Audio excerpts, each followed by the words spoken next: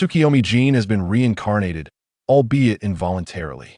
It seems that the brutality of his death incited a frenzy among the audience, leading to his revival by a deity of the two-dimensional realm. In this life, your mission is to seek happiness and joy. I do not wish to live, lamented the youth, harboring thoughts of death, once again before his peers. He took his own life, succumbing to slumber. After the Star Pulp incident, 2 of his contemporaries were driven to madness. One day, the innocent Huzu inadvertently stumbled into the secret lair of 2 teachers, locking eyes with the awakened sleeping beauty. In his previous life, he mused, "Living is truly exhausting. I have exhausted all my strength."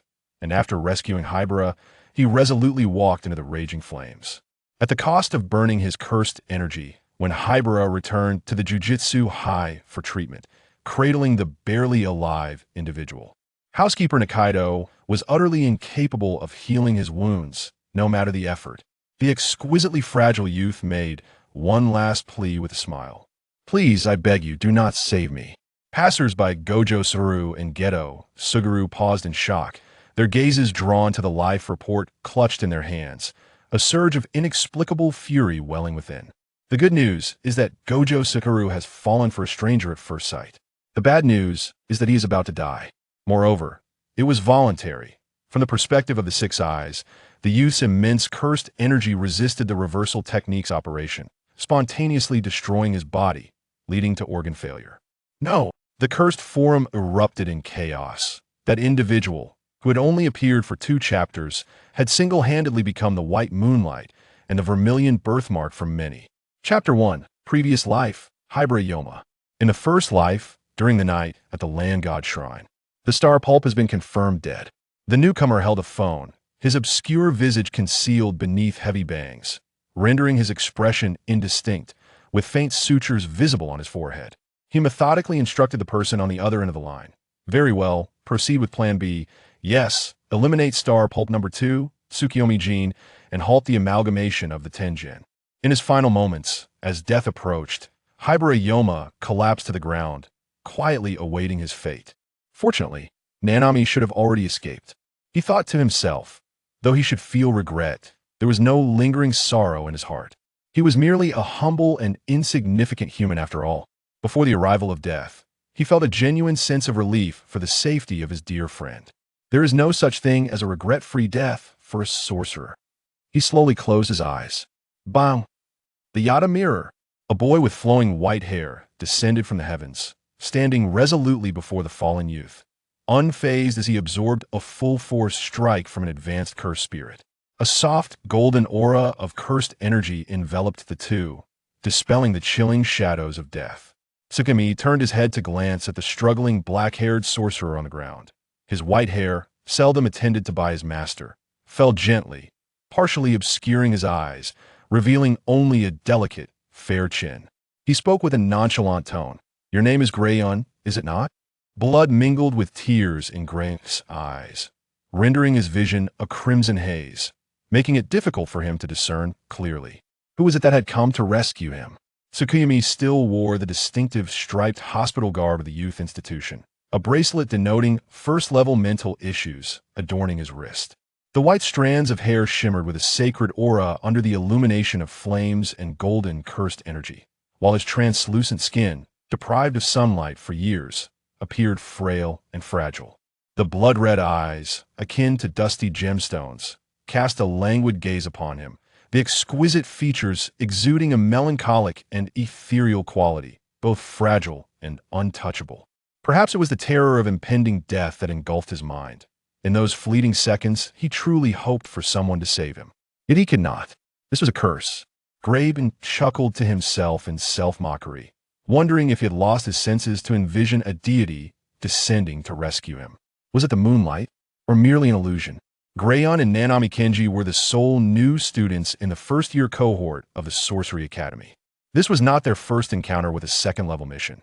Despite their brief time at the academy, the summer season had intensified the emotional fluctuations of ordinary people, resulting in increased activity from cursed spirits, thus placing immense pressure on sorcerers and ruthlessly exploiting students.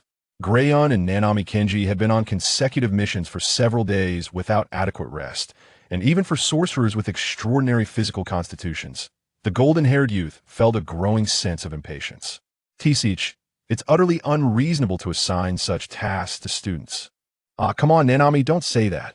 Once we finish this task, let's go buy pineapple bread together. Graben replied with a bright smile, devoid of shadows, as he playfully bantered with Nanami Kenji, arriving at the shrine of the land deity. Cursed spirits born from human faith possess powers far superior to ordinary ones. Just as Graben set down his tent, he sensed something amiss. They had been utterly deceived. This could not possibly be a second-level cursed spirit. Nanami Kenji, with keen instincts, urged their companion to retreat, but it was already too late. From the distant temple, emanating ominous cursed energy, came cries for help. Even intelligent cursed spirits utilized such means to lure their victims. Yet in the face of a first-level cursed spirit, what were the odds of survival for an ordinary person? Even knowing it could be a trap, Grayun hesitated. I must do everything in my power. He pushed aside his close companion, smiling as he waved. I'll go take a look and return shortly. Nanami, wait for me outside. Before either could react, the ground crumbled and a gigantic humanoid visage emerged from beneath their feet. The overwhelming power of a superior level was no jest. This was the first time they faced a cursed spirit that nearly overpowered them since their enrollment.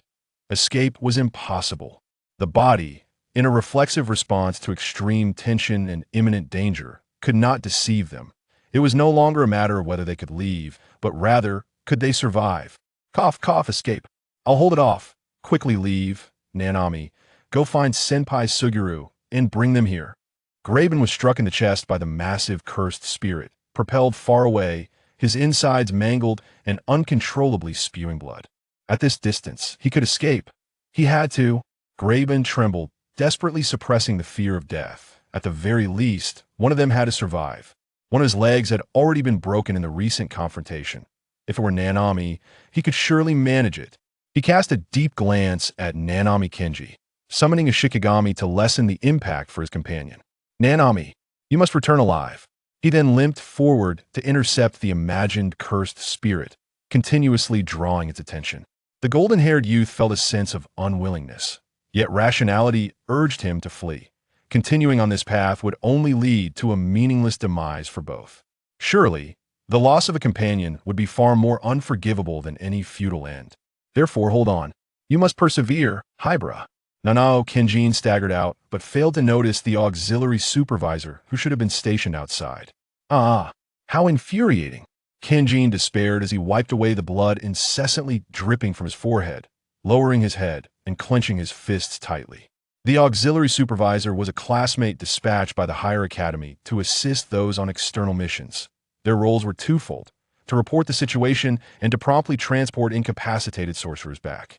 Despair began to spread, a black fog of frustration and hatred enveloping him, as the auxiliary supervisor was absent from his post. Why was he not present? Left alone to escape in a pitiful manner, what good was it to watch his dear friend perish without the power to fight back? Kenjin gasped, unwillingly grasping the branch of a tree beside him. Hello, do you require assistance? A pair of shackled feet appeared in his field of vision, their pale complexion rendering the visible veins starkly apparent. An unexpected figure passed by, Tsukuyomi, who had jumped from a vehicle in fright upon encountering the peculiar, massive, semicircular black object. He had arrived here. An instinct compelled him to come, as if something intangible was drawing him in. In this bizarre, inverted world, perhaps he was not the extraordinary one after all. He yearned to know, was there anyone else like him? Someone who could perceive those spirits of karmic retribution? Can you see this? Tsukuyomi pointed coldly towards the black barrier ahead, disregarding Kenjin's disheveled and wounded state. Kenjin stood in a daze, gazing at this individual who seemed to have stepped out from a mythological tale, of unknown origins, yet excessively clean and delicate, trespassing alone into the tent. Was it a conspiracy? Kenjin cautiously distanced himself, following the direction of the stranger's finger. Is this the tent? His phone had been shattered inside, and the notion of finding someone in this desolate wilderness to borrow another phone was utterly preposterous. This boy who could see the tent must also belong to their kind. He was likely a sorcerer. After some contemplation, he anxiously spoke. Please, may I borrow your phone? My companion is in danger inside. Tsukuyomi, with an innocent demeanor, tilted his head and, maintaining a cold expression, uttered words that filled Kenjin with despair. Phone? He does not possess such an object. The boy before him, with hair as white as snow and skin as pale as the moon, allowed a flicker of uncertainty to cross his delicate features, his brows knitting ever so slightly. Tsukuyomi Jin's expression reflected a hint of the sorrow often felt by those of impoverished circumstances, unable to bear the weight of his reproach any longer. Nanami Kenji hastily uttered a plea to flee, before stumbling off in search of further assistance. How could a mentally troubled individual, without even a mobile phone, be expected to help? Yet, Tsukuyomi Jin remained steadfast, extending his hand into the void, conjuring a mirror of faint golden cursed energy. You, companion, within, he articulated, his words coming forth with the hesitance of a child learning to speak. His voice was raspy and the cadence peculiar, such that one would struggle to comprehend without close attention. Nanami Kenji halted in his steps, taken aback by the boy's sudden action. Was this his technique? A mirror? He had assumed that the boy merely possessed a perceptive ability akin to auxiliary supervision, never anticipating that he wielded a born technique. Observing the ethereal golden cursed energy enveloping the boy, he found it perplexing. Cursed energy transformed from negative emotions could not possibly radiate such a hue. This divine and warm force? Tsukuyomi Jin found it difficult to articulate his current feelings. This individual could see and was unafraid. Wasn't that strange? Perhaps it was the boy's peculiar nature or the belief that he might one day become a companion that led Nanami Kenji to begrudgingly grant him a sliver of time. You mean, seeing such an ominous creature is a reality, isn't it? The boy before him smiled faintly, yet Nanami Kenji detected an undercurrent of sadness. A sentiment that was an inevitable part of the journey for every non-clan sorcerer. Ah, such an innate ability. Is it not wonderful to help others? Though not adept at offering words of comfort, he was unwittingly reminded of the face of his own contemporary who had spoken similar words. How infuriating. What was he doing? His closest companion remained within, their fate uncertain. Rationality triumphed over emotion. As Nanami Kenji turned away, he questioned if merely rescuing him would suffice. The golden-haired boy paused, hesitating for but a moment. Reason and emotion wrestled within his mind. You are called Haibara, the Japanese Special Juvenile Facility. Are we instructed to take him away? Indeed, is there a problem? TSK, the child is indeed beautiful, yet there are mental issues. It is said that he entered here after experiencing a psychotic episode that led him to kill his beloved grandmother. That is not the case. That is not how it is. Such a shame for such a fine appearance. Who could argue otherwise? His parents were equally cruel, declaring him an ill-fated child, abandoning him here, reportedly because he could see spirits. What a lunatic. Is it some kind of yin-yang eye? How utterly laughable. Alas, it is pitiable. He is said to have suffered abuse from his parents as well. Shu, cease speaking. The directive from above requires his immediate removal. That is not the case. I am not mentally unstable, I merely. The beautiful white-haired youth gazed vacantly at this bizarre world, perplexed as to why it was he who bore such a fate. From a young age, he had been able to perceive things invisible to ordinary eyes. And in his early memories, his parents had showered him with affection. However, that love was fleeting. They desired a normal child. When 3-year-old Tsukuyomi Jin innocently pointed to the creature perched upon his father's shoulder, curiosity etched upon his face. Onlookers saw nothing but emptiness. A cursed spirit lay concealed. Enough, Jin. Even jesting has its limits. If you continue to lie, your father and mother will abandon you. No, Jin did not. His visions multiplied, and the bizarre occurrences at home escalated.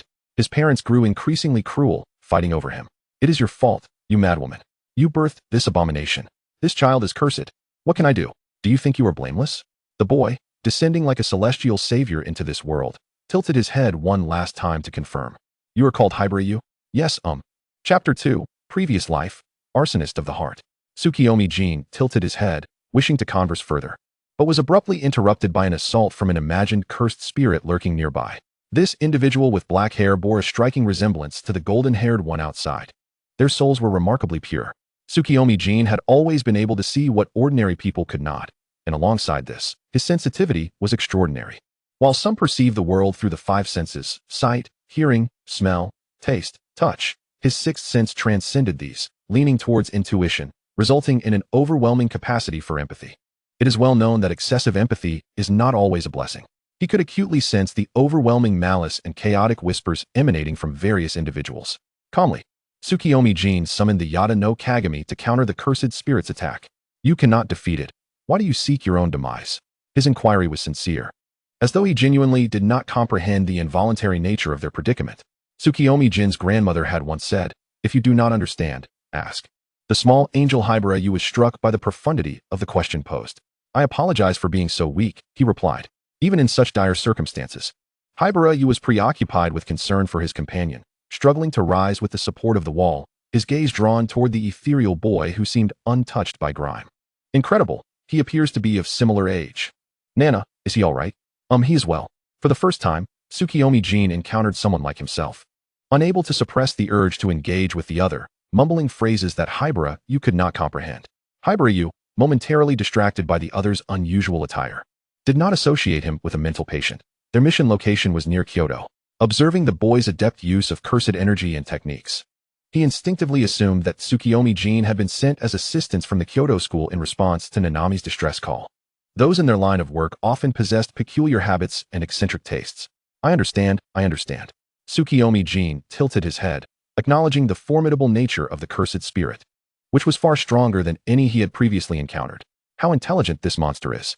He had received no formal training in cursed energy or techniques, nor did he comprehend the intricacies of the sorcery world. Yet, he vaguely understood that neglecting such a being could endanger others. This imagined cursed spirit, born from human prayers, was far more cunning than ordinary cursed spirits and, consequently, far more powerful. Tsukuyomi Jin had never faced a cursed spirit of such complexity. It surpassed those he had encountered in the juvenile facility. The boy's once pale cheeks flushed with a rosy hue from tension and exertion, his soft, labored breaths creating an intimate, unbidden whisper that danced around the innocent sorcerer Haibara Yu's ears. The acute sensitivity of a sorcerer's features was not always an advantage. I. Is this something I can listen to without charge? No. What on earth am I thinking? Hirahara's face flushed crimson as he couldn't help but lift his gaze. His vision, obscured by blood-stained bangs, flickered back and forth. There, Tsukuyomi was clad in a patient gown, fragile yet exquisite, with pristine white hair soaring gracefully as he evaded, emanating an adorable aura. Despite the stiffness in his movements, his reflexes were remarkably swift. He appeared to be an extraordinary individual. So beautiful. He seemed more akin to a finely polished ornament placed high in a grand mansion than to a sorcerer who frequently danced with death. Hirahara abruptly halted his chaotic thoughts. How perilous. Even though he was aware that his seniors, Sumireiji and Gojo, had also hidden their adolescent literature beneath the bed. Their playful banter and the complexities of desire. No. Hirahara, what on earth are you saying? Calm down. This is not the time for such thoughts. After all, Tsukuyomi was a mage, not a melee assassin. The Yata mirror in his hands was his innate technique, capable of absorbing the curse energy of others, whether sorcerers or cursed spirits. Although there was a limit, he had never encountered such a situation before. As the deity's curse energy was thoroughly absorbed by the Yata mirror, slowly diminishing, he tilted his head to observe the clumsy Hirahara, flailing about in confusion. How strange. What was this fool so excited about? Indeed, in the innocent heart of Tsukuyomi, the little angel Hirahara had officially leveled up to fool. After the land deity was weakened to the appearance of a third-grade cursed spirit, Tsukuyomi delivered the final blow, approaching the fool with the mirror cradled in his arms. Curiosity etched across his face. He stammered, his voice hoarse yet unable to conceal the youthful excitement, as though he were a child learning to speak for the first time. Do you also possess this kind of power? Hirahara, struck by the close-range beauty, awkwardly lowered his head and scratched his hair. We've had this ability since we were young.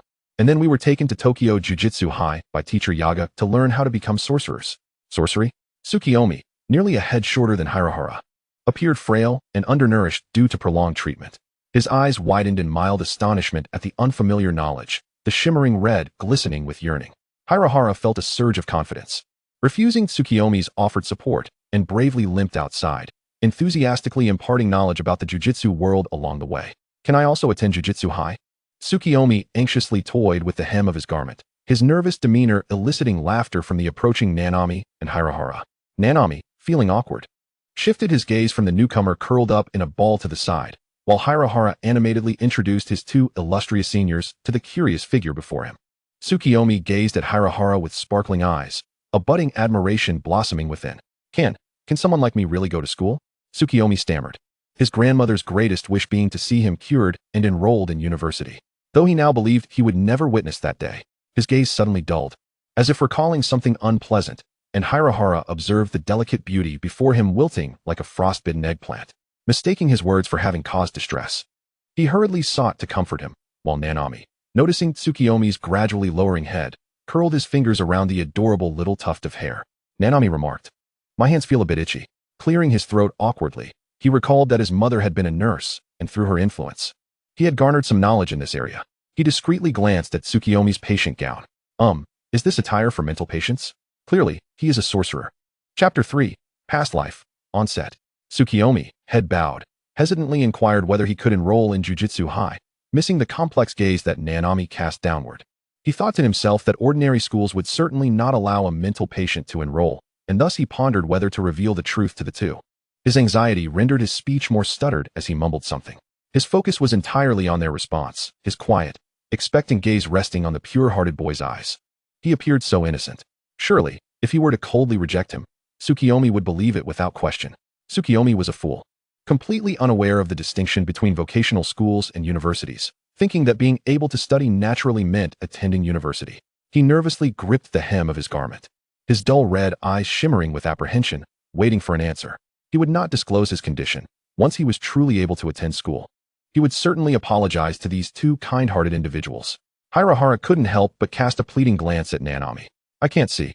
I want to attend Jujutsu High. Can I go back with you?"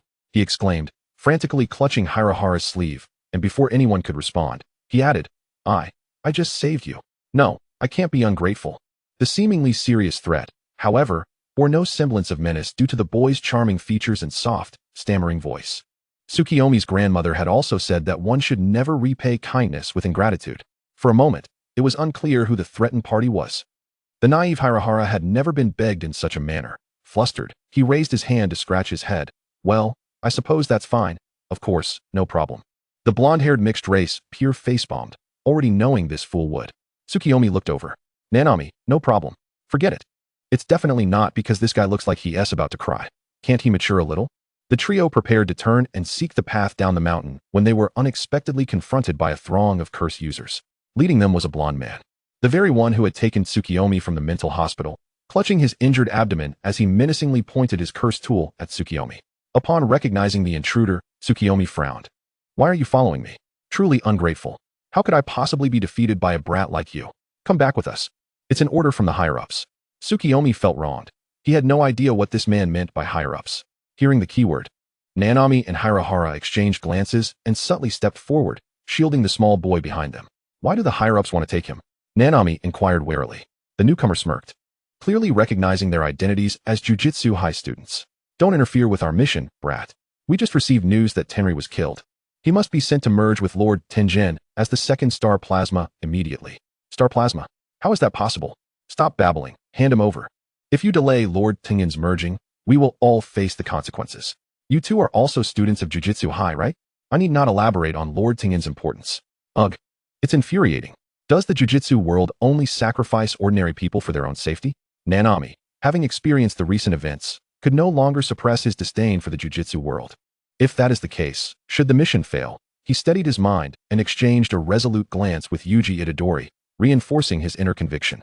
"We shall not surrender him to you." Observing the two impetuous youths unwilling to yield, he spat disdainfully before shifting his gaze to the figure of Tsukumo Yuta behind them. A cryptic smile graced his lips. "Come here, Yuta. Do take a look at this.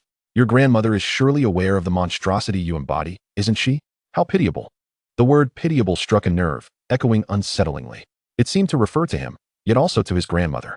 Yuta, puzzled, tilted his head slightly, asserting, "So what? My grandmother knows I'm not a monster. Moreover, I am a sorcerer." He, like this man, possessed cursed energy and could see cursed spirits. Why then did he label himself a monster? The man opposite him erupted into exaggerated laughter, as if he had heard the most ludicrous of jokes. After a fit of mirth, he wiped away the tears that had streamed from his eyes, only to see Yuta remaining unfazed. He continued, "Ah, right, you don't know? Do you? Your grandmother did not die of illness." Mimicking Yuta's earlier tilt of the head, he spoke as though he were a naive child revealing unsettling truths. He had read the boy's case. Manipulating such a psychologically fragile child was rather simple. "Not dead from illness, you say? What do you mean?" Yuta stepped forward, his white hair hanging low, obscuring his expression. Slowly, he pushed aside the two figures blocking his path and approached the taunting man. "Do not go. Yuta, Kenji Nanami and Yuji Itadori, though unaware of the unfolding situation, watched him with concern. Clarify. Yuta, head bowed, wore a look that invited disdain, yet stubbornly repeated, I will not be moved. The man at the helm observed that he had achieved the desired effect and mused that the white-haired boy would soon be assimilated by Tenjin. It is merely a lucid demise.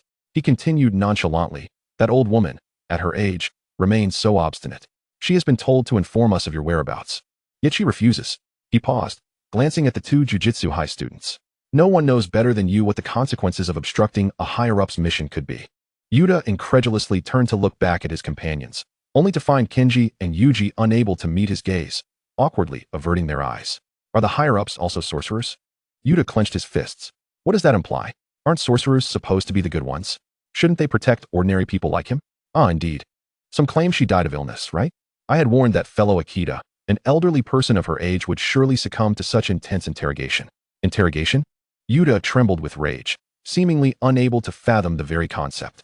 To conceal the significance of the Shinjuku incident, we have reason to question her motives. If the torment of interrogation becomes unbearable, she could simply reveal your whereabouts.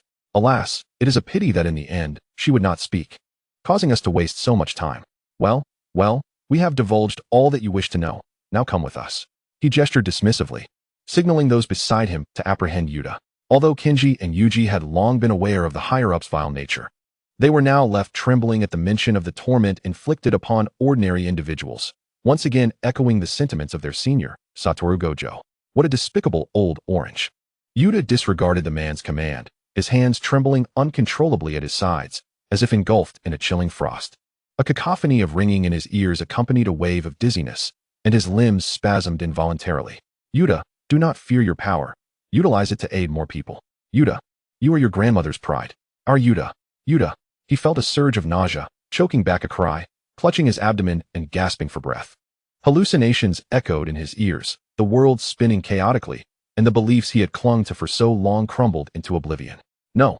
Simultaneously, the blonde and dark-haired boys reached out to steady the boy doubled over and retching before them, but ultimately, the dark-haired boy lagged a step behind due to his difficulties. Yuji, observing his indifferent peers swiftly surpass him, extended a hand to support the pale and fragile boy before him. He stared blankly at his caring classmate, retracting his outstretched hand awkwardly, lowering it with unease, a strange emotion flickering within him. Since when did Nanami become so caring?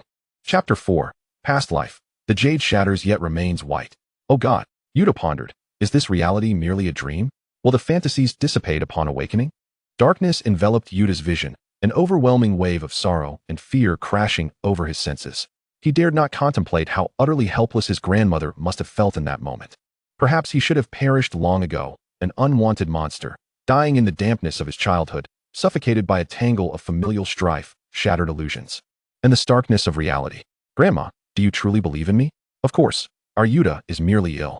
Once you recover, I will come to bring you home. It's a promise. A promise. Patient in room 306, you have a call. I am sorry. By the time the neighbors discovered it, it was too late. What are you talking about? Please accept our condolences, but this is the reality. Perhaps she was too old and lacked proper care, and fell down the stairs at night. What are you saying? He was sick, truly unwell. The neighbors, unable to tolerate his nonsensical ramblings, had forcibly sent him to a psychiatric hospital for treatment. Prolonged depression and low self-esteem. Isolation. At times, he contemplated bidding farewell to the world, yet his grandmother's warm words would always echo in his ears, prompting him to gather his spirits and seek light in the decaying, cacophonous world. At the very least, he could not let his grandmother down. On the day of their parting, he resolved to save himself with fervor, vowing to continue this grand endeavor until the end of time. Now it seemed that such resolve was no longer necessary. Yuta suddenly lifted his head, tears streaming down his face, yet his gaze had never been so resolute. He would make these individuals pay dearly. Sorcerers are the villains. They are all villains. The pressure and negative emotions continued to accumulate, a tide of despair and fury crashing upon him all at once. He shattered the chains that bound him, the beliefs and principles imposed upon him dissipating. Since suffering had already thrust him to the precipice, he would, in this final moment, create a cataclysmic upheaval, all for the sake of this unjust fate. The very force that had sustained Yuta, for which he was willing to live and die, to toil and expend his life in its gravitational pull, vanished entirely, plunging him into an abyss of despair, not from a place of regret, but with a clear acceptance of his fate. Yuta swatted away Kenji's hand. which had reached out to assist him, casting one last steady glance back at him and Yuji before moving onward. How absurd. This so-called sorcery world, this so-called power, this so-called hierarchy, this decaying realm. He even, astonishingly, just moments ago boasted about wanting to join them. Join the ranks of those who slaughtered his dearest kin. Tsukuyomi Tsu-mi regained his composure, his gaze icy as he surveyed the throng encircling him. Disgusting. What? The leading figure of the hierarchy casually dug at his ear, as if he had not quite grasped the gravity of the situation. You all reek, even of souls. Higuruma, you scrutinized the pallor of the white-haired youth. Sensing an ominous shift, the boy was now a portrait of shattered indifference and madness. Though his face betrayed no emotion, Higuruma felt an inexplicable sorrow threatening to overflow. Do not display such an expression. Nanami Kento, not adept at offering words of solace, found himself speechless, his gaze fixed unwaveringly on the ethereal youth, urging him silently not to commit foolishness, to return with them to Jujutsu High. Tsukuyomi's sensitive nerves were momentarily ignited, and he retreated in fury. I refuse. He would not join this rotting world. The black-haired boy, with a bobbed haircut, limped awkwardly toward the two, desperately explaining that they were different from the higher-ups. That Jujutsu High was upon meeting the boy's exquisite, aloof crimson gaze. The earnest black-haired youth fell silent, realizing that no matter what he said, it would not reach him now. The higher-up spat, momentarily startled. What are you dawdling for? Quickly seized the star plasma vessel. The blonde hybrid rarely found himself so tense. Within a mere day, his danger radar had spiked twice, as if some unseen force was imploring him. Stop him. He will regret this. Nanami disregarded the white-haired youth's reluctance, swiftly extending his hand to pull him into his protective embrace. Tsukuyomi, listen to me first. Jujutsu High is different from these people. We bang. He was forcefully shoved aside. Then, as if heralding the fate of these individuals, Tsukuyomi slowly parted his lips. Struggling yet resolute. The domain expansion, true path of the Tsukimi. Tsukuyomi was unaware of why he uttered those words. They were merely a spell inscribed within his very bloodline. A necessary outlet amidst the tempest of emotions swirling within him. The domain reflects a sorcerer's inner world, an intrinsic aspect akin to their innate techniques. Within Tsukuyomi's domain, an endless expanse of deep azure enveloped those present, emanating from the abyssal depths of the unknown, a realm beyond human comprehension, steeped in a profound and solemn dread. Engraved with an oppressive sense of lineage. A massive full moon hung suspended within, as if it had descended into the depths of the ocean. Above them, the sky mirrored a dark sea, while beneath their feet lay walls encircled by a reflective surface, creating a labyrinthine illusion. The domain, to a great extent, also mirrored the caster's psyche. The utterly tranquil azure realm was interrupted only by an ancient, radiant mirror floating mid-air, emanating a soft glow, upon whose smooth surface ripples of water patterns emerged. The mirror was not merely a mirror. It was a portal. Anything could happen. Yet it was as ephemeral as a mirage, seemingly on the verge of dissipating at any moment. There was nothing, yet there was everything. As the group was swept into the domain, the previously placid surface erupted into chaos. Upon closer inspection, infinite spaces intertwined, and the shattered mirror reflected their grotesque souls.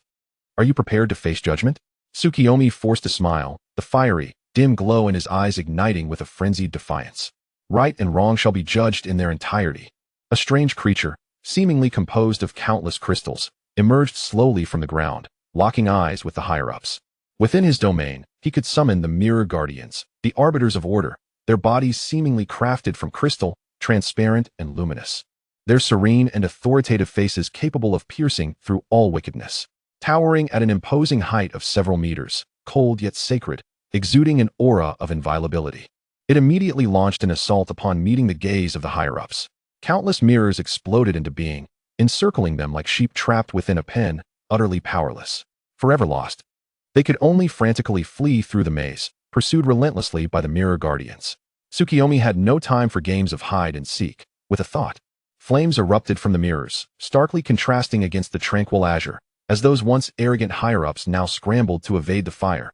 Their earlier smugness completely vanished. Ah, what is this thing? Do not come near, do not come near. Get away from me. Let me out. It's all his fault, all his fault. Please, spare us. Once even one person is touched by these flames, it spreads rapidly, like an infectious source, an insatiable blaze consuming their souls as sustenance, perpetually.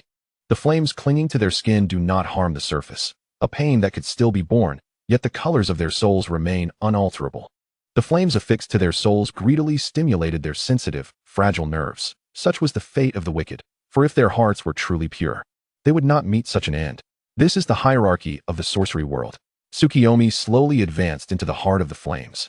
While Nanami could not fathom why he remained unscathed, perhaps it was because he was the caster, or perhaps because his soul had never faltered, unintentionally or not. He and Higuruma remained untouched by the flames, yet there seemed an immense chasm separating them from Tsukuyomi, an invisible barrier preventing proximity. They could only watch helplessly as the strikingly beautiful youth, whose visage inspired both awe and terror, appeared to lose his very essence, slowly stepping into the towering inferno. Utterly alone, the all-consuming flames coiled lovingly around the boy's silvery hair, whispering like a lover, illuminating his exquisite, pale profile and rounded chin. They were right. He was indeed a monster. Sorcerers are monsters. Yet, those sorrowful crimson eyes reflected the turmoil within their owner's heart. For the first time, Nanami encountered such a person. One who, despite expressing a desire to join Jujutsu High and become their ally, could not earn the acceptance of ordinary individuals. Nor could he find a place in the mundane world. If only he could try just a little harder. If only he could return with them to Jujutsu High. Surely, Senpai Satoru and Teacher Yaga would have a solution. Just a little more in the end. However, was it all irretrievable? Chapter 5. Past Life. Please, save him. Nanami and Higuruma watched in despair as Tsukuyomi resolutely walked into the waist-high flames. They anxiously sought to breach the barrier to reach the white-haired youth, yet their efforts were in vain. They could only hope against hope that the domain would not harm its master. The young students of the prestigious school had never encountered such circumstances. Indeed, they were fortunate, were they not? From the outset, they had been discovered for their innate talents, unlike those scattered treasures who languished in obscurity, drifting aimlessly through their days. They were neither acknowledged by the common folk nor accepted, regarded as outcasts. In that fleeting moment when the domain was sealed, Nanami Kento and Haibara bolted forth simultaneously. Haibara cast a discreet glance at his typically composed golden-haired peer.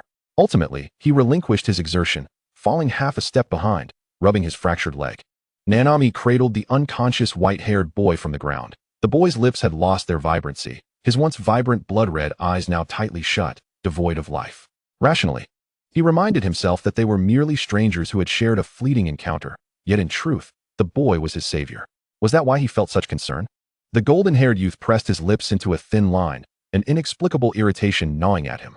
From the very beginning of his enrollment, he had sensed the decay within the realm of jujitsu, a burdensome and rot-ridden mechanism perpetuating a backward operational system for over a century. The stench of corruption emanated from those in power. Were it not for his peer, Haibara, he might have long since succumbed to despair. Now, there was yet another individual tugging at his increasingly fragile psyche. This injustice. Why? The two persevered through their wounds, carrying the unconscious youth down the mountainside. Under the bewildered and frightened gazes of passers-by, Haibara borrowed Nanami's phone to contact his most revered senior, Suguru Geto, and soon after, with the guidance of his mentor's instructions, hastily returned. Zenin Shuhai, a member of the prestigious Zenin clan, found himself in a peculiar position, with meager cursed energy.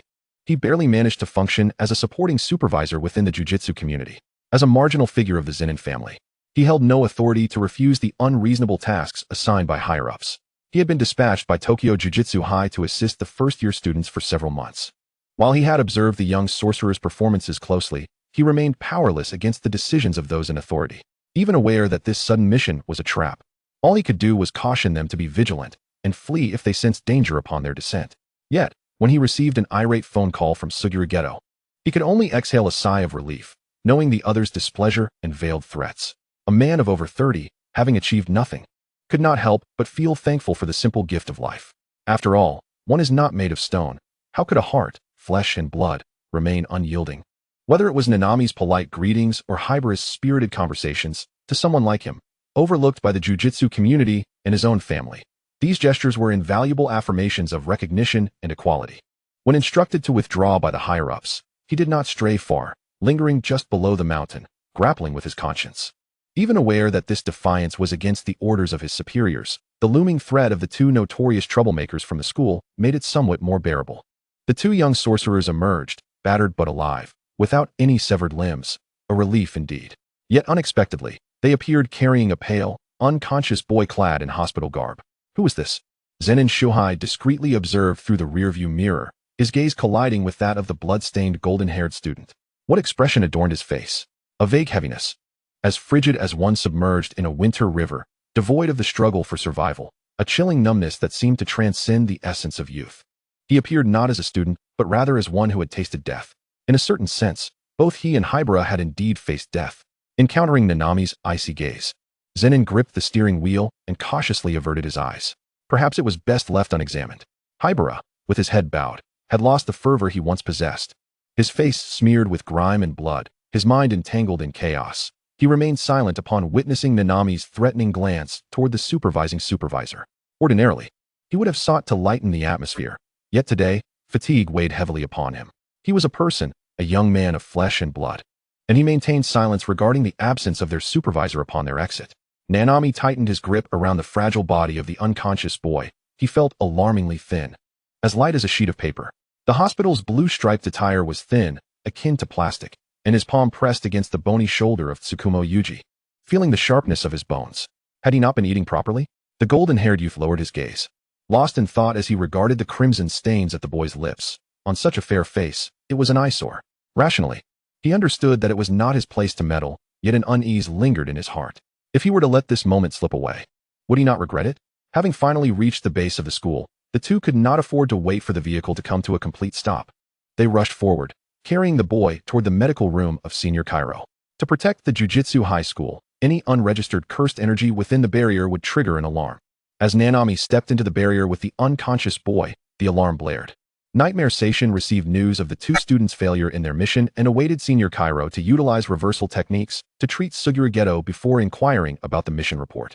Satoru Gojo remained lost in his delusions of grandeur, his demeanor frenzied and unsettled as he recounted the peculiarities of the task. He tugged at his white hair, exclaiming in frustration that these old-timers were increasingly out of touch, sacrificing innocent lives to uphold their dominion. Gojo, Nightmare Station hesitated, refraining from mentioning the incident involving the second-star body. Suguru Geto leaned wearily against the medical table, his mind still occupied with the phone call he had received from his juniors, an instinct whispering that something was amiss. After all, they were comrades in arms. His dazed thoughts were abruptly interrupted by the hurried footsteps echoing down the corridor, heavy breaths betraying the tension and urgency of the approaching figure. Bang! Haibara stumbled into the medical room, pushing open the closed door despite his limp, beads of sweat forming on his forehead from the pain. Without time for explanations, he stepped aside to allow his peer, cradling the white-haired boy, to enter. Please, Senior Cairo, save him. Chapter 6, Past Life, Feudal. Senior Cairo rarely witnessed her juniors in such a reckless state. Their previous impressions had been too favorable, and she had never seen them so uncomposed. Nanami swiftly placed the frail, unconscious Tsukuyomi Yuji upon the examination table. The medical room of the school resembled a makeshift morgue more than a hospital. The so-called beds were merely that. Many sorcerers had perished on the way to assistance, and for the sake of convenience, the adjacent room had been converted into a mortuary and crematorium. As a sorcerer, even the method of burial after death is not one of freedom, for the physique of a sorcerer differs greatly from that of an ordinary person. The immense curse energy they contain renders them susceptible to curses even in death. In accordance with the demands of the sorcery community, burial is prohibited, leaving cremation as the sole option. Even their closest kin are denied the chance to bid farewell, receiving merely a small urn of ashes in the end. The Jujutsu High School is situated in a remote area, where vehicles can only reach the foot of the mountain, making it impossible for sorcerers who are gravely injured or on the brink of death to receive timely assistance. Due to restrictions imposed by the higher-ups, the sorceress, Kamo Noritoshi, is unable to leave the school. The institution has been shielded under the guise of bureaucracy, in a bid to reduce expenses and expedite the handling of a sorcerer's remains. The higher-ups have ordered the addition of a morgue to the school's infirmary, minimizing the time and distance to the crematorium. This damned thoughtfulness. Since the Shinjuku incident, Satoru Gojo's limitless power has shifted from manual to automatic, and at this moment, he seems to exhibit a flicker of disturbance. Upon removing his sunglasses, he unabashedly reveals his curiosity, his cerulean feline eyes fixated on the two opposing streams of curse energy surging within Tsukuyomi Yuda's body. One is a pale golden hue. Curse energy? The two forces seem to be at odds. Is this a fight? How intriguing, simply fascinating. Wow. Satoru Gojo remains blissfully unaware of the gravity of the ambience, oblivious to the unfolding events, merely finding it all immensely entertaining. Nightingale has no choice but to pause his lecturing, making room for the two troublesome students to attend to the injured. Seeing that his juniors are unharmed, Suguru Geto relinquishes his spot at the examination table, relieved that the earlier phone call bore fruit and redirects his attention to the unconscious Tsukuyomi Yuta. He is an exceptionally handsome youth, with soft, snow-white hair cascading beside his face, each feature perfectly proportioned, his long eyelashes gently resting, casting a delicate shadow resembling a miniature fan at the tips. Unlike Gojo's stiff white locks, the boy's hair is longer and softer, tenderly resting against his frail, pale neck. It is also white, and for some reason, it evokes a faint sense of familiarity, a premonition that peaks when Tsukuyomi Yuta opens his eyes. A resplendent red. A vibrant and fiery red transforms into the cool moonlight that lingers hazily in his mind. It feels so familiar. At first, none among them perceived the anomaly, as numerous sorcerers had brought in ordinary individuals injured during missions to Kamo Noritoshi for treatment. On the surface, he merely appeared to be a comatose youth, perhaps suffering from internal injuries. She quietly inhaled her last puff of smoke, exhaling a ring, twisting the cigarette but between her fingers. Compared to this unconscious beautiful boy, she was far more concerned about her closer junior. Besides, the handsome boy seemed to be only lightly wounded. She tilted her head, observing the disheveled state of Higuruma Yu. Frowning slightly, thinking, shouldn't we treat him first? Stop talking, senpai, hurry and treat him. He activated his domain, and then he had seemingly sought his own demise, though the remainder of her thought remained unspoken. A young sorcerer not registered for enrollment? Nightingale furrowed his brow, lamenting once more the scarcity of students at Jujutsu High. Wait a moment, no. White hair, hospital gown, a comatose youth. Is this not another star plasma being that the higher-ups required to be brought for assimilation? So, Nanami and the others directly returned the star plasma to Jujutsu High? However, there was no time for extended conversation. Secretly, he too hoped that no innocent lives would be further entangled in this so-called assimilation. It has been quite a while, and Lord Tenjin has yet to exhibit any complications. Moreover, Nightingale had reviewed the boy's resume. He was merely a pitiful child. He did not wish to harm him.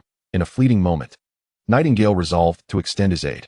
Kamo Noritoshi sensed something amiss and swiftly placed her hands over the white-haired boy, activating a reversal technique. A flash of green light flickering beneath her hands.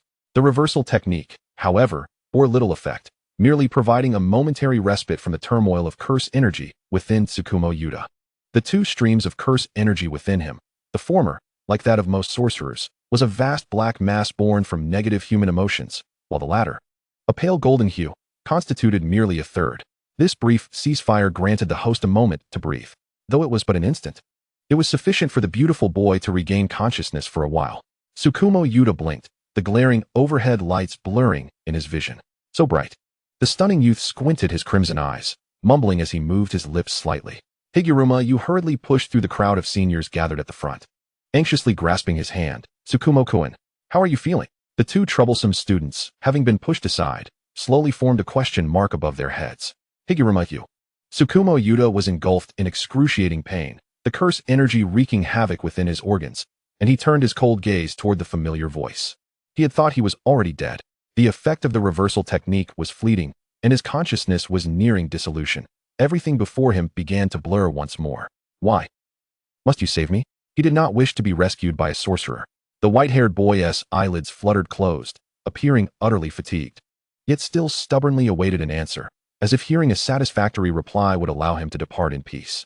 Tsukuyomi Yuta's large, doe-like eyes drooped slightly at the corners, glistening as if abandoned by their master, pitifully beseeching the newcomer. Higuruma Yu was bewildered by the events transpiring within Tsukuyomi Yuta, yet he could not bear to witness his sorrowful expression. It felt as if an insurmountable chasm of life and death lay between them, unbridgeable. Please don't show that expression. He grasped Tsukuyomi Yuta's pallid hand, its bony structure translucent enough to reveal the bluish veins beneath. Just like the eustoma his sister kept in a vase, Higuruma Yu recalled the moment she brought that bouquet home. Beautiful and pristine, yet regrettably wilted within a week. Fleeting and ephemeral, leaving his sister in sorrow for quite some time. His throat tightened, as if he were a confidant, patiently explaining with an anxious heart. Didn't we agree to come to Jujutsu High together? Everyone here is different from those people. Blood mingled with sweat dripped from his soiled locks. Study. Tsukuyomi Yuta closed his eyes, his gaze drifting from Higuruma's bloodied face to the morgue wall and crematorium behind him. In this decaying sorcery world, is this where one studies? Grandmother would be displeased. I'm just a bit tired. He hazily reflected on the events of his life, his mind clouded. Nanami Kinto was the first to notice his deteriorating state. The two had narrowly escaped death and were still reeling, covered in blood and mud, utterly filthy. His voice trembled slightly as he swallowed hard, forcing himself to appear composed as he reached out to Kamo Noritoshi. Senpai, please. Can you use the reversal technique on him once more? The mixed-blood youth possessed strikingly defined features, his body taut as he stifled the tremor in his voice, nearly pleading for salvation. Ijichi Nagako remained oblivious to the circumstances that had plunged her two junior colleagues into such despair. She had just intended to step forward and employ the reversal technique once more on Tsukuyomi Tsu-mi. However, as she took a step, a powerful grip seized her arm. She was halted by Satoru Gojo. Bewildered, Ijichi gazed at Gojo, her mind racing as she realized that, at some point, the six-eyed sorcerer had removed his sunglasses, revealing his piercing, crystalline blue eyes beneath. It was futile. The reversal technique would no longer work on him. Chapter 7. Past Life. I beg you, please do not save me. The reversal technique could not rescue him, for this individual harbored a death wish. All cursed energy flowed under the gaze of the six eyes, revealing nothing but destruction wrought upon his body by the very energy that his corporeal form commanded.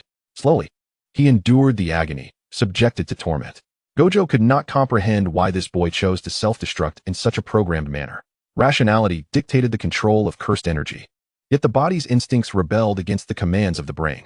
Clearly, the six-eyed sorcerer could not grasp the concept of depression. It was a notion he had never encountered until now. Nanami Kinto and Higuruma used reason shattered as they abruptly looked up, bewildered. What do you mean it's useless? Ijichi-senpai hasn't he even tried yet. Why say it's ineffective? Give it a shot, Ijichi-senpai. I implore you, save him quickly. Don't just stand there, why aren't you acting? Higuruma stumbled, forcefully pushing past Gojo to place Ijichi's hand upon Tsukuyomi's body. Suguru Geto observed the uncharacteristic behavior of Higuruma, noting the absence of honorifics in his speech towards Gojo. Nanami, clinging to a shred of rationality, approached Tsukuyomi with a teasing tone to mask his anxiety, attempting to reassure him. The sorcery world is utter nonsense, but not everyone is like that. Once you become our ally, you will understand, so just hold on a little longer, all right? As he spoke, tears welled in his eyes, but alas, Tsukuyomi could not witness this. He lay there, small and frail, upon the cold dissecting table. He sought to regulate his body's excruciating pain through breath, hoping to offer some comfort to these two students he had just met but felt an instant kinship with. He genuinely believed in them. The colors of their souls were not deceitful, and sorcerers could indeed embody both virtue and vice. Yet, he was unwilling to ponder such matters any longer. Sorcerers, kill her.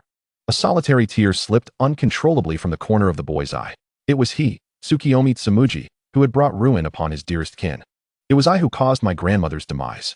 His fingers twitched, perhaps in an attempt to soothe Nanami, to offer an apology for breaching the promise he had initially held dear. He had come with the intent to save them both, to attend school, to live like an ordinary person. He had endured so much to experience life in this world. For 16 years, he had been alone. How fortunate he was to encounter a relative who cherished him without reason, who valued him despite understanding his danger and uniqueness, who remained silent in the face of the torment inflicted by the decaying higher-ups. Alas, such a calamity, born unworthy of love from others. He could no longer find a reason to cling to life. Higuruma, undeterred, grasped Ijichi, urging her to activate the technique once more, only to be halted by Gojo's furrowed brow. Ijichi-senpai, save him, please. Nanami stood frozen before Tsukuyomi's dissecting table, staring blankly at the crimson trickling from the corners of his lips. He had faced numerous missions, enduring severed limbs and even half-shorn hands without fear. Yet at this moment, his limbs felt weak, his mind blank, as if he could not even utter the most basic words. His body was rigid, appearing composed, though any movement would render him feeble. Yaga Yoshinobu, Geto, and others gathered anxiously around, awaiting Gojo's response. Please, I beseech you, activate the reversal technique. Tsukuyomi seemed to hear the quarrel between Higuruma and Gojo, the world around him fading to darkness. He tilted his head towards the sound, striving to focus his hazy red eyes, still attempting to dissuade the two from arguing. His grandmother had once told him that friends should never fight, for it would only cause hurt. There was no need to dispute over someone like him. Silken white hair framed his delicate face, his small figure with drooping lashes evoking an image of someone pitifully bullied, yet he still wished to speak up for others. The shadow of death enveloped him in a pallor of fragility. Please, do not quarrel.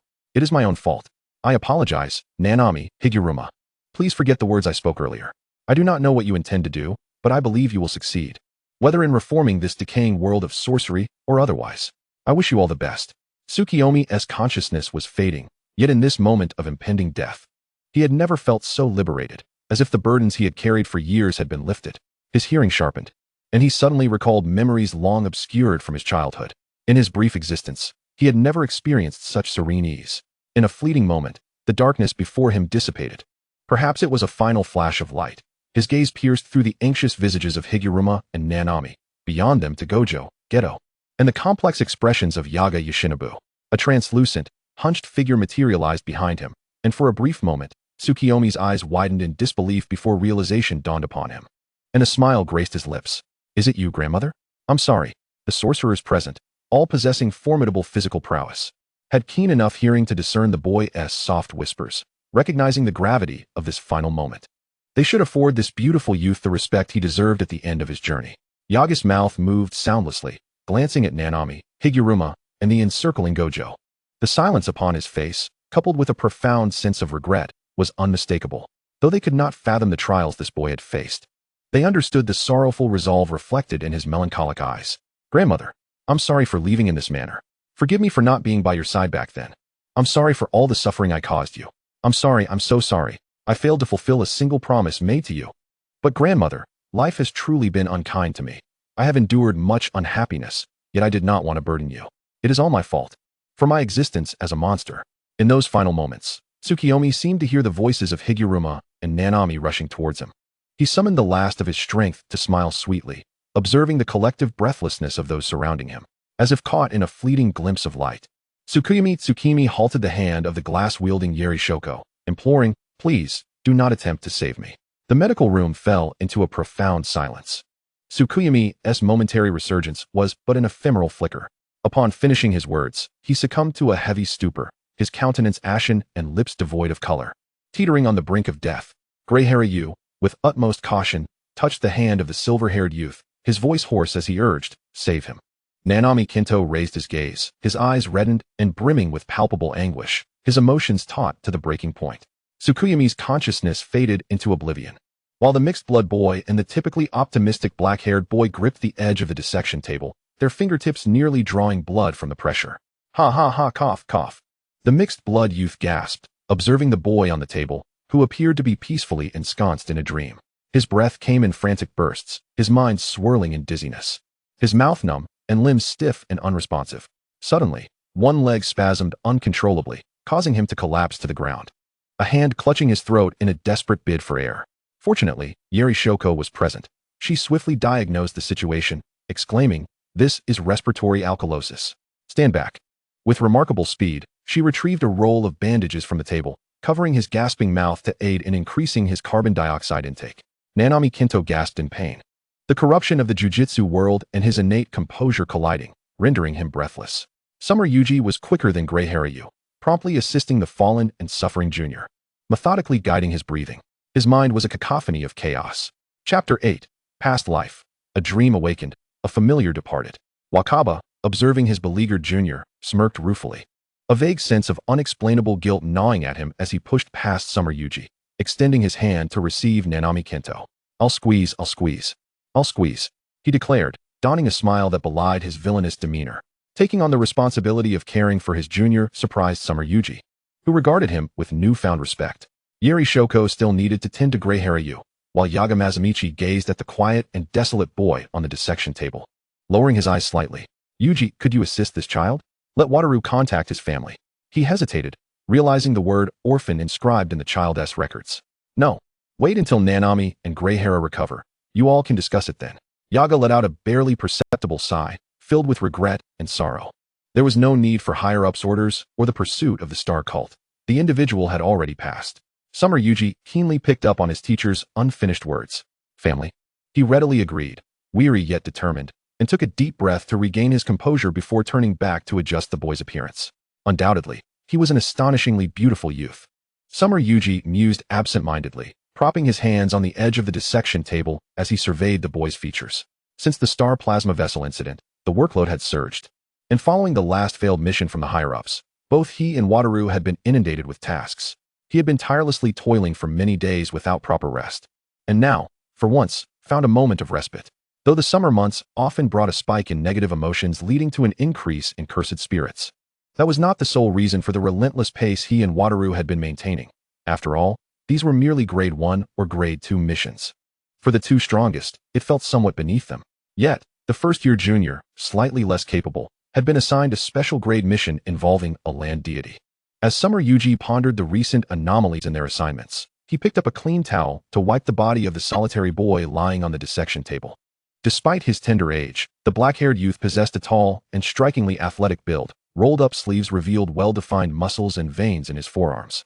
The calloused hands accustomed to striking down cursed spirits now delicately wielded a white towel, soaked in warm water, to cleanse the beautiful boy's pale visage. In stark contrast to the sun-kissed skin of one accustomed to outdoor missions, this boy had been confined away from sunlight for too long, leading to an ethereal pallor. The adolescent DK had never encountered such a sight. Even the typically disheveled Wataru would sneak a read of magazines about puberty alongside him. Ugh, Summer Yuji squinted, slapping his own face in a moment of self-reprimand. Calm down, Summer Yuji. The deceased must be honored. After a brief moment of psychological preparation, he began to gently wipe away the visible traces of blood from Tsukuyomi's mouth. The white towel glided over the boy's exquisite features, his tightly shut eyes. The sorrowful innocence at the corners, the elegantly sculpted nose, and the corners of his mouth curving into a faint smile. Why does he smile? The diligent student, Summer Yuji, found himself momentarily at a loss. His teacher had once proclaimed, "There are no regrets in the death of a jujitsu sorcerer." In truth, he mused, perhaps you were mistaken. Teacher. Delicately, he continued to cleanse the boy's neck, slowly contemplating that this individual clearly did not embody the notion of regret. The youth on the dissection table bore no external fatal wounds. His expression remained serene and content, invoking memories of the storybooks he had cherished as a child, a tale titled Sleeping Beauty. The fox-eyed boy dared not steal another glance at the boy on the table, hastily lifting a basin of water nearby, intending to leave. However, as he turned, the button of his uniform snagged on the tattered fabric of the boy's hospital gown. In his hurried movement, he inadvertently exposed his left shoulder, and Summer Yuji cursed himself, turning back to untangle the button. Upon raising his eyes, he was struck breathless. On the pristine, unblemished shoulder lay crescent-shaped scars. His thoughts drifted into the past, frozen in place, his fist clenched unconsciously, the white towel tightening in his grip. A sharp pang of pain jolting him back to memories long buried. The crescent-shaped mark, the white hair, the crimson eyes, the jujitsu sorcerer. That had been many years ago when he was merely 7 or 8, rushed to the hospital by his parents during a night of high fever. The autumn night was still chilly, and the ailing child felt incredibly fragile as he was swathed in thick blankets by his parents, clamoring for a hamburger. Despite his mother having prepared a large bag of snacks and books for the outing, he felt it insufficient. Indulging in the care of his parents without a worry in the world. In the early hours, the pediatric infusion room was occupied solely by the Summer family. His parents patiently instructing the disobedient child. "I promise, as soon as the shops open in the morning, I will buy you one, all right?" "No, I want it now. Jay, I know you're feeling unwell. You must listen." "Okay, Ma am, you can sit wherever you like." "Thank you." A pair of grandparents entered. An elderly lady with silvery hair and a slightly stooped posture cradled in her arms a frail, white-haired boy, finding a spot not too far from them in the infusion room. The white-haired boy, cradled in his grandmother's embrace, wore an oversized white short-sleeved shirt, the long, loose hem obscuring his knees, exposing legs marred with bruises and bare of socks or shoes. The ill-fitting neckline was pulled askew by the boy's movements, revealing extensive bruising and bloody fingerprints upon his shoulder. Was he beaten? For having done something wrong? The soft and tender boy, with his delicate, lotus-like fingers, clutched tightly at the fabric around the elderly woman's chest. His face was flushed with fever, and his eyes were firmly shut. How beautiful, thought the young Shoyujiro, as he had never encountered a child so enchanting, mistaking the child's gender and believing him to be a princess from a fairy tale. Yet, the attire was rather peculiar. The coldness of late autumn nights was biting. Even wrapped snugly in a plush blanket by his parents, it was insufficient, let alone for the slender Tsukuyomi Tsu-mi, who wore nothing but a thin outfit.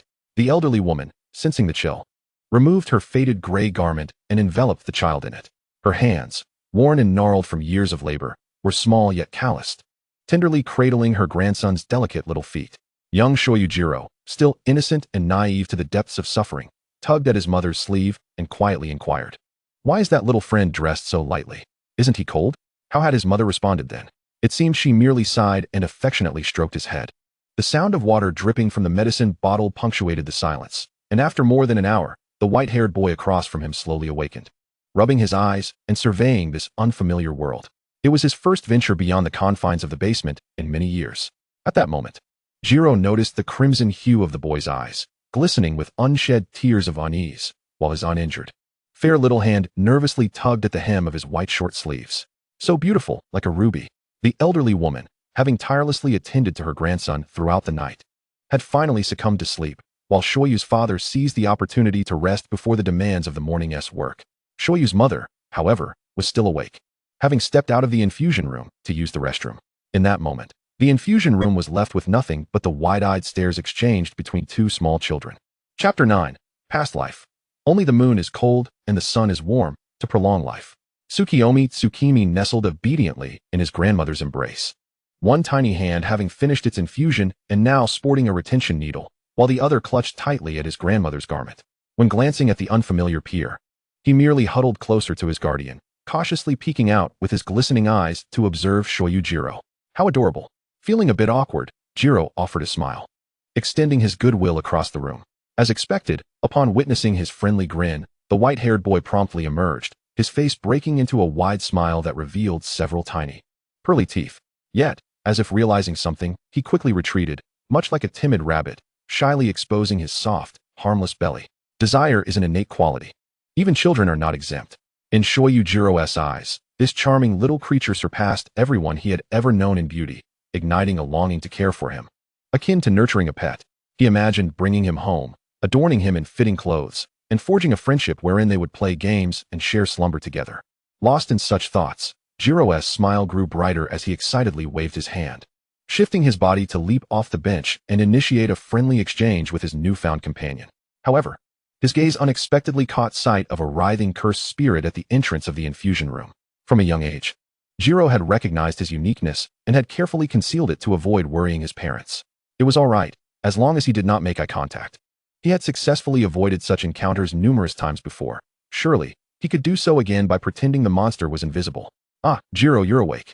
Shoyu's mother entered just then, having returned from the restroom. No. Seeing his mother about to turn and collide with the enormous jelly-like cursed spirit, Jiro urgently called out, "Mom, can you please buy 2 buns from the convenience store outside the hospital?" His mother, unsuspecting, paused a meter from the gelatinous creature, turning back with a teasing tone. All right, honestly, this child." A sigh of relief escaped the dark-haired boy as he discreetly relaxed. Yet, when he raised his head again, the chilling sensation rose from his feet, accompanied by a persistent ticking sound that seemed alarmingly close. Jiro found himself face-to-face with the second-level cursed spirit. Yes, they had made eye contact. Stomach pumping, discomfort. Oh, how uncomfortable. So uncomfortable. I detest hospitals, I loathe them.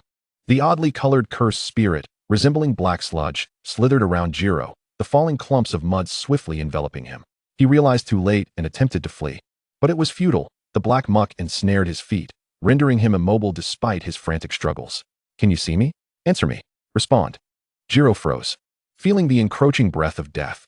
His gaze drifted towards his sleeping father, clenching his small fists, determined that he must not let anything happen to him. He turned, wanting to capture the cursed spirit's attention, but just as he did, a flash of white light illuminated the room, accompanied by a soft, delicate voice. Yada mirror. In an instant, the cursed spirit screeched and began to dissolve, consumed by the pure reflection of the mirror. Tsukuyomi Tsu-mi, having abruptly leaped from his seat, had his collar askew, revealing patches of pale, delicate skin marred by ominous nail marks, the dark red scabs becoming increasingly prominent. The white-haired boy, still a bit dazed, slowly inquired, "Are you all right?" Jiro jumped in surprise, stammering, "Are you okay? I mean, can you also see those monsters?" Tsukimi's previously unfocused eyes brightened with surprise, his beautiful almond-shaped eyes widening as he looked up at Jiro, his small face adorned with a charming dimple, rendering him both adorable and innocent. "You can see too?" This was Jiro's first encounter with someone like him. Before he could respond, his mother returned, "Honestly, it's far too early for this. The doors aren't even open yet." As Jiro was pulled away by his mother for a thorough examination of the retention needle, revealing a large bruise, she assumed it was due to his small size and disobedience, leading to a lengthy lecture.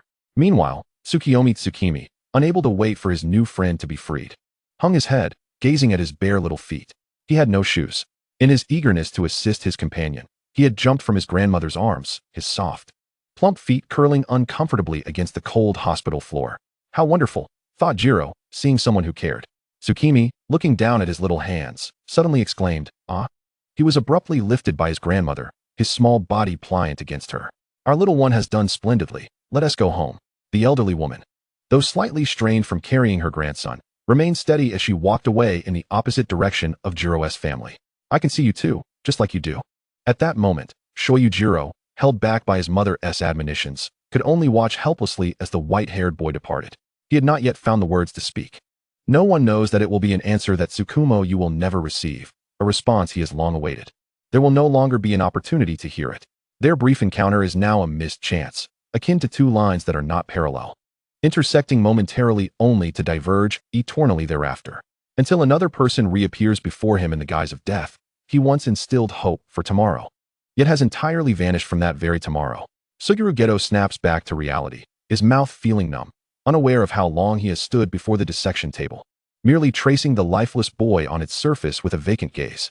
The aimless shot fired in childhood has, years later, struck his heart in an unexpected manner. You may not know, but I have always been searching for you. Nevertheless, he can only speak in a vague and somber tone at this moment, as if engaging in self-dialogue or attempting to make amends for his regrets, a truth known solely to him.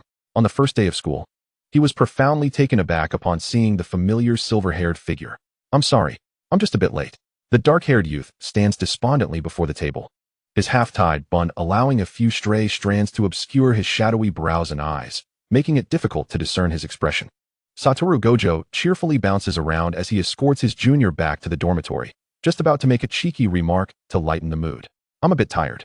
Kinto Nanami lies on the bed, one hand draped over his eyes, suddenly speaking.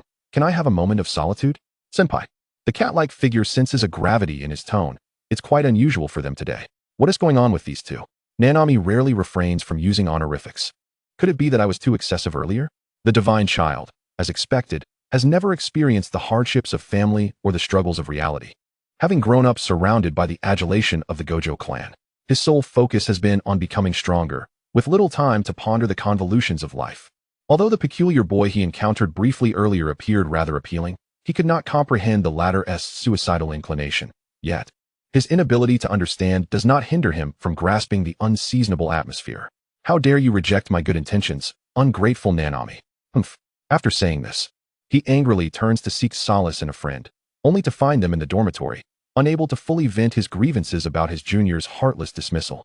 Satoru, could you help me gather some information on Tsukumo? This should be a simple task for you. The dark-haired peer, freshly emerged from a shower, sits on the edge of the bed, allowing droplets from his hair to fall onto the floor. Gojo is momentarily taken aback, muttering something under his breath. What?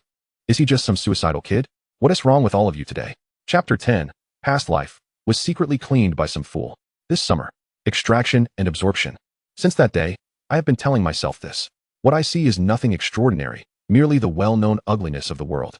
I have made choices as a sorcerer, fully aware of everything, striving to save all sentient beings. With steadfast resolve, I fulfill the duties of a sorcerer. Being a sorcerer is akin to running a marathon. But what if, at the finish line, one encounters a sea of corpses and blood belonging to comrades? Although he feigns reluctance, Gojo ultimately pursues his friend's request, pursing his lips as he begins to instruct. Moses, old man, please look into Tsukumo for me. Young master, is there an issue with Star Jelly too? Gojo, in disbelief, digs at his ears. What is this old man rambling about? Riko is long gone. The elderly simply grow senile. Wait, Star Jelly too? What is he talking about? The once jovial silver-haired sorcerer's smile falters, a rigid grin freezing on his face, a flicker of shock replacing his usual arrogance. Clarify. What is Star Jelly too? Yes, young master. Soon, a neatly organized stack of documents in a box are placed on Gojo's desk.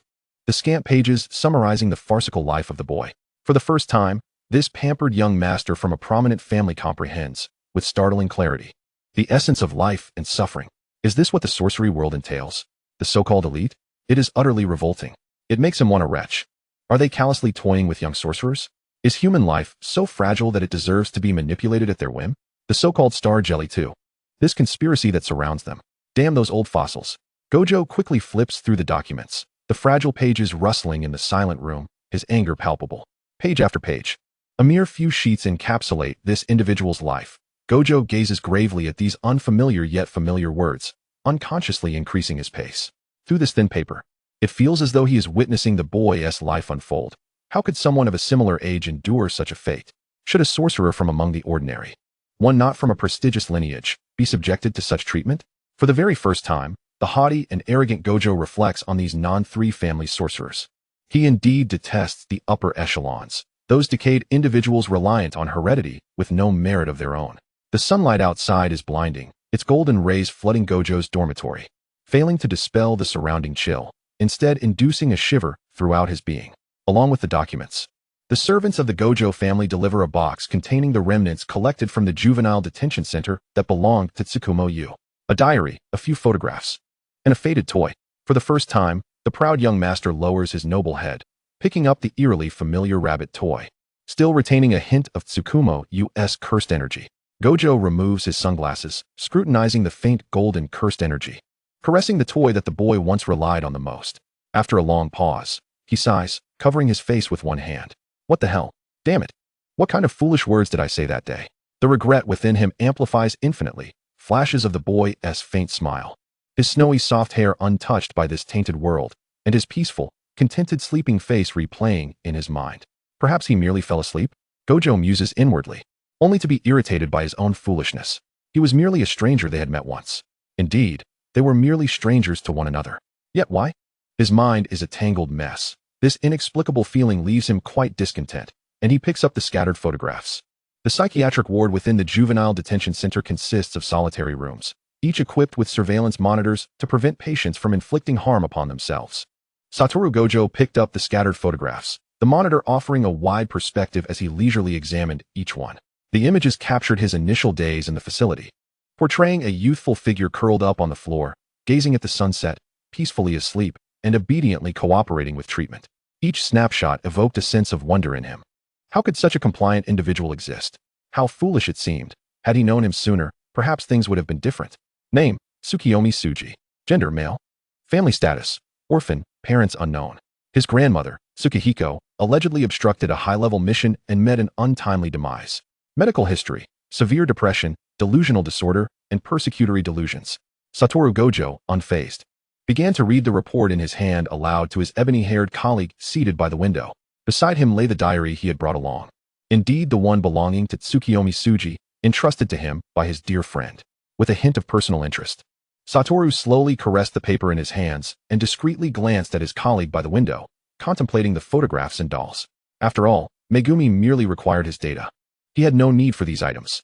The youth with fox-like eyes basked in the light, a faint smile gracing his lips as he listened to the stories that had unfolded in the hidden corners of his life over the years. Though smiling, there lingered an air of solitude and profound regret. After a prolonged silence, just as Satoru thought his companion would remain silent, the words slipped from his lips. Delusional disorder? Persecutory delusions? It seemed he struggled to grasp these terms. Amusingly, each word tangled in his soft murmurs. Satoru Gojo, already having perused the materials multiple times, found himself unable to resist another detailed examination. Suguru Geto pulled out a pack of cigarettes borrowed from Kinji Hikari, carelessly lighting one up. Have you investigated this juvenile facility? He asked, inhaling deeply. The taste of nicotine spread bitterly across his palate. Satoru propped his chin on one hand, his posture lax as he scrutinized the report with an inscrutable expression. It's just an ordinary juvenile facility. There hasn't been anything amiss in recent years, he remarked, momentarily taken aback. Indeed, there had seemingly been no discrepancies. In fact, the absence of any anomalies was the greatest anomaly of all. Cursed spirits arise from the negative emotions of humanity, and such emotions tend to accumulate most in places like hospitals and schools. Other hospitals and juvenile facilities in different regions had experienced several Grade 1 and 2 missions. Yet, this particular facility, located in the bustling heart of Tokyo, recorded a total of 0 instances of cursed spirit activity under the watchful eye of the monitors over the past few years. Ding! The sound echoed as both their phones received a text alerting them of a new mission. Grade 2 Cursed Spirit, location, Juvenile Detention Center. So it's this facility after all, Satoru mused. For the first time, we're stepping into this place. Let me experience firsthand the environment this individual has been safeguarding. Geto leaned against the window, exhaling a plume of smoke before extinguishing the precious cigarette in a trash bin. How could there be no cursed spirits? It's merely that one fool has been persistently cleaning up these entities in secret. Chapter 11, Resurrection, Forum-Style Emergence. As consciousness faded into the depths, Tsukuyomi Tsu-mi found himself reopening his eyes after a prolonged absence, discovering that he was now extended within a luminous void. His exquisitely delicate features, seemingly kissed by divinity, subtly furrowed, Am I not dead? The silver-haired youth pondered slowly, his brow creasing in contemplation. At that moment, a figure draped in a shroud-like cloak with an otherworldly halo appeared before him. Ding ding ding. The great deity of the second dimension has arrived. You should all greet me promptly. The familiar tone and quirky hairstyle were unmistakable. A deity of the second dimension? Tsukuyomi frowned, though he had not received formal education. Surely the myriad gods of Takamagara would not be represented by such a nonsensical being. What kind of gaze is that? I have chosen you and decided to grant you a chance at resurrection. The deity began to expound, only to be interrupted by the youth. No. The silver-haired boy replied with a gentle smile, adding, I do not wish to be resurrected. His iris, as serene as an iris flower, struck the second-dimensional deity's sense of aesthetics. How infuriating! Such beauty rendered it nearly impossible to utter words of refusal. Yet, recalling the fate that awaited him upon returning to this world, he spoke earnestly. My resurrection holds no ulterior motives. It is simply that your demise left an unsettling impression on the world's protagonists, compounded by protests from my followers' protagonist? What do you mean? Whose impression did I leave? Tsukuyomi remained steadfast, insisting that the second-dimensional deity return him to the state of blissful ignorance he had experienced at the moment of his death. Life was arduous, the cyber deity sighed. The endings for the characters in this world had been excessively tragic, with precious little time spent in happiness. The boy before him was the radiant light in the lives of many protagonists. If he resurrected him, surely he could gather enough happiness to rewrite the conclusion. However, he proved unyielding. One could hardly blame him for being the beloved light of these deranged sorcerers. The second-dimensional deity adopted a serious demeanor and unleashed his trump card. And what of your grandmother? Do you not wish to alter her fate? That night, at the entrance of the orphanage, Yaga Yoshinobu concluded his second-level mission by subduing the cursed spirit. According to window surveillance, the incident had occurred in an orphanage in Tokyo, attributed to a cursed spirit nearing level 1 in strength. By the time the incident was reported, it was already too late. The orphanage had suffered significant damage, with casualties being profoundly severe. The auxiliary supervision determined that the spirit possessed mental capabilities, born from the resentment and fear of the abandoned children. Moreover, they discovered a boy gifted with sorcery potential. Yaga, having completed the mission, prepared to enlighten this boy about the knowledge of sorcerers, marking an essential threshold into the world of jujitsu. Whether he possessed techniques or reserves of cursed energy would ultimately determine the limits of his sorcerer's career. As spring waned, the orphanage lay in ruins, a mere shell of its former self, with remnants of broken walls standing desolately. The cool night breeze swept through the abandoned playground equipment, long neglected, creaking eerily in the wind. The dilapidated streetlights cast a dim glow over the courtyard. The man who intruded upon this glimmering expanse was first illuminated by the light on his polished shoes, followed by the dark uniform of a special grade teacher, tailored and crisp, concealing his neck beneath a stern collar, and culminating in a visage reminiscent of the underworld, complete with cold sunglasses. Yaga Yoshinobu, a first-year teacher and homeroom instructor at Jujutsu High. As he entered, the scene that greeted him was one of poignant beauty. A small, white-haired child, soft and delicate, stood forlorn amidst the ruins, his porcelain-like skin seemingly aglow. The moonlight danced upon his deep crimson eyes, refracting dazzling beams akin to precious gems. His cherubic cheeks, still round with youthful softness, bore the innocence of childhood. Clutched in his arms was a well-loved rabbit plush, its colors faded, accompanied by a comforting blanket, while his tiny, bare feet quivered in the cool night breeze. What an adorable little creature he was. Is this a younger version of Principal Yaga? Wait, who is this? Utterly adorable. When will JJK ever portray such a charming child again? I wish to ruffle his little curls. Is this a character from the Jujutsu livestream? I've never seen this one before. Could he be a new protagonist? Yaga Seigo, bearing a somewhat stern demeanor, had always been regarded with a certain distance by others throughout his life. Despite his formidable appearance, he found himself utterly defenseless against the allure of adorable things. Subtly, he caressed the briefcase containing the cursed object he was carrying and glanced at the toy in the child's grasp. Ah, splendid. Today, he had brought along a particularly charming rabbit-shaped cursed object. Ahem. Well then, Tsukumo, I am your guardian, Yaga Seigo, entrusted with your care. I look forward to working together. The child's soft, fluffy white hair was tousled by the evening breeze, and his eyes narrowed slightly as this uncle approached, only to lower his lashes in response. His expression remained neutral, inscrutable as to whether he felt shy, afraid, or resistant. Yet he stood still, obediently pursing his little lips, his unshod feet planted firmly on the ground. Yaga cleared his throat. When a child with cursed energy was discovered, the higher-ups would promptly ensure their protection. Since the institution had requested him to look after this little one, it would not be an issue to take him home. After all, this child was an orphan. Earlier that afternoon, he had perused the child's file and felt an immediate urge to adopt upon seeing his photograph. Perhaps it was merely his imagination. But the child invoked a sense of familiarity, reminiscent yet tinged with sorrow, causing his heart to ache intermittently. He felt an overwhelming sense that neglecting this child could lead to regret. Observing the lonely child stirred a wave of tenderness within him. Though Yaga had experienced the dissolution of a marriage, he still yearned for a family. Kneeling at the foot of the steps, he brought himself to the child's eye level. Tsukumo, hello. From this day forward, we shall live together. Yaga-sensei, the stoic yet tender-hearted. Focus the camera on the little one. Yaga-sensei, you're blocking my view. Tsukumo's eyelids fluttered, his long, delicate lashes casting shadows upon his cheeks as he scrutinized the unfamiliar yet familiar uncle before him. Gradually, he nodded his round head, causing his cherubic cheeks to wobble adorably. Oh my, what a cute little creature. Why is there a new character in Yaga-sensei's Easter egg, and such a lovely little one at that? Is he a hidden character? It can't be the big sword. How terrifying. Haha, my heart softens like that of a doting father. Notice the white hair and red eyes. This is my type.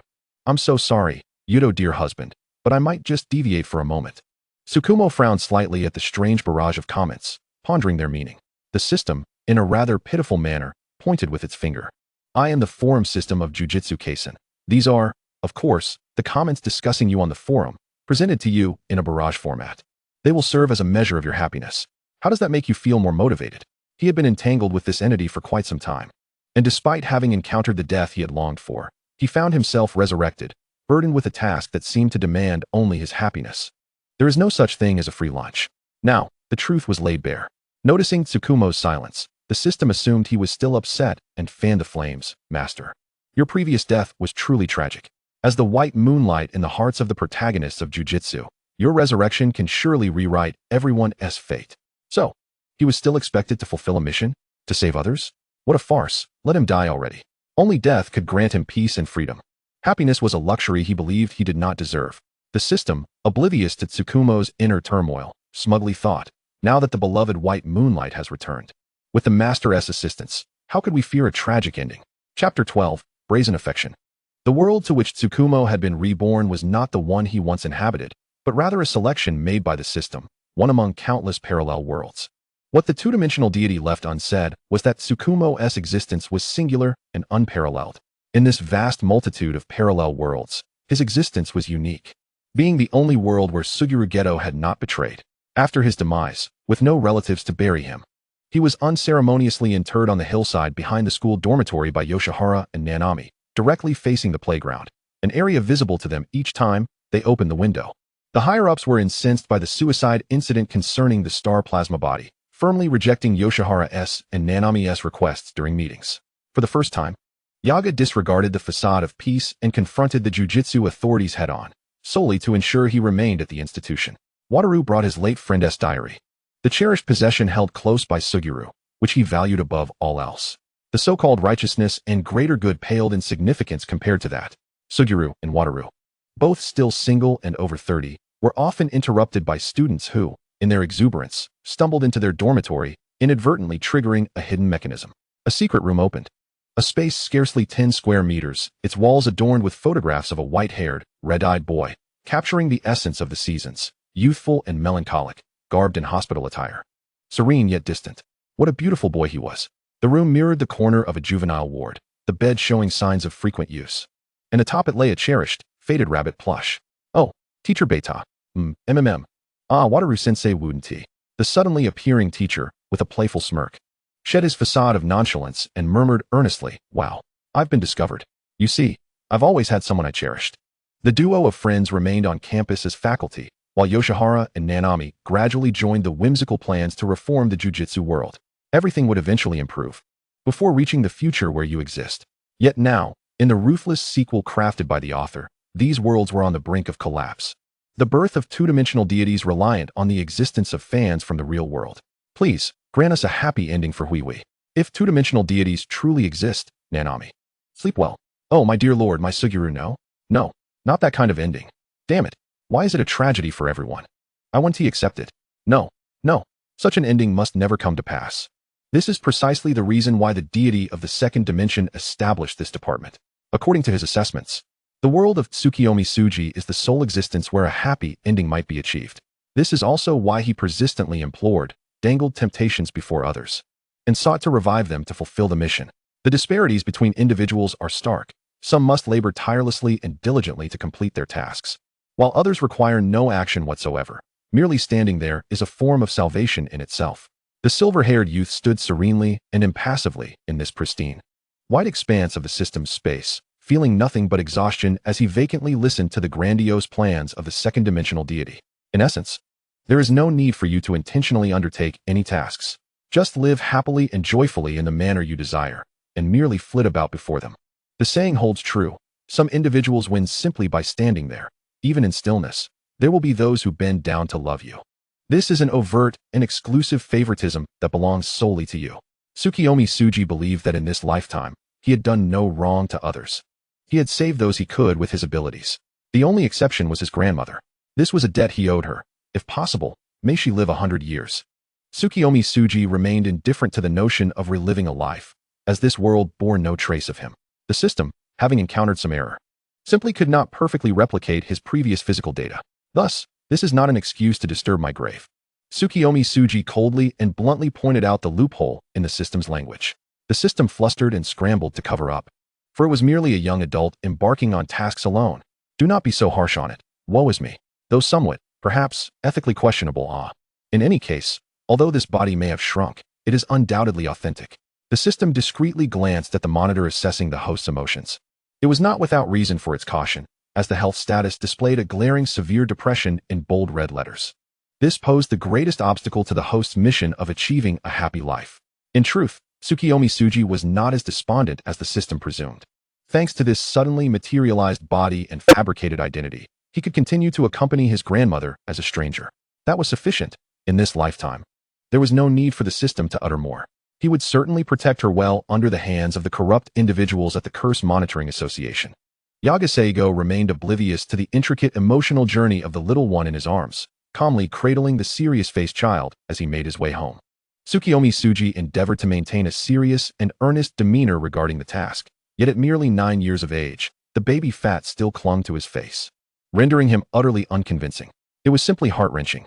Yagaseigo endeavored to ignore the familiar pangs of guilt and nostalgia that surged within him, steadily carrying the little one toward the employee dormitory of the Tokyo Jujutsu High. The faculty of the Jujutsu High possessed separate accommodations, and Yagaseigo had always opted for a spacious 4-bedroom apartment to provide a place for his beloved cursed corpses. His bedroom, where he typically rested, and his workshop for crafting cursed corpses, as well as Panda's room. The 3-core Panda cursed corpse that had mutated years ago were all part of this space. During this time, Panda had been presenting himself in the form of a panda core, and now their big family had welcomed the obedient and adorable Tsukuyomi Tsu-mi. Contrary to Yagaseigo's rugged and masculine image, the decor of his home was filled with an array of dolls and plush toys, with vast expanses of soft, fluffy blankets and cotton-filled cushions. One could hardly argue that he had not retained his childlike innocence. Yet this greatly alleviated the white-haired child's wariness. Despite having crossed paths at the high school in a previous life, one might conclude that a person who collects such an abundance of toys at home must surely be kind-hearted. Upon hearing Yagaseigo's return, Panda excitedly waddled out of the room, his small steps pattering as he greeted him. Seigo, I want more game consoles, hey. His words momentarily halted, for he had noticed something remarkable. Seigo had brought back a beautiful little human child. Chapter 13, Pass It Down. Panda is a fat cat. Help. This is the young panda. How utterly adorable. I can't handle it. I knew it. No one can resist a panda cub. No one. What a scheming panda. Deliberately acting cute. Double the cuteness. At present, Panda had yet to evolve into an adult cursed core, but Tsukuyomi Tsu-mi was the size of a small waist, and this was his first encounter with a living panda. Having been confined to a basement in his childhood, he had not experienced schooling like others, nor had he watched television. Growing up in a juvenile facility, Tsukuyomi Tsu-mi was, in many respects, a complete novice at life. Devoid of a comprehensive education and rarely engaging with others, he possessed no particular interests or hobbies, and the only skill he might claim was the eradication of cursed spirits. Pandas had only ever existed in his world through television.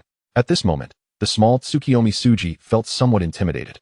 The adorable little chub froze for an instant before ultimately succumbing to his curiosity and timidity, murmuring, a panda that can talk panda. Upon seeing such a delightful human infant for the first time, sensed a unique aura about him. The instincts of small animals were heightened at that moment. This was a quiet, delicate little boy who must be cared for and protected, an exquisite treasure. So beautiful, Panda thought. I want to keep him. I want to raise him. The little panda excitedly raised his hands, cheering for the arrival of a new member of the family.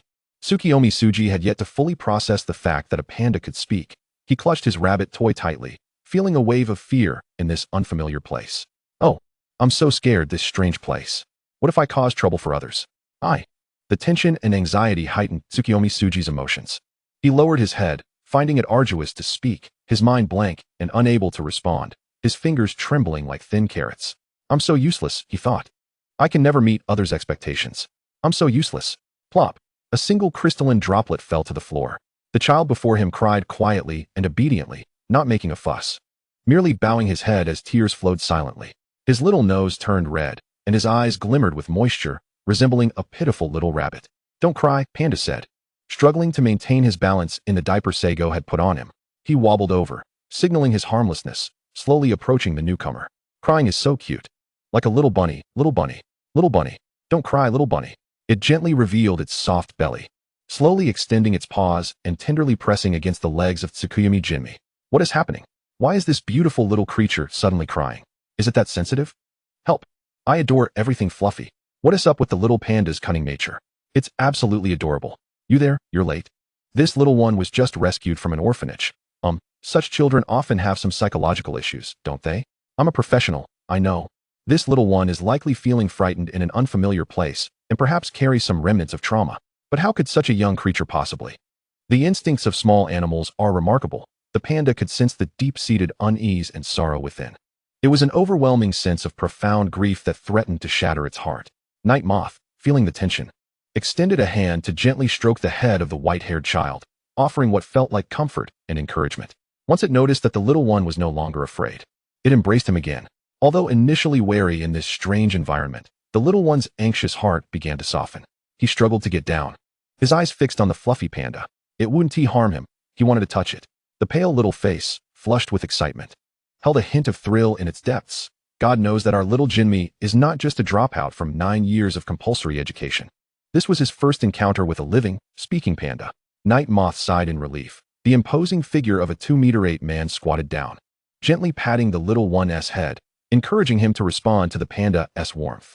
Tsukuyomi Tsu-mi, striving to suppress a frown, reached out with his tiny, innocent paw, filled with an incredible tenderness, to stroke the panda's head.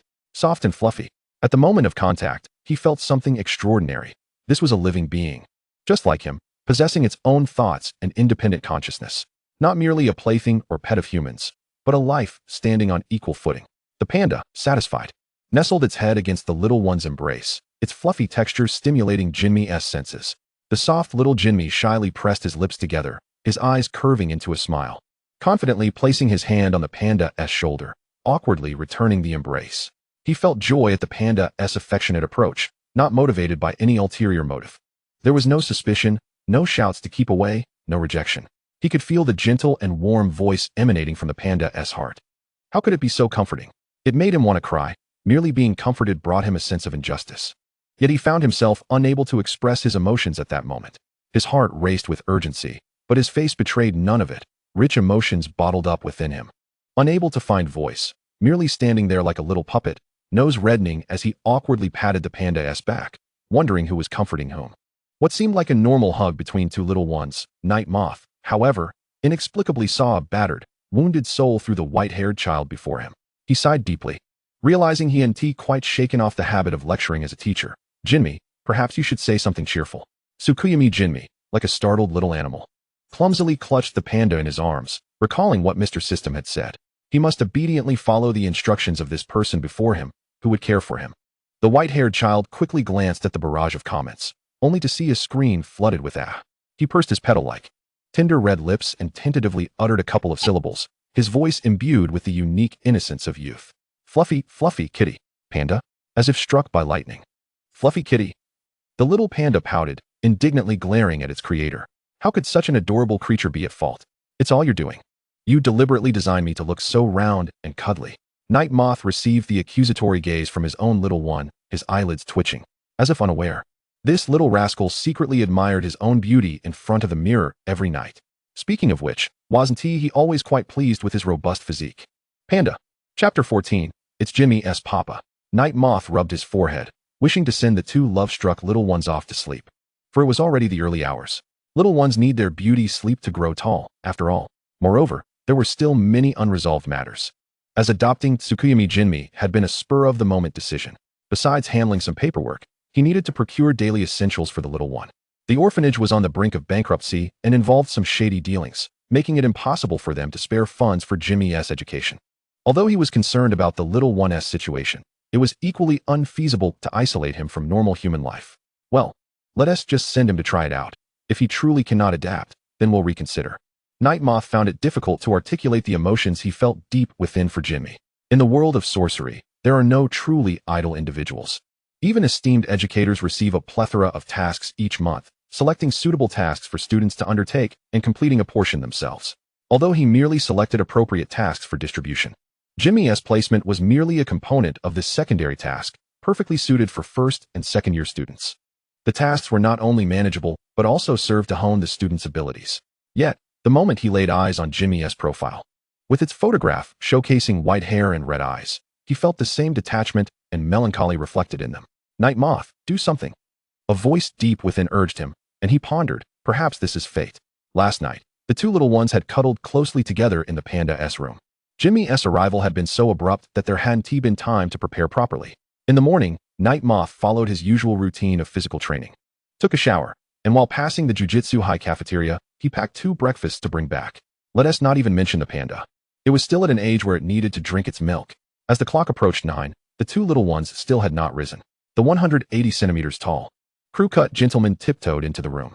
The Panda's room was filled with an array of panda-themed merchandise and figurines, all in a unified black and white color scheme, with game consoles strewn haphazardly across the floor. The white-haired child lay soundly asleep, eyes tightly shut, his fluffy white hair tousled to one side. Curled up in a position that exhibited a profound lack of security, his tiny hands clenched into fists, resting defensively by his side. His sleeping form was adorably obedient, causing even Night Moth's heart to soften a little. The small panda, occupying a space comparable to a single dormitory bed, sprawled out in an uncommunicative manner beside Jimmy's feet, draping itself over the human child's legs.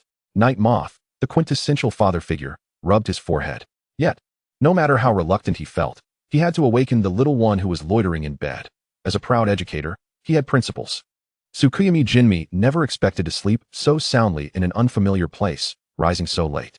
With his rosy, freshly awakened face still in a state of drowsiness, he was gently placed on a small stool in the bathroom to brush his teeth and wash his face.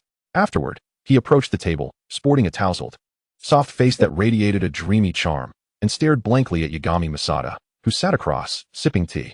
Was this breakfast prepared for him? In a small wooden bowl floated delightful shrimp wontons, accompanied by a bottle of warm milk purchased from a vending machine, all arranged on a set of children's tableware. Was this truly meant for him? Tsukuyomi Jin looked vacantly at the man calmly enjoying his tea, aside from his grandmother. This was the first time someone had prepared such a lavish breakfast for him.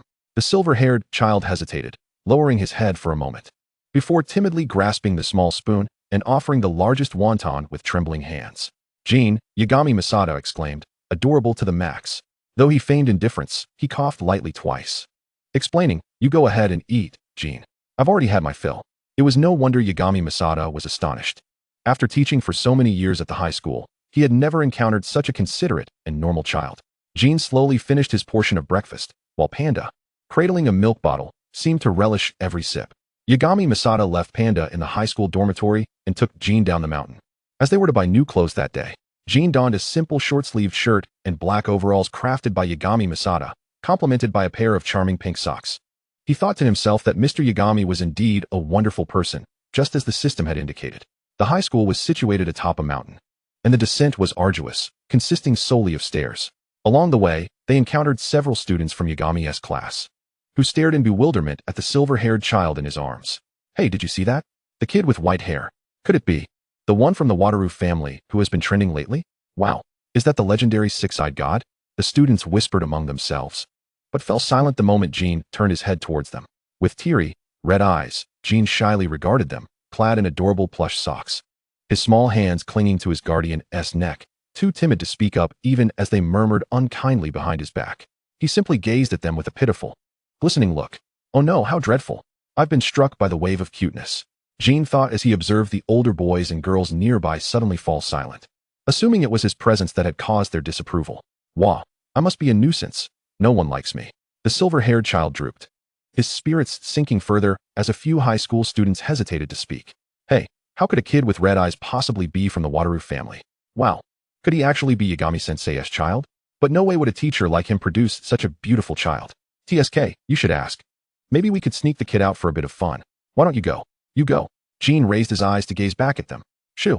Oh, I really am a nuisance. A bad person like me shouldn't even exist.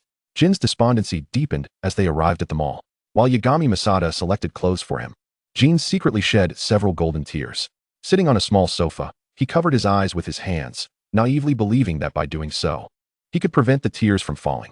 Dressed in the high school's teacher uniform, Yagami Masada radiated an aura of unapproachability, resembling a figure from the underworld, while cradling a delicate child who starkly contrasted with his demeanor, prompting wild imaginations.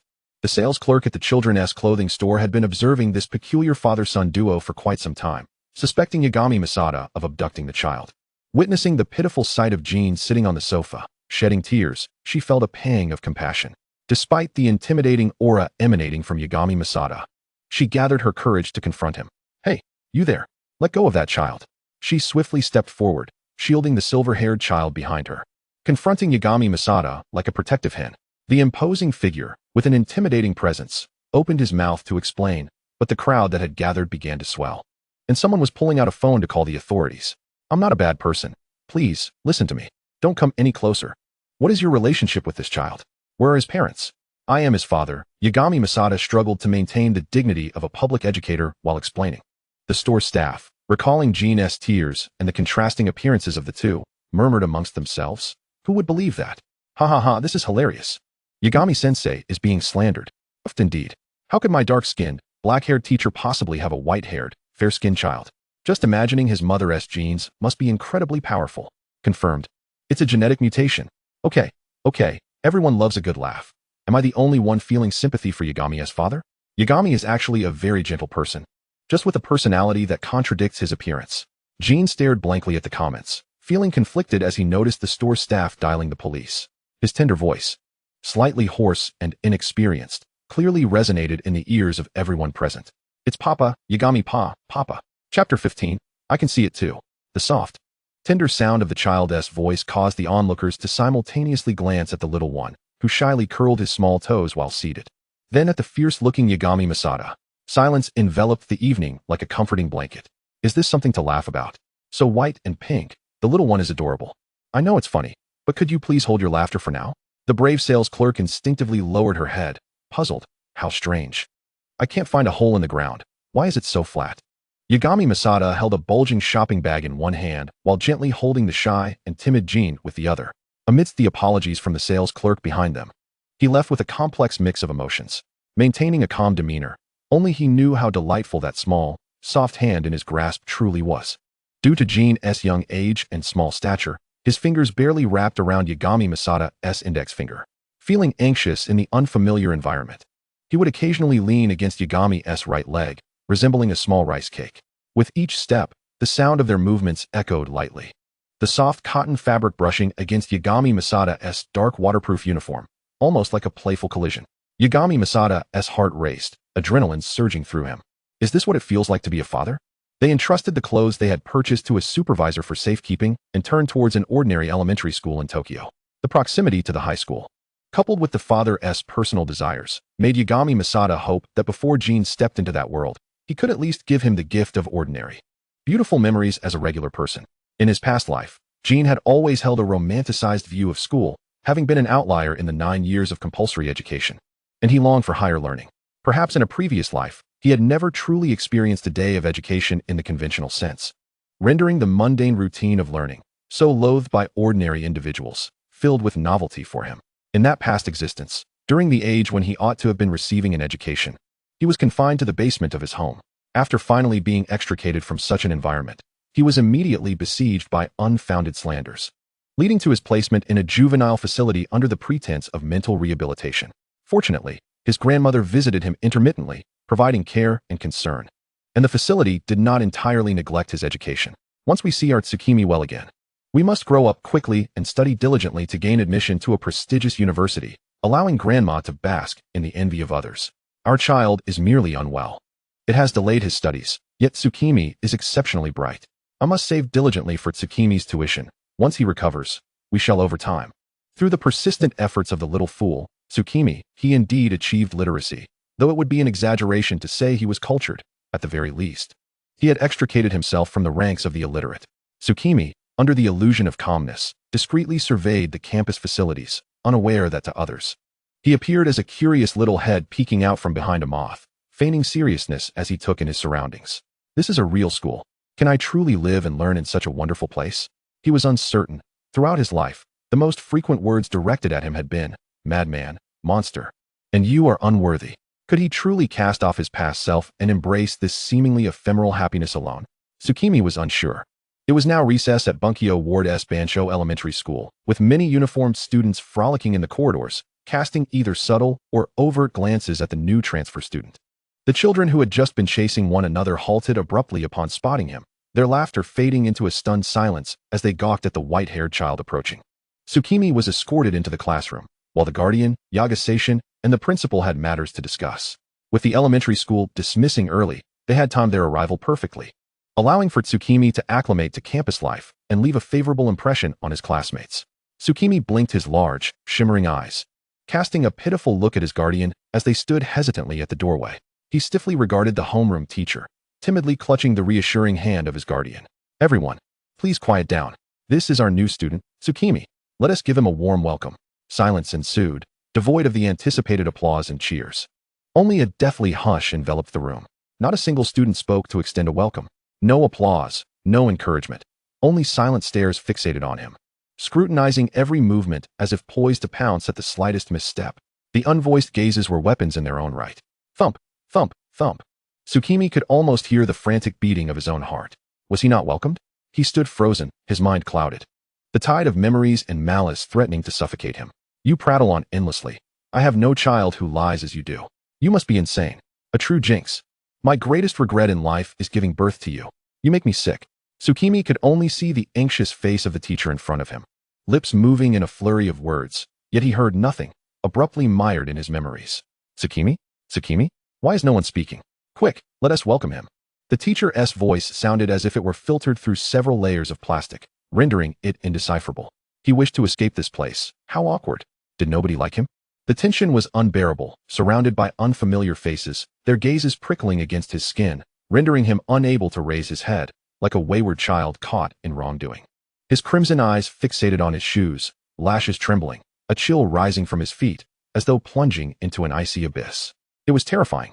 It was awkward. He longed to flee. Communication felt daunting, a source of fear. The crowded school revealed a spectrum of souls, each voice clashing chaotically, their cacophonous cries threatening to shatter his ears. The malice of children often lay bare and unrestrained. Tsukimi merely murmured a soft mm, echoing the teacher, unaware of what was being said. That utterance caused a momentary stillness in the classroom, an indescribable sensation. His voice was soft and distinct, resonating deeply. Tsukimi, so small, with lashes lowered, appeared as though he had been wronged. Little did he know, his peers were simply entranced, having never encountered such a beautiful classmate. Akin to a prince from a fairy tale, they held their breath, cautiously observing the stunning new student at the door, fearing that a mere breath would send him drifting away like a feather, beautiful yet fragile. They yearned to befriend him. Parents often said that beautiful things must be cherished and admired from a distance, elevated and displayed, only for appreciation. The loveliest dolls differ from those regularly played with. The former are showcased prominently, safely for viewing, while the latter are merely transient distractions, unworthy of genuine affection. Such is the nature of children, their desires often insatiable, eager to possess what they admire and thereafter boast about it to those around them. Yet, in this moment, they felt inexplicably inferior, resigned to mere observation. Yagasation was summoned by the educational director to complete the necessary paperwork, leaving Tsukimi alone in the classroom. He lowered his head, trudging to his seat, ignoring the fervent gazes that followed him. Summer Yuta, now 10 years old, had taken a year off from school due to vision problems. his parents having sought various treatments without success, possessing the ability to perceive what others could not, even from a young age. He had learned to endure the misunderstandings that accompanied his yin-yang eyes. He simply wished to spare his parents' worry. He felt himself to be a year older than all his classmates, and, coupled with his mature demeanor, he often regarded them with disdain, enjoying a modest reputation as the older brother in class. "Hey, Yuta, did you hear there's a new student in our class?" The boy seated beside him and others speculated about the new student's gender and appearance. Seeing Yuta's disinterest, they turned away to chat with others. Suddenly, the classroom fell silent. What was happening? Yuta slowly raised his head, following the gazes of his classmates to the front of the room. Time seemed to pause. Sounds and faces around him slowing to a crawl. Who? White hair, red eyes. Yuta paused. An inexplicable sensation surged within him, as if his heart were being tightly clenched. Fingers curling in a firm grip, palpitations. He shook his head, attempting to dispel the nameless anger that surged within him. How infuriating. What is wrong with me? Yuta furrowed his brow, his cold gaze dropping, as he thumped his chest twice. It felt stifling in here. Surely it cannot be mere jealousy over another's good looks? He scoffed with a sarcastic smile. After years of stagnation, the clock of fate resumed its relentless ticking, accompanied by a clumsy and antiquated sound, once more intertwining with the course of destiny. In an instant, they fused together. The owner of the youthful body was at a loss for words to describe this peculiar sensation, only possessing an inexplicable premonition. Something was amiss, profoundly so. This feeling enveloped both himself and that individual. Suguru Geto was perplexed, and just as he sought to recall the details, a flash of white light surged through his mind. Fragmented images flickering past, rendering them indistinct, as though it had all been a mere figment of his imagination. Geto cast a fleeting glance before withdrawing his gaze, fixating instead on the disinterested surface of his desk, absently twirling a black pen. An odd thrill surged within his soul, his blood raced. Struggling to reveal the answers, yearning to emerge. A curious little demon. Can you see it too? A sudden clatter. On the immaculate surface of the desk, a black pen dropped abruptly, rolling slowly off the desk and crashing onto the floor of the aisle with a sharp sound. Geto abruptly lifted his head towards the direction of the podium, where a timid transfer student stood. He stared vacantly at the white-haired classmate ahead, his body seemingly acting of its own accord, murmuring in a tone audible only to himself. "I can see it too." Chapter 16, Enrollment. My name is Tsukuyomi Tsu-mi, and I am very pleased to meet you all. I look forward to your guidance. Tsukuyomi's face flushed as he completed his self-introduction. Unable to raise his gaze to meet the eyes of his classmates below, a profound silence enveloped the room, as if under a spell, devoid of applause or any sound, leaving one to wonder at their reception of the new student. Their unabashed stares remained fixated on the figure at the podium, expressions inscrutable. Why is it like this? Tsukuyomi took a step back, feeling somewhat awkward. A sudden noise interrupted the silence. At that moment, Geto's pen fell onto the corridor floor. Its sound subtle, yet strikingly noticeable. Tsukuyomi, unable to resist, turned his gaze towards the source. Geto's expression stiffened, his motion to retrieve the pen pausing as he offered a polite smile to the new classmate. "No way. Don't tell me that Geto-senpai. What is this development? But I must say, my husband was quite the cool kid too. So handsome. So charming. I haven't read the manga. Is he an important character? He seems a bit sinister. You lot. How dare you act so brazenly in front of our revered leader? Warning, I sense Geto-senpai is about to unleash something big." The school and the new class were not as Tsukuyomi had envisioned. He began to doubt himself, feeling undeniably unwelcome. Social interactions were indeed daunting. Tsukuyomi lamented internally, feeling disheartened yet resigned to the situation. Fortunately, he had donned a mask before leaving home. The mask provided a sense of security for someone with social anxiety. Standing at the podium, much of his body concealed by the desk, he peered down at the chalk dust, seemingly counting the particles as he quietly awaited the teacher's instructions. "So, does anyone wish to sit with the new student?" Silence reigned beneath the podium. Takagi-kun, who had been contemplating a seat change to the front row, decided to let the new classmate take his spot. Geto calmly extended his hand, signaling to the teacher with an air of politeness. "Takagi, wait dude. You weren't acting like this just a moment ago when we talked during recess. You didn't seem the least bit interested in the new student.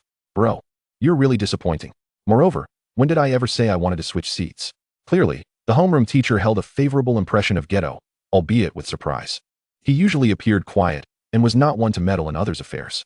Yet this was favorable. Geto was typically steady and reliable. Tsukuyomi's eyes widened with nervousness. His earlobes tinged with pink as he followed the sound. After a few seconds of mutual gaze, Geto averted his eyes first, politely nodding before withdrawing his gaze. Tsukuyomi felt an odd sense of familiarity with the boy before him, but was unable to place it, perceiving him merely as a stranger with whom he had crossed paths. Thus, young Suguru Geto found himself seated beside Tsukuyomi Tsuji amid the envious and resentful glances of their classmates. "My name is Suguru Geto, and I shall be your deskmate from now on. I look forward to our time together." The dark-haired boy maintained a cheerful demeanor, exuding an aura of innocence and reliability. Tsukuyomi expressed his gratitude softly as he reached to collect his books, only to be gently declined. "Allow me." Geto truly was a good person. Little did Tsukuyomi know that when the other accepted the textbooks, he turned back with a harmless smile, his warm, gentle gaze sweeping across the class, which should have come off as tender but instead appeared quite intimidating. The others, now he's just showing off. "Geto, mission accomplished." He spoke soothingly to his unfamiliar deskmate, embellishing his words with kindness. "Tsukuyomi-kun, may I call you that? It's all right, I was once in your shoes. While the classmates may seem distant, it's fine. From now on, we can." Despite their demeanor, "I'm glad you're here. We can keep each other company." Unbeknownst to them, to the others, the seemingly gentle giant was cautiously closing the distance to the timid rabbit in his embrace, pretending to be harmless and innocent. What a strikingly unique white lotus. Haha. This is hilarious. Turns out I don't dislike green tea. It's just that the tea wasn't tea meant for me. This operation is impressive, single-handedly lowering the new student's impression of the entire class. The society of Geto Senpai, fierce yet loquacious. How strange. Wait, let me take another look. Is this instigation? Ha ha ha, I'm dying. What kind of maneuver is this? It's so ticklish, I need to think. The bell rang, signaling the end of the school day. Although Tsukuyomi felt anxious and fearful, the prospect of having such a deskmate was not displeasing. With this thought, he felt a flicker of anticipation as he bid farewell to his new companion, reluctantly following his father back to the vocational school. Geto, seated at his desk, humbly and courteously said goodbye to the white-haired boy, watching as he exited the classroom with his backpack. He cast a dismissive glance at the remaining classmates, maintaining a demeanor of grace and consideration, yet his eyes were filled with disdain. With a soft thud, the classroom door closed behind him. He was unlike these ordinary people. Observing the rest of them, their expressions a mix of anger and helplessness, he knew his objective had been achieved. Geto refrained from uttering more words and exited the classroom, for he had martial arts training scheduled for that evening. On a tranquil evening, Suguru Geto found himself contemplating the new classmate who had recently transferred. It was the first time he had acted so impulsively, entirely contrary to his long-standing principle of remaining indifferent to the affairs of others. Yet, there lingered an unsettling sensation.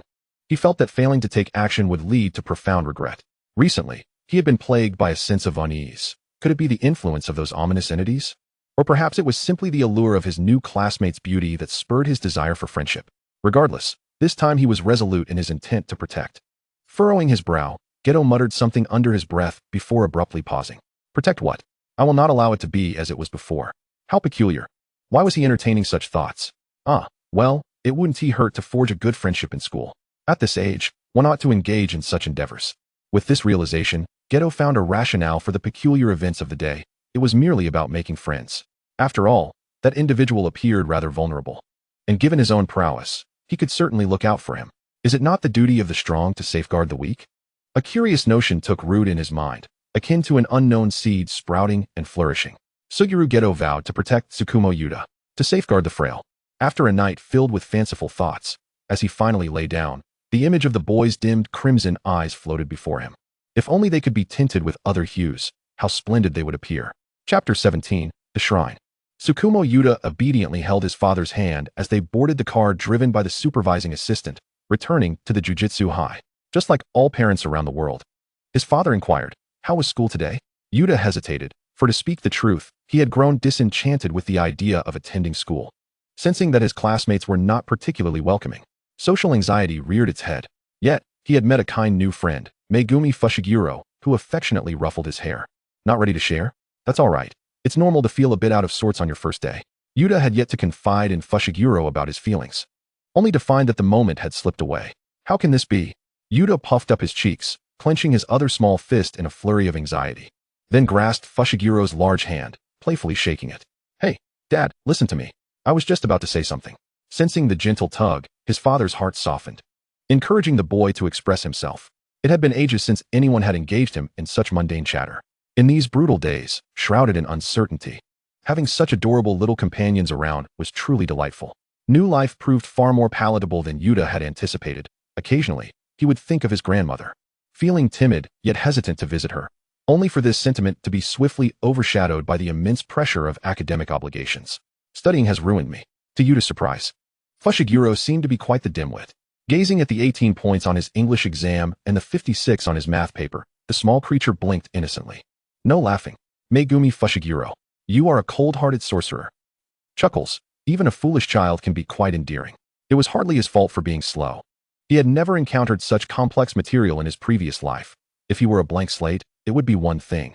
But Tsukumo Yuta held steadfastly to his own peculiar understandings of many concepts, rendering the situation rather amusing. What should have been a thrilling matter found its culprit pitifully tugging at his sleeve for a signature. Megumi, the teacher said you need to sign this. As a proud educator, he now found himself signing his name on his son's failing exam paper. It's all right, it's all right. After all, Jujutsu High doesn't emphasize academic subjects. We are a specialized school, we are a specialized school. Sighing, he was uncertain how difficult a fourth-grade exam might be. But Yuta had certainly put in earnest effort. As he engaged in self-reassurance, Fushiguro casually handed him a cursed doll while he scrutinized the papers. In stark contrast to Yuta's dismal scores, Suguru Geto's papers were adorned with red circles. His grades were already commendable. And with the introduction of a new desk mate whom he cared about, his desire to perform surged, leading to improvements in homework and class participation, far surpassing his previous levels. Even attending school had become enjoyable, filling him with excitement for the following day, and he no longer felt despondent after combat training. This was just right. Diligently taking notes in class and busily completing assignments, yet his grades remained dismal. If only he could muster the courage to engage with others. A multitude would flock to assist him with inquiries. He needed only to gaze at them with his pleading, moist eyes and ask in a shy, timid tone for help with the problems. Surely, anyone would oblige? Alas, it was unfortunate, for Suguru Geto would never grant anyone such an opportunity. That boy appeared far too weak, far too easy to bully.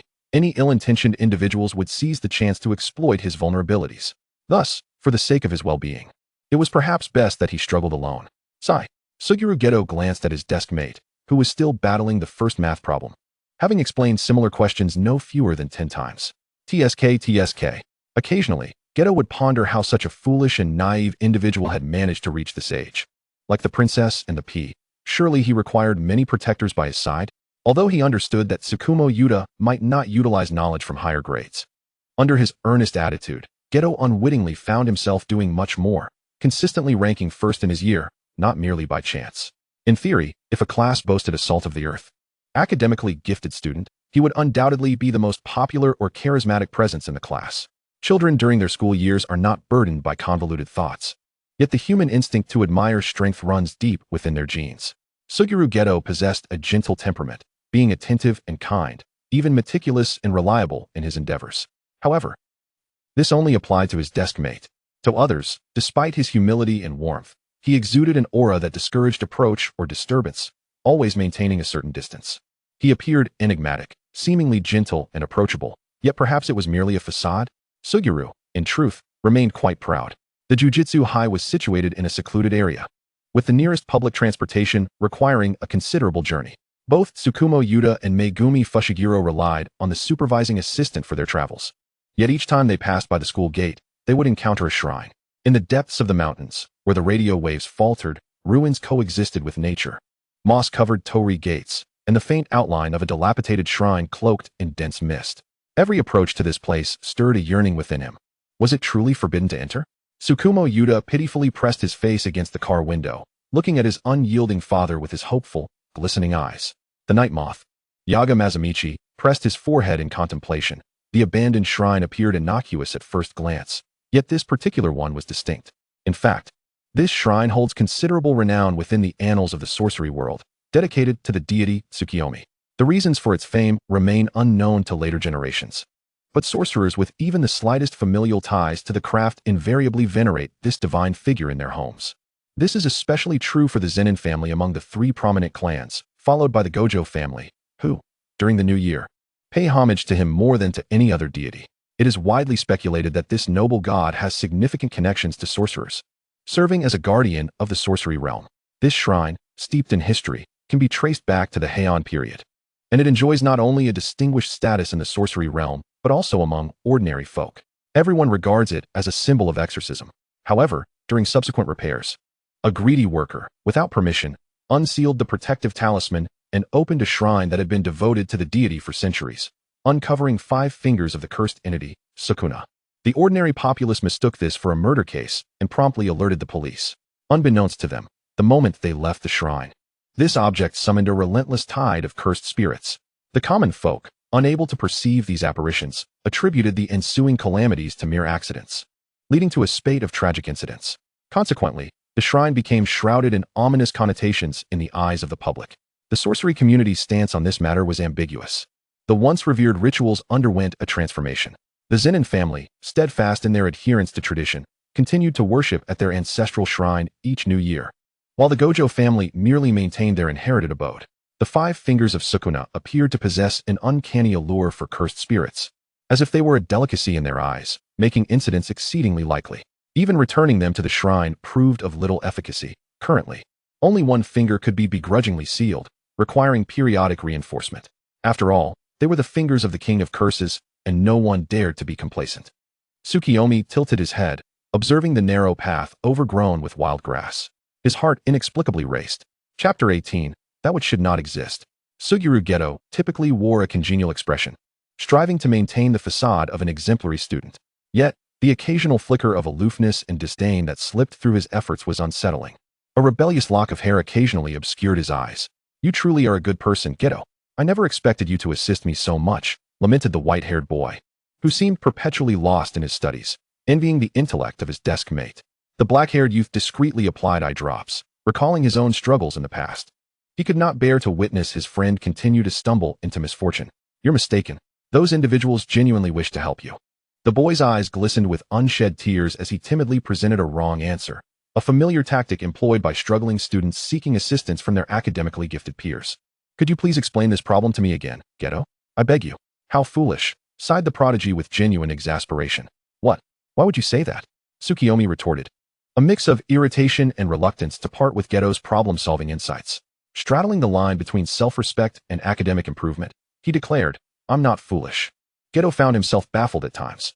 Their pitiable Tsukuyomi, despite earnestly wrestling with his less-than-quick intellect, still managed to err on these problems.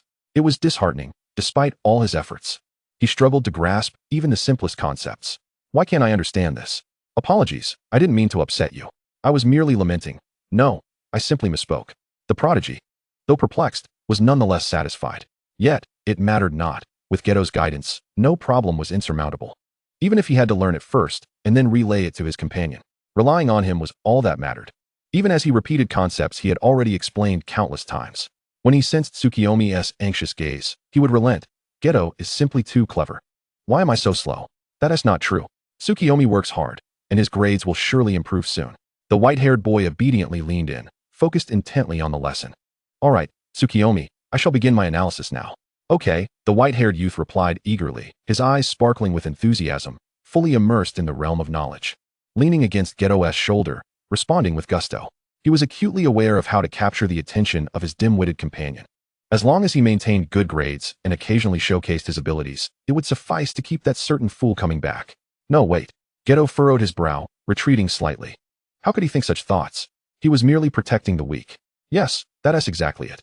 Geto glanced at the bewildered Tsukuyomi, who still clutched his math test paper with a score of 37. Because he was so naive and innocent, Geto mused. He picked up his pen again, drawing closer. A strong individual like him ought to safeguard the vulnerable. Although he couldn't fathom why he was so fixated on academic pursuits and grades. Occasionally, he questioned whether he was merely seen as a tool for learning. Yet, life now was far better than it had been before, wasn't it? However, as he grew older, the frequency with which he encountered peculiar beings increased. He did not believe his body was failing him. It was not an illusion. Instead, it was the existence of another world visible only to certain individuals. Since his rebirth over a month ago, Tsukuyomi had not actively sought out his grandmother, not out of desire, but from fear. Yet he understood she was always there. But how could two individuals, now estranged, converse from such disparate standpoints?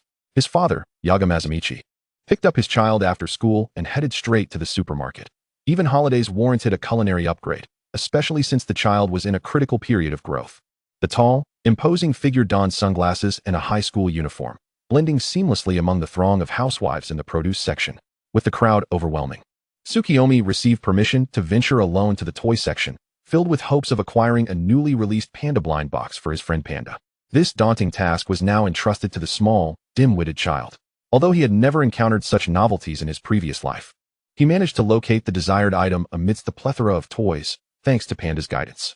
Just as he turned to leave, he unexpectedly heard a familiar voice, a sound that evoked nausea and fear, etched into his very soul. A black-haired boy, of similar age, clutched a panda blind box identical to his, throwing a tantrum beside a woman. Tsukuyomi gasped, calling out to the long-absent system in his mind. System, what is happening? For a moment, the system remained silent. After all, this was a parallel world. The world consciousness would adjust to accommodate the changes.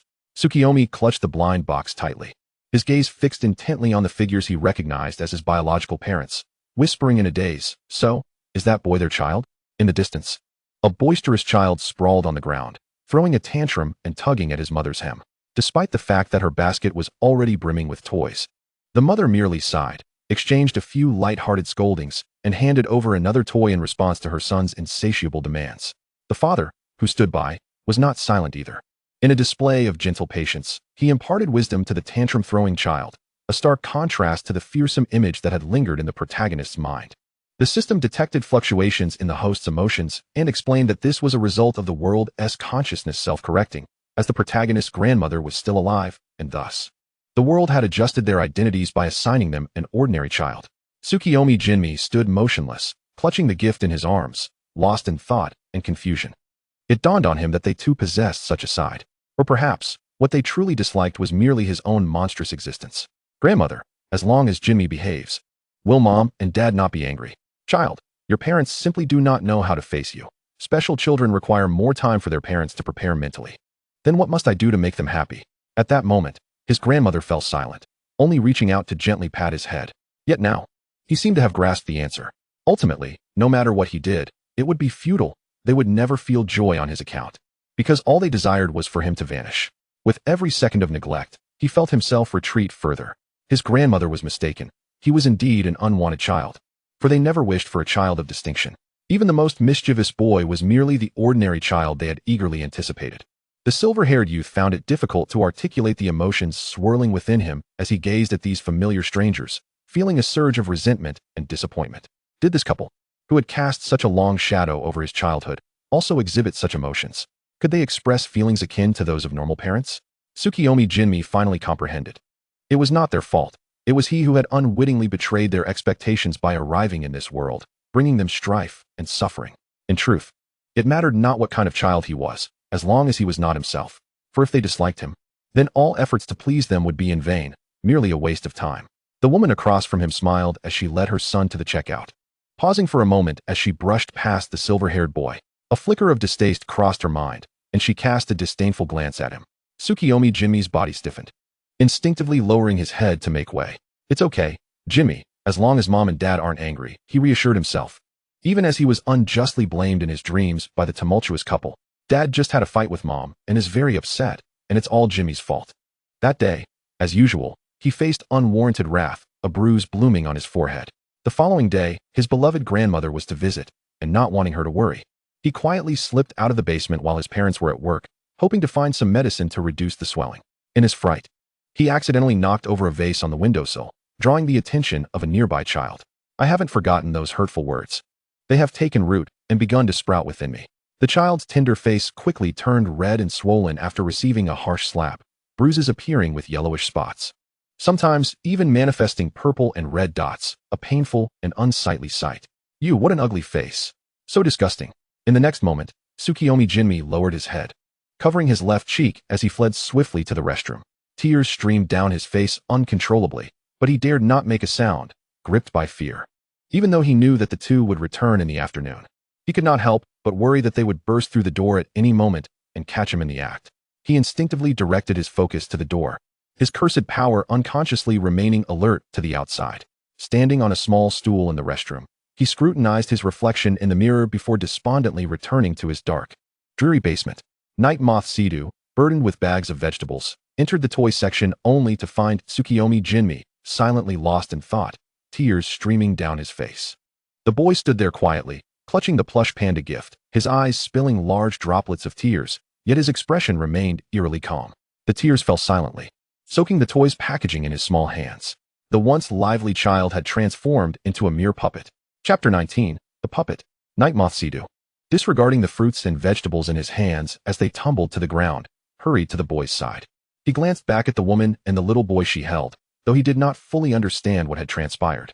However, it was evident that the child had reacted so strongly only after seeing them. Surely, he must have endured some tremendous grievance. Otherwise, why would he cry with such a sense of injustice? Without probing into the cause of the boy's distress, Nightmoth Sidu anxiously scooped him up, offering soft words of comfort. Tsukuyomi Tsu-mi, however, remained unresponsive, still immersed in his own world, his small hands obediently cradling the gift, though his eyes were now redder. Resembling a little rabbit, he showed no reaction to the external world, unable to convey his inner turmoil. No, perhaps he knew how to express it, but he chose not to worry anyone, opting instead to silently shed tears, his gaze blankly following the family as they departed. Nightmoth Sidu, with his imposing and robust appearance, cradled the small, mochi-like child in his arms, drawing the attention of passers-by. Were they father and son? Or was he a kidnapper? It seemed strange. They glanced again. Having been a teacher for many years, and a sorcerer for even longer, he was acutely sensitive to such emotions. Sorcerers were often considered mad. He was well aware of this, as everyone harbored some psychological troubles, though they were usually students on the cusp of adulthood or adult sorcerers. But Jinmi was still so young. Could he have suffered bullying in an orphanage, leaving him with psychological scars? He wiped the boy's tears away, patiently waiting for him to regain his composure before expressing his concern. Why are you crying so sorrowfully? You've become even more like a little kitten. While the weeping child was undeniably adorable, it pained him to see him so distressed. Tsukuyomi Tsu-mi buried his head deeper into his father's broad and warm embrace, nuzzling closer. Remaining silent, yet his tears flowed even more fiercely, soaking the fabric. Tsukuyomi Tsu-mi resembled an injured kitten, pressing his small head deeply into Nightmoth Sidu's welcoming arms, seeking solace and comfort. Yet the tears cascaded forth like a broken dam, trailing down his cheeks and soaking his father's uniform. Reluctantly, Nightmoth Sidu had no choice but to carry him away from the supermarket, unaware that in that fleeting moment as they turned to leave, the child's mother stood watching. What are you looking at? The man, placing the bags of toys in the trunk, turned to see his wife standing there, lost in thought, gazing distantly at the figure of the boy nestled against Nightmoth Sidu's shoulder. She longed to discern the visage of that child. Yet the little one clung desperately to the man's shoulder, obscuring his face entirely. She found herself unable to comprehend her own heart. A pang of anguish seized her, and in an instant, the tenuous thread that bound them snapped abruptly. An inexplicable sensation washed over her. She felt that if she turned and walked away in the next moment, she would never return. Something intangible was drifting further from her grasp, being pushed away with increasing force, and the chance to reclaim it would be lost forever. Mama, Papa is calling you. The woman snapped back to reality, responding vacantly with let us go. How absurd, she mused. Today she had once again indulged that mischievous child with an abundance of toys. The man murmured as he closed the car door. How peculiar. Daddy is the best. The exuberance of a child echoing in the air, as if he had never participated in such a delightful escapade before. Meanwhile, Yiza Mazamichi waited patiently, realizing that the little rascal had resolutely chosen not to divulge his secret. He pondered that such melancholy at such a tender age could be detrimental to one's psychological well-being. Recalling a recommendation from a colleague, he felt compelled to give it a try. On their way back to the academy, they encountered former students, recently returned from a mission, frolicking on the stairs when they spotted their teacher from afar. In an instant, they fell silent. Oh, hello, teacher. Yiza-sensei, is that the little one from your family? Tsukimi, is that little Tsukimi? Yiza Mazamichi sighed as he observed the unruly students, gently coaxing the timid white-haired child who still refused to show his face. Is Tsukimi still hiding? Your older brothers and sisters are greeting you. It was well known that during each holiday, when Yiza Mazamichi taught this group of first and second graders, he was always warmly welcomed, while Tsukimi rarely experienced such affection. Each time, he would respond earnestly to each greeting, fearful of offending anyone or failing to meet their expectations, lest they harbor dislike for him. As anticipated, the little one struggled momentarily, wrestling with his inner turmoil before slowly raising his head from Yiza Papa's shoulder, revealing his doe-like, tear-streaked eyes. Hello, everyone. This pitiable sight perfectly captured the attention of the adolescent fools, who, disregarding the presence of their teacher, rushed forward, clamoring to confront the miscreant who had caused their little companion to cry. The rugged homeroom teacher found himself taken aback. Never before had he experienced such proximity to this pack of rascally children. There is no need for that, Yiza Mazamichi interjected. after dismissing the boisterous children. As they headed home, the little one leaned his head against his shoulder, his little body tilting. Yuji Mazamichi instinctively thought something was amiss and turned to look again. Oh, he has fallen asleep. His lashes still glistened with tears, the tip of his nose a rosy hue, but the initial despair had vanished. Are you finally willing to smile now? Children are truly something. After a good cry, they become drowsy. Upon returning to the family dormitory, Panders scurried over, clutching a pacifier, eager to greet his dear friend with gifts. Noticing Mazamichi cradling the child, one hand supporting his head and the other resting on his knee, shoo. Pander understood. His tiny paws were too late to catch the pacifier and instead covered his mouth. Yuji Mazamichi gently placed the soft, limp child onto his little bed, ensuring he was settled comfortably. Pander scurried back, tiptoeing to wipe his friend's face. Pander, don't use your own towel next time. You're such a nuisance, Mazamichi. With the troublesome little panda sent off to bed, Yuji Mazamichi made his way to the child's room. Each time he looked into the child's eyes, a profound sadness washed over him, or perhaps it was a sense of regret. Yet, he could not fathom why. Despite having adopted the child and treating him with utmost kindness, he still felt this inexplicable sorrow and remorse. As he contemplated this, Tsukimi seemed to dream of something. His body stirring restlessly in slumber, the blanket slipping toward the floor. The dependable adult swiftly caught the blanket and pulled it back over him. As his fingers brushed against the child's nape, the little one, sensing the care, instinctively pressed his soft cheek against Yuji Mazamichi's hand, nuzzling it gently. Mazamichi's fingers froze momentarily. He had rarely experienced such a display of affection throughout his life. Such is the fate of a sorcerer, destined to remain misunderstood. Just like his ex-wife, who ultimately left him. With a sigh, he tucked the white-haired child's blanket securely, ensuring there would be no further issues before turning to depart. Chapter 20. What is your name? Meanwhile, in the stillness of the night, Tsukimi lay restlessly in bed, unable to find solace. He pondered the meaning of his rebirth. Perhaps it was merely to make amends to his grandmother. In truth, he had no particular aspirations or obligations in this life, his heart perpetually heavy and vacant. If given the choice, he wished to become a stone, devoid of speech and thought. Family ties proved complex. Time had elapsed too long for him to discern whether he felt hatred or regret. Perhaps during the countless nights he spent confined in the basement, resentment had festered. At times, he would awaken in terror from dreams, fearing the impending blows. Yet, they had once treated him well. Initially, he felt anger, bewildered by the reasons behind their behavior. If they detested him so, why bring him into this world? Why not continue to love him? Why, after preparing to leave him forever, did they turn back? Was it that if they hadn't returned, they wouldn't have? It was a car accident that took them away, silently vanishing from his existence. The little Tsukimi was discovered by the police in the basement, roughly pulled to the scene to identify the bodies. No one cared for his perspective, a child barely reaching waist height, dressed in tattered, oversized long sleeves. Stumbled as he was pushed along, nearly falling, with no one taking notice. The throngs of neighbors and the indifferent police scrutinized him coldly, as if he were a mere spectator in a tragic play. They interrogated him as though he were a criminal, yet not a soul acknowledged his suffering. So your parents went out to find you a therapist? Why were you confined to the basement? We have already notified your grandmother. Look, it's that strange child from next door. What a jinx. Despite the daily beatings and confinement, Tsukimi had never envisioned that they would perish in such a manner.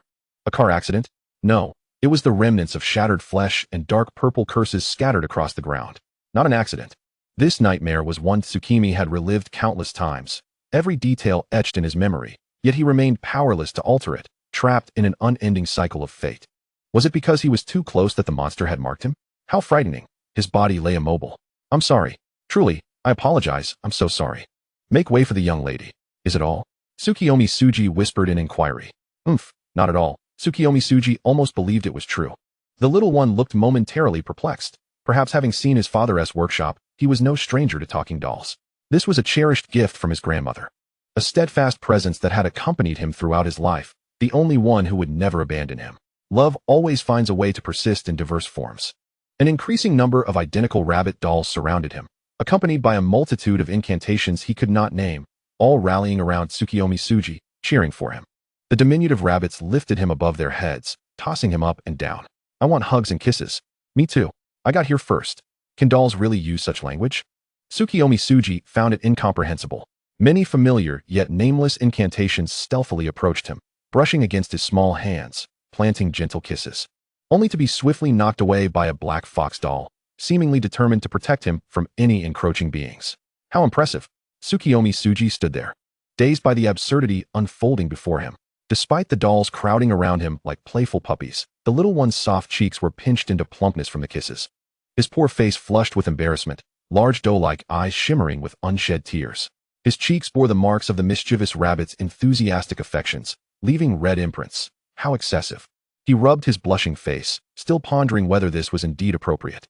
The rabbit doll remained docile in his embrace, tucked under his small blanket, betraying none of its earlier fervor. Gazing at the doll nestled in his arms, the memory of its previous antics made him feel a twinge of embarrassment, and he hesitantly set it upon the pillow beside him. Yet, after a while, a warm little hand stealthily emerged from the blanket, reclaiming the doll and carefully covering it once more. Good night. As tranquility returned, Uraha Saito opened the door, tucking the little one under the covers. His gaze sweeping across the array of incantations adorning the windowsill and desk, before settling once more on the mound in the bed. Do not fear, they shall protect you.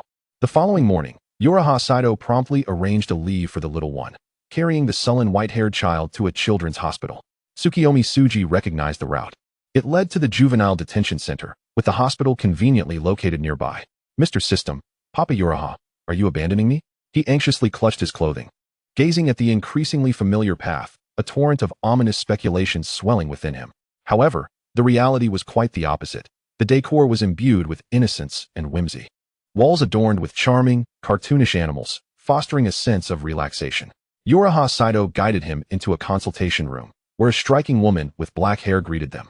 Clad in a white coat, her demeanor lacking the sternness typically associated with medical professionals. Holding a small toy, she smiled warmly at Tsukuyomi Tsu-mi. His father nudged the little one forward. Dr. Nanami, I entrust him to you today. Rest assured, please have Tsuji Papa wait outside for a while. Dr. Nanami, a gentle woman, engaged in psychological guidance akin to that of a friend, patiently allowing him to process his emotions at his own pace. Tsukuyomi Tsu-mi found himself at a loss, pausing before responding. Dr. Nanami tenderly led the little boy out, and it was evident that his mood had significantly improved. He held on to a reward of toys and candies. Dr. Nanami beckoned Uraha Saito to her desk and began to fill out a medical report. Unstable sleep, insomnia, early awakening, intrusive memories, uncontrollable recollections, memory decline, diminished analytical and logical abilities, slow reactions. These are indicative of moderate depression. He has previously endured trauma, suffering from post-traumatic stress symptoms. Parents must be vigilant regarding their child's mental health. It appears there may be issues at school as well. Overall, this child is too young. We generally advise against continuing his education. Uraha Saito's throat constricted. He hadn't anticipated the situation to be so grave. Why hasn't he shared with me what has been troubling him at school? Why only the good news? He cast a glance at the white-haired child peeking from the doorway, his heart heavy with conflicting emotions. Suddenly, footsteps echoed from the end of the corridor. A blonde man leading a similarly aged blonde boy toward them. Nanami, I'm here to pick you up from work. Cheer up. MHM. Don't always wear such a serious face. As they conversed, they approached Uraha Saito and Tsukuyomi Tsu-mi, the blonde man expressing surprise before extending a greeting. Good day, Mr. Uraha, what a surprise to meet you here. Hello, Mr. Nanami. Kenji Nanami had been discovered as a sorcerer at a young age. His parents, due to their occupations, possessed a modicum of understanding of the sorcerer's world, and they had met not long ago. Darling, be sure to greet teacher Uraha, the blonde man urged, but the boy, due to his mixed heritage, was fixated on the white-haired child behind Uraha Saito. Kenji Nanami's pupils dilated, his heart racing, disbelief etched across his face. It's him. Almost losing his composure, he stepped forward, grasping the white-haired boy's arm tightly, fearing he might vanish before his eyes. What is your name? Chapter 21. This prosperous world as you desire. Kenji Nanami rarely displayed such a lack of composure, a bead of sweat forming on his brow due to nerves. Dressed in a fitted white shirt paired with black suspenders, his mixed-race features resembled those of an aristocrat from Europe. As though he were on the verge of attending a high-society gala, his lips pressed firmly together, he realized something was amiss. Furrowing his brow in concern that he might come across as too forward. After a moment, he licked his lips and awkwardly added, No, it's a pleasure to meet you. What a surprise. This is the young version of Lord Nanami. Wow, he was handsome even as a child, a real cool guy. He's got the physique of an adult. It's so appealing that my children might just fly out. Labor is pure nonsense. Is it just me? Or is anyone else curious about Dr. Nanami's reaction? Does he know our little one? Indeed, this live stream feels rather peculiar. Tsukuyomi Tsu-mi scrutinized the blonde boy before him. He looked incredibly familiar. Blonde hair and blue eyes. Is this young Kenji? Reflecting on their past interactions in a previous life, He realized he had not fulfilled their Trio S agreement. Let us become contemporaries. I'm sorry. He exhaled softly, allowing the other party to grip his wrist with brute force, greeting him in a crisp and cheerful tone, though his voice betrayed a hint of guilt and insecurity. Hello. Nanami-kun, my name is Tsukuyomi Tsu-mi. Is it enough just to rescue him? You may leave. Spare them. Friends shouldn't quarrel over such matters. Please, don't save me. A series of electrifying moments unfolded, painfully searing his mind, as his heart suddenly twisted in anguish, rendering him breathless. No. Nanami Kinto instinctively met the other's clear and innocent gaze, as if jolted by electricity, swiftly averting his eyes. The typically polite mixed-race boy appeared somewhat anxious, fidgeting. But eventually, his clear azure eyes fell, pausing for a moment before slowly releasing his grip. He then discreetly averted his gaze, his hand clenched tightly within his sleeve. Had they met somewhere before? I'm sorry, did I hurt you? An adult nearby, observing the peculiar atmosphere between them, chuckled lightly. Kinto's father patted his son's shoulder, signaling him to be mindful of the situation. All right, say goodbye to the little friend. We must be on our way. However, Nanami Kinto hesitated for a rare moment. His gaze fixated on his small leather shoes, lost amid his father's urging. Since he first encountered the boy, a persistent headache had plagued him, and he found himself inexplicably distracted. Would you like to join us as a companion? Just hold on a little longer. Kinto suppressed this inexplicable feeling, his cautious nature and good upbringing allowing him to regain his composure and refrain from behaving more inappropriately. Yagami Masato was the first to take action, grasping the little one's hand to bid farewell. Well then, Nanami-san, we shall take our leave. Yes, all right. No, don't go. Kinto remained still, coolly observing the white-haired boy's retreating figure until they vanished around the corner of the corridor, at which point he raised his head, expressionless, to look at his father. Father, was that boy just now Yagami-sensei's son? Kinto's father pondered for a moment. Are you quite interested in him, my dear? I told you not to call me that in public. I'm grown up. Not receiving the answer he sought, the usually mature and composed golden-haired boy suppressed his growing irritation and briskly made his way to the office. Mother, who was that boy just now? What did he want from you? The woman, removing her white coat, looked at her son with surprise and then glanced at her husband outside the door. They exchanged a knowing look, with the latter shrugging helplessly, indicating that he too was unaware of their son's unusual behavior.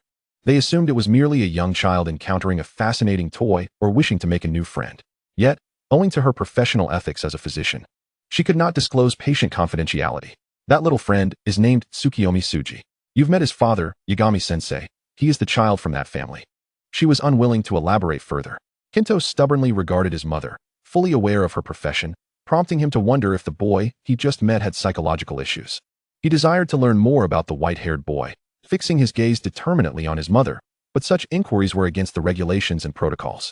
Kinto's mother felt overwhelmed. Accustomed to her son's obedient and calm demeanor, and his sudden stubbornness intrigued her. Understanding the psychology of children well, she sighed, realizing there was no other option. Moses, is that Yagami-sensei? On the way back, Yagami Masato contemplated Dr. Nanami's words. Would dropping out benefit the little one? Tsukuyomi Tsu-mi, blissfully unaware.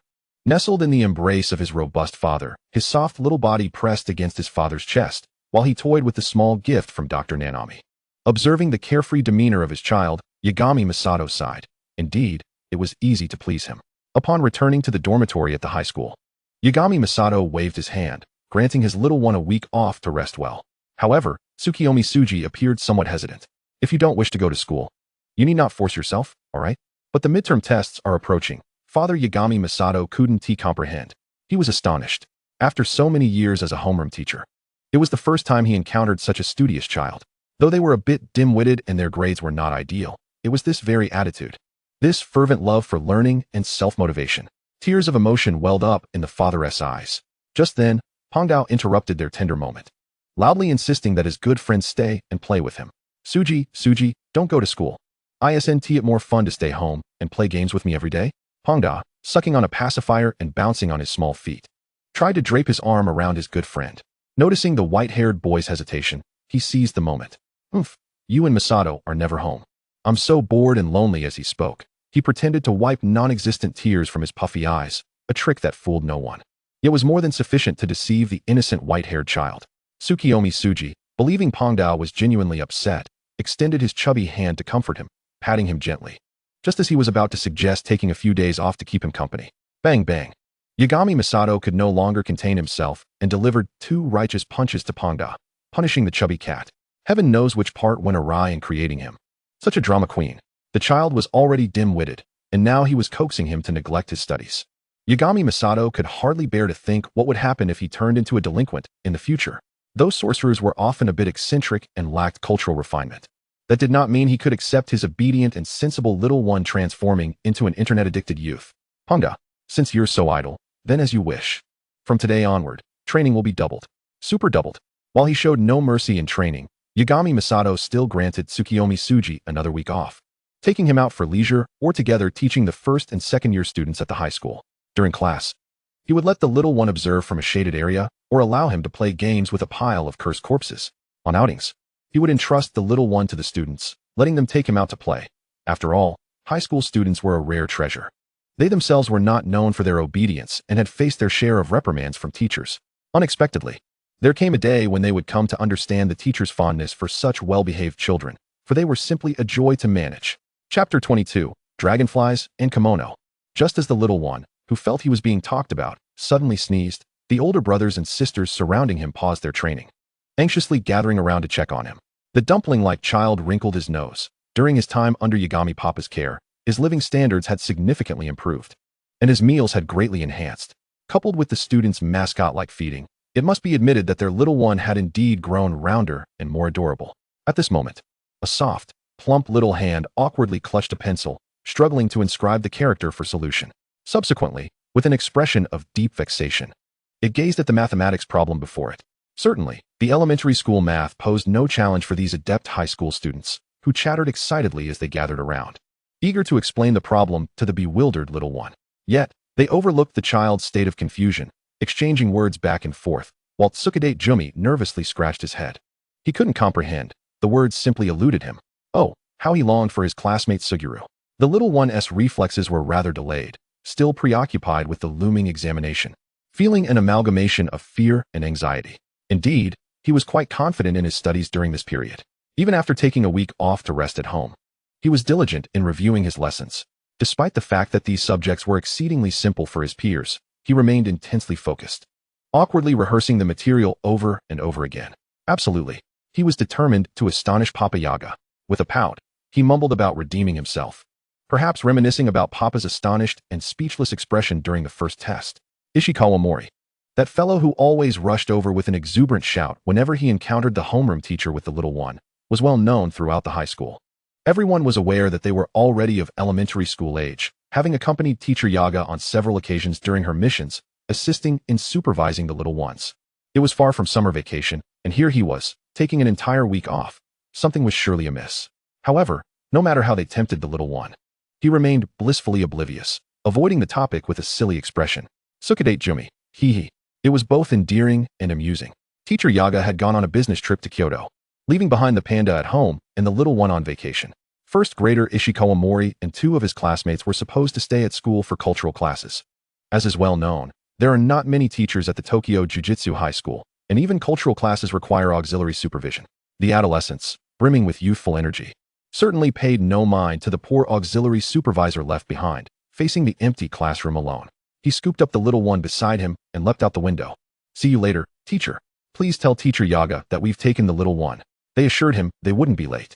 The auxiliary supervisor shed a tear of frustration. He had always known his position was tenuous. Who would have thought that the most attentive listener in the entire classroom was not one of those high school students, but rather a little elementary school child? Originally a classroom for 3, they had awkwardly squeezed in a small student's chair, and those rascals had endearingly placed him right in the center of the room.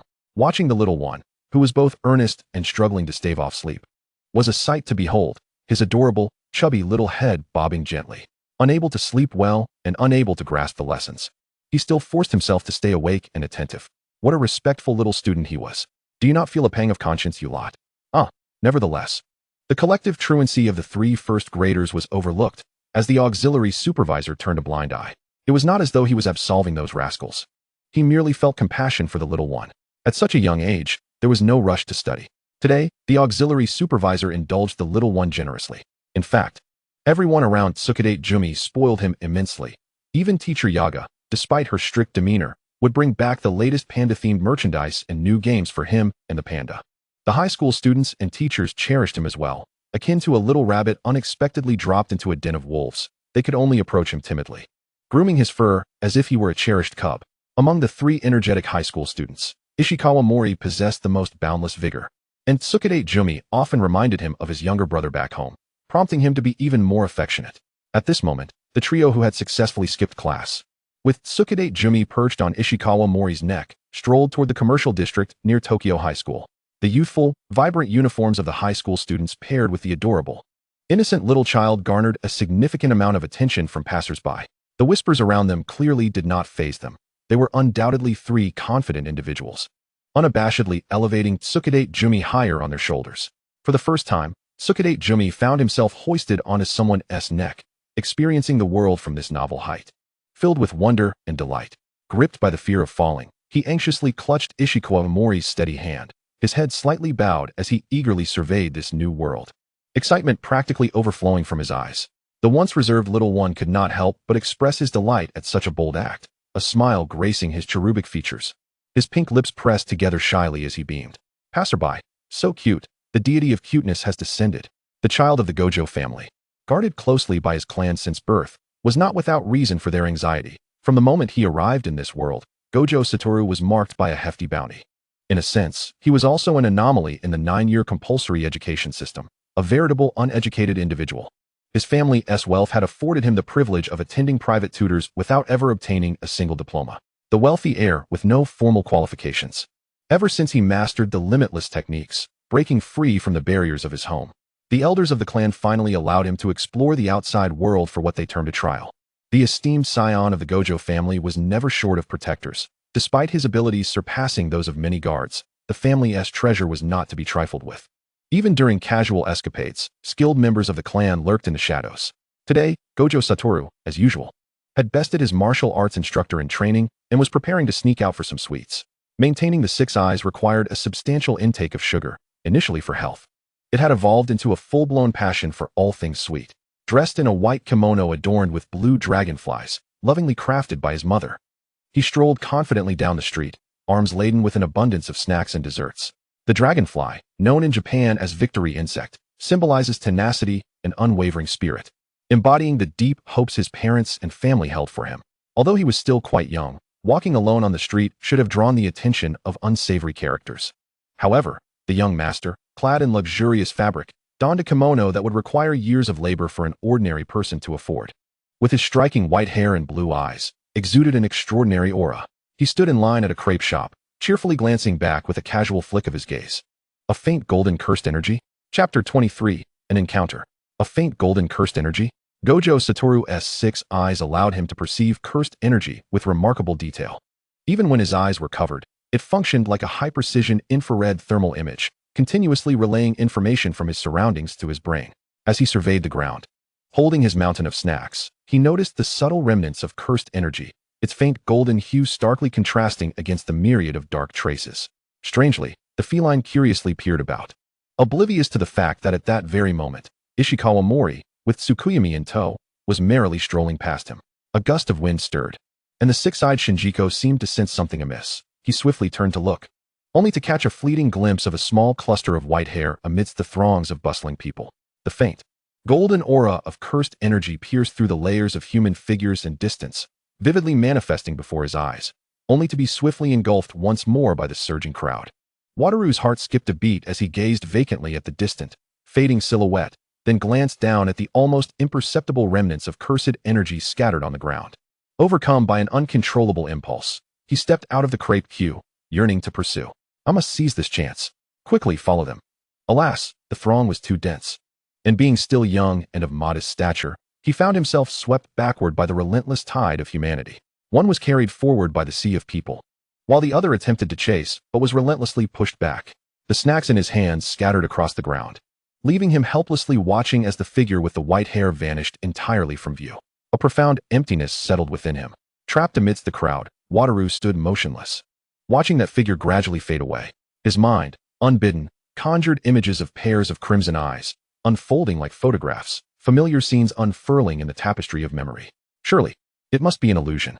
The 6-eyed Shinjiko pressed a hand to his racing heart, belatedly realizing the gravity of the situation. He pouted, his fleeting curiosity and burgeoning interest thwarted by these oblivious individuals. Yet, At that moment, he remained unaware of the significance of what he had missed, dismissing it merely as an unsatisfactory encounter. Little did he know that in the future, he would be haunted by the regret of this missed opportunity, lingering in his heart for years to come. The bodyguards behind him, witnessing their young master in distress, unceremoniously pushed aside the bothersome commoners, clearing a space for him. After collecting the scattered snacks, they reported back, "Young master, the head of the family has sent word that there is an evening banquet with the 3 noble families. Those of your age have already sent gifts. Would you like to return and take a look?" The pretext of inspecting gifts was merely a ruse. The family's stance took precedence, all for the sake of the clan. They permitted him occasional whims and unreasonable demands, provided he remained manageable. However, with so many unforeseen circumstances today, his respite would have to end here. TSK, despite his dissatisfaction, Wataru had yet to reach a stage where he could contend with the family, and he merely shrugged nonchalantly. What could they possibly send? Just some bejeweled trinkets, or the like. TCH, how dull. Though he voiced such sentiments, an old, blue-eyed rabbit doll inexplicably surfaced in his mind. Tsukuyomi, not perpetually engaged in the barrage of comments, overlooked the cacophony of cries in the chat. To him, this so-called happiness gauge was nothing but a farce. Much like the deity from the second dimension that had deceived him into resurrection, it had ulterior motives. More critically, Tsukuyomi found the comments incomprehensible. Each word was familiar. Yet when combined, they eluded his understanding. Though you're merely a little baby, sigh. No one should compete with me. A husband is far more important than a wife. That must be a cat. It absolutely has to be my cat. Truly a meeting of the ages. Baby, even eating candied hawthorns is super sour. Could you perhaps employ a time acceleration technique? I can't even imagine. My wife has already begun to take shape since childhood. Upon realizing this, the little one pouted, cheeks puffed up in denial of his own foolishness, and in a fit of anger, he huffed. Yet, even if Wataru stood before him, he would harbor no particular thoughts. It was merely a fleeting encounter, far less profound than his meetings with Nanami Kento and Haibara AI. Moreover, he hadn't even remembered his face. What he did not realize was that the other party had indelibly etched his visage into memory for a lifetime. Within the confines of the Jujutsu High Dormitory's secret chamber, the walls were adorned with his photographs, an exact replica of room 308. Alongside the familiar doll left behind by its previous owner, he fell in love with a soul long since departed. In this regard, Wataru was somewhat oblivious. Yet his body reacted truthfully. Tsukuyomi cherished the candied hawthorn in his hand, hesitating to take a bite. A vibrant string of candied hawthorns had been procured. Children ought not to indulge excessively in sweets. Thus, Ishikawa Mori bit off 2, while 2 others shared 1, leaving only 2 red globes. Remarkably considerate. DK broke the stick and offered it to the eagerly anticipating little one. Tsukuyomi, even if he had never tasted such a delightful treat in his previous life, did not mind the scarcity. He took it and began licking it happily, relishing every moment. During puberty, DK felt exhilarated, carrying the little one for a long while without a hint of fatigue. Rather, he found immense joy in it. After returning him to Jujutsu High, the trio set off on a mission, leaving Tsukuyomi and the chubby panda behind. The plump feline continued to tempt the white-haired little one to join in his playful revelry. Yet despite all entreaties, Tsukuyomi would only agree to play for a short while, resolutely refusing to skip school. The chubby panda lay sprawled on the floor, weakly inquiring about the reason. "Tsukuyomi, you silly child, what good is excellent academic performance? After all, sorcerers do not concern themselves with cultural subject grades." The white-haired little one gasped in surprise, then lowered his flushed face, bashfully fiddling with his fingers. His voice was as faint as a whisper. The panda was at a loss, unsure of how to respond. Thus, the little bear hugged himself tightly, afraid to ponder further. After resting at home for so long, the obedient little one felt apprehensive, fearing he would fall behind in his studies and the impending midterm examinations. No matter how the others around him urged, he gazed with his large, moist eyes, pleading, "Can I go to school today, Papa? Tsukuyomi wants to go back to school." Moth cleared his throat. "If you feel ready, of course you may." The little one sprang up in jubilation. "Wonderful. I've secretly completed 2 sets of exercises these past few days. I'm so happy." Chapter 24. We are from the same cohort. Suguru's expression was as dark as ink, a storm cloud seemingly hovering above him. His typically gentle demeanor was replaced by a dazed stupor. He felt a twinge of concern. On one hand, he worried that his foolish desk mate had encountered some misfortune, and on the other, he was vexed by the auxiliary supervisor who had approached him a few days prior. The dark-haired boy arrived early as usual to the classroom. Resting his chin in contemplation, his anger escalating at the mere thought of such possibilities. Before long, the once boisterous corridor fell silent, and Suguru's eyes brightened. "Tsukuyomi," he exclaimed, noticing a golden-haired little imp standing beside him. The white-haired child had been sent to school today by 3 first-year students from Jujutsu High, under the pretense of allowing teacher Yoru to rest properly. The valiant little one donned a black uniform, eagerly devouring the breakfast brought back by Papa Yagami before obediently awaiting to be let out. Yagami Saishiro accepted the small backpack handed over by Panda, adjusted the collar of the white-haired child, and then opened the door. "What brings all 3 of you here so early?" "Shikawa Mori, you speak first." The leading first grader casually placed a hand on the shoulder of the homeroom teacher while discreetly taking the adorable little backpack from the teacher's hands, passing it to his peers behind him. "Yagami-sensei, you work so hard every day, and even on weekdays you have to take Tsukimi to school." "No, I truly enjoy it." Before Yagami Saishiro could finish his sentence, Shikawa Mori interjected, "We have a mission this morning, and the location is at the nearby mall. Let us help you take him there." "There's no need. I genuinely wish to escort the little one to school today." All right, you're all grown up now.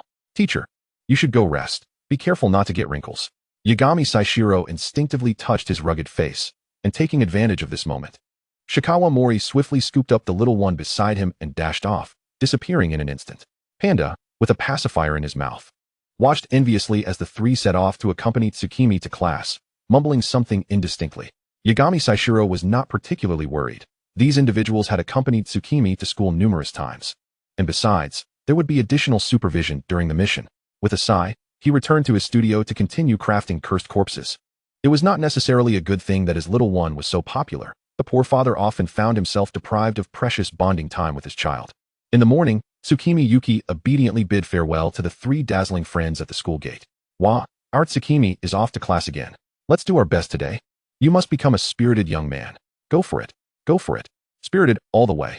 Tsukimi took a deep breath, his eyes resolute as he walked towards the school. "It's all right. I'm not a currency. I can't please everyone. It's fine if people dislike me. I truly don't care. I am destined to become a spirited young man. I cannot be timid. I will definitely succeed." The white-haired little one puffed up his small frame and marched towards his classroom, only to unexpectedly encounter a familiar face in the hallway. The school's population was small, and the grades were easily divided by floors. "Nanami?" the white-haired little one queried uncertainly in a soft voice. Kinto Nanami, leaning against the wall of the second-floor staircase, stiffened at the sound. The situation traced back to the phone call his father made to Yagami Saishiro that day. It was unclear what the adults discussed, but Nanami had successfully transferred from his previous school. However, for some unknown reason, he had never considered that they would not be in the same grade. "Tsukimi? Why are you so late?" a familiar voice called out. I'm here. I declare the battle for the little ones officially begins." "Nanami, you know, RJ has never had a girlfriend since childhood." Rai smiled. "What are you talking about up there? Does that mean Nanami has had a girlfriend from childhood?" Stop arguing. We are on the brink of a fierce battlefield. Aren't the little ones all of ours?" Pointing, Kinto Nanami turned to look, just in time to see a dark-haired boy, with a concerned expression, gently pulling Tsukimi Yuki closer, quietly inquiring about something. Nanami thought, annoying. The dark-haired boy, while warmly conversing with Tsukimi, subtly glanced at him. Suguru Geto was unaware of any friends his desk mate had in this school. Only he was Tsukimi Yuki's sole friend. He pretended to be surprised, accidentally catching sight of Nanami. "Who is this?" The dark-haired boy with a bun initially thought his desk mate had no friends at school, only to discover there was another one now. Though feeling a tinge of disappointment, he feigned enthusiasm and greeted him, yet anyone could tell it was a forced gesture. Kinto Nanami felt that Suguru Geto appeared familiar, but standing alongside Tsukimi felt extraordinarily strange. It was as if he had missed something. "We should have been in the same grade." Chapter 25, The Second Clash. Suguru Geto and Kinto Nanami regarded each other with disdain. One occupied a position of undeniable advantage, while the other astutely exploited the guilt of the former, subtly feigning weakness. Nanami mused, indeed, once familiar. Feigning vulnerability isn't such a bad thing.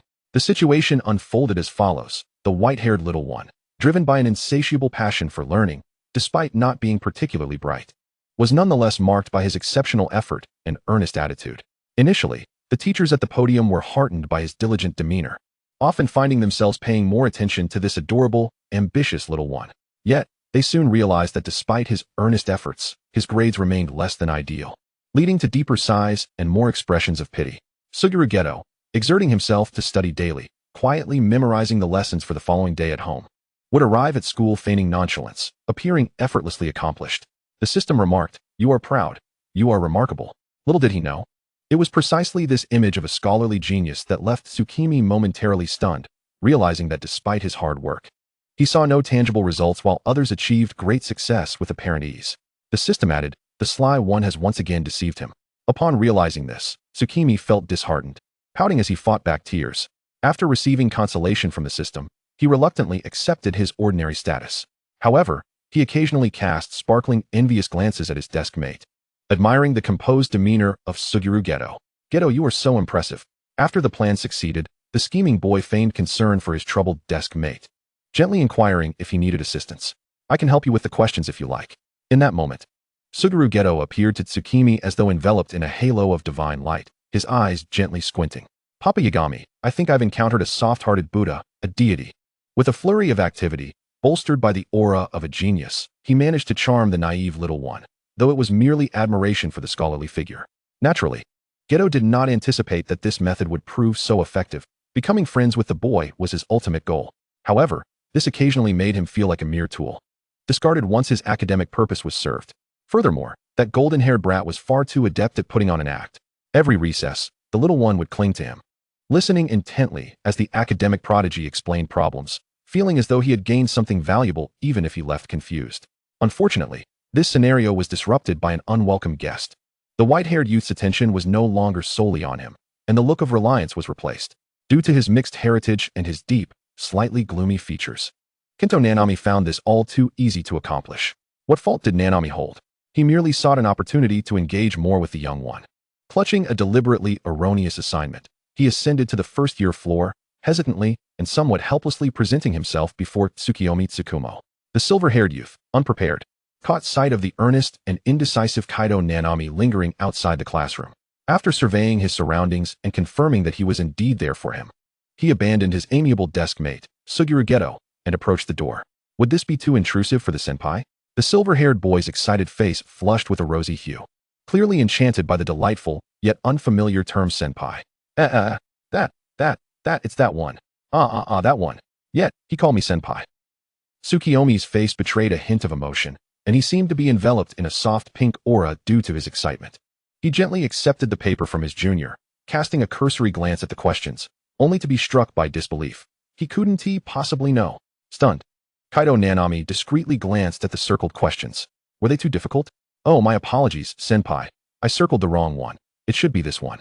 Kaido lifted his mixed heritage gaze, searching for a simpler problem. Oh, let me see," the silver-haired child said, beads of sweat forming on his brow, as his delicate fingers unconsciously tightened around the paper.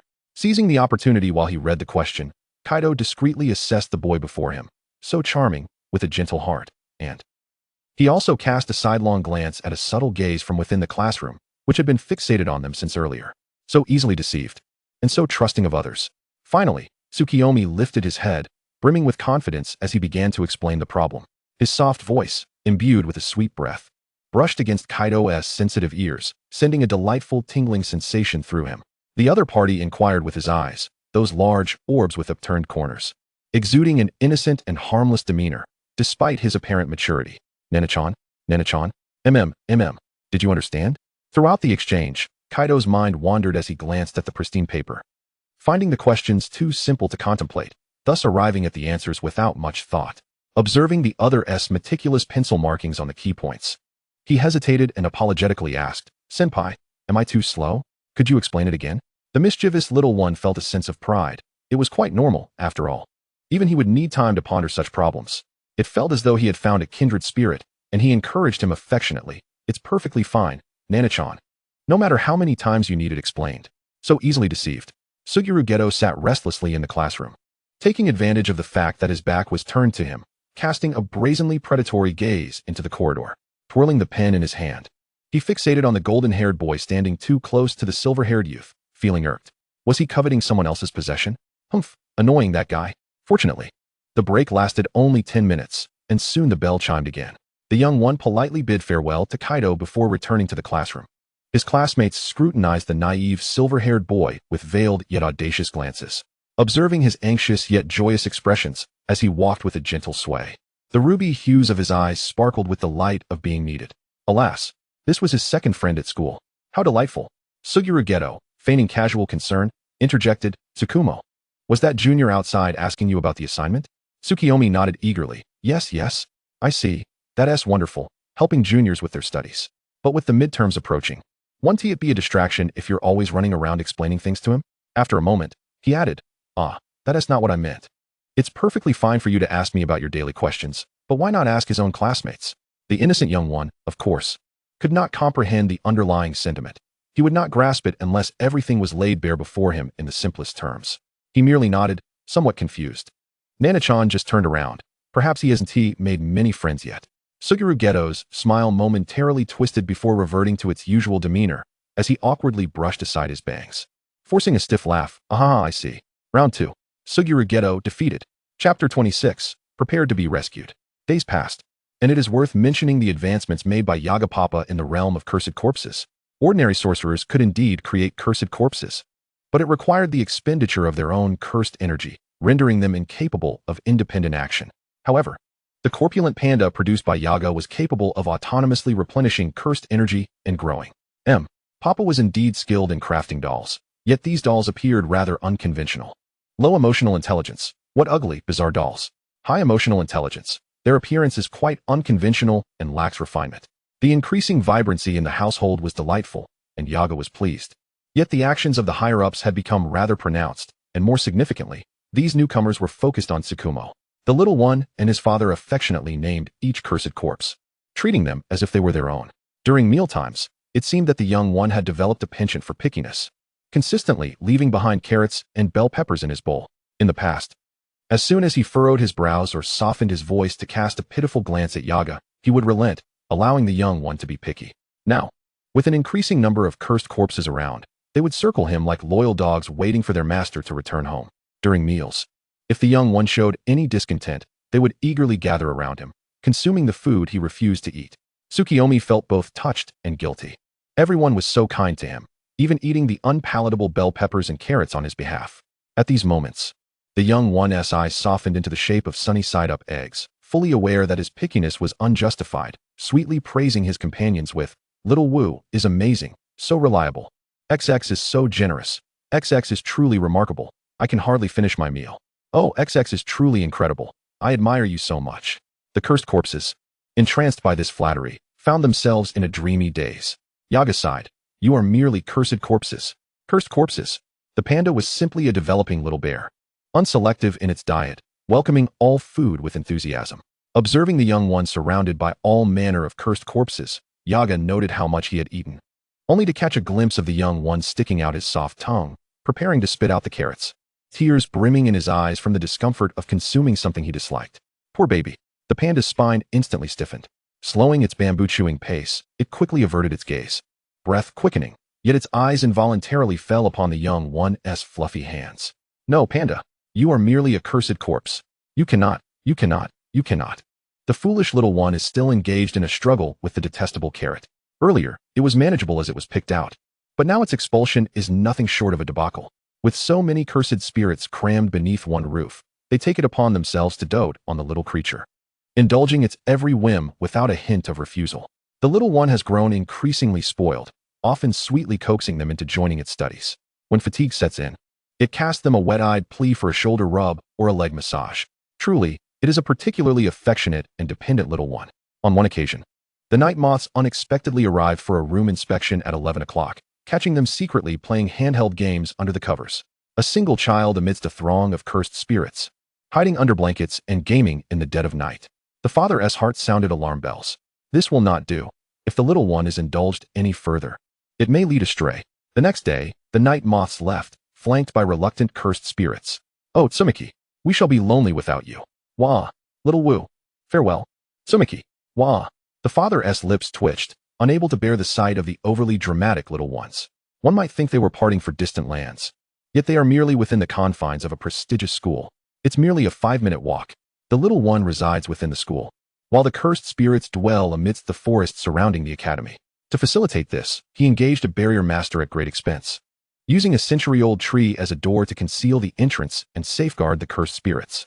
Recently, the Cursed Monitoring Committee has been particularly vigilant. News of Panda has leaked, and he has been summoned multiple times, urged to reveal the methods for creating fully autonomous cursed spirits. They even proposed elevating him to the rank of special grade sorcerer. For if the night moths intend to create such entities, Assembling an army would be a trivial task for them, rather than allowing this unstable factor to fall into others' hands. It is wiser to take preemptive action.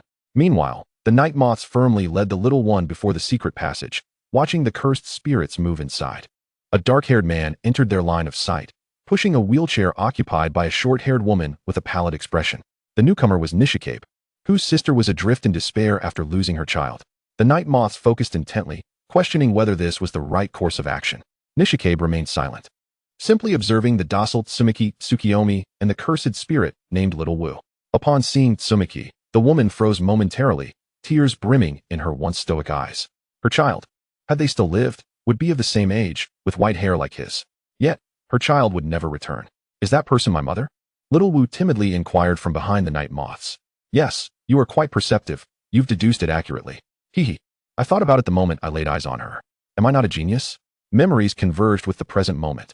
And as that familiar smile graced the woman's vision once more, an indescribable sorrow intertwined with the joy of reunion overwhelmed her. Clumsily, she rose from her wheelchair and gently embraced the cursed spirit as if it were a precious treasure. The night moths then approached Nishikabe, hand in hand with the little one. This cursed spirit was crafted based on the information you provided. Ah, I see. I thought it was truly my nephew returning.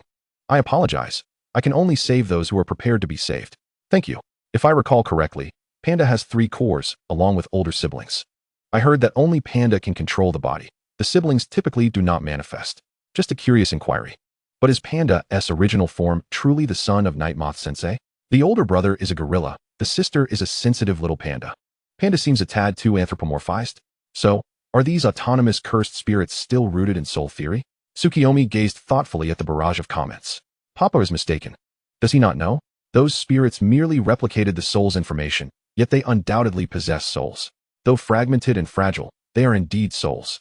Just like the soul within Panda, which serves as a balancing persona. It radiates the same essence as Night Moth Papa, does it not? Chapter 27, The Acceleration of Time. Days passed serenely, and Tsukuyomi gradually matured, finally displaying a semblance of a typical teenage boy as he reached adulthood. His high school life did not evoke much sentiment in him. At the graduation ceremony, Jet, have you arrived? I'll be right there. Just wait a moment for a photo. Notably, one day, Suguru Geto and Kenjaku Nanami serendipitously discovered each other's abilities. Primarily, the blonde youth could no longer tolerate seeing the charming little one, and that black fox advanced to higher education while he remained behind. Who could tell if that ill-intentioned black fox might sneak off without him? In a competition of acting prowess, Suguru Geto inadvertently revealed his true self. Although still young, he had begun to grasp the art of curse manipulation, successfully taming several level 3 cursed spirits and flies. Observing that irritating mixed-blood junior approaching his desk, mate once more, he flicked his fingers to release a few flies, intending to play a prank. However, these lower-tier cursed spirits posed no fatal threat, merely a nuisance that might cause a brief illness. Unbeknownst to him, the mixed-blood boy beside him noticed the action as he directed his gaze toward the flying flies. Suguru Geto furrowed his brow, wondering what he was looking at, as if he could truly see. As expected, the blonde youth's next move confirmed his suspicions. With a stoic face, he waved his hand dismissively, effortlessly dispelling the fly with a flick of his cursed energy. Suguru Geto was momentarily stunned, then astonished. This kid. The black-haired fox interjected. Be quiet, I am thinking. Such a pronounced wave of cursed energy did not go unnoticed by Tsukuyomi, who could clearly see it, while Kenjaku Nanami, aware of his identity, did not shy away as he made his move. At that moment, the white-haired youth cast a slightly surprised glance in his direction. Tsukuyomi exclaimed, while Kenjaku Nanami's temples throbbed. What on earth did this senior mean? Was he displeased with him? Was this some immature prank involving low-level cursed spirits? System, why then? Do you still play the innocent? Tsukuyomi, not delving deeper, returned to the classroom in astonishment, striding directly to Suguru Geto's desk. With an expectant and puzzled expression, he fixed his gaze upon him, his beautiful gem-like red eyes unwaveringly focused, as if Suguru were his entire world. Then, with a voice sweetened by a delightful fragrance, he cheerfully inquired, Suguru-kun, can you see it too? Suguru Geto was perplexed by his own condition. The voice of the youth around him echoed with a disconcerting duality, and tumultuous waves of emotion surged within his mind, leaving him uncertain if this was rebirth or something else entirely. A profound sense of exhilaration and overwhelming emotion engulfed him, rendering him somewhat dazed. In the end, he could only hear his own body reacting, urging him, speak quickly, hurry, respond to him. Come to your senses. Quickly tell him you are kindred spirits. I can see it too. Ah, yes, I can see it as well. Lowering his gaze, Suguru Geto realized he had tightly grasped the young man's hand, with a force that conveyed an unwillingness to let go, a refusal to accept rejection. I've caught you. The refrain echoed repeatedly, seemingly meant for no one in particular, as if he could never express enough. I can see it too, just like you. I am able to perceive these things. The response came in the form of Tsukumo's pained and worried gaze. As if he felt Suguru was looking through him at someone else. Was it merely an illusion? Tsukumo paused, as if this was the answer he had long awaited. Is that so? Kinji Hikari, disregarding any semblance of propriety, strode into the upperclassman's classroom, forcefully pulling Suguru away while maintaining an air of politeness. Hey, let go. You're hurting him. Only then did the fox-eyed youth awaken from his reverie. Tsukumo smiled brightly, patting his hand reassuringly. It's all right. On his fair, delicate skin, there remained distinct red marks. Hey, apologize. Kinji frowned at the dark-haired senior. Suguru finally managed a sheepish smile, his lips pressed together in an apologetic manner. I'm sorry. Tsukumo, did I hurt you? I was just too excited, you know, it's my first time. As he spoke, he seemed to inadvertently lower his head, leaving behind words that invited speculation. In an instant, Tsukumo empathized deeply with the fox cloaked in sheep's clothing, fearing that Suguru might truly be hurt. Urging in a flurry of explanations, it's okay. Suguru, you must have been sad before, right? I know, but it's better now. If you ever feel sad again, you can talk to us. Really? Wouldn't that be too much trouble for you? With a bitter smile, the dark-haired fox replied. You might not know, but my parents. Tsukumo grew anxious, eager to express his loyalty as he grasped Suguru's hand, hurriedly explaining. It's fine. Anytime. If Suguru has any difficulties, you can tell us. Anytime. Kinji, speechless, looked at the theatrics of the fox, pulling the two apart, primarily to maintain distance from this person with dubious intentions. You can reach out to me too. After all, we are a team. Suguru wore a polite smile, though it was laced with amusement. Then I can rest easy. Do you have my contact information? Suguru redirected the conversation back to the foolish boy. The white-haired youth's cheeks puffed up in embarrassment as he lowered his head, revealing his pitifully large eyes. His small hands fidgeting nervously. After a moment, he rolled up his sleeves, exposing a childish yet charming telephone watch, and said shyly, Papa Nightga. Worries that having a phone would affect my studies. So, is a telephone watch okay? Kinji clenched his fist, awkwardly clearing his throat. You mustn't laugh, Kinji. You are a cold and unfeeling sorcerer.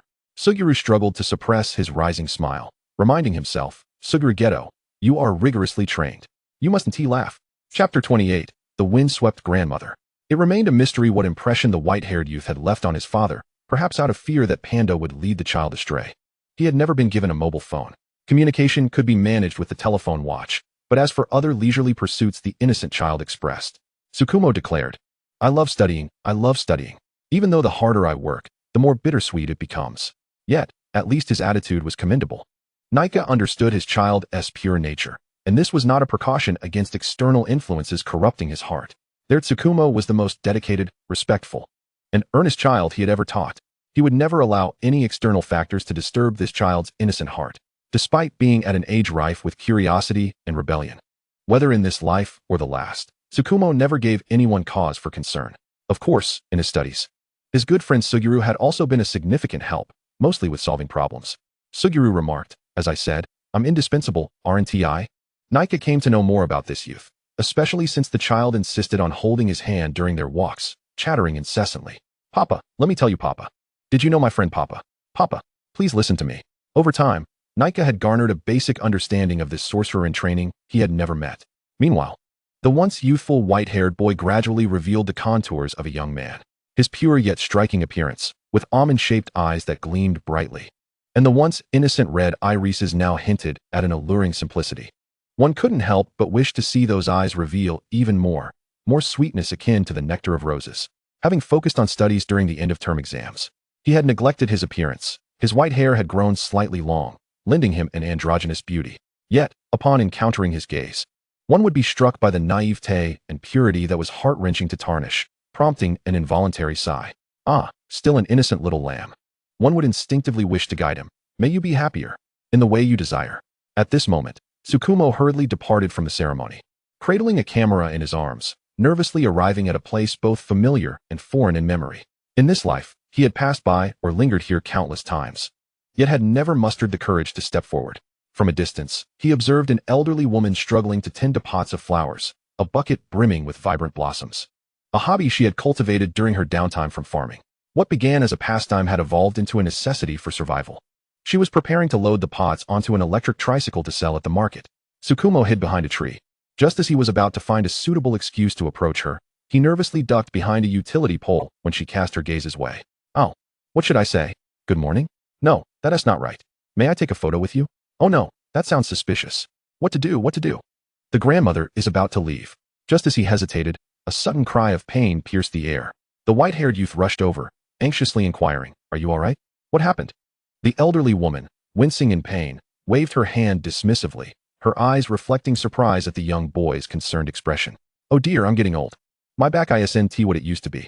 It's just a minor issue. I'll be fine after a little rest." Tsukumo opened his mouth, intending to chastise the grandmother for not taking care of herself. To Grandma, I must appear as a stranger now, and she has welcomed a new grandson, a child beloved by all. The thought of this fills Tsukuyomi Jin with an overwhelming sense of melancholy, pursing his lips as if sulking with himself, laboriously lifting the water bucket that had yet to be placed onto the tricycle. Throughout the endeavor, he remained silent, as if in quiet rebellion against himself. Oh dear, what a kind-hearted young lad, to assist an old woman so diligently. Wait a moment, dearie. I have just baked some little cakes for you as a token of gratitude. Please do accept them without hesitation. The bewildered child accepted the warm grass cakes, cradling the freshly baked treats as he was coaxed back. Is that it? But he hadn't even exchanged a few words with Grandma yet. How infuriating. When he turned back once more, all he could see was the elderly lady's figure speeding away on the tricycle.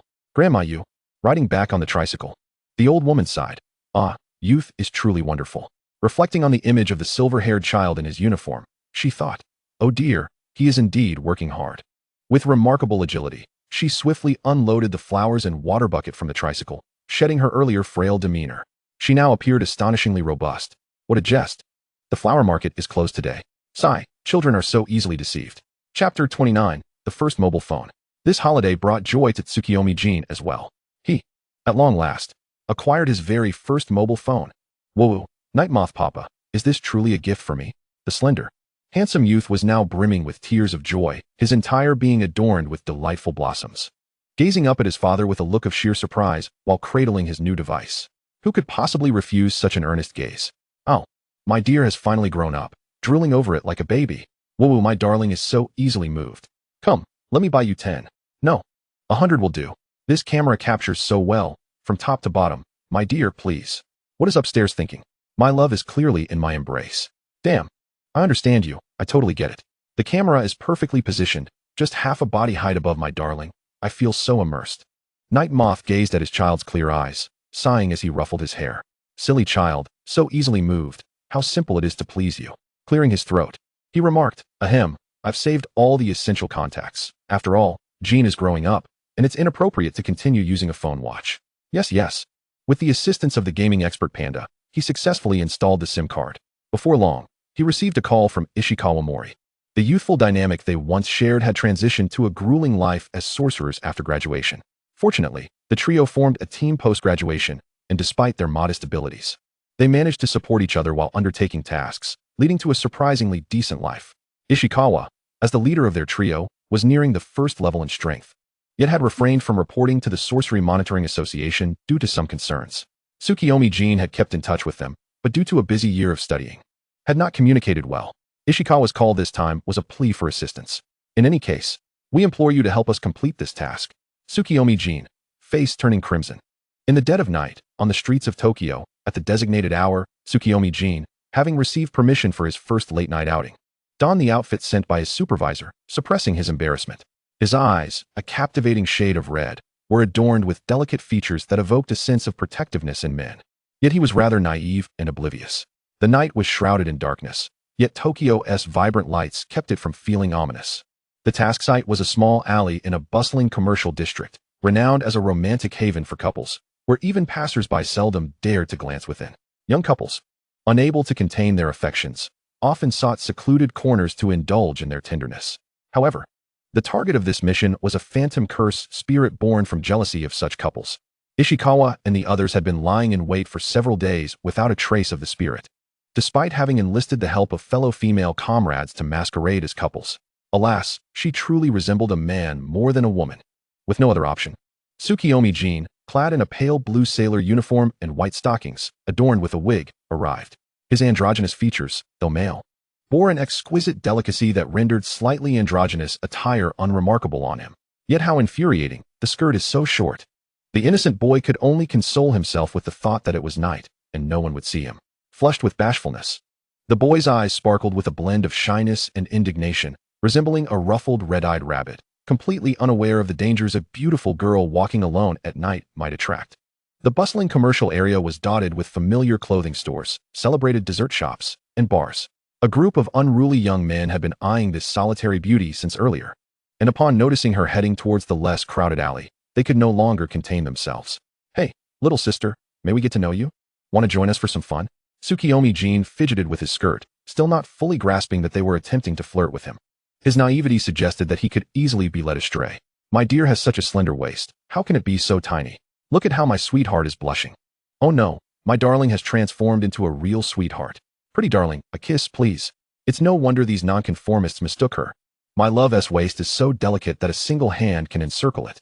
The silver-haired youth, or rather, the silver-haired maiden, took a moment to process the attention. Her eyes tinted with pink as she politely declined.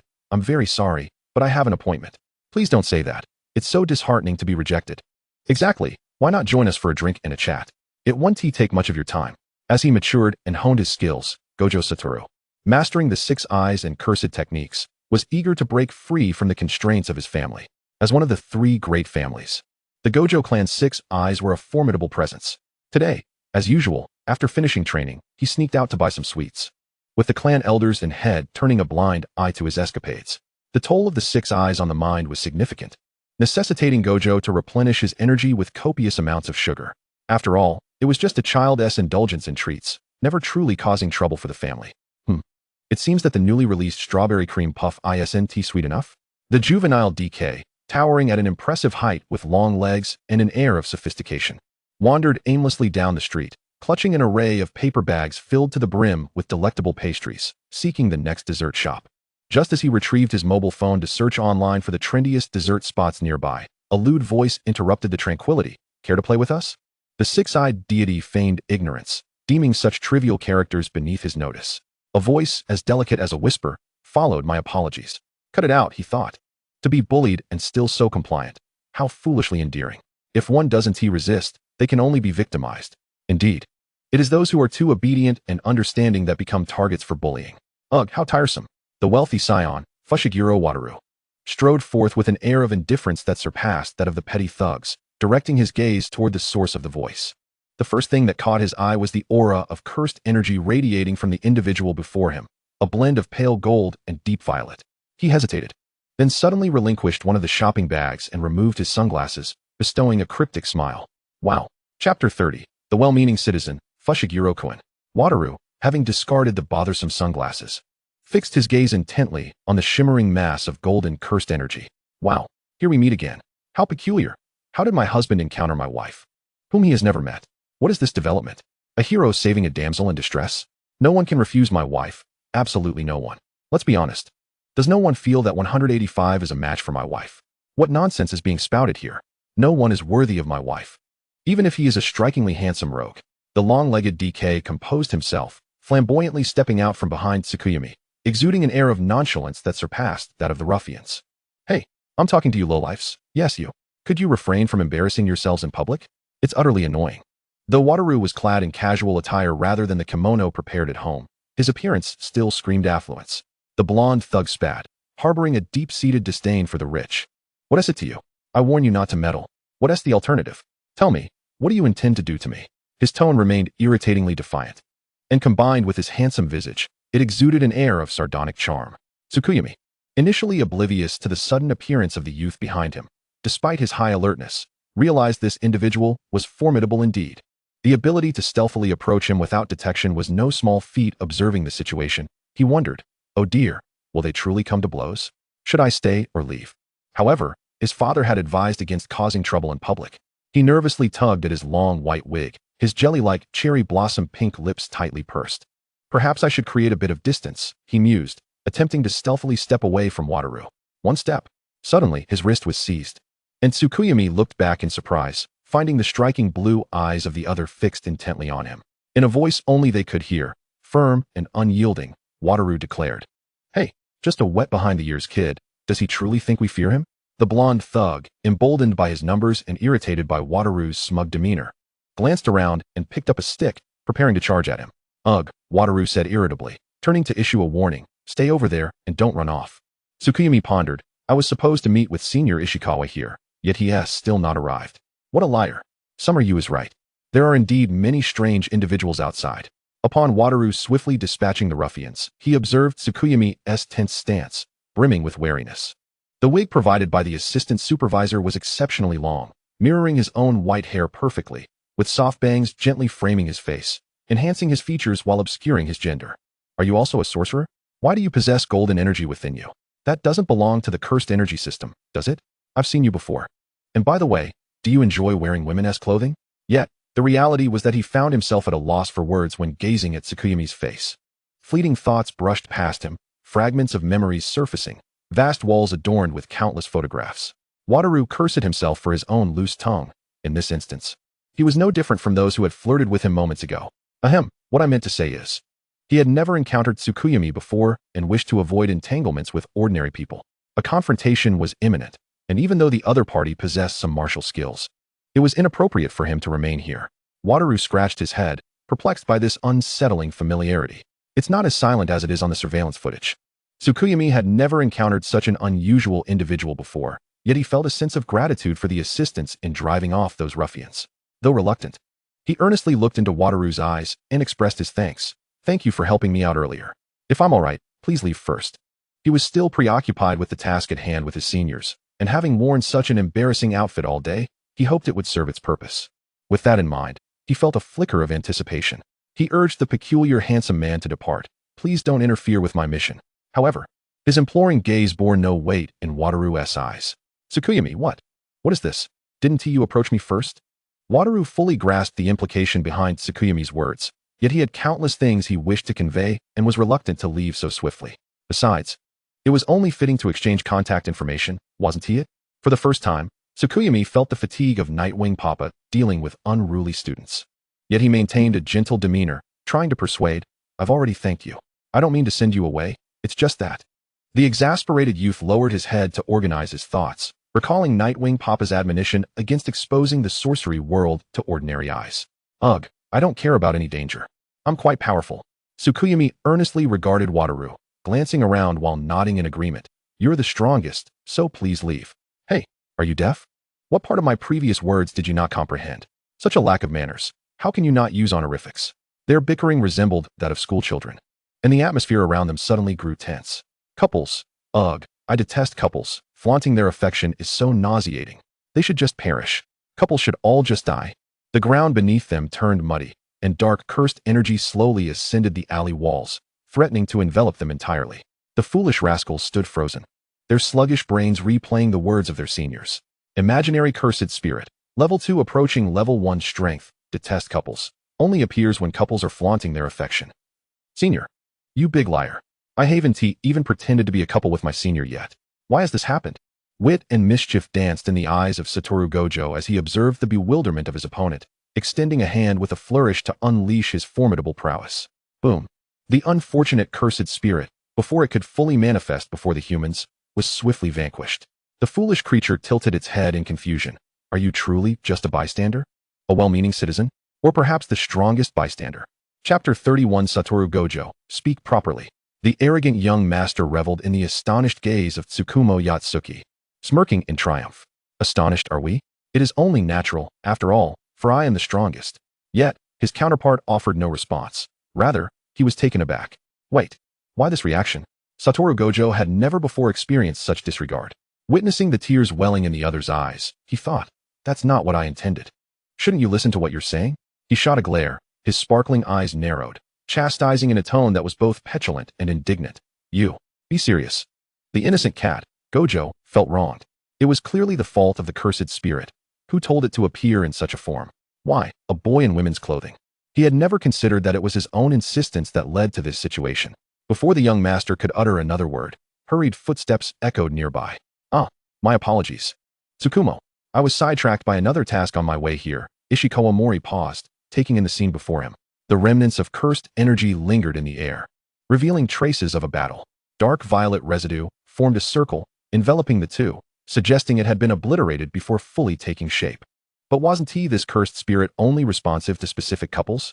I haven't even started my performance. Ishikawa Mori was soon distracted from such thoughts. Years out of school, he was no longer the youthful, naive boy he once was. His exterior bore the weight of experience, yet his spirit remained the same sunny, passionate elder brother. He approached to pat the young one's shoulder. Look at you, still acting like a child. However, he was halted mid-step by another figure. Ishikawa looked up, having not paid attention before. Surely this was the one who had upset Tsukumo? He was curious to see how formidable this person truly was. Ah, young Master Gojo. Long time no see, he greeted with a practiced smile, akin to a sycophant meeting a superior. Tsukumo Yatsuki responded, Senpai you. Perhaps sensing the dark aura emanating from the young one, Ishikawa quickly straightened his demeanor, clearing his throat to regain composure. What transpired? Has the cursed spirit been exorcised? Gojo immediately resumed his haughty demeanor, donning sunglasses to obscure his striking blue eyes. Such a weak, cursed spirit, I dispatched it in an instant. Are you the jujitsu sorcerer assigned to this task? Despite his seemingly earnest inquiry, his gaze frequently wandered toward the person beside him. Ishikawa Mori, embodying the carefree spirit of a worker unburdened by overtime, smiled in contentment. Oh, what a pity, little one. I had intended to bring you along for the task. But given the circumstances, I've already come out here and have been waiting for you. How untrustworthy. Yet there were no cursed spirits remaining. What could he do? I refused to listen. I refused to listen. Gojo glared at the older man and the white-haired youth, feeling utterly sidelined. What is their relationship? He coughed, attempting to draw their attention, having stood there for so long without anyone asking for his name. The disgruntled cat thought. At last, their focus shifted back to him, and the Six Eyes user awkwardly pulled out his phone. Hey, what is your name? His new model phone was gripped tightly, as time seemed to stretch infinitely, the invisible shackles of tension dissipating, ready to break free. Tsukumo Yatsuki, that is my name. Oh, would you like to exchange contact information? This could be considered a flirtation. Couldn't he? Tsukumo Yatsuki was still quite upset, glaring at the phone being offered by the enigmatic stranger. Why should he exchange contact details with such a perplexing and dubious character? Of course, I will firmly decline. Gojo felt a momentary flutter of anxiety. The sting of rejection was unfamiliar to him, a sensation he had never encountered before. Thus, the cat fell silent. He had merely thought the individual needed assistance. Had he known the other's mission, he would have certainly refrained from showing off. No, wait. I shall do as I please. Nearby, Ishikawa Mori noticed the young master's discomfort and discreetly signaled to Tsukumo Yatsuki, only to receive an eye roll in return. As the atmosphere grew increasingly awkward, Gojo's outstretched hand lingered uncomfortably in the air. A spark of realization illuminated Ishikawa's mind. Tsukumo is not a girl. Have you perhaps misunderstood? Chapter 32. Tsukumo is not a girl. Have you perhaps misunderstood something? Gojo fell silent. Who, indeed, was the true wielder of the Six Eyes? Are you jesting? He is the Six Eyes user. I need not be informed. Gojo retorted impatiently.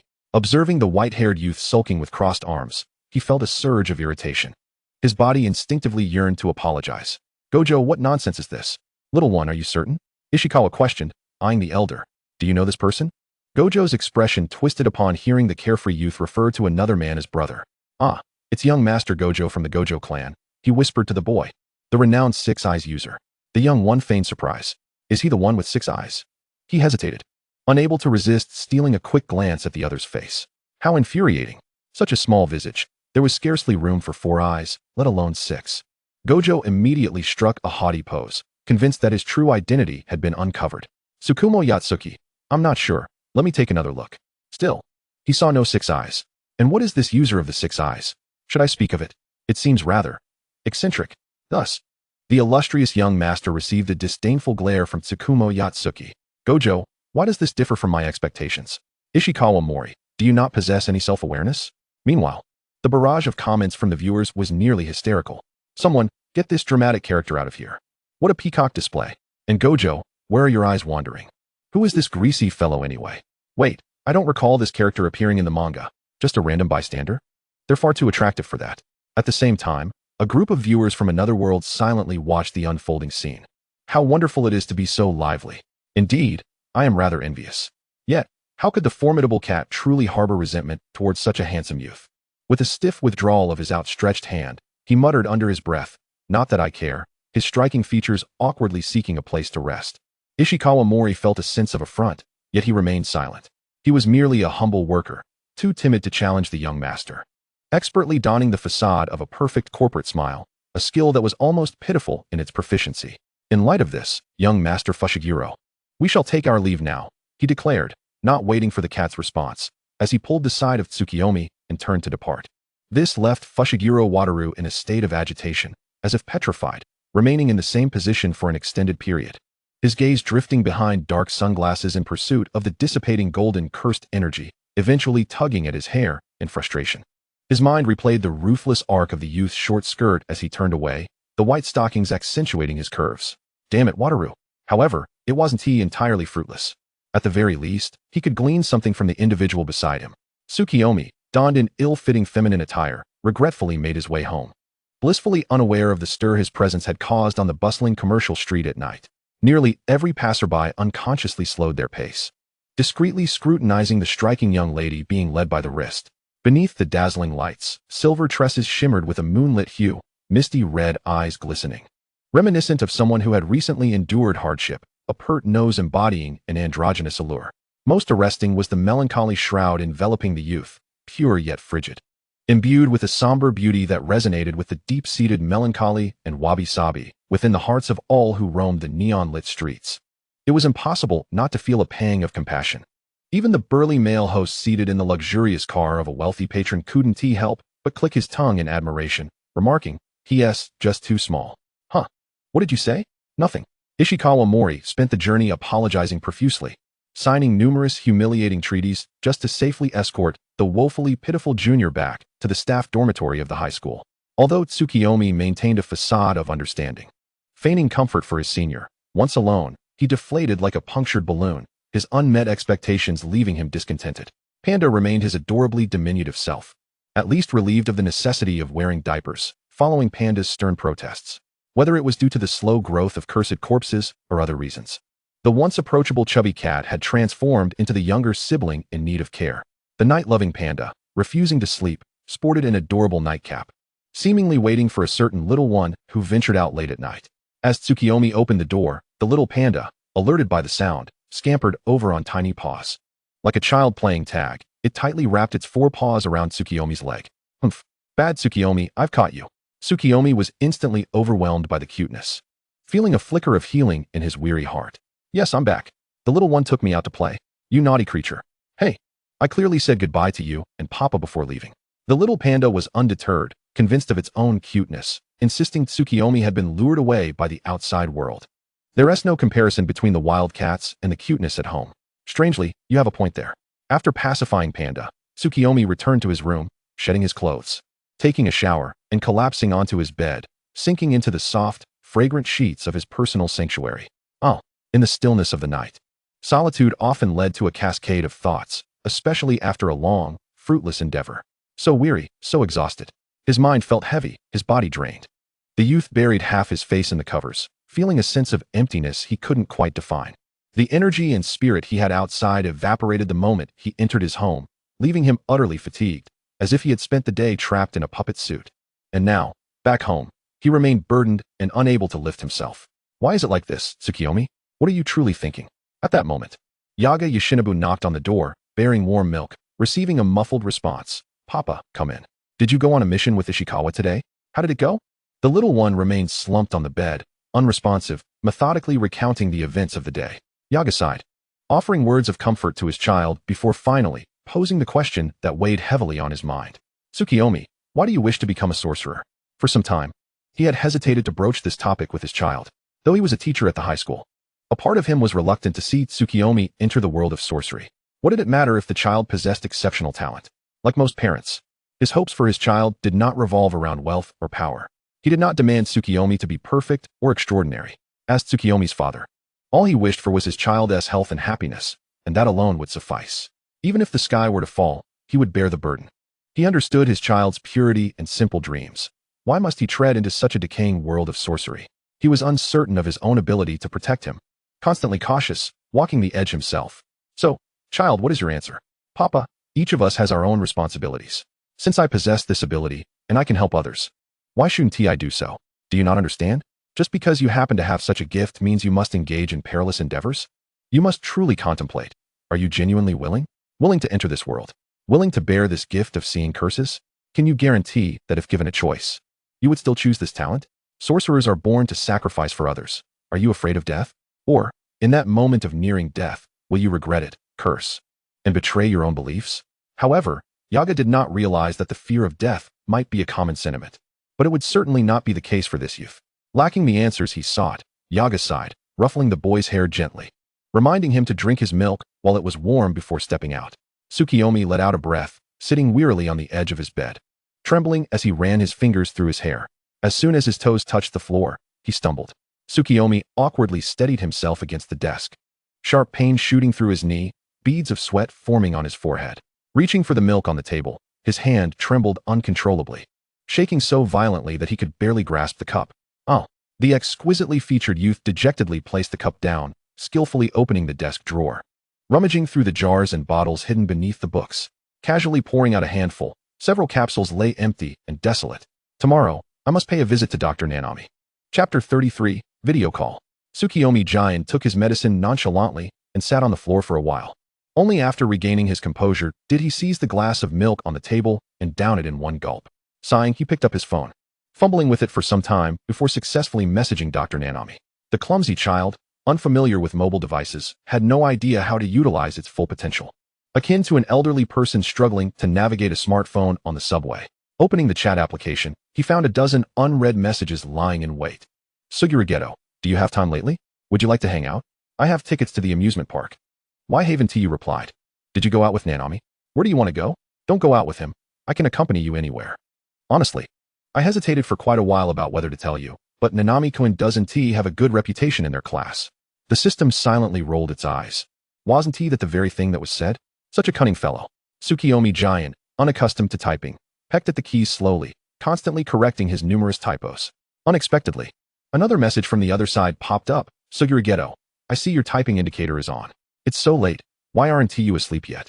With a sense of resignation, Tsukuyomi Giant, like an elderly person fumbling with a phone on the subway, had no choice but to delete his previous message letter by letter and slowly retype a response. Suguru Geto, why aren't you talking? What are you up to? Tsukuyomi Giant felt a twinge of annoyance. Was he not allowed to finish his thoughts? He promptly initiated a video call. Suguru Geto, who had been busy with a cursed spirit until late, returned home, showered, and opened his phone to check messages, still not having replied. Being at home made him more relaxed. He wore only pajama pants, one hand holding a towel to dry his slightly long black hair. Suddenly, he received a video call from the other side. Suguru Geto, had I known, I would have dried my hair. The tall, dark-haired youth, no longer relaxed, hurriedly grabbed a mirror, tousled his hair, cleared his throat, and ensured everything was in order before answering the call. As soon as the call connected, a fluffy, adorable head resembling a small animal appeared on screen. Since it was nearly bedtime, the other side only had a dim bedside lamp turned on, and Suguru Geto's eyes were glued to the screen as he took in the boy's bedroom with unabashed curiosity. Soon, a slightly puzzled voice came through. Hey, where's my head? After a bit of shaking, a beautifully delicate face emerged, close to the phone, causing Suguru Geto to exclaim, a screen-splitting blow. The freshly bathed boy donned comfortable, soft pajamas, a silk v-neck style that revealed expanses of fair skin beneath. He likely had no inkling of the lethal allure his visage exuded, completely unaware of how to captivate a man. As he adjusted the angle of the camera while half pouting and half complaining about the earlier messages. Honestly, why doesn't Suguru-kun ever let me finish speaking? I didn't even have time to type. My fault. On the other end, the dark-haired youth had turned off the light and stood at the bedside, using the moonlight to conceal his predatory gaze, alternating between light and dark, like a hidden observer in the shadows, casting a covetous glance at his desired prey, who remained blissfully ignorant like a grazing animal, foolishly leaning forward. Suguru Geto's throat felt parched, and he discreetly walked to the table to pour himself a glass of water. I might not be able to go to the amusement park with you, Suguru-kun. I'll be working part-time at the flower market tomorrow. Suguru Geto's immediate reaction was a furrowed brow. Do you really need money that badly? Is your allowance insufficient? I can give you some. No, I just think it sounds interesting. Suguru Geto sighed, bemused by the childlike reasoning. He was on the brink of learning how to become a sorcerer. Yet instead of focusing on honing his abilities, he was thinking about part-time work like an ordinary person. While these thoughts swirled in his mind, he remained still, fixated on the boy's unintentional display of his delicate shoulder and neck on the phone screen, showing no inclination to remind him. The soft, fair body was enveloped in gentle pajamas and bedding, The top button of his pajama shirt had unknowingly come undone, and he was pouting slightly, speaking in a soft voice. Completely unaware of the seductive posture he presented while feigning innocence. Well then, Suguru-kun, sleep early. Good night. Suguru Geto stared intently at the now black screen of the video call, thinking how oblivious this little one was. After seducing him, the boy comfortably drifted off to sleep. Yet, he himself felt wide awake, the air conditioning still running. But he inexplicably felt overheated, as if his earlier shower had been in vain. The fox-eyed youth squinted, replaying the image of the white-haired boy pouting innocently, revealing his shoulder and neck in his mind. His dark, narrow eyes narrowed further, his expression blending into the thick night, exuding a sense of impending danger. Water continued to drip from his black hair as he sat at the edge of the bed, arching his back to conceal something, droplets falling onto the polished floor. He decided to toss aside the towel he held.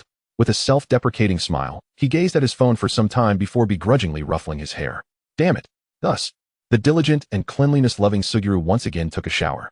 The busy little rascal was akin to an ancient emperor, meticulously reviewing memorials and managing court affairs. After pacifying one minister, he turned to the remaining memorials. Skillfully opening another chat window, he glanced at the messages sent by the other party. Nanami Kento, my senior has enrolled in school, and I'm alone. It feels a bit strange. I'll also be attending your vocational school. So will we still be able to see each other? Are you very busy, senior? If it's too late, I apologize for disturbing you. After a considerable pause, Nanami Kento sent another message. Can we go shopping together during the holidays? Tsukuyomi Giant could almost envision the other party's expression, cold and conflicted, as he hesitated while typing that message. Hehe, Nanami is just too adorable. The little rascal reclined on the bed, slowly responding to his serious yet endearing junior. Tsukuyomi Giant, sure, if we have time, let us grab a meal together. Checking the time on his phone. It was past 1 in the morning. Diligent student Nanami Kento should have already gone to bed. The little rascal no longer hesitated.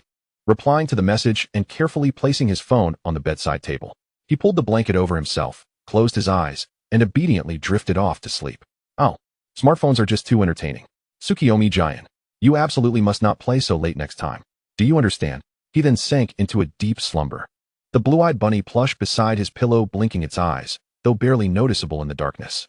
Chapter 34. The entrance of the black hedgehog-haired boy. Tsukuyomi Giant did not favor sleep. Dreams, when they came, were seldom pleasant, instilling fear and dread, leaving him utterly exhausted, regardless of the circumstances. It is precisely because of this that the notion of choice becomes insignificant. He has exerted tremendous effort, yet his body remains obstinately uncooperative, despite his earnest desire to improve. The sudden onslaught of overwhelming emotions and excruciating pain crashes over him like a relentless tide. Tsukuyomi Jin understands. There is no use in it. The silver-haired youth, navigating his way from the babbling stages of infancy to the slender form of adolescence, has not known happiness.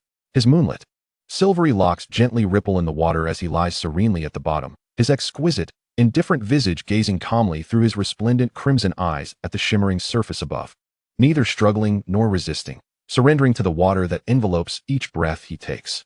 Such tranquility. He occasionally ponders the purpose of his existence. Was my birth merely to encounter these misfortunes? The miseries of his original family, a fate of rejection, the pain of being an outcast, these afflictions do not vanish. They accompany him throughout his life like a persistent dampness. The heart-wrenching moments have passed, and the tempest has subsided, leaving only the fine rain that will shroud his existence, washing over every wound he has endured. Thus, he can only succumb to this conscious descent without resisting the predetermined outcome. As always, he sinks heavily into the realm of dreams, confronting a multitude of painful memories he wishes to forget, yet the beautiful youth remains expressionless, as if observing everything with a casual indifference. This painful past has entirely shaped him into a child who is both pessimistic and kind-hearted. Even if he were to live again, the essence engraved in his growth genes, cultivated under the guidance of the Night Moth clan, would remain unchanged. Tsukuyomi Jin immerses himself in this serene and protracted dream, his thoughts meandering uncontrollably. Such divergent reflections and his bleak self-perception prove to be perilous for a patient of depression. In but a moment, the system interface emits a red light warning, and a line of values on Tsukuyomi Jin's data panel plummets rapidly. 70, 69, 68, 67, 59. The tranquil surface of the water ripples, and a multitude of rabbit plushies form a long chain, eagerly diving into the lake's depths, swords in hand, searching for nightmares to vanquish. Strangely, he realizes he is alone. They chatter excitedly as they swim towards him, their sapphire eyes gleaming with enthusiasm. tiny cotton paws lifting his unresisting body. One after another, they weave an immense and dense net, with an irresistible force propelling him to the surface. Tsukuyomi Jin admits that his thoughts were momentarily interrupted as he was thrust above the water. He rises, gazing at the blue-eyed rabbits lifting him like a great net. The damp lake water is not cold. This is a gift from his grandmother, a profound connection to this world. The scenery above the lake differs vastly from that beneath. Familiar voices echo in his ears, and the silver-haired youth's fragile, calm expression falters for an instant. Humph, Jean has left me alone to play again. Will you come to the amusement park with me tomorrow? Can we go shopping together during the holidays? You must drink your milk while it's hot. Why do you want to become a sorcerer? Now, Tsukuyomi Jin recalls these words once more. His grandmother had only told him to learn to accept his powers and assist more people. He had diligently adhered to her advice, but did he truly think this way? The silver-haired boy sits there, a bit foolishly. The following day, the little one, who stayed up late, unsurprisingly lingers in bed. At the dining table, Night Moth observes the empty seat with a sigh. The day has indeed arrived. The first step into adulthood is rebellion. However, as a responsible father, he chooses not to interfere. Silently donning his training gear, he tucks another one of his children under his arm and heads off to exercise, cradling a bottle and a plump panda. Night Moth, there must be at least one at home. No, panda, don't go. Put me down. Right now? 100 push-ups. By the time Tsukuyomi Jin rises again, it is already 10 o'clock. Realizing the time, he hastily washes up and rushes to Dr. Nanami's clinic.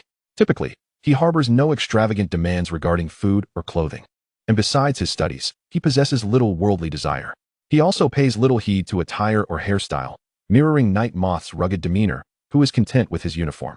Clad in a simple white shirt and black pants, the youth dashes towards Dr. Nanami, blissfully unaware that he has become a picturesque sight in the eyes of others. The vibrant youth in uniform exudes the essence of spring, brushing shoulders with busy office workers. His exquisitely delicate features capture attention, and his cherry blossom-like grace leaves a lingering impression as he hurries along. Occasionally, if he accidentally bumps into a passerby, he courteously apologizes in a soft voice, evoking sentiments of youthfulness. Such is the essence of youth. Tsukuyomi Jin does not possess the formidable and inexplicable physical prowess typical of many sorcerers. As a mage, his stamina is limited. Just managing to arrive on time, he concludes his treatment and stops at a convenience store. Having overslept and missed breakfast left by Night Moth at the table, approaching noon, he finds himself compelled to appease his growling stomach at the nearby store. Upon entering, he spots a charming little boy with a sea urchin hairstyle standing in front of the expired bread section, which towers far above him. Convenience stores typically have such expired bread daily, as its shelf life is only 3 days, and with proper storage in the freezer. Many homeless individuals and struggling housewives frequent these places to take one free loaf each. The little boy, with his black sea urchin hair, wears a cool, expressionless face. Dressed in ill-fitting long sleeves despite the summer heat, his wrists protrude from the sleeves, which are frayed at the collar, and bruises adorn his exposed calves as he stands there, gazing up at the shelves nearly 2 heads taller than him. He glances around, seemingly without a guardian in sight. Tsukuyomi Jin hesitates for a moment, then approaches him and squats down to converse. Hey there, are you here alone to buy something? The sea urchin-haired boy, taken aback by the stranger's approach, is momentarily wary, but is soon struck by the striking appearance of the handsome young man. Fushiguro Megumi, silent, his cheeks flushed. He says nothing. He finds this youth somewhat familiar, as if he has seen his photograph somewhere before. Tsukuyomi Jin tilts his head, his damp gaze filled with curiosity as he observes the silent boy before him. Fushiguro Megumi feels a twinge of embarrassment and struggles to maintain his cool demeanor as he turns his head away. Noticing the boy's silence, Tsukuyomi Jin tentatively extends a hand, tempted to reach out and touch him. Upon discovering that the other party did not refuse, he boldly took liberties, gently kneading the air. Fushiguro K felt a tinge of annoyance, his cool demeanor momentarily betrayed by a flush of crimson as he shot a sharp glance at Tsukuyomi Jin. In return, Tsukuyomi offered a friendly smile. Fushiguro K, how infuriating, yet he is undeniably beautiful. Tsukuyomi Jin, are you glaring at me? How adorable. I'll just pretend not to notice. Do you need me to help you carry a bag? The little rascal finally lowered his head, murmuring a reluctant agreement. Although awkward, he ultimately expressed his gratitude earnestly. The reason for his unease was that the person they relied on had not returned for several days, leaving them with scant funds for their daily needs. Both he and Tsumaki had been exceptionally careful with their expenses lately. Upon exiting the convenience store, they spotted that strikingly peculiar older brother waiting at the entrance, seemingly for someone. Chapter 35, A Little More of the Pink Cup. Fushiguro K gazed at the handsome figure standing at the door, clad in immaculate and tidy attire. his exquisite features strikingly refined. With an uncertain heart, he tugged at the slightly shorter gray sleeves of his shirt, pressed his lips together, and lowered his gaze, attempting to pass by him unnoticed. However, he was unexpectedly caught by the collar of his shirt. Fushiguro K. And no, I cannot move. Look what I've found. A childhood picture of Megachan. Such a tiny little KK. Does my beloved interact with so many protagonists? I thought he was merely a minor, pretty character. Hey, don't look, gun. Everyone, quiet down. Perhaps he is a nostalgic character from a special episode? My beloved is so cute today, ha ha ha. What nonsense are you spouting? That is my beloved. Ah, finally out. The aloof black-haired boy kicked his legs in frustration, unable to break free, and resignedly gazed up at the childish older brother. Is there anything else you need? Tsukuyomi Jin released him, seizing the opportunity to ruffle his hair, which, though appearing spiky like a sea urchin, was actually remarkably fluffy and soft. He crouched down to meet the child's gaze, gently looking into his eyes. Is bread enough? I have an extra carton of milk. Take it. Before Fushiguro could refuse, Tsukuyomi firmly placed the chilled milk carton into the boy's shopping bag.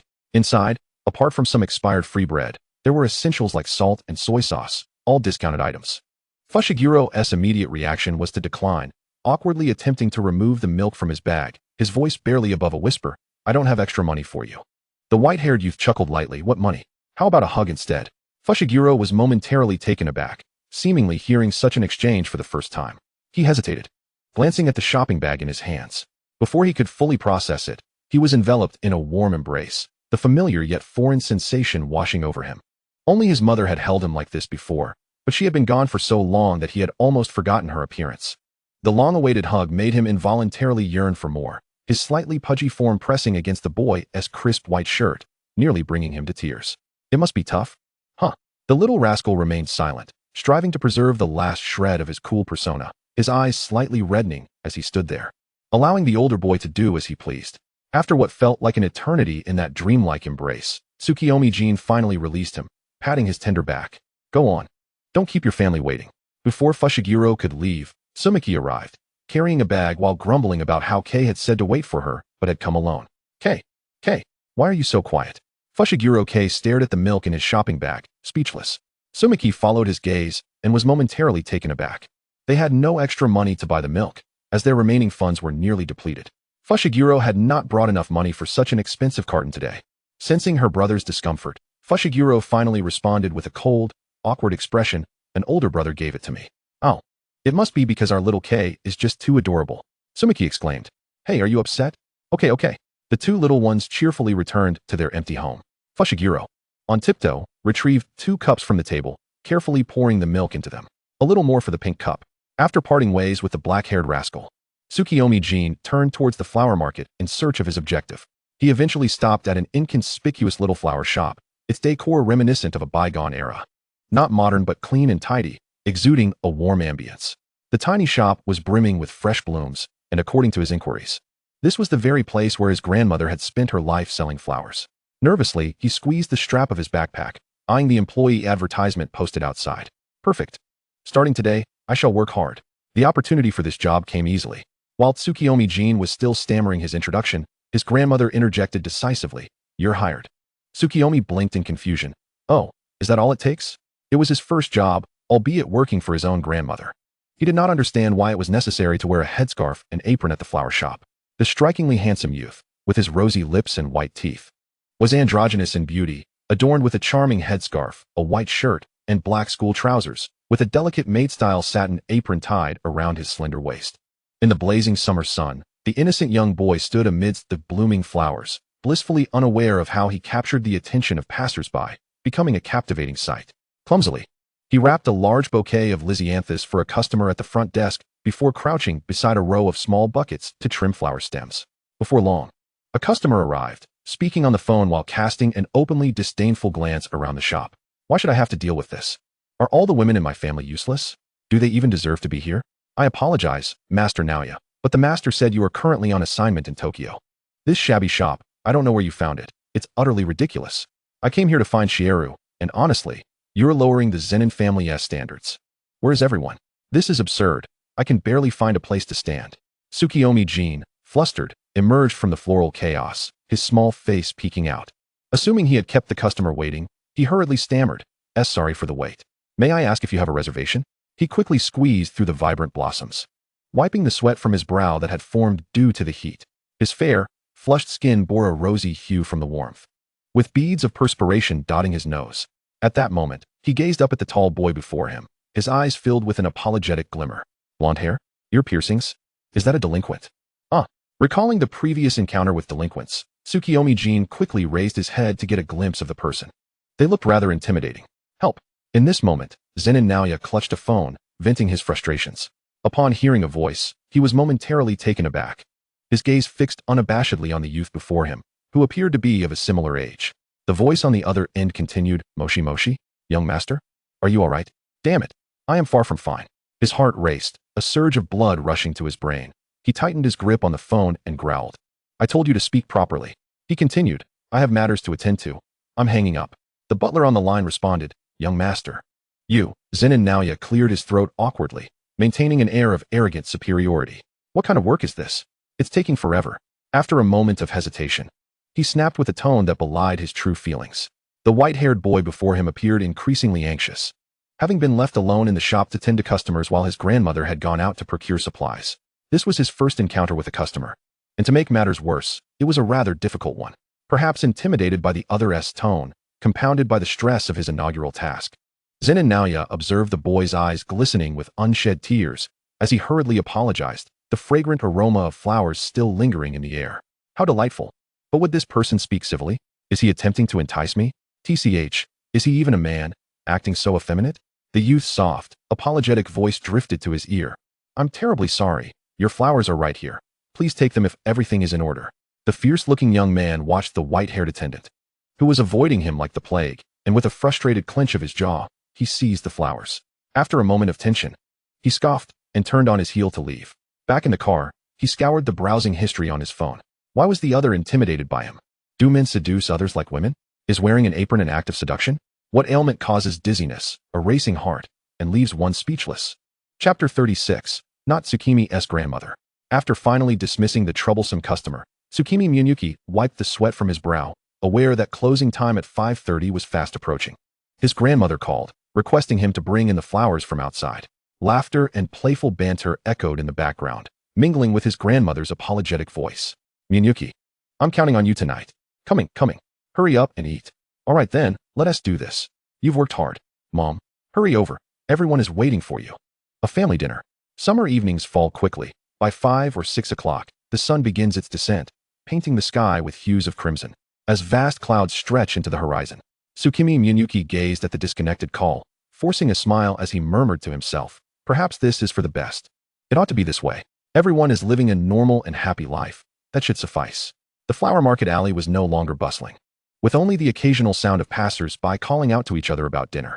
The air was infused with floral scents, mingled with a faint aroma of cooked meals. The white-haired youth glanced at the well-tended flower shop, feeling a peculiar emptiness despite its fullness. Suddenly, he felt a twinge of disinterest. With a sigh, he removed the headscarf and apron, stepping outside to bring in the flower pots. Just as he bent down, the world blurred around him. He struggled to focus on the flower's shapes, fighting back the tears welling in his eyes. Holding the pots outside for quite some time, his nose reddened, his lashes dampened with tears, his heart feeling as if a piece had been brutally extracted. His grandmother was now someone else's grandmother, in an environment filled with warmth and care. Should he not refrain from intruding into their tranquil lives? Even observing from the sidelines felt inappropriate. When Suguru Geto arrived, he was met with this scene. The white-haired youth stood amidst the blooms, head bowed, his expression indistinct. He awkwardly cradled the flower pots, tears cascading down his chin, silently weeping. Munyuki, what happened? Suguru Geto's heart raced, fearing the boy had been bullied while working. He rushed over, grasping his arm to assess his condition. Tsukimi Munyuki remained dazed, still clutching the flower pots, pouting stubbornly, his bloodshot eyes resembling the sun's yolk, shimmering with tears. He seemed oblivious to how pitiful he appeared, asking the dark-haired boy with a choked voice, "What do I do, Suguru? My grandmother isn't my grandmother anymore." Sob after sob escaped him. Suguru Geto was utterly bewildered. What did it mean that his grandmother was no longer his grandmother? Tsukimi Munyuki had yet to clarify his words, crying as he did, and Suguru, unsure of the context, attempted to take the flower pots from him, only to find him unwilling to let go. He appeared both defiant and despondent, like a child caught in mischief or someone who had lost their most cherished toy, standing there helplessly, waiting for a guardian's comfort. Suguru Geto was at a loss. He wiped away the boy's glaring tears with care, his heart swelling with a mix of concern and frustration. He glanced toward the shop, noting the absence of anyone else. Had the manager been harsh? Or had he been bullied? Were you bullied? He pressed. The only response was an endless stream of soft sobs. The sound not loud but filled with a tender mixture of hurt and strength, tugging at his heartstrings. This fool, though always well-intentioned, often found himself in trouble. Yet, it must surely be someone else's fault. Tsukimi Miyuki was lost in thoughts from the earlier phone call. Had Suguru not arrived, perhaps he wouldn't have cried so embarrassingly. However, in moments of vulnerability, the presence of comfort could unleash a flood of emotions. The mere thought of his grandmother joyfully dining with others while he felt like an unwanted stray made his heart ache unbearably. Suguru Geto, observing the unguarded expression on the boy's face, felt a dryness in his throat. He averted his gaze, politely refraining from looking any further. How could one be so delicate while crying? He needed to console him. So, don't cry over such things, he said softly. If only he could ignore the matter entirely.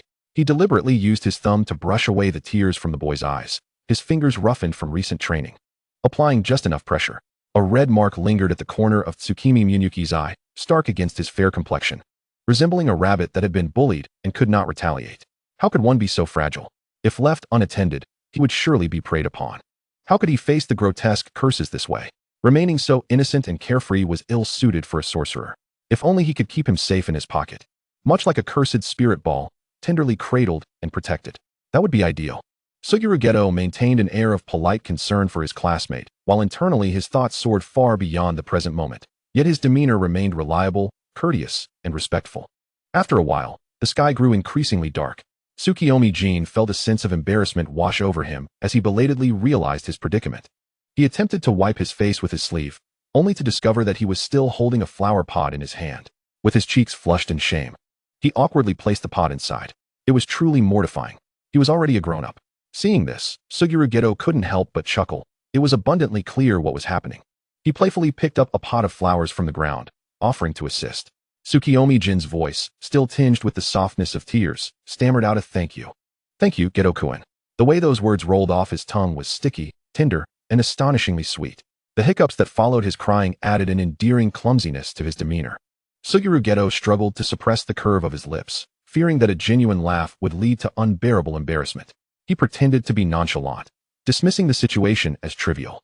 Tsukuyomi Jin's eyes sparkled with moisture as he cautiously glanced at Geto's expression, relieved to find no trace of mockery. Geto was indeed incredibly dependable. With the assistance of the tall and sturdy Suguru Geto, they swiftly tidied up the little shop in preparation for closing. Geto directly took the satchel from Tsukuyomi Jin's hand, slinging it over his shoulder with a casual air, signaling for him to proceed ahead. Just then, Tsukuyomi Jin's phone rang, displaying his father, Yuru. However, he was still struggling to control his hiccups and fearing that revealing his state would worry his father. He hastily covered his mouth and tossed the phone to Suguru Geto. With a sigh, Suguru Geto skillfully unlocked the foolish boy's password-less phone and answered, "Hello, Mr. Yuru. Yes, we're together now. Do you want to get something, and we'll be back shortly. It's not a bother. I'll see him home later." Tsukuyomi Jin gazed at the mature Geto, who lied without batting an eye, his eyes sparkling with admiration. How impressive. Chapter 37. Tsukuyomi Jin was filled with puzzlement. His entire holiday had been exceedingly pleasant, and he was delighted to spend time with his grandmother under the guise of working. However, it was rather peculiar that Suguru Geto came to find him every day to play. Why was there a strange white cat head appearing in the bushes? And why did that blonde delinquent, who always seemed displeased, insist on buying flowers daily? Moreover, Nakanishi, the junior, had been passing by far too frequently these past few days. Though somewhat perplexed, everyone was remarkably kind, and Tsukuyomi Jin felt grateful for the seemingly intimidating blonde brother. Despite his haughty demeanor, he always purchased surprisingly expensive flowers. Tsukuyomi Jin's grandmother was also quite happy with the flourishing summer business, which further elevated his spirits. As Suguru Geto happened to stroll by again after work, despite having mentioned several times that it was somewhat troublesome, the black-haired fox continued to smile amiably, unfazed. "Since it's such a coincidence, shall we walk together?" he suggested. He kept a respectful distance from the white-haired boy, tightly gripping his shoulder strap. He paused and turned to look at the slow-moving Tsukuyomi Jin, who curiously lifted his head. "I've been meaning to ask, what brand of laundry detergent do you use?" Suguru Geto caught a whiff of the delightful scent emanating from Tsukuyomi Jin. "Can laundry really smell this good?" Tsukuyomi Jin scrunched his nose in confusion, akin to a slow-witted puppy, tugging at his collar to sniff it. "It's just regular laundry powder." It doesn't have much of a scent." Suguru Geto's nose twitched as he concluded that it must be his natural scent. But did that fragrance linger all over his body? It had to be that every part of him smelled delightful. Casually tilting his head, he discreetly sniffed the strap of Tsukuyomi Jin's satchel, detecting only a faint floral aroma, likely acquired from the flower shop. With a mischievous glint in his eyes hidden beneath his bangs, Suguru Geto observed the white-haired boy with a playful demeanor. There was indeed a captivating fragrance. To validate his observation, he leaned closer.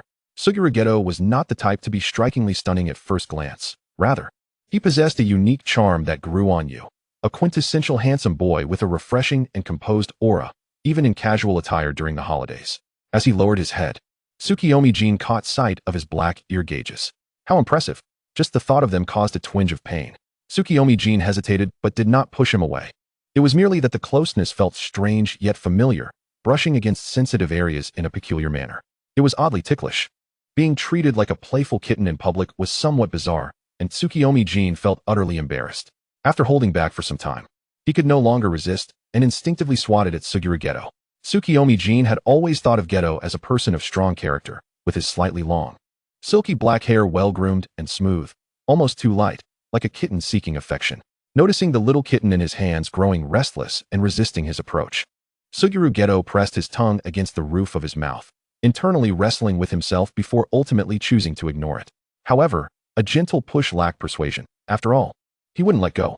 If he could make the kitten continue to squirm, wouldn't that be exhilarating? All right, what are you doing? I told you there is nothing. There is. No, there isn't. You're so strange. Haha, is that so? Tsukuyomi Jin's face flushed red, feeling unaccustomed to Suguru Geto's sudden closeness. As they chatted while walking towards the convenience store at the station, they unexpectedly encountered someone unforeseen. Fushiguro Megumi had awakened his technique early on. He could vaguely sense something amiss. However, his parents were utterly unreliable, leaving him at a loss for what to do. With no proper guidance and the inherent nature of childhood, he treaded cautiously in everyday life. Today was no different as he visited the convenience store to purchase items nearing their expiration date. Yet, as soon as he entered, he found himself staring at a terrifying monster lurking within. Normally, he could simply ignore it. But he looked up at the sales clerk who had always been kind to him. That older sister would sneak him extra bento and bread each time. It was no wonder the clerk's compassion overflowed. Such a young child, always coming alone or with a sister not much older, buying expired goods and discounted food. Plus, Fushiguro Megumi was polite and quite adorable. Those unsold items would eventually be thrown away. So she had taken it upon herself to set aside some still edible bread and bento for the next time the little boy came by. Fushiguro Megumi pursed his lips, anxiously glancing at the oblivious sales clerk. He watched as the cursed spirit circled above, preparing to pounce on her, ultimately yielding to his inner turmoil. He swiftly gestured, "Shikigami." This was a hand sign he had devised himself. His white dog would usually be summoned to play with him. Roar. The lizard-like cursed spirit was caught off guard and momentarily seized by the Shikigami, but quickly shook it off, toppling a shelf in the process. The patrons of the convenience store seemed to sense something was amiss, noisily fleeing the scene. They could not see the cursed spirit, only hearing an unusual commotion. When Tsukuyomi Jin and Suguru Geto arrived at the station, they immediately noticed the unusual scene unfolding. Suguru Geto squinted at the commotion in the distance, sensing that something was indeed amiss. Although he had yet to officially enroll, Suguru Geto had long embraced the responsibility of safeguarding ordinary people. After discovering his abilities, he began purging cursed spirits in the vicinity of both the school and his home. In such circumstances, he maintained his politeness and gentlemanly demeanor, inquiring if Tsukumo Yuki wished to accompany him inside. The moment Tsukumo caught sight of the familiar figure with the sea urchin-like hairstyle, he could no longer contain himself and rushed in before Geto could finish speaking. Geto exclaimed, "Hey." The system chimed in, "Strong bro, that's you right, Geto?" It struck him that despite knowing each other for so long, they were still unaware of each other's true strength and techniques. Reflecting on this, Geto contemplated for a moment before resuming his pace, leisurely making his way inside. The instant Tsukumo entered, he zeroed in on the small sea urchin, who had fallen to the ground with an injured knee. He scooped up the little creature and, albeit awkwardly, cradled Fushiguro Megumi in his arms, intent on getting him to safety. However, the lizard-shaped cursed spirit shook off the Yuki's familiar, causing it to dissipate almost immediately. Due to its youth, the spirit had a rudimentary grasp of cursed energy, and merely maintaining its summoning was exhausting. Tsukumo glanced back at the pursuing cursed spirit and, after a moment's thought, halted. One hand slipped beneath the small sea urchin's legs, while the other gently covered his eyes. "Little one, you mustn't look at this," he said. "Fushiguro." Returning from a state of confusion, heard the childish, soothing words and shyly nestled against the white-haired youth, instinctively tightening his grip around the boy's neck. He had thought he was on the brink of death and, with an effort to suppress his fear, closed his eyes. Upon seeing this kind older brother with white hair, he felt an overwhelming urge to cry. It had been a long time since Tsukuyomi had engaged in such actions. Yet he remained confidently focused on the grotesque, cursed spirit charging towards them. Just as the spirit's claws were about to descend, Geto, disregarding all else, prepared to intervene. A clear and fearless voice resonated, "Yada no Kagami." A mirror adorned with ancient patterns emerged from the spatial ripples, exuding a sacred aura distinct from cursed energy. Shielding Tsukuyomi Yuki. The moment the claws of the second-grade cursed spirit made contact with the mirror's surface, an invisible barrier enveloped Tsukuyomi. Simultaneously, the spirit seemed to suffer a backlash, its body convulsing as if struck by minute bolts of lightning. Without a moment's hesitation, Geto reduced the cursed spirit to cursed energy and stowed it away in his pocket, then swiftly approached the white-haired youth, parting the small sea urchin to anxiously check on his condition, while the gentle older brother held him securely, albeit with a rough motion that displaced the little creature. Fushiguro? Chapter 38, The Cunning Fox and the Little Sea Urchin. Cradled in the embrace of this sweet-smelling, soft older brother, Fushiguro reluctantly turned his head to face the rather rude fellow.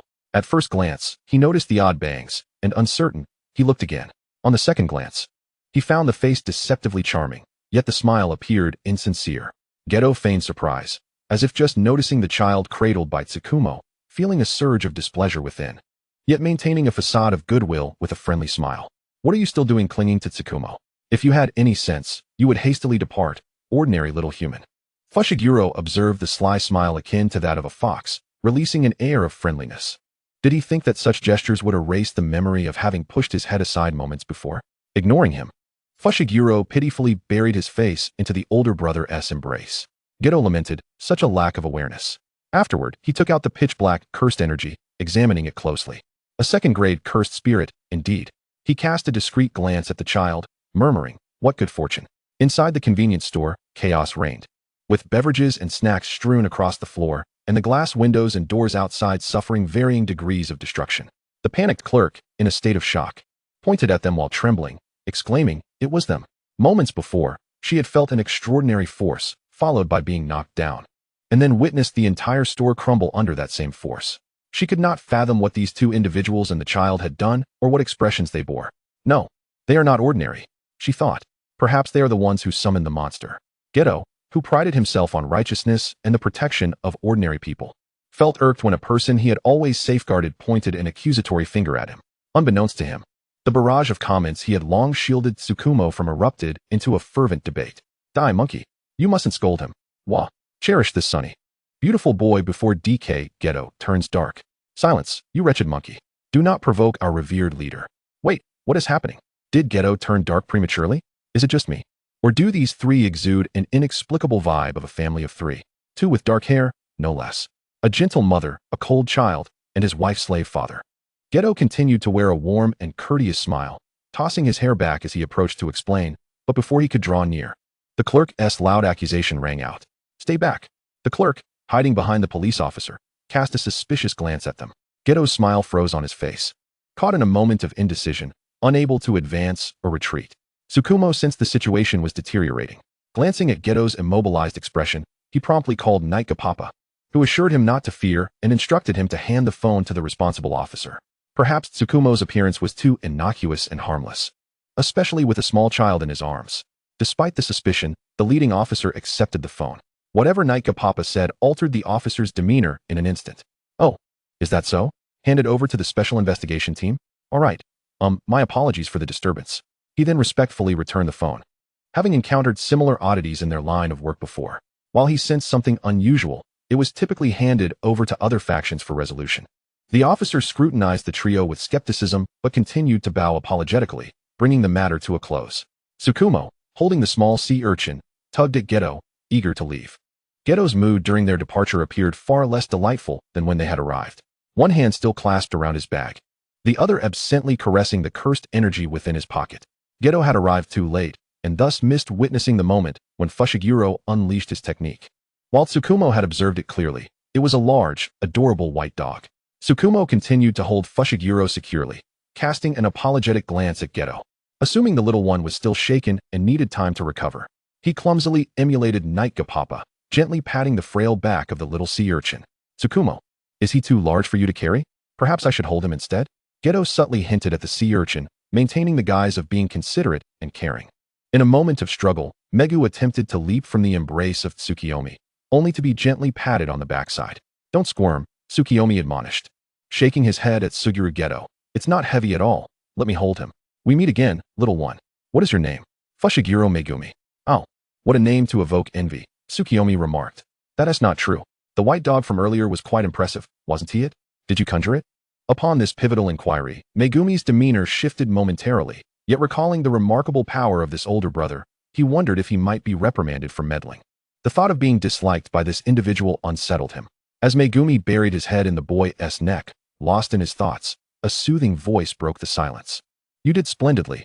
I witnessed everything. You are already quite formidable, Megumi. The small, black sea urchin, upon receiving praise, found a spot to bury his face, revealing only his slightly flushed ears.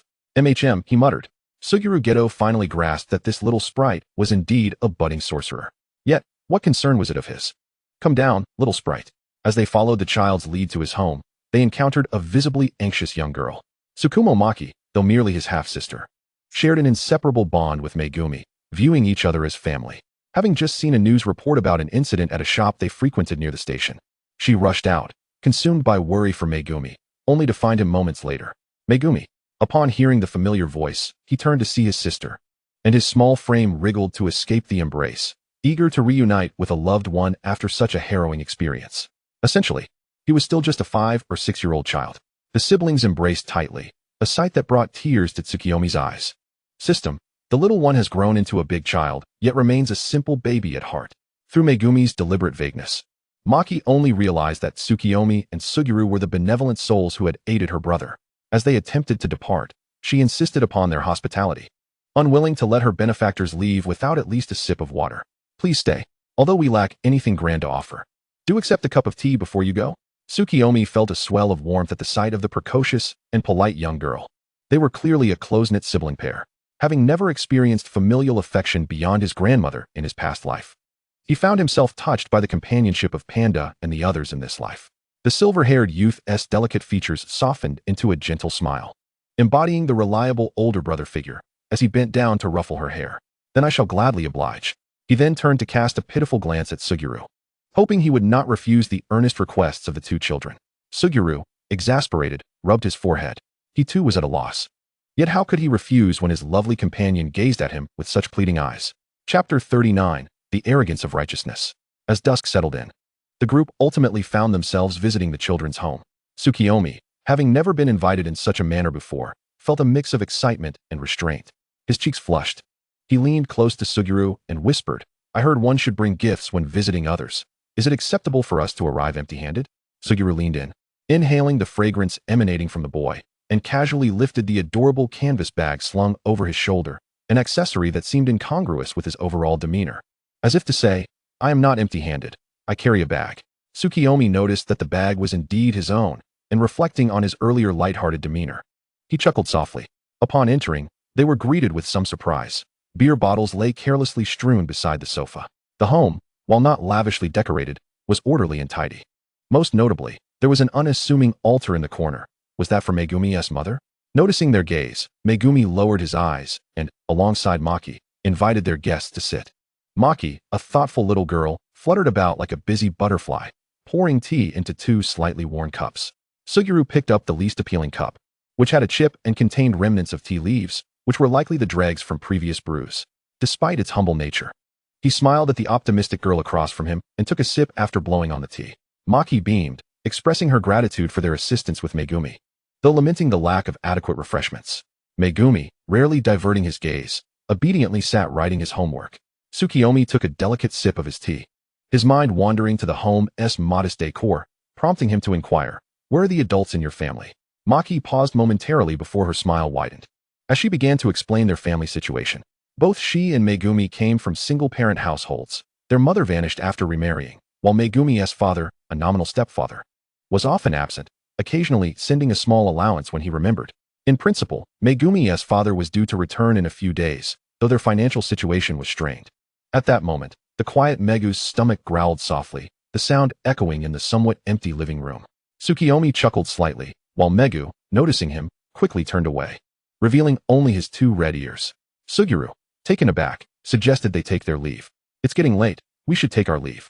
Maki blushed slightly, and upon hearing their intent to depart, Megumi, disregarding Tsukuyomi's teasing expression, turned back to them with a pleading look, akin to a puppy. Tsukuyomi's heart softened, and he reached out to ruffle Megumi's hair before reluctantly moving to the couch where Suguru sat. Suguru, can I have my bag? Suguru complied, standing to glance at the sparse kitchen, his gaze lingering momentarily. Tsukuyomi, oblivious to what Suguru was fiddling with on the couch, ultimately handed Maki a sticky note bearing his contact information. If you need any assistance, feel free to call your big brother. Suguru, amused by Tsukuyomi's adorable demeanor, chuckled inwardly, wondering how this young child was already thinking of helping others. Maki stood there, perplexed, grasping the warm note. Her cheeks flushed with a mixture of surprise and embarrassment. No, Mr. Tsukuyomi and Mr. Suguru, no, that would be too presumptuous. Fushiguro Megumi approached, pursing his lips as he regarded him, lost in contemplation. Tsukuyomi Tsu-mi knelt down to gently stroke the two little creatures, ultimately fixing his gaze upon the small sea urchin. Little Megumi possesses a talent distinct from that of Tsukimi. Thus, do not reject him. He must grow into a reliable young man to protect his sister. With a tone akin to whispering a secret, he murmured something about keeping in touch later. It was then that Fushiguro Megumi lifted his head to gaze at the youth before him, who shone as brightly as the moon. With a kind heart and an arresting appearance, his snow-white, fluffy hair glimmered under the light, almost blinding. It felt as if he had come to rescue someone like himself. He was reluctant to ponder further, wishing only for time to remain suspended in that moment. Tsukuyomi Tsu-mi accompanied Suguru Geto as they departed, parting ways at the station as per usual. However, just as they were about to leave, Suguru called out to him, Tsukimi. After a moment's hesitation, he inquired, what is your perspective on sorcerers? Tsukuyomi Tsu-mi looked up in surprise, the night having already descended, as the gentle moonlight enveloped the dark-haired youth, flickering in and out. Caught at the boundary of light and shadow, it felt as though he might sway and completely succumb to one side. Tsukuyomi Tsu-mi inexplicably sensed that this answer held great significance. Unlike the previous inquiries posed by Yaga, this was of utmost importance to him. As if a single word could upend Suguru's long-held beliefs. System, you guessed correctly, darling. Ah, the master's words are indeed profound. I can truly comprehend why Suguru would eventually defect. After all, this job is utterly revolting. Indeed, saving all of humanity while remaining unknown. And tomorrow having to consume the taste of cleaning rags from cursed spirits, enduring a perilous 996 existence. It's exceedingly radical and extreme. Ha ha ha. He is far too young. It is always a pity when youth encounters such tribulations. Yet, Tsukuyomi Tsu-mi was not adept at offering words of comfort or dogmatic assertions. How could such matters exist? Are humans not endowed with both reason and emotion? Is it not permissible to pursue one's desires freely? Was the so-called meaning merely a shackle imposed upon oneself, or a set of binding principles? To him, it boiled down to a few reasons. 1. If his grandmother deemed it acceptable, then it was good, and he would proceed. 2. If he wished to do something, he acted upon it, not entirely from whim, but rather because he possessed the ability to do so, indifferent to the consequences of helping others. Life and death held little weight in his considerations. Little did he know, this perspective represented the most significant flaw in his reasoning. Perhaps a rebirth would cause him to waver in this regard, yet at this moment, he remained oblivious, unaware of how profoundly his existence impacted others. Tsukuyomi Tsu-mi hesitantly grasped Suguru Geto's hand. Was he fearful of becoming a sorcerer? System, darling, you are completely mistaken. Suguru observed the boy before him, who remained silent for an extended period, and began to articulate his viewpoint, his gaze unwaveringly following the youth's. I believe that sorcerers exist to protect non-sorcerers. The dark-haired youth grasped his wrist in return, the strength of his grip rendering Tsukuyomi Tsu-mi unable to break free. It was unclear whether this persistence stemmed from an obsession with the answer or for some other reason. He remained attuned to every nuance of the person before him, missing not a single detail. It was as if he sought to save himself or to validate the boy's perspective. At last, Tsukuyomi Tsu-mi comprehended Suguru Geto's implication. The existence of sorcerers was to safeguard non-sorcerers?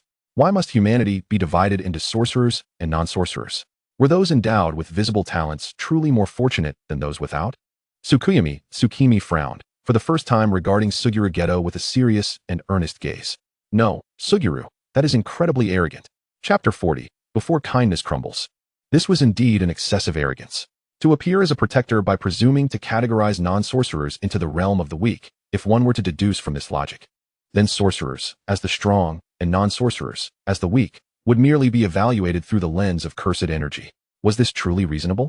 Tsukuyomi Tsu-mi responded earnestly to Suguru Geto, paying no heed to whether his words might wound his friend's heart. Suguru gazed at the earnest, bewildered white-haired youth, his blood red. Luminous eyes filled with clarity, penetrating into the dark recesses of his own heart. As the steadfast belief he had long upheld was challenged by this individual. His initial reaction was not anger or confusion, but rather a sense of relief, as the shackles long binding his soul began to loosen. He was uncertain why he was so invested in this person's opinion. Perhaps when he first articulated this thought, he had hoped for someone to refute him. Suguru's gaze meticulously traced the contours of his features and expressions, as if to imprint this moment indelibly upon his memory, every word, every phrase that escaped the youth's lips. It was as if from this moment forth, he would never act contrary to this understanding. Tsukuyomi Tsu-mi observed Suguru Geto's silence, assuming that his words had been too excessive. After contemplating, he tugged at his sleeve, offering a clarification. I just think that would be exhausting. For instance, for me, merely protecting those I care about is quite challenging. If I had to choose between ordinary people and the likes of Papa Yaga. His words trailed off, yet Suguru had already grasped the essence of his meaning. The white-haired youth playfully tugged at his sleeve, drawing his disordered thoughts back to reality. Indeed, sorcerers were not mere tools, but flesh-and-blood human beings. Regardless of the extraordinary powers they wielded, they remained human, neither superior nor inferior to others. Was this the lesson he sought to impart? The boy's rejection undoubtedly carved a sliver of light in the deeply entrenched beliefs residing in Suguru's mind, unveiling a myriad of possibilities before him. An immense gravitational force seemed to pull at him, steering him away from his original fate, as if he had derailed from countless parallel paths that intersected with his own. Unbeknownst to him, Tsukuyomi Tsu-mi's barrage of comments flooded the screen, reacting fervently to this historically significant moment. No way, someone tell me, what's up with Suguru? How is this different from the original manga? Before my kindness crumbles, I should have told you everything. Those adept at endurance seldom meet favorable conclusions. If possible, dear, you must help Suguru correct his perspective. Someone previously mentioned that Suguru was envious. That truly reflects a projection of oneself. However, the more challenging the endeavor, the more one requires meaning for support. It's likely to crumble when that meaning dissipates. TCH, everyone eventually matures. Realizing that life has no obligatory definitions. The meaning of life is self-assigned. Jia, feeling the pangs of suffering within the sorcery, contrasted sharply with Wu Tiao Wu Zhao, who reveled in the unparalleled joy of his own supremacy. Indeed, the world is inherently unjust. Gazing at the cautious youth before him, Xie Yojia feigned annoyance. Bending down to rest his head wearily upon the shoulder of the strikingly handsome boy, eagerly awaiting comfort and affection. He yearned for more and more. Tsukuyomi Tsu-mi fell for the ruse in a heartbeat. His retrospective realization of his own absolutism filling him with a tinge of guilt as he allowed the other to lean heavily upon him. With a sense of urgency, he patted the broad shoulder of the tall youth, a gesture both soothing and encouraging. Xie Yojia indulged himself in this reassuring atmosphere for a fleeting moment. But the next instant, his phone rang. Without glancing at the caller ID, he answered the call, affirming that it had been delivered correctly and instructing to hand it over directly to them. Tsukuyomi Tsu-mi was close enough to overhear, and upon hearing the conversation, he tilted his head in surprise, his white, fluffy hair tousled, cascading chaotically over his brow. Jia, did you order takeout for Xiao Hui and the others? Yes. I just checked, and there are only 2 little ones at home. The kitchen is completely empty.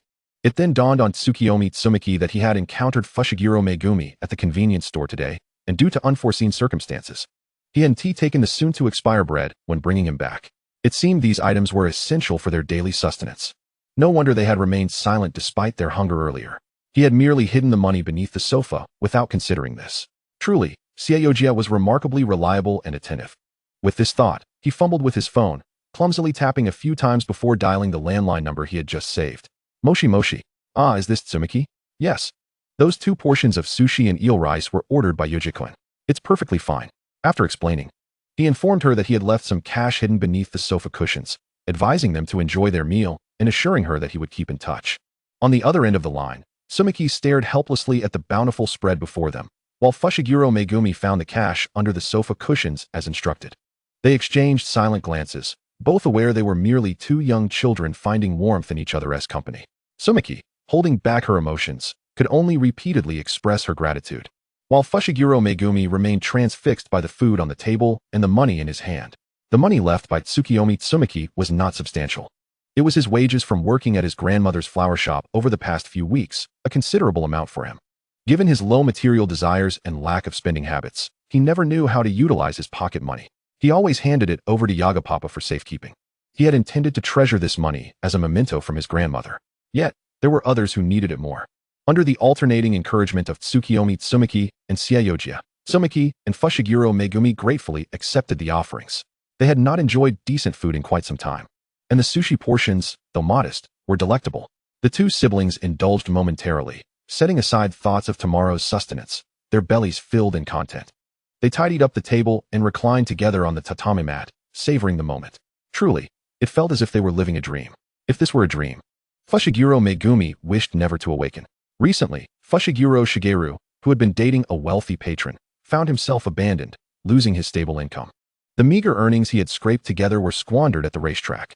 Returning home with a bag of takeout meant to accompany drinks. He drunkenly entered a house he had not stepped into for quite some time, discovering two indistinct forms on the sofa. Burp, who asked this? Huh, Burp, indeed. It has been a while since I last came back. He shook the sleeping black-haired boy awake. Hey, I brought back some snacks, you want to eat? This was a frequent occurrence. Fushiguro Shigeru often brought back snacks to half-heartedly serve as dinner for the two siblings, and they had never complained before. Today, however, upon being roused, Fushiguro Megumi remained silent, gazing at the small portion of snacks presented before him without uttering a word. He called Tsu-mi to wake up and return to their room, as they had already enjoyed a delicious dinner. Fushiguro Shigeru, feeling overlooked, bore no resentment, though he found it puzzling. With the remnants of his conscience, he placed the snacks into the refrigerator without touching them, drinking quietly instead. He had intended to call the two children. After all, the sofa was his designated sleeping spot. Chapter 41. How can a man be so delicate?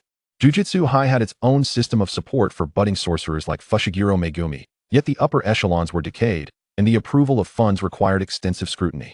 However, Tsukuyomi Tsu-mi had connections, utilizing Yaga's backdoor. It was well known that the sorcerer world was led by the three prominent families, with sorcerers' techniques passed down through bloodlines, granting them more resources and authority than those of ordinary lineage.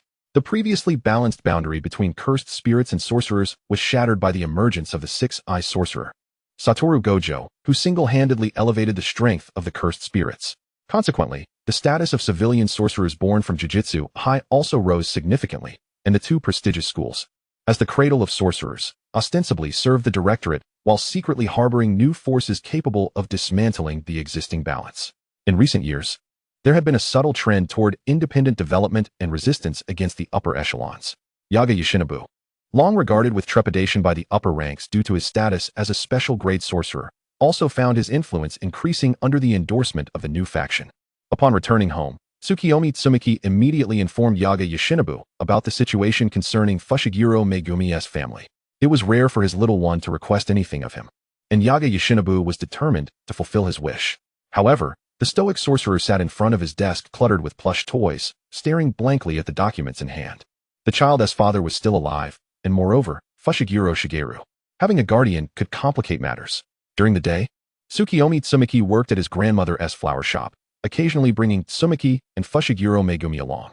The two children steadfastly refused to accept his kindness for free.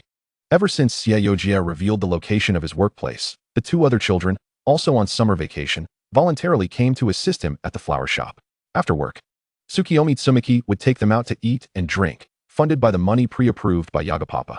In the morning, he dutifully donned his headscarf and apron, bustling about as he brought out fresh flowers to bask in the sun. The slender, fair-skinned youth, with a charm reminiscent of an iris, easily attracted the attention of those with ulterior motives. At that moment, he flitted about like a diligent little bee, watering clusters of bellflowers at the shop entrance and adjusting flower pots to face the sunlight. The summer morning heated up quickly, and soon, the porcelain white skin of the youth glistened with perspiration, his cheeks slightly flushed. From afar, a sound echoed from behind a telephone pole, a sharp crack that, while not loud, was rendered insignificant by the distance. Upon learning that the other party was Yaga Yoshinobu's foster son, his resolve to attend the Tokyo school solidified, even going so far as to unleash a significant outburst at the elderly patriarch of his family. This summer, the little flower shop where Tsukuyomi was employed experienced a modest surge in popularity, attracting an increasing number of customers.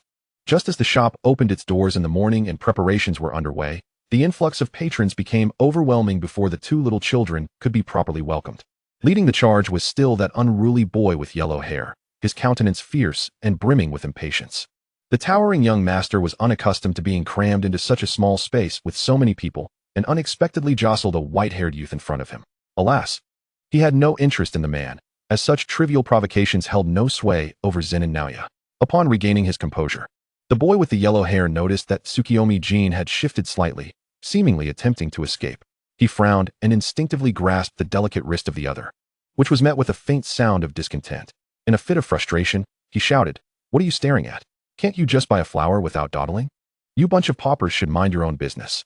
Tsukuyomi Jin furrowed his brows, unable to speak, left helplessly watching as his customers were threatened by the impudent yellow-haired boy, his expression a blend of confusion and slight indignation. Although those reprimanded felt intimidated by the boy's imposing demeanor, they would not easily back down in front of the charming young man. They raised their voices defiantly, retorting to Zen and Naoya, "Who do you think you are to speak to us like that? You have no manners." "Exactly. Can't you speak properly?" Zen and Naoya was exasperated. The authoritative figure of the Zenin household had deliberately taken on distant tasks to have the chance to buy flowers from this person. Tsukuyomi Jin sensed the escalating tension and recalled some techniques taught to him by Panda. If it were Jin, just adopt a pitiful demeanor and cling to the other's sleeve. Surely, they would forgive you. However, the latter part of that advice was, because ordinary straight men cannot endure it. Thus, the white-haired youth, nervously yet earnestly, grasped Zen and Naoya's sleeve, attempting to apologize to the customer, suggesting, "The shop is rather small today. How about a 20% discount on the flowers?" He had no prior impression of Zen and Naoya, only knowing that he was the designated heir of the Zenin family, who appeared rather feeble. His weakness was so pronounced that Jin hadn't even committed his appearance to memory until the familiar flow of cursed energy revealed his identity. Chapter 42. The Worthless Satoru Gojo. Satoru Gojo swaggered into the already crowded little flower shop, his tall stature and long legs, coupled with the deliberate removal of his sunglasses before entering, exuded an air of aloofness reminiscent of a model. His white hair and azure eyes were quite rare amid the neon lights, and coupled with his opulent attire, any sensible individual would refrain from provoking him. However, Zen and Naoya evidently did not belong to that category. The people around instinctively parted to make way for him, and Gojo, with an impassive expression, approached as if delivering a decree, stating, "I'll take all the flowers." His unblemished sky-blue gaze fixed intently on the adorable youth behind the counter, whose soft, white hair was playfully adorned with a colorful scarf, making him appear quite endearing. From the moment Gojo stepped through the door, Zen and Naoya's already sour expression threatened to worsen, but upon recognizing the newcomer, he found himself momentarily speechless. He had long regarded powerful individuals like Gojo as his aspirations, yet seeing him here unexpectedly felt bothersome. His already sour expression grew more sullen. Gritting his teeth, he could not restrain himself from exclaiming, "What is this? Cutting in line? Don't you see all these people in front of you?" Gojo cast a disdainful glance in his direction, scoffing as if to challenge his limits of endurance. "Do you really think I'm unaware of the trivial matters of the Zenin family? Why are you running off to this remote place instead of staying among your decaying old oranges in Kyoto?" Without addressing Zenin Naoya's remarks, Gojo produced a limited edition credit card. Turning to glance at the crowd, "I've reserved the entire place, understood?" Tsukuyomi Jin stared in astonishment at the card presented before him, momentarily thinking that the other was perhaps impressed by his astonishing wealth, but the next moment, his expression brightened as he thought, "Swipe the card." The implication was clear: disregard those foolish individuals. In the next instant, a group of bodyguards emerged silently, the leader approaching Tsukuyomi Jin respectfully, taking the card from their young master, and proceeding directly to the cash register, transacting an amount that could purchase the entire shop. They then returned to Gojo, bowing respectfully as they handed the card back to him. Zen and Naoya was nearly driven to laughter by the audacity of it all. Did they not consider him the heir of the Zenin family? Moreover, he had arrived first. He glanced at the unperturbed Gojo, bypassing Tsukuyomi Jin as he acted. Aware that using cursed techniques in a crowded place was impractical, he instinctively employed the Zenin family's martial arts, striking with his fingers claw-like towards Gojo's face, an underhanded attack. Just as he was about to connect with Gojo's neck, he halted, unable to advance any further, locked in a standoff. Gojo readjusted his sunglasses, his handsome face radiating an air of mischief as he mouthed the words, "Weak, pathetic." He then seized Zenin Naoya's arm, twisting it behind his back. Suddenly thrust into a compromising position, Zenin Naoya's face flushed crimson, too embarrassed to meet Tsukuyomi Jin's gaze. Caught awkwardly between the two, He found himself forced to lower his head, feeling utterly disheveled. A fleeting moment of anger surged within him, but the thought of being restrained by the scion of the Gojo family quelled it. Tsukuyomi Jin had remained in a state of bewilderment, still grappling with why this person desired to purchase so many flowers, only to discover that one of his regular customers had been assaulted. Indeed, despite Zenin Naoya's little delinquent appearance, he was still a familiar face, and Jin instinctively associated the persistent harasser with the victim, concluding that he was the one being bullied. Gojo, towering over Tsukuyomi Jin, was now being fiercely defended by the small youth, who clung to Gojo, exclaiming, "Let him go. How can you bully someone?" Gojo was infuriated, nearly losing his composure as his facade of aloofness threatened to crack. "You're so big, so beautiful, and yet you have such adorable eyes. Do you not realize who initiated this?" In that moment of distraction, Zenin Naoya seized the opportunity to escape, his face flushed with indignation. Tsukuyomi Jin's mind raced with disbelief at the spectacle before him, thinking, "Gojo, aren't you supposed to be tough in other worlds? The main system has exerted immense effort to save this world and secure a favorable conclusion for everyone. They've made countless attempts, sacrificed several colleagues. How can you now speak so nonchalantly?" Though astonished by the transformation, it was precisely this scenario that delighted him in the fulfillment of his task. Satoru Gojo seemed to be scrutinized closely, akin to a delicate lady, as he felt the gentle and soft caress against his neck. He opened his mouth, prepared to speak first, feeling somewhat aggrieved. Tsukuyomi Jinsuk, with a furrowed brow and a wrinkled nose, scrutinized him carefully, attempting to discern whether he was lying, inadvertently drawing them closer together in the process. Satoru Gojo stammered, his mind momentarily blank. What are you doing so close? Do you think I feel guilty for being wronged?" It was only then that Tsukuyomi Jinsuk, a beat behind, realized something was amiss. He puffed up his cheeks and released him, tentatively stating, "If it's a misunderstanding, then I apologize. I misjudged you." The white-haired youth before him had a strikingly handsome visage, glistening with moisture, as he uttered words of apology. Satoru Gojo wished for his 6 eyes not to operate with such rapidity. The proximity inundated his mind with an overwhelming torrent of information. By the time he gathered his thoughts, he found himself responding rather unsteadily, his breath quickening. "If you've misunderstood, how will you compensate me?" The flowers in the shop had been cleared out by the guards Satoru Gojo had brought, as the young master treated everyone, ushering away those who had been queuing and generously distributing blossoms. The shop was eerily quiet. Tsukuyomi Jinsuk hesitated for a moment. Uncertainty etched on his face as he gazed at him. Then, "I'll apologize." "Really? This is acceptable?" Satoru Gojo felt a mix of satisfaction and irritation, ultimately letting out a sigh as he picked up a bouquet of roses that the guard had deliberately placed upon the table, extending it towards him. "Forget it. I won't hold it against you," he concluded, waving his hand dismissively as he turned to leave. It was no simple feat for the young master to negotiate his admission conditions with the elders, alongside his daily training. He was also developing his limitless techniques and the cursed energy, which had fortuitously allowed him to deflect Zenin Jiraya's attack just moments ago. Tsukuyomi Jinsuk gazed at the roses being offered to him, uncertain. "Are these for me?" Before he could utter another word, a large bouquet of roses was thrust into his arms, and by the time he realized what had happened, the other party was already striding away. A wave of his hand accompanying an apology that seemed to suggest, "Just accept my friend's request." Apologizing? But was this not a provocation? The striking white-haired youth, with his enviable physique, cradled the vibrant roses in his embrace, resembling a character plucked from a masterful oil painting. Moments later, his grandmother arrived, anxiously leading Fushiguro Megumi and Tsukimiya. Upon seeing Tsukuyomi Jinsuk unharmed, she exhaled a sigh of relief. Earlier, her phone had alerted her to a substantial sum of money received, enough to rent the shop for quite some time. Assuming some unfortunate incident had occurred, she hurriedly fetched the 2 little ones. "Jinsuk, what happened here? Have all the flowers been sold?" The bewildered child nodded, perhaps. After hearing Tsukuyomi Jinsuk recount the events, a silence fell upon them. "Well, it seems my little one is no longer a child. He is of an age where romance and admirers are not far off, though it has come much later than I anticipated." The grandmother regarded her still somewhat naive grandson with a profound sigh. Fushiguro Megumi and Tsukimiya were delighted that the shop closed early today, as it meant more time for Jinsuk to play with them. Yet, the white-haired youth stood lost in thought, staring at the bouquet.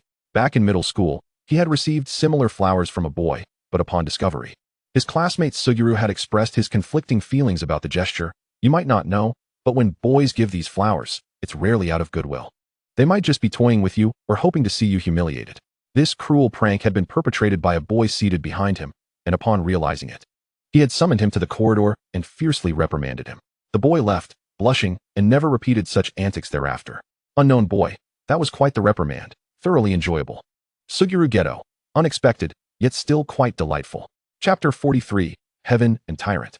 Tsukuyomi Jinsuke, clutching the flowers with his left hand, held Fushiguro Megumi and Tsukimiya's hands with his right, ambling leisurely towards Fushiguro Megumi's home.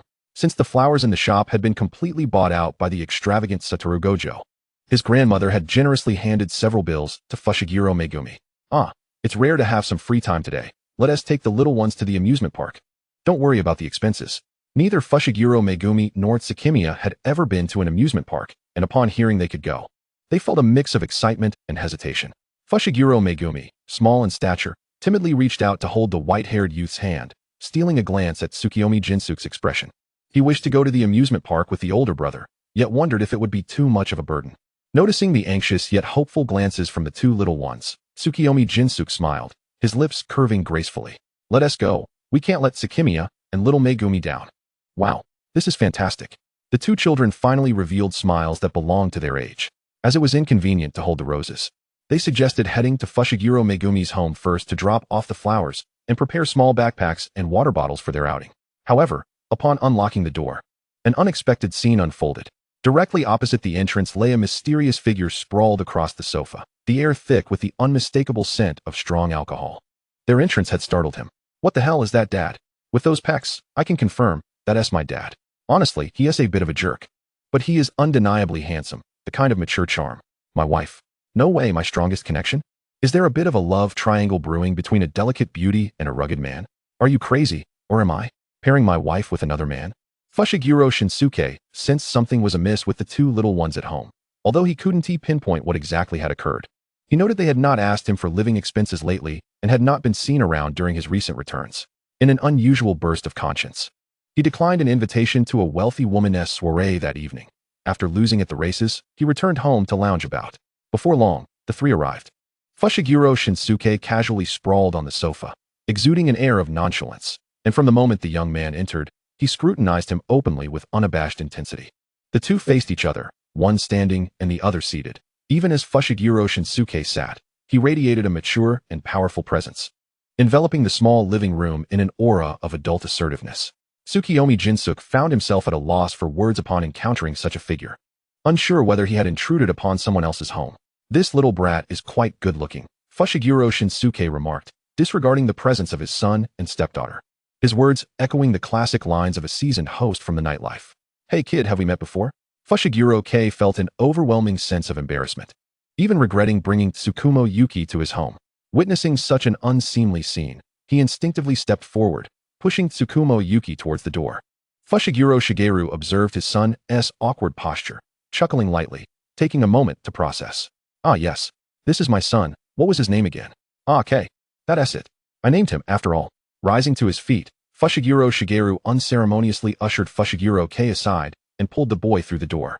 With a languid sweep of his eyelids, Fushiguro Shigeru appraised Tsukumo Yuki from head to toe. "Hey kid, do you enjoy taking care of these two little rascals?" Tsukumo Yuki hesitated for a moment, feeling somewhat flustered. It was too close. He had clearly crossed the boundaries of acceptable social distance. What of it? He thought. How about this? One child for 1,000,000. How does that sound? He spoke bluntly about his proposition, utterly indifferent to whether the two children comprehended or cared about being treated as commodities. As to him, this was merely a bargain. Tsukumo Yuki stood there, dumbfounded, struggling to grasp the implications of the transaction. He had to care for the children and be compensated for it? Doubts crept into his mind. Had he been so engrossed in his work that he had lost touch with the outside world? Was this how things were done now? "What do you think about this deal?" Fushiguro Shigeru urged, hands propped against the door behind him, ostensibly seeking his opinion. He had no intention of letting him leave. "Don't be ungrateful. In 3 to 5 years, I could sell my son for an even higher price." Before he could finish, Tsukumo Yuki rudely covered his mouth, effectively muting him. With his agility, he could have easily evaded it, but seeing Tsukumo Yuki's anxious glance towards Fushiguro K, he inexplicably chose not to resist. It was worth noting that the last person who had come close to the tyrant had long since been buried. Tsukumo Yuki, concerned for Fushiguro K, didn't want him to be affected.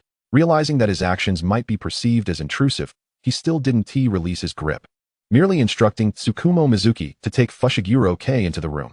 Watching the two obedient children close the door, he finally exhaled in relief. hesitantly glancing at the man whose mouth he had covered, only to be met with a playful glint in the latter's eyes. Once he recognized the situation, he quickly attempted to withdraw his hand, his previously composed demeanor flushed with anger. "You scoundrel! How can a father speak such words in front of his child?" He was the star of a host club, notorious for his suggestive remarks. The towering adult effortlessly seized him, akin to the countless times he had played games with wealthy women. Tsukumo Yuki was utterly stunned, pushing him away in annoyance before exclaiming, "You're insane. Then how about you consider my earlier proposal? How could you use your own child as a bargaining chip?" Tsukumo Yuki retorted, "Indeed. That's just the kind of scumbag I am. Don't want him? Then I'll sell him to someone else." Tsukumo Yuki grew anxious. He wasn't sure if this was a joke or not, thinking for a moment about the possibility of purchasing Fushiguro Kei and Tsukumo Mizuki. But buying children was illegal. He was a well-educated individual, having undergone 9 years of compulsory education. Was this even something one could report to the police? He kicked the man's calf, struggling under his grasp, but no matter how hard he pushed, he couldn't break free. Danger.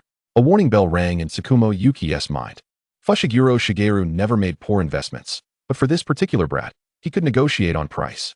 A mere kick to the leg was hardly a bother. He, the tyrant, felt nothing. "Is that all your strength?" he scoffed. If it were anyone else or a target, he could have easily snapped their neck with his bare hands. Others wouldn't even have the opportunity or the right to touch him. Chapter 44, Jujutsu High School. Naturally, the matter ended inconclusively. Indeed, Tsukumo Yuki fled in terror, hastily leaving behind a promise to consider the proposition. He prided himself on his adaptability, but it was impossible to accept a stranger attempting to sell his child outright. It was utterly despicable. Upon returning home, he dared not disclose the incident to Papa Yaga, instead secretly urging the assistant supervisor to reach out to him. Fushiguro Shigeru's reaction was unexpectedly brazen. Perhaps the assistant supervisor's visit had provoked him, as after a prolonged silence, he audaciously suggested a bidding war between Jujutsu High and the Zenin family. The highest bidder would win. "If that kid comes to negotiate with me in person, it wouldn't be impossible for me to reconsider." When the assistant supervisor relayed Fushiguro Shigeru's words to the children, Tsukumo Yuki nearly exploded with rage, unsure whether to be angry or embarrassed. Nevertheless, Fushiguro Shigeru did not restrain the children from spending time with Tsukumo Yuki during the day, which could be seen as a form of tacit approval. However, just before one outing, he surprisingly called out to Fushiguro Kei, "Hey, do you like that kid?" The little sea urchin merely glanced back at his biological father with a cold expression, remaining silent before pulling Tsukumo Mizuki away without a backward glance. Yet, his actions spoke volumes of silent consent. TCH. The moment Fushiguro Shigeru encountered the assistant supervisor, he was momentarily taken aback, for he perceived them as belonging to entirely different worlds. No, entirely different factions. Jujutsu sorcerers and the Jujutsu high school that nurtured them. He had not anticipated that the white-haired boy was also a sorcerer. What a surprise, another beneficiary of fortune, he mused. For someone like him, born into the curse of the Zenin family and unable to sever those ties, the place felt akin to a garbage dump. Yet, if there were techniques, perhaps conditions would improve slightly. While he wasn't a good father, he could at least recognize the remnants of cursed energy that occasionally lingered in his home. It wasn't so bad after all. Tsukumo Yuki, though preoccupied with the matter, could not shake feelings of familial regret. Although he got along quite well with Papa Yaga, he couldn't help but feel that if he were Fushiguro Kei's biological father, things might be different. He must not leave any regrets behind. Fushiguro Kei was already much luckier than he had been, wasn't he? Days passed, and Fushiguro Shigeru no longer fixated on that answer, allowing interactions between him and the two little ones to continue. What a joke! Who would hesitate when someone was offering to raise their children for free? Fushiguro Shigeru never made poor investments. Given that the Jujutsu University was a compulsory boarding school, and Tsukumo Yuki resided merely a building away from the student dormitory, it was unnecessary to move. Staying at home was just as convenient, and the school wouldn't mind. Yaga Seiji, wearing sunglasses that obscured his expression, stood at the door, reluctant to let his little one move away. Tsukuyomi Tsuji had just learned from Panda that Papa was to be his homeroom teacher. He felt an overwhelming need to maintain some distance, especially when recalling the hidden medicine bottles he had stashed away after every visit to Dr. Nanami. Perhaps relocating would prove beneficial. After all, he had yet to experience the camaraderie of living with classmates. He had promised Suguru Geto that they would visit each other's rooms. "Father, Tsuji cannot receive any special treatment. Please step aside." Naikasidu stood immobile, perplexed by the growing independence of his child, unable to fathom what thoughts occupied his mind. Could this be the onset of a belated rebellious phase? An eagerness to escape parental oversight? With a sense of resignation, Tsukuyomi Tsu-mi conveyed a silent plea to the tearful panda beside him. Please, push Papa away. Panda curled up in a ball, sulking on the floor, tears streaming down his furry cheeks. Wah, Tsuji is abandoning me for a life of freedom. Only I must face the iron fist of Sidu. Though it was primarily Panda who had endured the beatings, he lamented, Wah, Tsuji, please don't move away.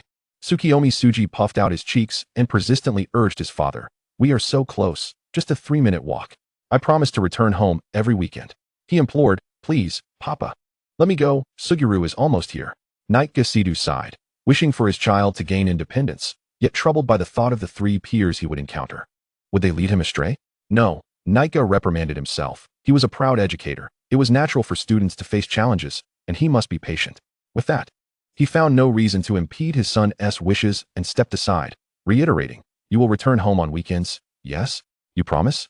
Tsukuyomi Tsu-mi eagerly agreed and cheerfully departed with his little pillow in tow. Panda remained behind, still mournfully shedding tears.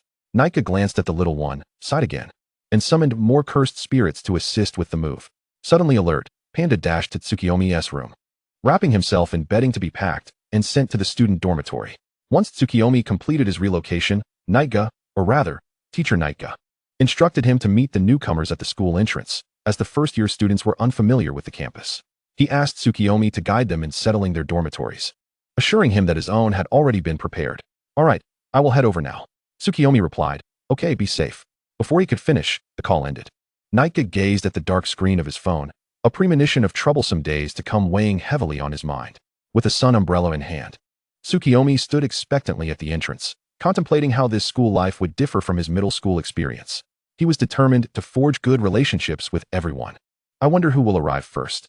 Kairi Shoko was among the rare few in the jiu-jitsu world capable of employing reverse curse technique for healing.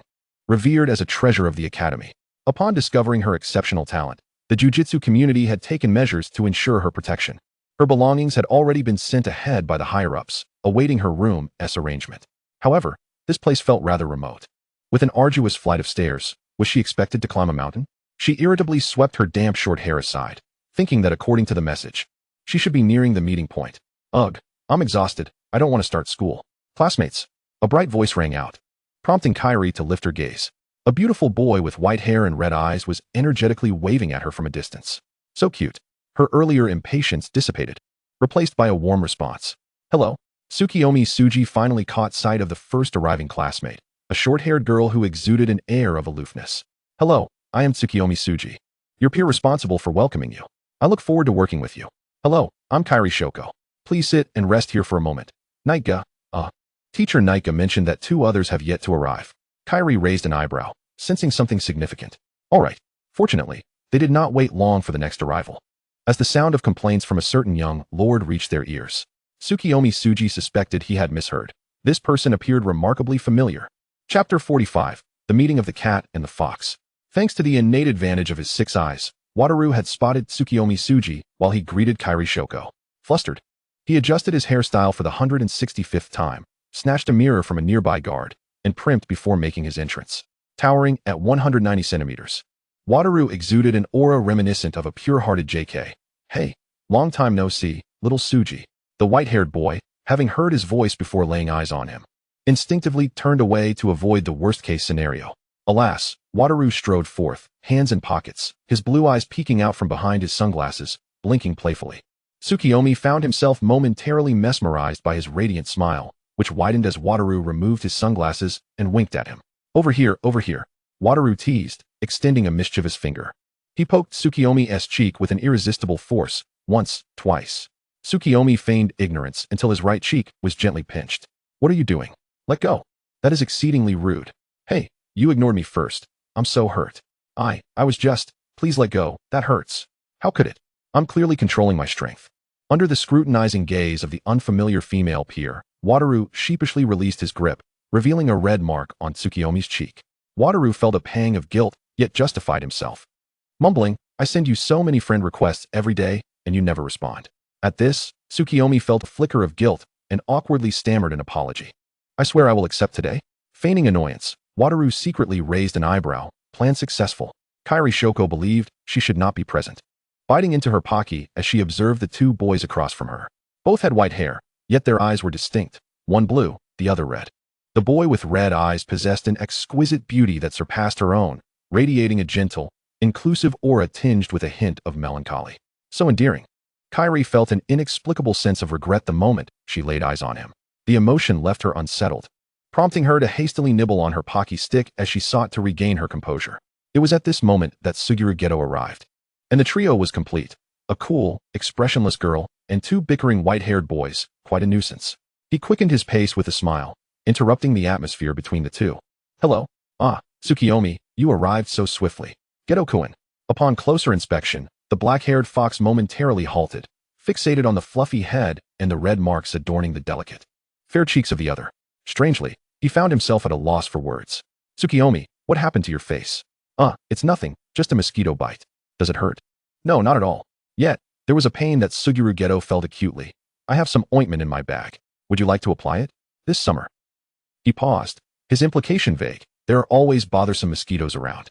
Suguru Geto expertly concealed his irritation. Standing tall, he scrutinized the red marks on Tsukuyomi's face, squinting as his mood soured further, casting a shadow over the youth. Tsukuyomi, aware that he dared not lie, rejected Geto's kind offer, feeling utterly wretched for deceiving someone so gentle. But how could he reveal that it was a bruise inflicted by Wataru? That would be too strange. Wataru's expression was equally foul. What kind of person are you, calling Tsukuyomi by name? Are you two quite acquainted?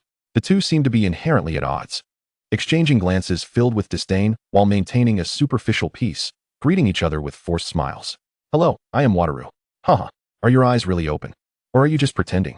Haha. Does Wataru wear sunglasses because he has eye troubles? In the background, Natsumi sighed to herself, sensing that a spectacle was about to unfold. The tension between the two was palpable. With this in mind, she decided to relish the drama unfolding before her. Stepping away from the two boys' petty banter to approach Tsukuyomi's side. Tsukuyomi-kun, may I address you as such? Tsukuyomi was taken aback, not expecting to be spoken to by a new classmate, especially one so cool and aloof. He shyly glanced at her, surprised by her willingness to engage. Could we exchange line contacts? We will be companions from now on, so please take care of me. She leaned in with her phone, watching the adorable boy fumble with his hands. Tsukuyomi, unfamiliar with the app, struggled to find the option to add a contact, repeatedly pressing the wrong buttons. Natsumi stifled a laugh, glancing at the two immature boys, who, upon noticing the commotion, ceased their squabbling and approached in unison. Damn it, you got ahead of me. Wataru exclaimed. I feel like my home was stolen, Geto added. Seizing the opportunity to prevent the boy from delaying or rejecting him, Wataru shouted, And me. Don't forget me. Geto subtly nudged Wataru, trying to push this oblivious fellow aside. He was not one to befriend strangers. Wataru felt an innate discord with Geto, perhaps intentionally provoking him. Tsukuyomi stood awkwardly, clutching his phone, racking his brain for a way to extricate himself from the situation. Just then, a call from Yaga interrupted him. His phone vibrated. Upon seeing the caller, he exhaled in relief and hastily answered, Hello? Yes. All right, we'll head directly to the training room. Natsumi observed his familiarity with the surroundings. Her curiosity piqued. Tsukuyomi-kun, are you well acquainted with this place? Yes, I live here. Oh, I see. Is there a shop nearby that sells cigarettes and alcohol? Tsukuyomi was momentarily taken aback by the question. Wataru chimed in. Hey, is there a cake shop?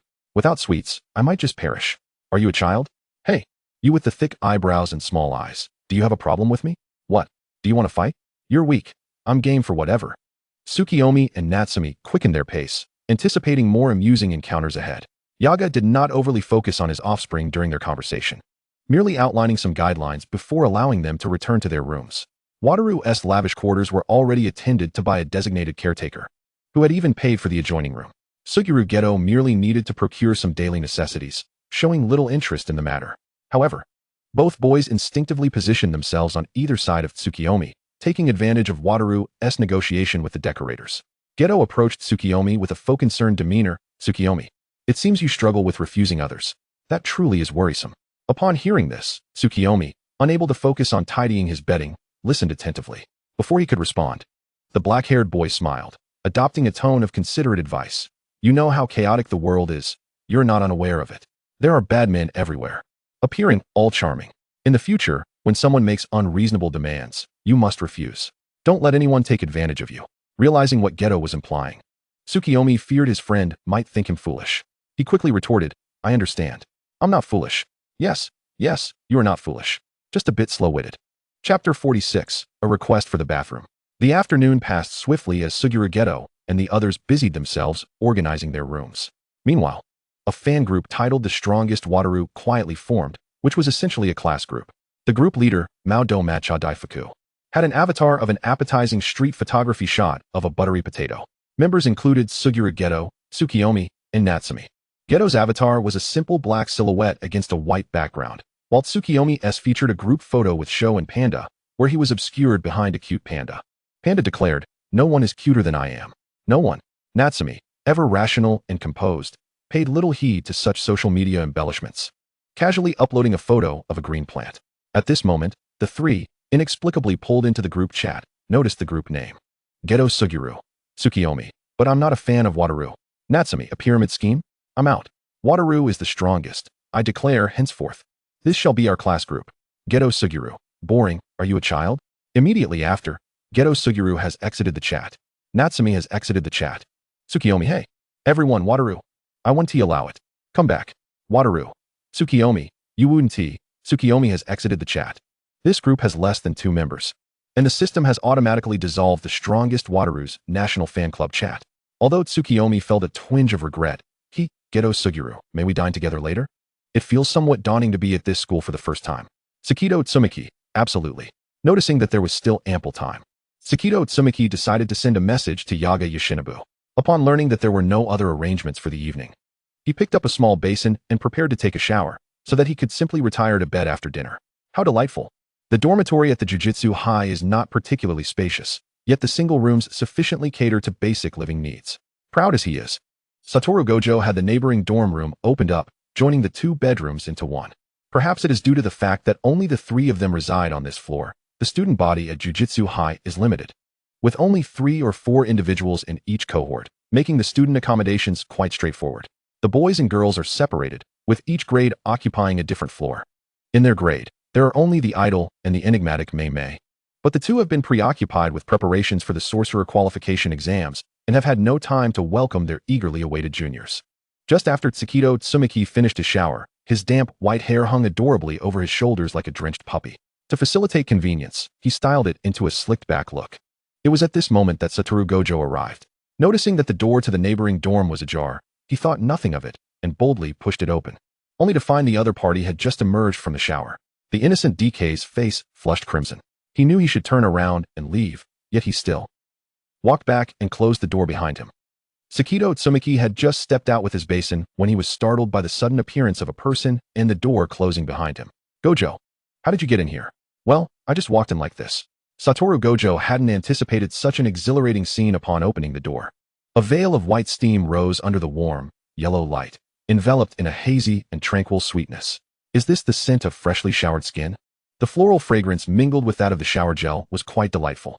He instinctively reached for his phone to capture the moment, but remembered it was in his room. Glancing around, he saw the steam-filled bathroom and hesitantly ventured, "My bathroom doesn't have hot water, could I?" Understanding his unspoken request, Sakito Tsumiki kindly replied, "It's all right, you can use it. Perhaps it's normal for some facilities to malfunction on the first day of school. Would you like me to inform Yaga-sensei to arrange for repairs?" Satoru Gojo quickly shook his head, "No need." He then felt a pang of regret for his hasty denial. "I mean, I will find someone to fix it tomorrow." Seeing this, Sakito Tsumiki could only nod in a dazed agreement. "All right then. When do you need to use the bathroom?" He cast a quick glance at the steaming bathroom, fearing the boy might change his mind at any moment. "It's sweltering today. I'm all sweaty and sticky," he rambled on, masking something, and slipped back to grab a change of clothes. No wonder Satoru Gojo was reluctant to linger. Sakito Tsumiki did not think much of it. After all, they were all boys, and there was no need for pretense. How refreshingly straightforward. Satoru swiftly grabbed his clothes and slipped into the bathroom, closing the door behind him, and quickly turned on the shower. He leaned against the door, meticulously observing the boy's bathroom. Everything was laid bare under his keen scrutiny. The shower gel and shampoo the boy often used, the toothpaste and soap placed on the sink. His nose twitched at the familiar scents. The proud heir of the Gojo clan scanned the room inch by inch, quickly committing the names of these brands to memory, muttering to himself, "TCH, I'm not interested in using the same stuff as him." Satoru Gojo's shower took slightly longer than Sakito Tsumiki had anticipated. Just as Geto Suguru finished tidying up, he came looking for him to head to the dining hall. Seeing the door wide open, he entered without a second thought. The bathroom was positioned near the door, easily visible at first glance. Geto paused. noticing the closed bathroom door with the sounds of running water emanating from within, and contemplated retreating. Geto Tsu-mi popped his head up from the small sofa in the bedroom. "Suguru, are you ready?" The black-haired boy squinted at the frosted glass door of the bathroom, biting his lip as he approached, only to see the boy lounging on the sofa and absent-mindedly ruffling his hair. "Is anyone in the bathroom?" "Oh yes, there is. Gojo's dorm doesn't have hot water." The veins at Geto's temple bulged momentarily as he recalled the large renovation crew from earlier that afternoon. Could they not fix a mere hot water heater? Ridiculous. Yet, he maintained a facade of concern, a slight smile gracing his lips, though his eyes held no warmth. "Aren't there other empty rooms? There's no need for two people to share one bathroom, is there? It's rather inconvenient." Geto Tsu-mi tilted his head. Perhaps he hadn't considered that. There were dozens of empty rooms on this floor. It was illogical for all of them to be faulty. Suddenly, the bathroom door swung open, and Satoru Gojo emerged in a flamboyant pose. "Tsu." Upon noticing the black-haired boy by the sofa, he quickly retracted his pose and raised his chin. "What are you doing here?" "Funny, that's what I wanted to ask." Chapter 47, The Invincible Destruction King 2. "Geto Suguru, that's also what I wanted to inquire about." A clash of electric sparks erupted between their gazes, neither willing to yield. Geto maintained his warm and polite smile, though it failed to reach his eyes. "There are other empty rooms, aren't there? Why must you trouble Tsu-mi?" Upon hearing the affectionate nickname for Geto Tsu-mi, Satoru's expression twisted for a moment. "Stop being so verbose. I'm more than happy to." He completely dismissed the underlying implications of the other's words, glaring at him with impatience, arms crossed tightly over his chest, ungraciously retorting, "I don't even know who barged into someone else's dorm. Gojo, I knocked before entering." "You know," Geto shot back coldly, casting a disdainful glance at Satoru Gojo. From the moment they met, he sensed this person was the type he thoroughly disliked, arrogant and self-important. "System, actually, you're not so bad yourself." Geto Tsu-mi stood foolishly watching the two exchange barbs, longing to intervene and halt their sarcastic banter. Yet, he felt that their rapport was rather delightful, almost a tacit understanding of two bickering friends. Eventually, it was unclear who initiated the confrontation, and the situation escalated uncontrollably. Geto Tsu-mi struggled to extend a hand, attempting to interject, when he suddenly heard a loud exclamation, "Ayo!" In response, his friend summoned his Shikigami, Ruin Woman. Geto Tsu-mi. Satoru Gojo unleashed a forceful Ayo, obliterating the wall of his dorm room along with the innocent balcony. Geto Suguru's Shikigami, in a frantic attempt to evade, turned the room into chaos, scattering books and personal belongings everywhere. At that moment, only Geto Tsu-mi's bed and the bathroom remained unscathed. Geto Tsu-mi vowed he would genuinely be angry. After all, Yaga Papa had painstakingly tidied up the dorm for him. He had even planned to invite classmates over to his room for the first time. His journey at Jujutsu High was destined to be anything but peaceful. The rivalry of love rivals. Indeed, is it not a quarrel on the first day of school? You may brawl all you like, but you just bombarded my room. The audience in the bullet comments expressed their indignation, while the two spectators from another realm found the scene amusing. Was it not to be expected? The formidable destructive power of the sorcerers, coupled with the relentless momentum of the two combatants, intensified the conflict. As the ferocity of their fight escalated, the cacophony of destruction drew the attention of Ieiri Natsuko and Yaga Mazamichi. The short-haired girl, adorned with a tear mole at the corner of her eye, exuded an air of mature intellect and poise, remaining utterly unfazed by the chaos unfolding before her. In fact, she watched the spectacle with a hint of amusement, calmly lighting a cigarette and taking a step back to avoid being caught in the crossfire. Meanwhile, Yaga Mazamichi was abruptly awakened by the blaring alarms of Jujutsu High, mistakenly believing there was an enemy attack. In his haste to locate the missing panda, he rushed over, unprepared for the magnitude of the situation. The academy, safeguarded by Tungin's barrier, would trigger alarms if any unregistered cursed energy leaked. Yet this new cohort had an envoy of a cursed spirit manipulator, and the registration had fallen by the wayside on the first day of school. Yaga Mazamichi had not anticipated that they would create such a significant disturbance. His heart raced with anxiety as he stepped to the doorway, glancing at the room number. It was indeed his student's chamber.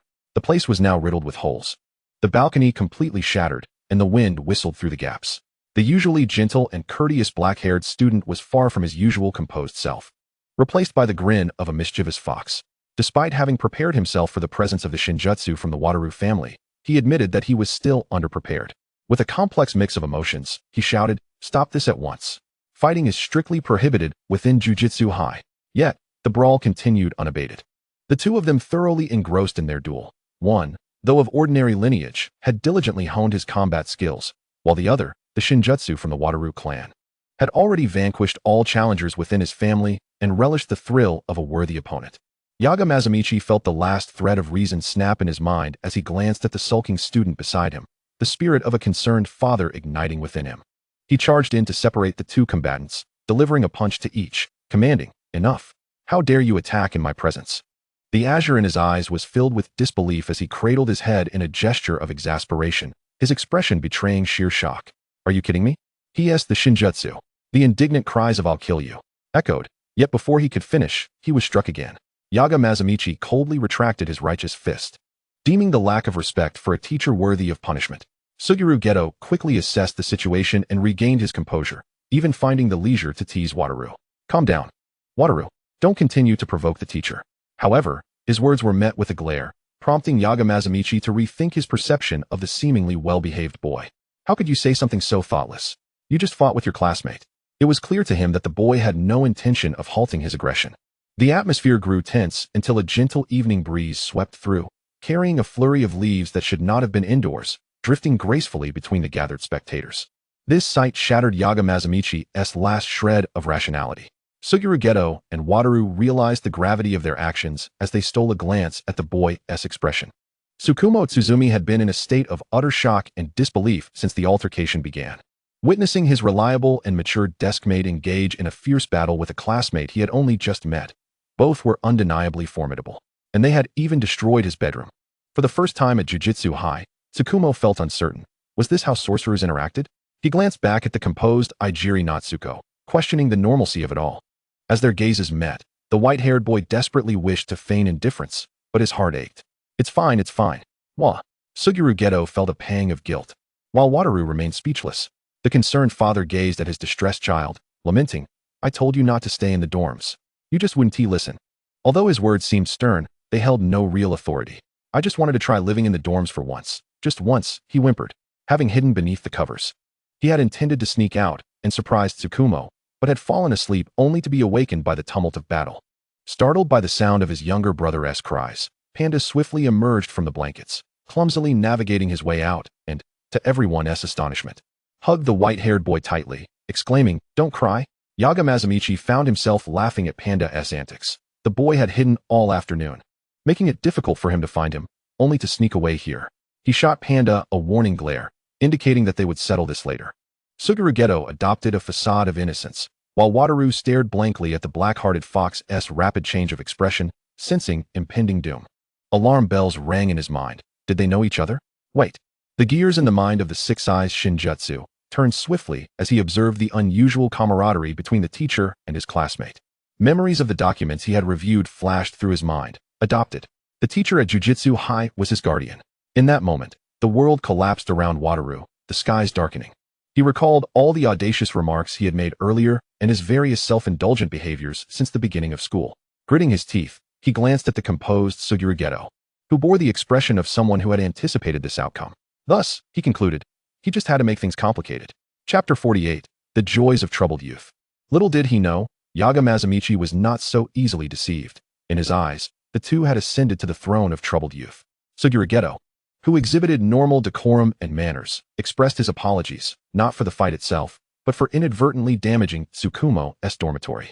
Should this arrogant provocateur challenge him again, he would not hesitate to engage. "I am not in the wrong. It is this world that is flawed, due to the time required for repairs." Tsukuyomi had no choice but to obediently return home with his father. Wataru appeared quite disgruntled, yet upon realizing the situation, he swallowed his grievances. Watching helplessly as his classmate followed the teacher out, a missed opportunity for camaraderie and gaming together. Now, Wataru glared at the instigator, refusing to reflect on his own actions, shouting, "Hey, little eyes, let us fight again." Suguru Geto's smile grew even warmer, entirely willing to oblige. Though feeling a twinge of pity for her own little cub, at least they had returned home, which, in retrospect, could be deemed a wise decision. Who could fathom whether those two troublesome children would lead the well-behaved one astray? Night Moth Saito, initially wearing a grave expression, found his countenance brightened upon locating his lost eldest son and the rebellious younger one. However, this moment of ease was short-lived. As the alarm from the high school accompanied by the sounds of a brawl erupted, the righteous educator's face turned ashen, veins throbbing at his temples. He hurried off, determined to impart a lesson to those two troublesome youths. The following morning, the first class had already commenced, given that they were first-year newcomers. The initial classes were predominantly theoretical. Apart from Night Moth Saito, only the auxiliary supervisor was present to teach. Staffing was tight during the summer, leaving no room for alternatives. Yesterday, Natsuki Kid had connected with two second-year seniors online, and their conversations had been pleasantly engaging. She arrived early at the classroom. While Tsukuyomi Jin's biological clock was in perfect sync, leaving home alongside Night Moth Saito, affording them ample time to leisurely finish breakfast in the cafeteria before making their way to class. Natsuki Kid was the first to reach the classroom, selecting a desk by the left window, scrolling through her phone while warmly greeting Tsukuyomi Jin. "Morning, Tsukuyomi." "Good morning, Kid," Tsukuyomi Jin replied, a hint of nervousness evident in his voice. After all, during his elementary and middle school years, he rarely experienced anyone greeting him. Truly, this was a prestigious institution. With a new semester came new beginnings. Tsukuyomi Jin resolved to cultivate his relationships with his classmates diligently. For reasons unknown to her, the instant she greeted him, the handsome youth across from her suddenly bore an expression of unwavering determination. The delicate boy, reminiscent of a BJD doll, had transformed from innocent and naive to one seemingly prepared for battle while conversing with her. Natsuki Kid found herself inexplicably reminded of a playful white puppy she had frolicked with in her grandmother's countryside home, clumsy yet endlessly enthusiastic about their game of fetching sticks. It bemused her how such a simple act could be so entertaining for that silly little dog. Seated to Natsuki Kid's right, Tsukuyomi Jin awkwardly attempted to engage in trivial conversation. The short-haired girl, putting her phone aside, turned to him with an expression akin to that of a playful older sibling, attentively listening while occasionally chiming in. The white-haired youth himself was unsure of what amusing anecdote he had just shared, but the cool, refined girl suddenly burst into laughter, causing him to feel a bit bashful as he scratched his head, uncertain if he should continue the dialogue. In the presence of such a mature and naturally graceful girl, Tsukuyomi Jin often felt at a loss, having rarely interacted with individuals of her caliber due to his upbringing. His ears flushed a rosy hue, hidden beneath his snowy locks, while his beautifully doe-like eyes shyly averted their gaze. "Hey, Kid is truly easy to get along with," he mused inwardly. Unbeknownst to them, the teacher had arrived, and the class bell had chimed well over 10 minutes ago. The two seats to his right remained conspicuously vacant, prompting Tsukuyomi Jin to fret over whether those two might be unaware of the classroom's location. "I should have reminded them again yesterday," he thought. Natsuki Kid recalled the sound of collapse that echoed once more after Night Moth Saito had left the previous evening, chuckling softly, "Just two foolish troublemakers." Nonchalantly pulling out a chocolate bar, she took a bite, mumbling, "Who knows?" The auxiliary supervisor exhibited no signs of anger, seemingly accustomed to such scenarios. Indeed, he was the same supervisor who, upon entering the workforce, had encountered troublesome students like Ishikawa Mori. After many years of navigating through the trials of education, he had become impervious to such antics.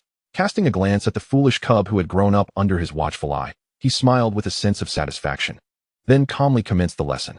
The majority of the class proceeded at a leisurely pace, but as the lesson neared its conclusion, a surprise awaited them.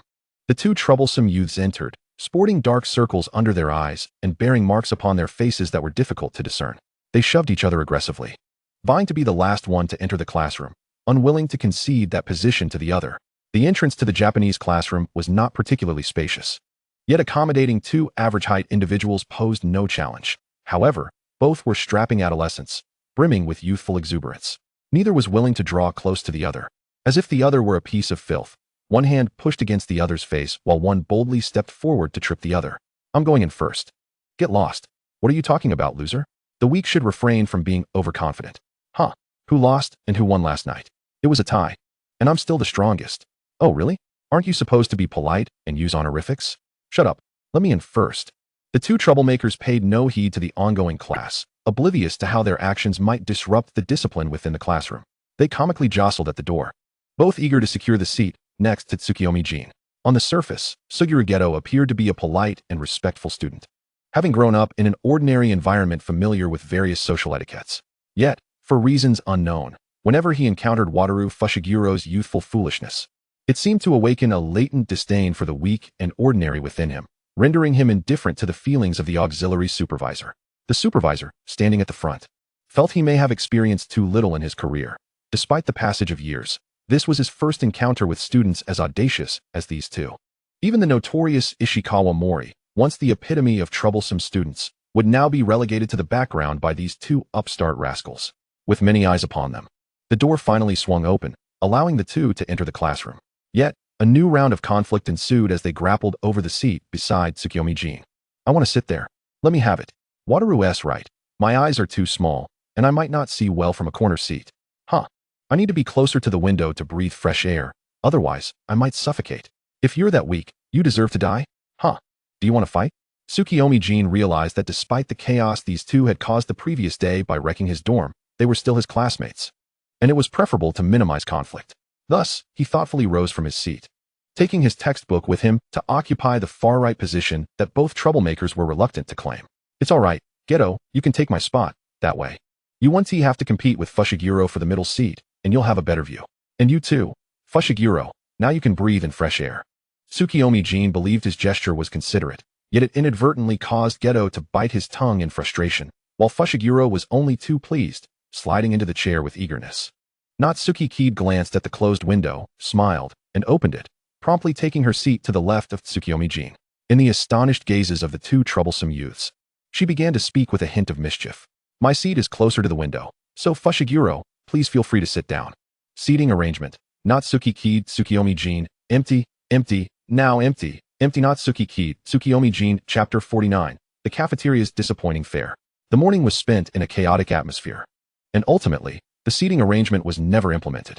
This was largely due to the fact that Ieiri Shirako was not only a girl, but also a rare possessor of a reversal technique, making them hesitant to bully her.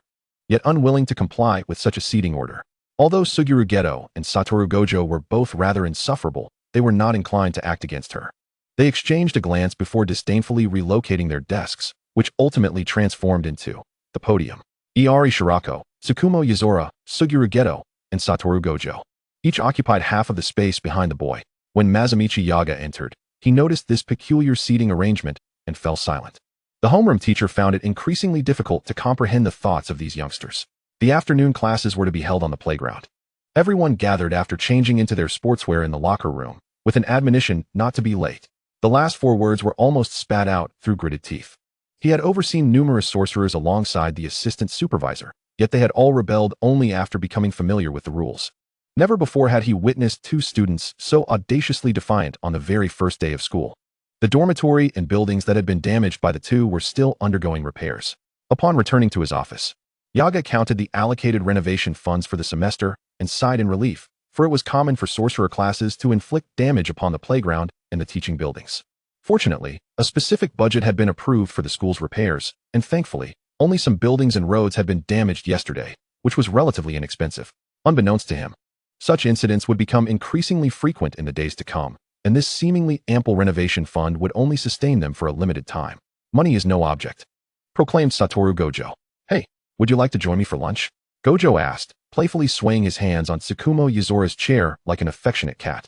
Suguru Geto swiftly swatted his hands away with remarkable speed. Perfect, since we are all unfamiliar with the school. Let's go together, Tsukumo. Ieiri Shirako also agreed, gathering her textbooks and turning around. Most had noticed the familiarity between Tsukumo Yuzora and the homeroom teacher, except for the slow-to-warm-up white-haired boy, who believed he was concealing it well. Sure, let's go together. However, upon arriving at the cafeteria, an involuntary silence fell over them. It was their fault. They should not have harbored such lofty expectations for the school-esque cafeteria.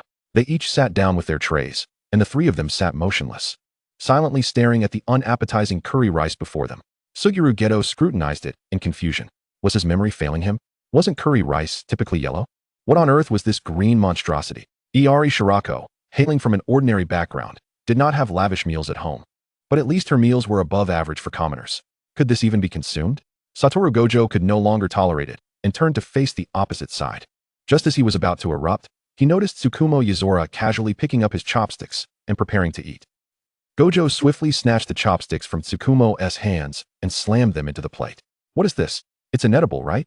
Tsukumo Yuzora looked up in confusion, his watery red eyes displaying irritation as he gazed at Gojo, mumbling, "How rude. Gojo-kun, why did you take my chopsticks?" Gojo was nearly exasperated to the point of laughter, removing his glasses to reveal his striking azure eyes, shaking his head in disappointment. "I've never seen such repulsive curry rice. How can you eat this? How can one describe food as disgusting? That is outrageous." Huh, am I being outrageous? I have to say it. Gojo glared at the plate of curry rice with disdain, shouting, "You're so disgusting, so disgusting, so disgusting." Tsukuyomi Yuzora stared blankly at Gojo, who was throwing a tantrum over a plate of rice, not daring to speak, merely biting his lip and hoping he wouldn't spit saliva everywhere. Suguru Geto pressed his fingers to his temple, unable to determine whether to prioritize the cursed spirit ball or this grotesque green curry rice. Ieiri Shirako remained silent, discreetly pulling out a cigarette, biting it, but not smoking. After a moment, Gojo finally calmed down and waved his hand, ready to take everyone out to eat. However, they had forgotten that the Jujutsu High School was situated in a remote area, with no restaurants nearby, and that takeout could not be delivered. The nearest eateries were a 30-minute drive away in the city. Tsukuyomi Yuzora had not tasted anything good, having missed out on culinary delights in his previous life, where the meals at the juvenile detention center were bland and easily digestible. In this life, thanks to Yaga-sensei's care, things had improved considerably. But it still amounted to daily meals from the school cafeteria, and one could hardly expect Yaga to possess any culinary skills. Yet, to him, the taste was quite delightful. Moreover, what was wrong with this curry rice? He had been eating it for over a decade. How could anyone make such comments? He not only dined at the school cafeteria daily, but even the meals he had in his childhood had been prepared by the kind Uncle Kumamoto at Jujutsu High. Tsukuyomi lowered his head, his cheeks flushed with embarrassment as he nervously fidgeted with his hands, feeling somewhat self-conscious after Gojo's remark. Gojo had just said this plate of food was disgusting, yet he found it quite tasty. Remembering this, he glanced up at Suguru Geto and Ieiri Shirako, both of whom appeared equally choked up, making him feel as if he had never eaten anything decent. It was as if they were disdainful of the cafeteria food, yet it made him feel as though he too was being looked down upon. The white-haired boy pouted slightly, feeling rare indignation, glancing at the kitchen in the cafeteria, thankful that Uncle Kumamoto was not present. If he were to hear his cooking disparaged, it would surely break his heart. So he leaned in closer and whispered urgently, "How can you say that so loudly? It's bad if others hear." The wealthy boy, both hungry and fatigued, slumped against Suguru Geto's shoulder, only to be pushed away dismissively. How can normal food be made so unappetizing? I can't take it anymore. I'm starving. Keep your voice down. What? I can't hear you. Can't hear you. I'm speaking very seriously with you. I don't understand. I don't understand. How infuriating.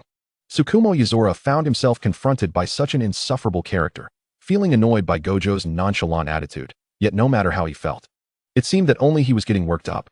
Suguru Geto wished to intervene on behalf of the flustered boy, but the white-haired youth, appearing earnest and serious, attempted to reason with Gojo, but faced with such a rogue, he could only become increasingly agitated, his eyes reddening, resembling a little rabbit attempting to confront a carnivorous beast, unsure if it might bite if provoked. The exquisitely handsome boy tilted his head back, his brows furrowing. Perhaps he did not even realize some of his own habits. He would pout when distressed and become anxious. The rounded corners of his eyes would redden. Two tall, lanky figures stood lazily, ignoring the slightly shorter boy's lecture, completely oblivious. They merely focused on the soft, moist lips of the boy, his adorable upturned nose, while Ieiri Shirako, having just sought assistance from her two senior classmates, lifted her head to witness this scene, where two mischievous peers were teasing the naive one displaying arrogance, self-importance, and continuously testing the limits of others. Another one feigning seriousness, appearing modest and courteous, yet harboring a rather sordid heart, perhaps even prideful in nature. Ju Shiriko let out a sigh, uncertain whether to lend him a hand, for she was averse to meddling in others' affairs, finding it utterly bothersome. However, the image of the silver-haired youth, eyes gently closed with a faint smile, flashed through her mind. Frowning slightly, she focused her gaze again, sensing an odd atmosphere among the three, akin to a prey animal being eyed by two ferocious beasts. Chapter 50, a sum in the 5-digit range. Ultimately, lunch could not be enjoyed in the cafeteria, as two second-year seniors returned from their mission. Mei, a tall woman with silvery long hair obscuring her eyes, was from a prestigious family, and Jiki, her peer, sported bangs and two braids, also hailing from a distinguished lineage. The two shared a good rapport with Tsukuyomi and Ju Shiriko, having heard about this night moth teacher's son when they first enrolled, and their acquaintance deepened over time. Mei was purely interested in the benefits derived from the identity of the other as a teacher's family member, as she was predominantly drawn to wealth and information. On the other hand, Jiki, upon receiving a request from her adorable junior, without hesitation purchased provisions and set forth toward the prestigious academy, utterly oblivious to the two rather unremarkable male juniors she would soon encounter. Her contemporaries with little Tsukuyomi must surely be two incredibly charming and considerate boys, she excitedly mentioned, as Mei handed over a burger, contemplating the intelligence she had gathered. The obedient six-eyed Shoko and the manipulation of cursed spirits? It was unimaginable. One ought not to harbor excessive expectations. As fate would have it, the two seniors arrived at Gojo Satoru's dormitory, carrying high-end cuisine packed for a celebratory feast. They paused momentarily at the entrance, taken aback by the renovation in the adjacent room, but as soon as the door opened, their confusion was cast aside. Tsukuyomi and Ju Shiriko were seated demurely at the table, sipping tea and engaging in light conversation, while the other two, one black-haired and the other white, huddled together, murmuring about the game before them, occasionally nudging each other. Anjiki was the first to abandon her shopping bag and dashed over, embracing the two adorable juniors. "Oh, how delightful it is to see you the moment I return from my mission. Ah, Mei, how cute. Here I am, the lifelong nemesis of Senior Anjiki. Isn't that a bit excessive? The female protagonist of the bone-crushing genre has arrived. How dashing. It feels like Mei and the little one are such a perfect match. Oh, Gojo Satoru, please return quickly. I shan't scold you anymore. I refuse to allow anyone to remain ignorant of the unspeakable matters between Miss Mei and her obedient and adorable brother."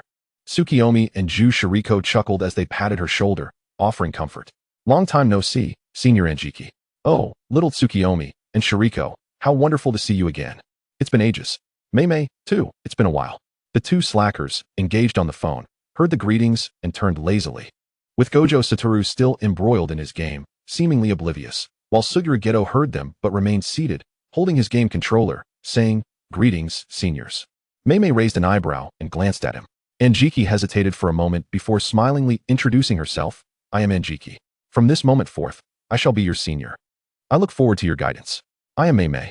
Gojo Satoru and Suguru Geto were turned away from them, and only now did the six-eyed Shoko lower the game controller, leaning back languidly on the couch, gazing at the two at the door, particularly at the arms tightly wrapped around Tsukuyomi. What is this? With hidden thoughts racing through his mind, he maintained an overtly carefree demeanor, complaining, "Wow, you guys are so slow. If you were any later, I would have starved." Anjiki stood there, utterly stunned, unsure how to respond. Perhaps not anticipating a junior to speak to a senior in such a manner, and it seemed the latter had not used honorifics. Feeling a touch awkward, she released her embrace. There was some traffic on the way. TCH, you look so weak. Are you really capable of going on missions alone?" The words struck Anjiki like a dagger. Was this a provocation? It most certainly felt like one. "What, did I provoke you?" Anjiki clenched her fists, a forced smile concealing her irritation, wanting to confront him, but was stopped by Tsukuyomi and Ju Shiriko. "Don't be upset, senior. Let us discuss it calmly, everyone." Suguru Geto chimed in, offering an understanding smile. "Satoru, don't bully Senior Anjiki. A true strong person should not take advantage of the weak." "Perfect." That statement thoroughly offended Anjiki. Ju Shiriko, feeling a sense of despair, closed her eyes, regretting her decision to meddle and allow these two seniors to bond with them. Mei remained silent, merely smiling politely from the side, her presence commanding despite her calm demeanor. Gojo Satoru rolled his eyes and pushed his sunglasses up slightly. "What is with you, Tsukuyomi?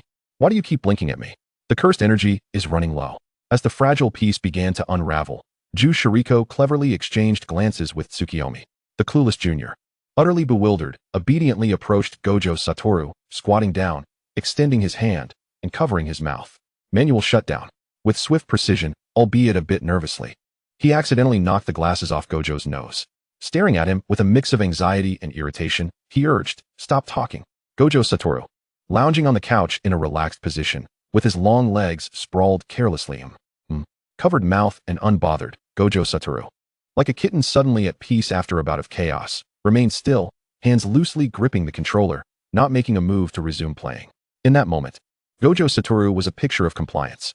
The large sunglasses conveniently concealed his expression, while being unable to breathe properly with his mouth covered, his complexion flushed, and his breathing intensified. Having discerned Gojo's character through their interactions, Suguru Geto was determined not to let Gojo take advantage of the situation. He tossed aside the controller, unapologetically ruffling Gojo's hair, pushing his face away, and casually grasping Tsukuyomi's hand, wiping it on the couch as if he had touched something filthy. "Enough of this, Satoru." With a final tone of warning, Gojo Satoru regained his composure, shouting as if to mask something. "All right, you all banding together to bully me, huh? I'm done playing. Let us eat. You little squinty-eyed one. Are you looking to fight me?" Suguru Geto was ready to summon a cursed spirit, fearlessly stepping forward, gladly.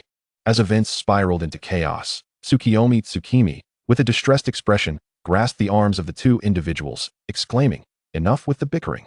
Can we not simply enjoy our meal? Ming Ming remained silent, only letting out a soft chuckle as she sent a message to her often collaborating senior. The eyes concealed beneath her bangs gleamed with intrigue. The 6 eyes of the Gojo family must be quite wealthy, one would assume. Anka was utterly flabbergasted. Yet she refrained from embarrassing herself in front of her beloved junior. To unleash such a formidable move upon their first encounter. How utterly uncouth. These 2 juniors were entirely out of sorts. Especially that sunglasses-clad lad. Don't you dare show me disrespect. Regardless of how infuriated Anka was, she flailed about, eager to teach them both a lesson, only to be halted by Ming Ming, who escorted her away, stating, "We have matters to attend to.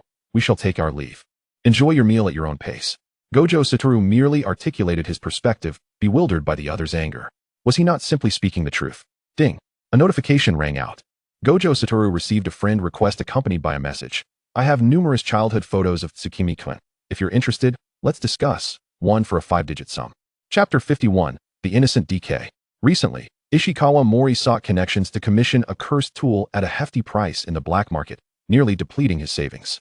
He pondered whether to undertake additional solo missions to make ends meet.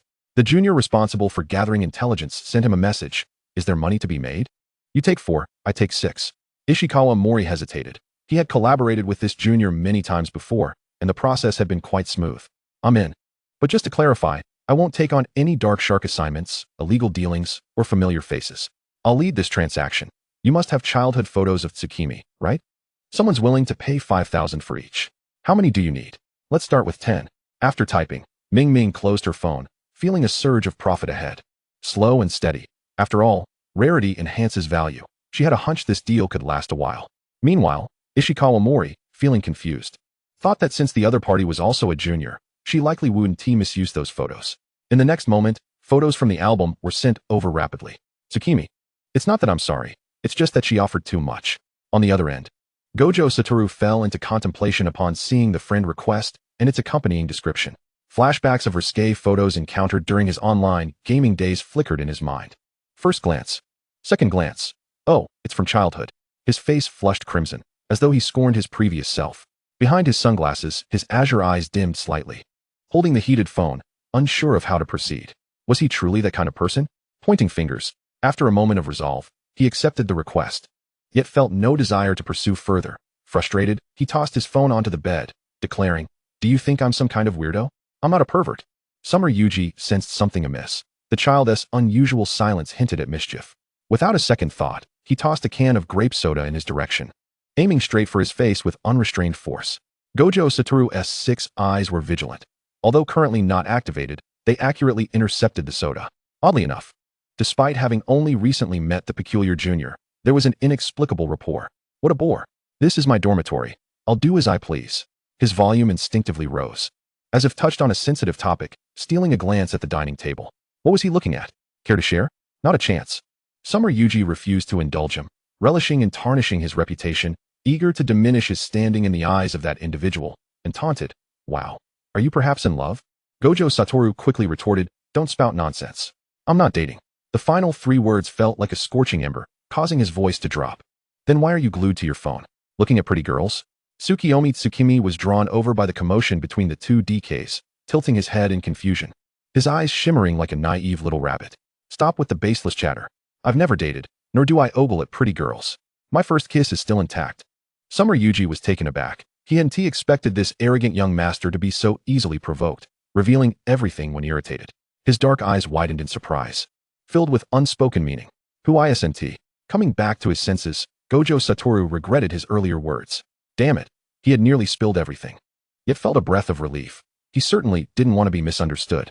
With a haughty demeanor, he strode to the coffee table, where Tsukuyomi Tsu-mi and Geto Shoko were already ravenous, ready to feast.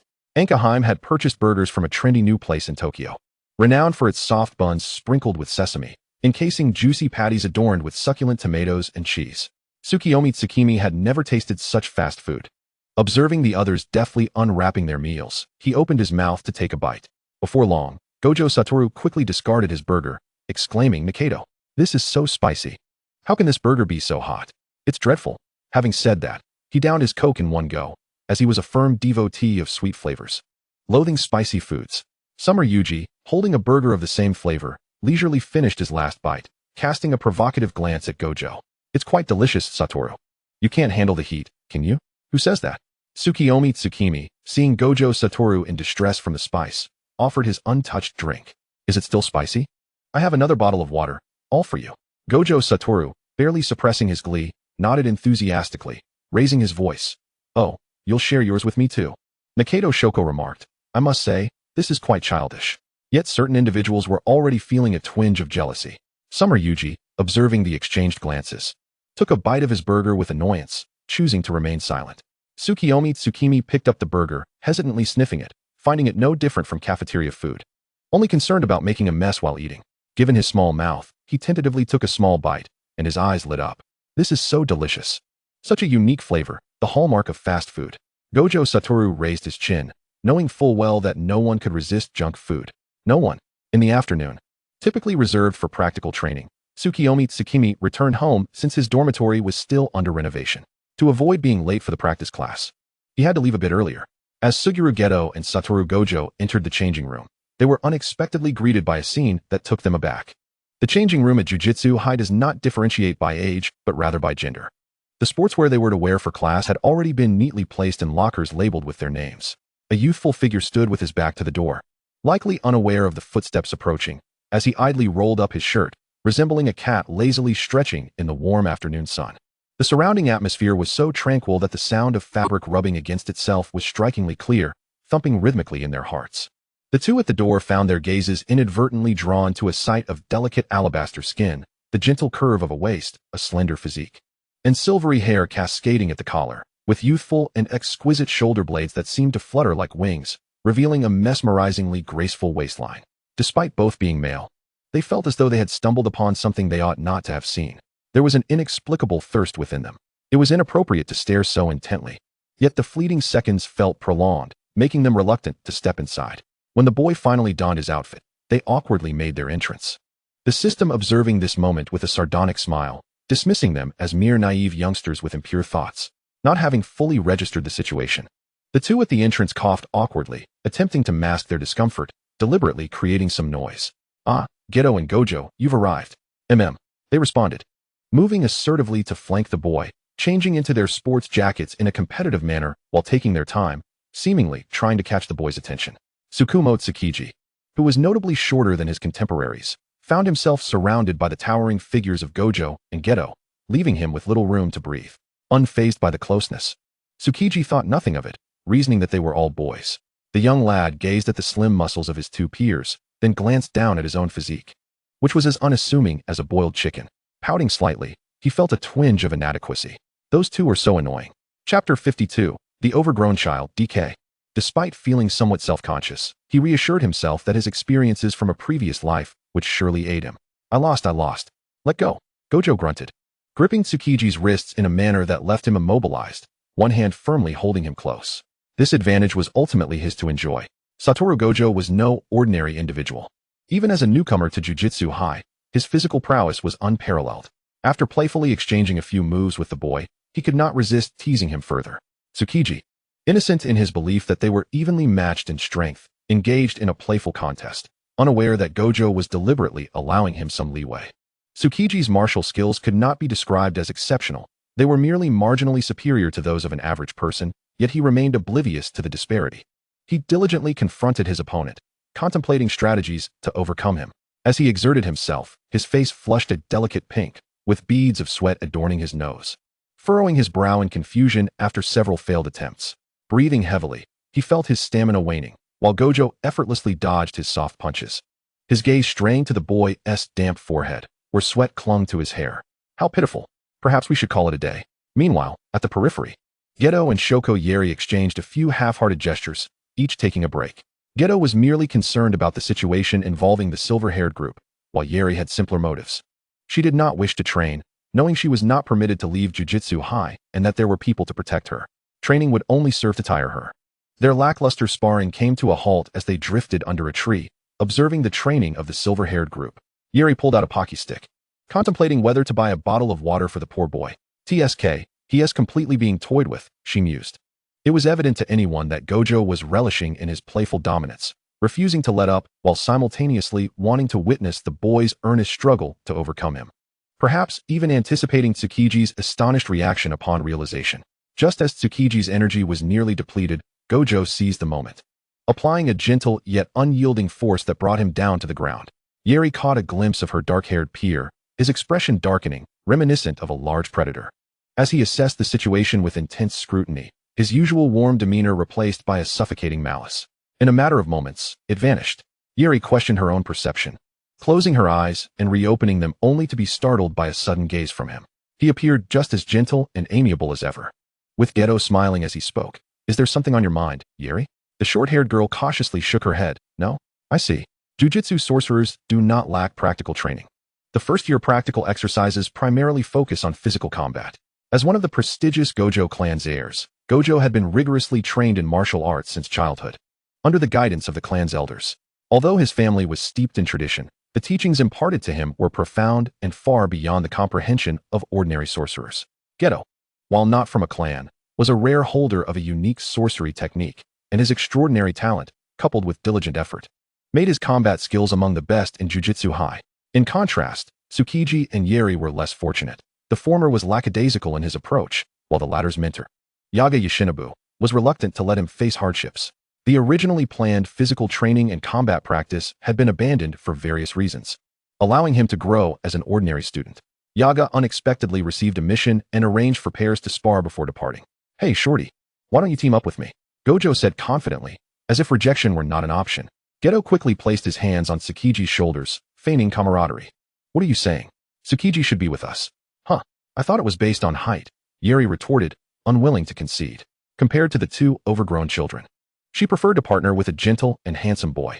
The grouping seemed remarkably fair. "Rock, paper, scissors. Ha ha ha. As expected, I win. I'll team up with this shorty." "Shorty?" Tsukiji felt an impending sense of dread. How rude. As the training session for the white-haired duo concluded, Gojo continued to hold Tsukiji playfully, while Geto's palm twitched as he released a second-level cursed spirit. The six eyes were no mere decoration, and Gojo had no choice but to release his grip with a click of his tongue. A beam of blue-white light shot from the palm of the Six Eyes user, and with a single strike, the cursed spirit disintegrated into dust. Tsukiji, standing nearby, felt the immense power contained within. Wow. It was unexpected to discover that the contemporaries at Jujutsu High were so remarkably skilled, far surpassing his initial expectations. However, reflecting on this made him increasingly convinced that his decision to come here was indeed the right one. He felt a sense of gratitude as Tsukade was momentarily lost in thought, while the two older prodigies engaged in yet another brawl. It was perplexing how easily Suguru Geto could be provoked. The moment the two collided, it was as if thunder clashed with fire, compelling them to determine a victor. Perhaps it was a manifestation of the unspoken sentiments typical of adolescence, as they unleashed dazzling, peacock-like techniques one after another without a care for the damage inflicted upon the playground. This spectacle left the previously confident younger student feeling somewhat disheartened. In comparison to the reverse technique of the Six Eyes, he felt utterly uncool. Far from it. Noticing the dejection in the crimson-eyed boy, Kasumi Edo gently patted his shoulder. "Tsukade, you still haven't revealed what your technique is, have you? Speaking of which, you are a clan sorcerer too, right?" "Not exactly. It's somewhat akin to that of a sorcerer," he replied. "In any case, my physical prowess is rather lacking." Tsukade pondered for a moment and summoned the Yada mirror to show his peers. The white-haired boy quietly chanted, "Yada mirror." An ancient mirror, imbued with a profound sense of history, manifested, measuring the size of 2 palms, floating gracefully in the air, before he gently cradled it against his chest. "My technique is the Yada mirror. It essentially absorbs the opponent's cursed energy." He was advised by Yaga Papa to keep this information confidential, as the absorbed cursed energy and techniques could be released unchanged. The concern was that revealing it might draw unwanted attention from higher-ups. However, what he didn't disclose to Yaga Papa was his understanding of domains. In his previous life, he had unwittingly activated a domain. Although he had yet to attempt it in this life, he was fairly certain it was still within his capabilities. Initially, he worried that mastering a domain at such an early stage might be quite exceptional, but, observing the intense combat between his two contemporaries, he mused, "I suppose this is only slightly above normal, right?" Unbeknownst to him, he was comparing himself to two of the most formidable sorcerers of the future. Tsukade, slightly above normal. "I suppose. System. Hey, you are anything but ordinary." Kasumi Edo gazed thoughtfully at the mirror. "Yada mirror?" She suddenly realized something was amiss and turned sharply to the oblivious white-haired boy, who was still childishly pouting as he watched his sparring peers in the distance. Although her knowledge of the sorcery realm was somewhat limited, The boy's name and technique were undoubtedly connected to the shrine documented in her books. Despite the current silence surrounding this shrine, numerous legends persisted, both in the world of ordinary people and within the sorcery community. Tsukuyomi Tsu-mi. This was, after all, a divine name, wasn't it? Yet, Yaga-sensei would never make such a fundamental mistake. There must be another reason for it. Chapter 53, An Unusual Name. Kasumi Edo fell silent for a moment, her mind racing to match the characteristics from her books with the person before her. After a moment of hesitation, she cautiously asked, Tsukudate-kun, is your name what I think it is? Tsukudate turned, tilting his head in confusion. Is there something wrong with my name? It's just Tsukudate, isn't it? Is there an issue, Edo-san? The problem was indeed significant. Deep inside, Kasumi Edo was astonished. Who had named Tsukudate-kun, and did it carry any special significance? What special significance? The white-haired boy's speech slowed, clearly pondering the question for the first time, as if something was on the verge of breaking through. It was indeed curious. Tsukudate didn't he understand why his surname differed from his parents. His grandmother was called Tsukihiko, as his grandfather had passed away long ago and was seldom mentioned. Thus, he had never thought it odd that he bore his mother's surname. Tsukihiko, Tsukiya, Tsukiharu. The white-haired boy furrowed his brow, evidently grasping something was amiss as he murmured, Why is it Tsukudate? The girl with chestnut short hair chuckled softly at her clueless peer. Her tear mole at the corner of her eye became increasingly vivid. He doesn't understand anything, does he? In ancient Japan, surnames were used to denote one's ruling class. Nobility possessed surnames that represented their inherent identity, while commoners typically lacked surnames. Yet the number of commoners far exceeded that of royal children and noble ministers. Those who registered early could adopt names based on geographical features, such as Tanabe, Ohashi, or Yamashita. Ancient noble surnames like Taira, Minamoto, and Fujiwara were immediately recognized for their long history and distinguished ancestry. However, Kasumi Edo rested her chin on her hand, glancing at her peer. Yaga-sensei's adopted son bore the name Tsukudate? This was indeed a divine name. She scoffed softly, certain that Yaga-sensei was not someone who would casually name his child. It was precisely for this reason that, to her, the boy's surname and given name held significant meaning. The playground soon became a battleground, with the two prodigies' fight leaving visible marks. Now, bruised and battered, they approached their caretaker, demanding healing. It hurts so much. Edo, hurry and use the reverse technique on me. Me too. Edo-san, I'm in trouble. Geez, you two are really something. If you know it hurts, why go all out? It's all Geto's fault. He hits way too hard. It was no surprise that the one blessed with the 6 eyes had quickly become familiar with addressing his peers by name. What were you two talking about? You seem so happy. Kasumi Edo nonchalantly activated the reverse technique for the two foolish boys. Oh, nothing much, just inquiring about Tsukudate-kun's name and its origin. I found it quite interesting. The mention of this topic ignited Geto's enthusiasm. In his view, the entirety of the world was constructed from cursed techniques. The cursed energy born from negative emotions naturally lacked any brilliant hues. Yet, the boy before him, filled with golden energy, constantly reminded him of the boy's uniqueness. Geto, ever carefree, bent down close to the unsuspecting boy, for in the presence of the 6 eyes, no secret could remain hidden. With the curiosity of a mischievous child, he disregarded the outside world's gaze, bending down to point at something in the air. His clear blue eyes shimmered with the unpredictable depths of the ocean, imbued with a dangerously enticing sweetness that was hard to resist. What could it be? How curious. In this moment, Geto's nails were well-groomed and pristine, reminiscent of a pampered feline lovingly cared for by those at home. In his eyes, the world held no secrets. As his piercing 6 eyes focused intently on the boy with crimson irises, determined not to miss a single reaction. Why is that? Just as Tsukudate was on the verge of embarrassment, the two contemporaries, the black-haired boy unapologetically shoved Geto aside, while the chestnut-haired girl surprisingly reached out to swat away his almost intrusive hand. Tsukudate blinked in surprise, feeling a flush of embarrassment as he shyly pursed his lips, lowering his adorably obedient gaze, murmuring softly, Thank you. He had been defended by his classmates, feeling quite well indeed. 5 Wataru swiftly regained his full strength and urged the trio to continue their contest. One might say, during adolescence, 165 and all that, one has an inexhaustible vigor day after day, truly lacking in perception. Cannot they see that my wife is exhausted? To those in front, did you truly not observe? Does no one find my wife's name rather peculiar? I know. As a university student, I am aware. Is it not the one from Japanese mythology, one of the 3 deities? Tsukuyomi? The Tsukuyomi of the moon and night. Is it not a Japanese god?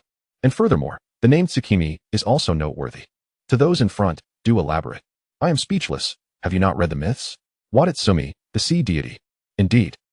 I must be the most ignorant netizen of this generation. So, my dear wife's name coincides with those two deities? Meanwhile, at the Kamo residence, indeed, Elder Kamo, Tsukuyomi and Tsu-mi are indeed of the same cohort as cursed spirit manipulators and the six-eyed shaman. Tsukuyomi and Tsu-mi? How intriguing. To have such namesakes. The heavy drapery cascaded down, casting shadows that enveloped the two kneeling figures, obscuring their flickering expressions. Do not let Raimai know. We cannot sever ties just yet. My lord, the individuals who are contemporaries of Five Wataru are few. It is somewhat challenging to keep this concealed. Relax. The plan continues unimpeded. We shall keep it hidden from Raimai for a while longer. Kamo Seiji, you can manage that, cannot you? Yes, my lord. You have saved my life. Such a trivial matter would hardly trouble you, but your injury. Kamo Seiji knelt, uncertainly gazing at the faintly visible scar on his benefactor's forehead. Unlike the lesser members of the Kamo clan, how could one of the three families, an elder, sustain such grave wounds? It is also thanks to the elder's patronage that he not only saved him, but also secured a commendable position for him in the supervisory council. Thus, he would wholeheartedly commit to any arrangement. The elder paused, seemingly taken aback by his subordinate's concern, and touched the scar on his forehead with an inscrutable expression. It is merely a cranial surgery I underwent due to some health issues recently. Is that so? Then you must take good care of yourself and rest well. You may leave now. Knight Agakudo was still on a business trip, preparing to conclude his assignment and return to the Jujutsu High. He wondered how their physical training class had fared that afternoon. Just as he finished his thought, a text message arrived. The finance department had tallied the expenses for the repairs on the playground that afternoon and discovered the demolition funds were insufficient. The tall, robust man curiously opened the image sent to him, recalling that a considerable sum remained from the maintenance grant. Upon seeing the image, even a seasoned educator was momentarily stunned, and his fingers cracked with tension as the faces of two troublesome students flashed through his mind. 5 Wataru. Suguru Geto. Danger. Chapter 54. Do not put everything into your mouth. In just a few short days since the start of the semester, Knight Agakudo increasingly felt his age. Do not inquire. It is simply exhausting. The dormitory of Tsukuyomi Tsu-mi had been rapidly reconstructed under the covert urgings of the 2DK. Although 5 Wataru relentlessly inquired of the homeroom teacher when their contemporaries could move back in. Knight Agakudo, the dormitory has clearly been rebuilt. Why has little Tsukuyomi not returned yet? Knight Agakudo maintained a composed exterior while internally grumbling. He had never intended for his young charge to move out. Yet as a mature and dependable educator, he could not express his inner thoughts aloud. Instead, he blandly explained, the newly renovated spaces still emit formaldehyde and require time to air out. And whose fault do you think this is? Reflect on your actions, you scoundrel. TCH, Knight Agakudo is truly petty. However, regardless of how much 5 Wataru pestered and whined, the father remained resolute. As days turned to weeks, familiarity blossomed among the students. The first year at Jujutsu High was the only period of tranquility, soon to be replaced by practical tasks that allowed them to accrue experience points and generous rewards. For the eldest son of the Wataru family, this was hardly a novelty. Yet for Suguru Geto and Tsukuyomi Tsu-mi, it was immensely appealing, particularly for a certain white-haired, red-eyed lad. The trio, as usual, teamed up to exorcise a cursed spirit. Merely a second-grade spirit, easily manageable for the three of them. Not to mention, for the two immature DK displaying their feathers. It was simply a chance to stretch their limbs. Typically, Tsukuyomi Tsu-mi refrained from engaging. On one hand, he seldom had the opportunity, and on the other, Knight Agakudo forbade him from excessively revealing his abilities. Consequently, the understanding of the 8-span mirror technique among his contemporaries remained limited to a name of elegance, yet average prowess. Despite the similarities to a sorcerer recorded in the Jujutsu High textbooks from centuries past, few delved deeper into its nuances. In this regard, after the trio's coordinated effort, the second-grade cursed spirit at the sanatorium was swiftly dispatched and rolled into a ball, handed over to Suguru Geto. Tsukuyomi Tsu-mi leaned in, curious to observe how his contemporaries captured cursed spirits like Pokemon. He stood on tiptoe, gazing earnestly at the actions of the individual before him, his red eyes bright and glistening, reminiscent of a loyal animal earnestly conveying its master's wishes. Why has it not begun yet? Let me see too. His gaze was unwavering. Such beauty could almost be breathtaking. However, Suguru Geto lowered his gaze to the dark, repugnant cursed spirit ball, hesitated for a moment, then glanced back at the handsome youth.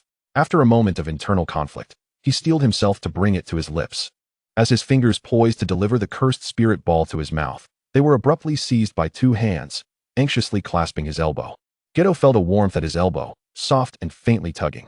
Geto, why do you eat everything? Tsukuyomi Tsu-mi stared in astonishment at his peer's actions. Realizing he intended to consume the cursed spirit ball. Is such a thing fit for human consumption? Observing the disapproving expression on his companion's face, Suguru Geto shrugged helplessly and began to explain patiently. This is my technique, cursed spirit manipulation. Taming these cursed spirit balls is simply, well, as you see. Tsukuyomi Tsu-mi.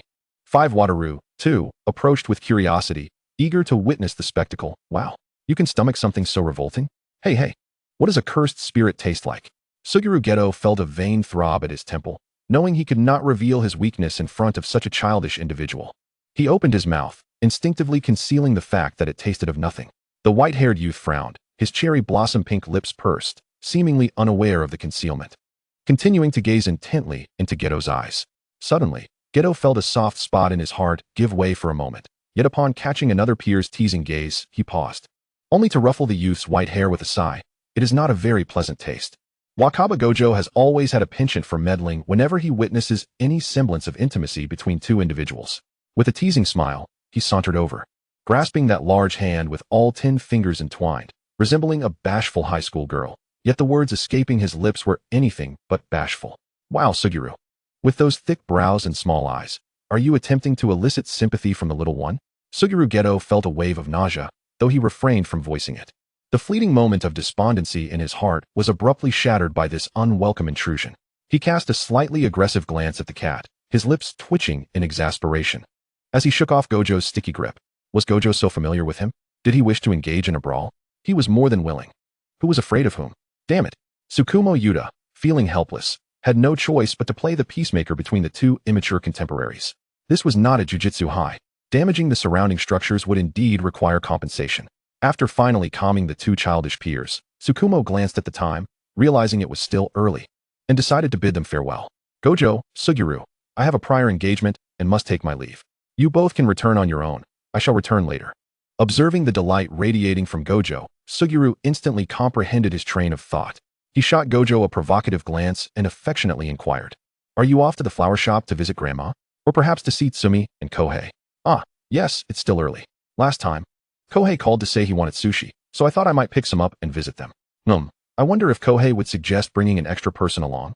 Of course not. Hey, shorty, I'm coming too. Gojo clenched his fists. A sudden surge of anxiety swelling within him as he watched the two engage in conversation about matters that were foreign to him. Yes, they were classmates who had known each other for quite some time, and the little one even called Suguru by his name while referring to him as Gojo. How infuriating. Tsukumo tilted his head, slightly troubled but unable to suppress a twinge of sympathy at Gojo's visibly disgruntled demeanor.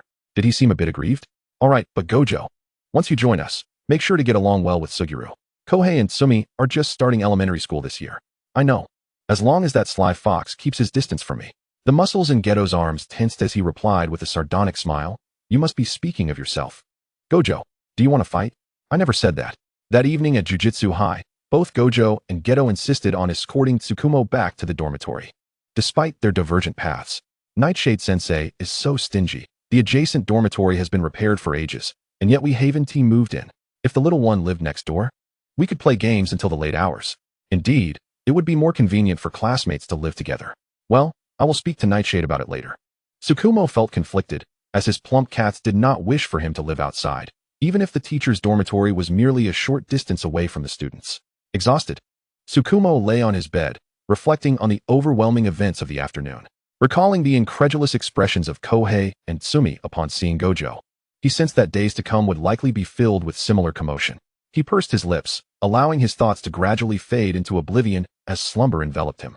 Despite the noise, a smile graced his lips. In truth, such days were rather pleasant. As he gazed at the delicate white-haired youth lost in sleep, the blue-eyed rabbit plushie nestled in his arms shimmered briefly before succumbing to silence. Host's happiness level, 2, total, 64. Chapter 55, The Great Moving Discovery. The following morning, before his eyes had fully opened, Tsukumo felt a heaviness upon him, as if something weighty lay atop him. Struggling to open his eyes, all he could perceive was an inky darkness. As he stirred, the indistinct furry creature pressed against him also shifted. Ah, so fluffy. The white-haired little one was snuggled in bed, groggily extending a hand to pat the creature. So plump.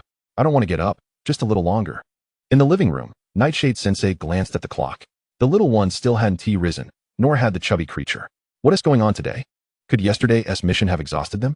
But the support supervisor said they completed it by afternoon. He sighed. A father's concern evident as he entered the little one's room. Even as a homeroom teacher, he couldn't allow his students to sleep in and be late. Upon opening the door, he was greeted by a darkened room, the curtains drawn tight. In the center of the bed lay the slender youth, still sprawled out. If it were the holidays, he would never interfere with their late slumber, but Nightshade hesitated as he approached, and upon recognizing the shape, he mercilessly grasped the indistinct creature clinging to his son. Lowering his voice, he shook his hand. Panda, you sneaked into your brother's room again. Didn't we agree to sleep separately when we grew up? The panda struggled momentarily before lazily rubbing its eyes and conceding, to dare think and act. I confess without reservation. Just then, Tsukumo awoke, recalling his promise to his peers from the previous day. He hastily prepared himself and took a seat at the dining table. While eating breakfast, he contemplated how to broach the subject. Nightshade donned his dark faculty uniform, sitting at the table while sewing a doll. Noticing the subtle glances Tsukumo cast in his direction, unable to resist, he inquired, "What is the matter, Tsukumo?" Tsukumo's brows furrowed as he nibbled on a slice of bread. Speaking somewhat indistinctly, "Papa, when can I move back home?" Nightshade paused, his hands stilling as he sighed. Did Tsukumo truly wish to leave home? Why was he so insistent on moving away? The teacher, wearing sunglasses, bore a rather intimidating frown. And Tsukumo gnawed on the soft flesh of his lower lip until it shone with a sheen of moisture. After a moment, he stammered, inspired by his peers' words. "It's just for the convenience of communicating with classmates." His voice dwindled to a whisper, lacking conviction. He was already being influenced by those two troublemakers. Nightshade, being a sorcerer with keen senses, noticed the boy's discomfort and cleared his throat, conceding, "Let those two come help you move this afternoon." Believing he was imparting a lesson to them, he remarked, "Oh, really? We're moving today?" "Today? Yes, but Nightshade-sensei mentioned that you need their assistance." Tsukumo, who struggled to ask for help, often found himself being coddled instead.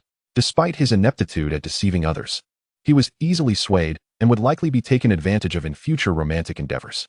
"Of course, I can manage on my own. That guy Suguru looks like he has no strength at all. Want to have a contest? Who is afraid?" Tsukumo found it perplexing.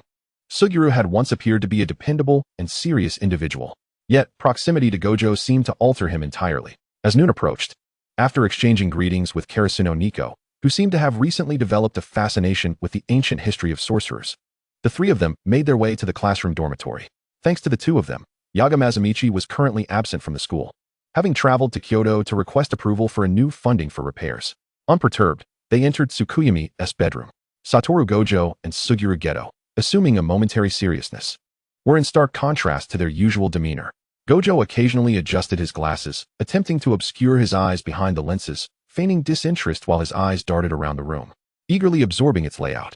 The fragrant air was enticing, as he endeavored to glean more information through his 6 eyes, probing for secrets and preferences. However, his self-assured actions did not escape the notice of others. Tsukuyomi, on tiptoe, leaned in to whisper in Geto's ear, "What is wrong with Gojo? He is completely motionless." Geto shot a sardonic glance at the rigid figure before him and replied in a conspiratorial whisper, "You know his mind has always been a bit off." With a seemingly casual shrug, he feigned indifference, leaving Tsukuyomi to look at Gojo with concern, cautiously initiating conversation. "Gojo-kun? Why are you daydreaming?" What? "Oh, I forgot my water," Gojo replied absently. Tsukuyomi glanced uncertainly back at Geto, who sighed in response. After a moment's contemplation, Tsukuyomi suggested that she and Geto should first deliver some clothing and daily necessities while Gojo organized his textbooks. "No problem, leave it all to me," Gojo declared with utmost confidence, as if it were a trivial matter. Little did he know that such an attitude only heightened their worries. Geto, taken aback, widened his eyes, not expecting Gojo to relinquish the opportunity for solitude so readily. Something felt off. He hesitated for a moment, only to see Gojo, flushed and flustered, suddenly raising his voice in exasperation. "What is with those looks? I said I'd handle my things. Now hurry up and leave." Geto narrowed his eyes but coaxed Gojo to exit first, glancing back at him with a warning as they reached the door. Gojo merely pushed up his glasses, seemingly unaffected. "I can't see," he declared. The moment the two departed, the tall, white-haired figure flopped onto the small single bed, his crimson face curiously buried into the covers. Inhaling deeply, his azure eyes behind dark glasses sparkled with a dreamy allure, as if intoxicated. "It smells just like him," he murmured, and after a moment's pause, he reluctantly clutched the soft blanket. Assessing the time, Gojo prepared to rise from the youth's bed. only to notice a rabbit plush toy leaning against the headboard. Its sapphire eyes shone brightly, clearly well cared for by its owner, cherished to the core. Even when absent from the bedroom, the plush was covered with a blanket, a tender gesture of affection. The six-eyed sorcerer's back stiffened momentarily, and his breath quickened as he incredulously reached for the toy. Signs of wear were apparent, suggesting it had been loved for a long time. Yet it remained remarkably intact due to its owner's care. It was, undeniably, too reminiscent of something. Sitting upright, Gojo's gaze deepened, as though ensnared by some haunting memory. After a brief pause, he clumsily caressed the rabbit's ear, murmuring, "I just wanted to confirm. Generally, families of status demand high standards for their household goods. Unlike nouveau riche who flaunt brands and logos, esteemed families, like the three prominent clans, value quality, craftsmanship, and materials, subtly displaying wealth and power." The sapphires adorning the plush were undoubtedly genuine. Even under the scrutiny of the six eyes, no flaws were discernible. That left only one aspect to examine: the tall figure. Treating the toy as if it were fragile, cautiously pinched the rabbit's ear. The ear was wrapped in white fabric, concealing a pink inner layer, meticulously designed to create a realistic appearance with rich, layered materials. As Gojo grasped the delicate fabric, he noticed it was embroidered with golden thread. Tilting his head to see better, he struggled to read the inscription aloud. Gojo, Satoru. Chapter 56, Past Lives, All Madmen. On the grounds of Jujutsu High, Yuji Itadori discovered, only after enrolling, the relationship between his classmate Megumi Fushiguro and their unscrupulous homeroom teacher, stirring his curiosity. "Hey, you adopted Megumi 10 years ago. How old must that make you? 20? Fushiguro, exasperated, paused his sparring with Jogo. Realizing Itadori's insatiable curiosity and energy would lead to endless questions if he didn't address them. Wiping his brow, he found a spot in the shade of a tree to sit cross-legged and sip some water. 18. 18? That's so young, Itadori exclaimed, astonished that their teacher had become a father at such a tender age, feeling a bit overwhelmed. And what about teacher Geto? Isn't he the same age as Gojo? Come to think of it, it's strange. Since the start of school, I haven't seen Geto's wife. However, the plain ring on Geto's ring finger was indeed striking. Kinji mentioned it was made of ruby, though its authenticity remained uncertain. It's a color reminiscent of pigeon blood. The moment the mention of Megumi reached his ears, Itadori's brow furrowed uncontrollably as he crushed the plastic water bottle in his grip. It's all that unscrupulous teacher's fault. That name sounds utterly ridiculous. Yet, maintaining his stoic demeanor, he responded to his classmates' queries with a cold indifference. As for teacher Geto, Fushiguro found his thoughts drifting, his gaze wandering to the small hillside across the playground. There, he spotted Geto's partner. Itadori shifted positions, resting his head on one hand. Come to think of it, teacher Geto is such a gentle person. His wife must be stunning, right? I wonder what type of girl she is. Fushiguro couldn't help but chuckle at the thought of that gray-white photograph, which, although beautiful and delicate, unmistakably depicted a male figure. Opening his mouth slightly, he pondered. Could it only be a girl? Is there any chance you could switch genders? The pink-haired youth glanced at his cool-headed classmate, bewildered by his question. What do you mean? It must be a girl? If not a girl, then what could it be? Is it possible that teacher Geto's wife is a man? Laughter erupted from Itadori. Ha. When did you become so humorous, Megumi? The more he contemplated, the more absurd it became, and he couldn't help but laugh at his own musings. Ha. Oh dear. This is too funny. Why aren't you laughing? Fushiguro replied. Brother, can you guess why I'm not laughing? Observing the resigned expression on the dark-haired youth's face, the answer loomed in his mind. No way could it be. There was nothing peculiar about a boy, after all. This is in the neon lights of the 21st century, where sexual orientation is hardly a significant issue. Kuchisaki Nobara was initially messaging her second-year senior Zenin Maki inquiring about the shopping mall in Ginza, when she caught sight of two fellow students, Yuji Itadori and Megumi Fushiguro, engaging in furtive conversation, which piqued her curiosity. Suddenly, she approached from behind and tapped their shoulders, startling them both. What are you two chatting about? I could hear Itadori's laughter from afar. Is it really that amusing? Kuchisaki, did you know? Just now, Megumi told me that teacher Geto's wife is that true? No way. I can hardly imagine such a gentle teacher being with someone like that. Exactly. I bet she's an extraordinarily beautiful woman. What a pity. I wonder when teacher Geto will introduce us to his wife. Indeed, I'm quite curious. As their increasingly absurd speculations reached a crescendo, Fushiguro coughed heavily, intending to caution them against making baseless assumptions about others' lives, but instead. Speaking of which, Fushiguro, you must have met them, right? Aren't you quite familiar with teacher Gojo and teacher Geto? Kuchisaki leaned in mischievously, while Itadori, ever the busybody, joined the fray. You must have seen them, right? Do tell. The two classmates clamored, yet Fushiguro's mind drifted back to a rainy day at Jujutsu High, on the hillside opposite the playground. Despite the rain, Teacher Geto stood without an umbrella, his demeanor tender, yet there was a palpable sadness in his eyes. Fushiguro sighed, his gaze wandering to the lush greenery behind the playground, lingering on the dappled shadows of the trees. You've seen them, haven't you? Are you kidding? I don't recall that at all. Exactly, right? You've never seen them. Fushiguro managed a rare smile, but chose not to elaborate. It would be rather impolite to unearth someone else's wounds. As the only female in their trio, Kujisaki suddenly became aware of something, following Fushiguro's gaze and feeling a jolt in her heart. No way. Oh, that is so unfair. Did you find out too? Who is it? I want to know. Itadori, undeterred, pressed on, until a swift slap to the back of his head silenced him. At that moment, he couldn't help but admire the uncanny intuition of women. Kujisaki raised her chin, gesturing towards the playground. Hey, Fushiguro, you aren't talking about that, are you? Fushiguro shrugged, but did not deny it. The once lively atmosphere fell into a somber silence as the implications of the answer settled in. Enough. Who are you two talking about? Itadori scratched his head, still oblivious.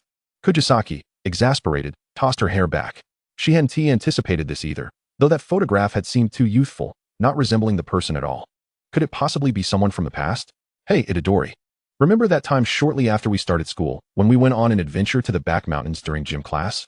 At that time, we were new and unfamiliar with the school. Jujutsu High is quite expansive, and there weren't any malls nearby. 3 of them. Well, to be precise, Itadori and Kujisaki, both unfamiliar with the school, had dragged Fushiguro along under the pretext of familiarizing themselves with their surroundings. One day during gym class, they ventured to the back mountains, which was merely a small hill adjacent to the playground. Upon reaching the top, they were about to marvel at the splendid view when Itadori exclaimed, "Wow! This place offers a breathtaking panorama of the entire school. Indeed, it's truly a wonderful spot," he said, and then shouted, "Hey, come over here."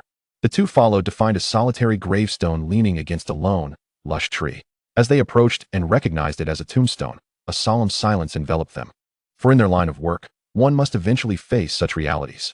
The inscription read, "Tsukimi, a remarkably beautiful soul." Kujisaki gazed at the black and white photograph with a complex expression. It depicted a young, handsome boy who appeared to be of similar age to them. She glanced around, surprised by how pristine the area was. The stone steps were spotless, and a vase held dew-kissed white bellflowers alongside. A camellia carelessly discarded on the ground, yet it seemed to be in full bloom. Itadori, typically boisterous, displayed unexpected decorum, pulling out a handkerchief to wipe the photograph on the gravestone, then bowed respectfully. "Though we've never met, I imagine you were a senior at Jujutsu High. I apologize for the disturbance."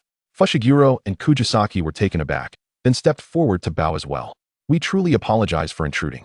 A moment of shared silence passed among them, their usual banter replaced by a respectful stillness as they regarded the photograph for a while longer. Until Itadori finally broke the quiet. "He wouldn't be mistaken. I didn't think much of it at the time. I just felt we were intruding on this senior-s space." The trio had arrived in high spirits but departed with a weighty atmosphere, for the senior was truly breathtaking. Yet, far too young. As they left, they dared not glance back, unaware of the tall, white-haired figure who leapt down from the tree, smiling as he watched them retreat. "Ah, truly, these students are adorable. Wouldn't you agree, Tsukimi?" Prompted by Kujisaki's reminder, Itadori suddenly recalled the incident, scratching his head in his usual careless manner. "I remember. What's the matter? We weren't talking about Teacher Geto's, you all." Realization dawned on him, and the typically sunny-haired boy's eyes widened as he struggled to articulate his thoughts. "But he looks so young, about our age. How could he possibly be married to Teacher Geto at that time? Not to mention, he is far too young for marriage." Fushiguro stood up, turning his back to them and waving his hand dismissively. "What else would you expect? Why do you think? Sorcerers are all a bit mad? Wait a minute. Megumi, do you know something? You have to tell us." "Yeah, why are you rushing off? What about Teacher Gojo? You must have seen his wife, right? Come on, tell us." Megumi. Chapter 57, Past Life, Dark Room, Part 1. Fushiguro found himself ensnared by the relentless inquiries of his two classmates. It wasn't that he was unwilling to share, he was simply unaware of the fact that Teacher Gojo was married. He vaguely recalled a day during their training when a call interrupted his sparring session with Gojo, perhaps a marriage-related inquiry. The teacher had sounded quite irritable, hurling ungracious words at the person on the other end of the line. They had speculated that Gojo might come from a prestigious family. Yet he was only in his 20s, an age at which being pressured to marry was rather uncommon. "Enough already. Why does it matter to you whether I'm married or not? What, you want me to go on blind dates? You must be out of your mind. Do you really want to know why I don't wish to marry? Fushiguro Megumi was entirely oblivious to what the person on the other end of the phone had conveyed to Satoru Gojo. The typically mischievous and playful adult suddenly turned somber, promptly hung up, and left in silence. In an instant, it felt as though all emotions and strength had been siphoned away, an extraordinary occurrence. Megumi could not ascertain the nature of this reaction. It was neither anger nor fury, more akin to being doused with a bucket of cold water, awakening in a state of bewildered clarity. However, the following morning, before both Megumi and Tsukimi had risen, a phone call arrived, as if heralding some monumental news that demanded immediate sharing. The middle school student with a sea urchin hairstyle scoffed, as expected of him, that unprincipled teacher. A call this early must be of utmost importance. To his surprise, the voice on the other end had reverted to its usual playful tone, akin to a bashful high school girl, insisting he open the door. Megumi sighed. The residence he shared with Tsukimi was provided by this very individual. How could he possibly lack a key? It was merely a matter of him encountering some good fortune and seeking to draw everyone's attention. Was this fellow truly a reliable adult? As anticipated, upon opening the door, the tall, white-haired teacher burst in with palpable excitement, still clad in yesterday's uniform, appearing dusty and adorned with leaves. Where had he been roaming? His demeanor was a peculiar mix of exhilaration and fatigue. Six Eyes' appearance was undeniably striking. Even the slightest flaw would stand out prominently on such a visage, not to mention the evident dark circles beneath his eyes. Yet, Satoru Gojo had hurriedly come to flaunt the ring he bore before receiving a call for a mission, leaving behind an array of gifts and a magnificent bouquet of white bellflowers.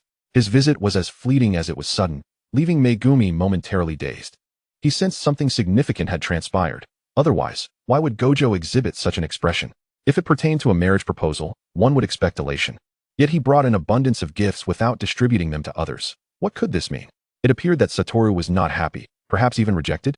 Tsukimi, rubbing her eyes, emerged into the living room, exclaiming that Megumi had risen unusually early. Was it not merely 6:30? Yes, Satoru-sensei was here just now, he replied. Oh, then the flowers in the living room must be for him. We ought to deliver them, Megumi. Do hurry. Megumi paused, recalling Gojo's earlier words. Well, let us assume he has acquiesced to my request. Oh, these flowers are intended for a proposal. Was he a male? Had Satoru misspoken? A proposal with such flowers? Was that truly appropriate?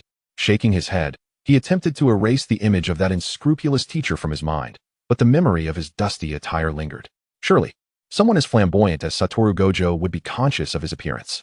Ah, what a beautiful bouquet of white bellflowers. I wonder which shop Satoru visited to procure them. I must inquire next time. His musings were interrupted by Tsukimi. She pursed her lips, finding Satoru's behavior today exceedingly perplexing, and then dismissed the matter from her thoughts. The two unscrupulous peers followed him into his dormitory without a hint of hesitation. Itadori Yuji, ever the familiar one, sprawled onto an empty sofa, while Inumaki Toge, with no qualms, opened the refrigerator to retrieve the juice he had left there previously. Megumi, you must know. Share with us. After all, it's Satoru-sensei. It's hard to believe he could have a wife. Inumaki pulled out her phone, removing Satoru from her blacklist for the first time, and delved into his saccharine social media posts. Based on her female intuition, a married man would undoubtedly reveal something online. As she scrutinized each post, she exclaimed, "Ugh. This guy's line notifications are incessant. Just trivial chatter. What he ate today, sneaking off during missions to buy sweets, embarrassing photos from our time together, this unprincipled teacher." Inumaki kicked the living room table in frustration. The actual owner of the dormitory, Megumi, could only seethe in silence. Who would have thought Satoru-sensei was this type of person? She mused. The ring looks rather simple. Inumaki chimed in. I expected Satoru-sensei would prefer something extravagant. A large diamond ring, perhaps? He must be a wealthy heir or something. Yuji nodded in agreement, for Satoru appeared to be such a flamboyant character. Surely, a wedding ring should be opulent and not so unadorned. From this perspective, it seems Satoru and Suguru had swapped roles. Suguru was typically so understated, yet unexpectedly generous. Finding a ruby of that quality would not be easy. How curious. Surely, that simple ring must have been chosen by Satoru's wife? Probably, Inumaki replied. I once asked Haibara, the assistant supervisor. He seems to be a junior of both Satoru and Suguru, but he knew nothing. Megumi furrowed his brow, hesitating to speak, as prying into teachers' affairs felt inappropriate. Yet, he was soon swept aside by an enthusiastic Inumaki. Ah, are you talking about that seemingly aloof yet surprisingly warm and talkative Haibara? I envy him. I wish I could go on missions with him, but he seems to rarely take any. Indeed, you only encounter him during simpler missions. However, There was an occasion when Toge and I faced a rather tricky second-level mission, and he assisted us. At this, Megumi frowned. That particular second-level mission had exceeded their first-year capabilities, involving a second-level cursed spirit of first-level strength. They had initially expected to face dire consequences, only to be rescued by an inconspicuous assistant supervisor. Yet, why would someone so capable choose to remain in such a subordinate role? Surely, he must be a first-level sorcerer. Megumi pondered, feeling an inexplicable sense of unease. All right, let us plan for tonight. I know Satoru-sensei received an overseas mission and left yesterday. Really? Sounds great. Megumi struggled to maintain his cool demeanor. What were they planning? Breaking into someone else's home? Ah, Toge, where did you get this old-fashioned notion? It's an adventure. Not a burglary. Exactly. We're neither thieves nor robbers. We're going to explore. Do you not want to consider what you're actually discussing? Breaking into someone else's home? Just to take a look? Am I the only sane person in Jujutsu High? Chapter 58, Past Life, Dark Room, Part 2. Regardless of his resistance, it was futile. At 6 o'clock in the evening, he was amiably escorted outside the high school teacher's dormitory by two individuals. Yuji Itadori and Nobara Kujisaki, brimming with curiosity and eagerness, concealed themselves behind Megumi Fushiguro, who maintained a stoic demeanor as he firmly established his principles with them. Just a glance, right? Promise me you won't meddle with anything. We promise, we promise. Ugh, Megumi, stop being so naggy. Let's get started. The dormitory of Satoru Gojo, located on the second floor, posed no challenge for physically adept sorcerers. The three boldly flung open the balcony window and climbed inside, entering Gojo's room first. A lavish king-size bed, coupled with an exquisitely furnished wardrobe, exuded an air of opulence. The pristine linens and bedding hinted at the owner's infrequent visits, saturating the space with the essence of a bachelor, far from the decor one would expect from a family man. To Itadori's astonishment, he even spotted a delightful rabbit plush toy perched atop the affluent bed, with the owner having graciously draped half a quilt over it before departing. It was not hard to imagine the role this plush toy played in the owner's life. How childish of Mr. Gojo. Who would have thought he would still share his bed with a doll at such an age? What's so strange about that? The teacher is essentially a charming JK. ISNThe. This adorable plush is quite intriguing. Let us check the wardrobe for the teacher's wife's clothes. A man with a family as busy as his surely has his wife visiting occasionally. As Nobara remarked, she tugged at Itadori, initiating a childish wager. I bet Mr. Gojo's wife is a graceful and cool beauty, perhaps a refined young lady with aristocratic roots. TCH, Nobara, you've been watching too many dramas. I reckon she's probably a cute girl with a personality akin to Mr. Gojo's, considering how childish he is. Just as she finished speaking, Nobara excitedly flung open the wardrobe doors, revealing an array of expensive shirts and jackets. Why are they all Mr. Gojo's clothes? They look brand new. I've never seen Mr. Gojo wear any of these. Wait a minute. This shirt still has the price tag on it. 250,000 yen. What? Nobara admitted, feeling envious. I never imagined Mr. Gojo was this wealthy. He truly is a city dweller. Undeterred, she pushed open the last wardrobe door, the one closest to the bed. To her surprise, it housed no garments. Instead, there was a pedestal, half a person's height, upon which rested a stone rabbit sculpture, resembling the plush toy on the bed, albeit in a half-worn, dejected form. The very sight of it evoked a palpable narrative. Just as Fushiguro was about to interject, Nobara reached out and gently rotated the sculpture. Itadori was equally astonished by this action. Could it be a secret passage? He had only seen such things in movies. Swallowing hard, he remained silent in anticipation. With a click, the sound of internal mechanisms echoed through the room, and a wooden door hidden behind the fourth wardrobe swung open. The stone rabbit descended into the ground, revealing a narrow passageway illuminated by dim lights, leading to an unknown realm. The three were momentarily paralyzed by the prospect of the unknown, their rational minds urging them to leave. Someone swallowed audibly, hesitantly extending a hand. No way. Is this really a secret room, like in the movies? For real? What if Mr. Gojo has been involved in something illegal here? It feels so ominous. Stop messing around. Let us go. You've seen enough for tonight. Mr. Gojo will be furious if he finds out. Fushiguro, do you know what's inside? The cool-headed guy shrugged, often bewildered by the thoughts of his peers. Despite not holding them in high regard, he believed in them. Perhaps it was merely a storage room or a dessert pantry. Given Mr. Gojo's tendencies, that could very well be the case. His words dispelled the unease in Itadori and Nobara, who patted their chests, increasingly convinced of the plausibility. Hey, Itadori, let us make a bet. Sure. What's the wager? I bet it's Mr. Gojo's dessert pantry. How sneaky. I want to guess that too. The loser has to buy lunch for a month. Fushiguro felt exasperated. Did these two even listen to their own words? With no time to ponder further, Nobara resolutely stepped inside. Humph. Just wait and see. 2 seconds later, Itadori followed closely behind. Hey, Nobara. Why aren't you saying anything? Fushiguro, reluctant to enter, remained outside with his arms crossed, but as the two inside fell silent, he hesitated before tentatively calling out. Hey, you two, why are you so quiet? Nobara? Itadori? After a moment's hesitation, just as he took a step forward, the two emerged, eyes wide with fear. Gripping Fushiguro's arm tightly, their excitement mingled with panic as they pointed at the secret chamber, flailing their arms in a futile attempt to describe it. Fushiguro, enough? He was keen to discover what could hold these two fools in thrall for so long. Calmly, he shrugged off their grips and boldly entered alone. The wardrobe was spacious enough that even someone of Gojo's stature wouldn't feel cramped. In mere seconds, the winding passageway came to an end. Fushiguro, still just a youth inexperienced in such matters, raised his gaze to comprehend the layout, his body tensing involuntarily as he inhaled sharply, his legs rooted to the spot. Heart racing. This secret room was truly unsettling. The compact passage led to a hidden chamber, entirely different from the pristine bedroom outside. It was filled with the essence of life. Yet what truly sent chills down one's spine was the fact that this small room, roughly 10 square meters, was plastered with countless photographs of a single individual. The fervor of the owner palpable even from a distance. The ever-shifting angles, the myriad cameras capturing each unaware moment, engulfed the space with an overwhelming presence. The walls, nearly entirely covered in photographs, left little room for air, encasing the room in an oppressive atmosphere, as if only this could provide the owner with a semblance of security. Based on the arrangement of the photos and the overall decor, it seemed reminiscent of a sanatorium. Blue and white striped garments, bedding, and that familiar face. As sorcerers, their physical prowess was undeniably commendable, even from a distance of 5 or 6 meters. It was sufficient for him to discern the visage of the young man in the photograph. That was him. Indeed, it was the very individual depicted on the stone tablet. He could not be mistaken. The person whom teacher Suguru had commemorated on that rainy day. How old was he then? 16.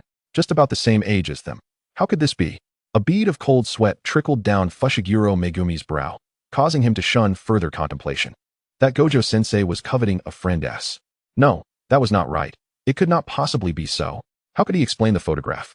This room was meticulously crafted according to the layout depicted in the image, and while it was nearly devoid of flaws, the room in the photograph had windows.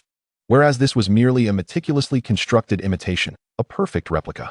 The bed, identical, still bore an unmade quilt, and beside the pillow lay an eerily similar stuffed rabbit, albeit somewhat older, merely faded and frayed, suggesting that its owner held it in considerable affection. The angles of these photographs were invariably from a divine perspective, akin to the lenses of surveillance cameras. Several camera components were placed atop the table. Upon closer inspection, did this age seem to?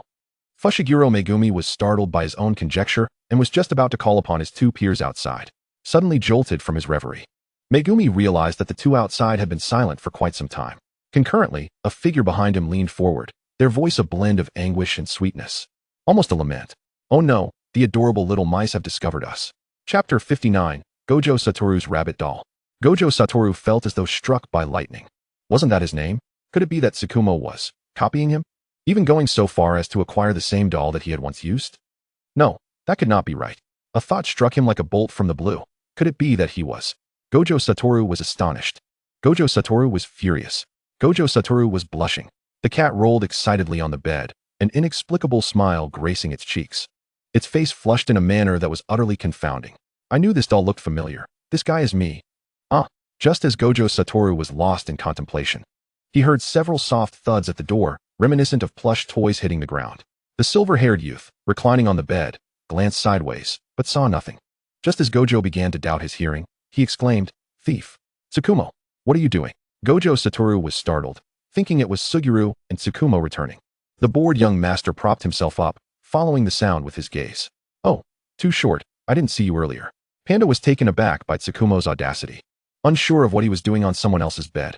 Even when confronted, Tsukumo held his ground, maintaining eye contact defiantly. Panda was experiencing his first taste of vulnerability.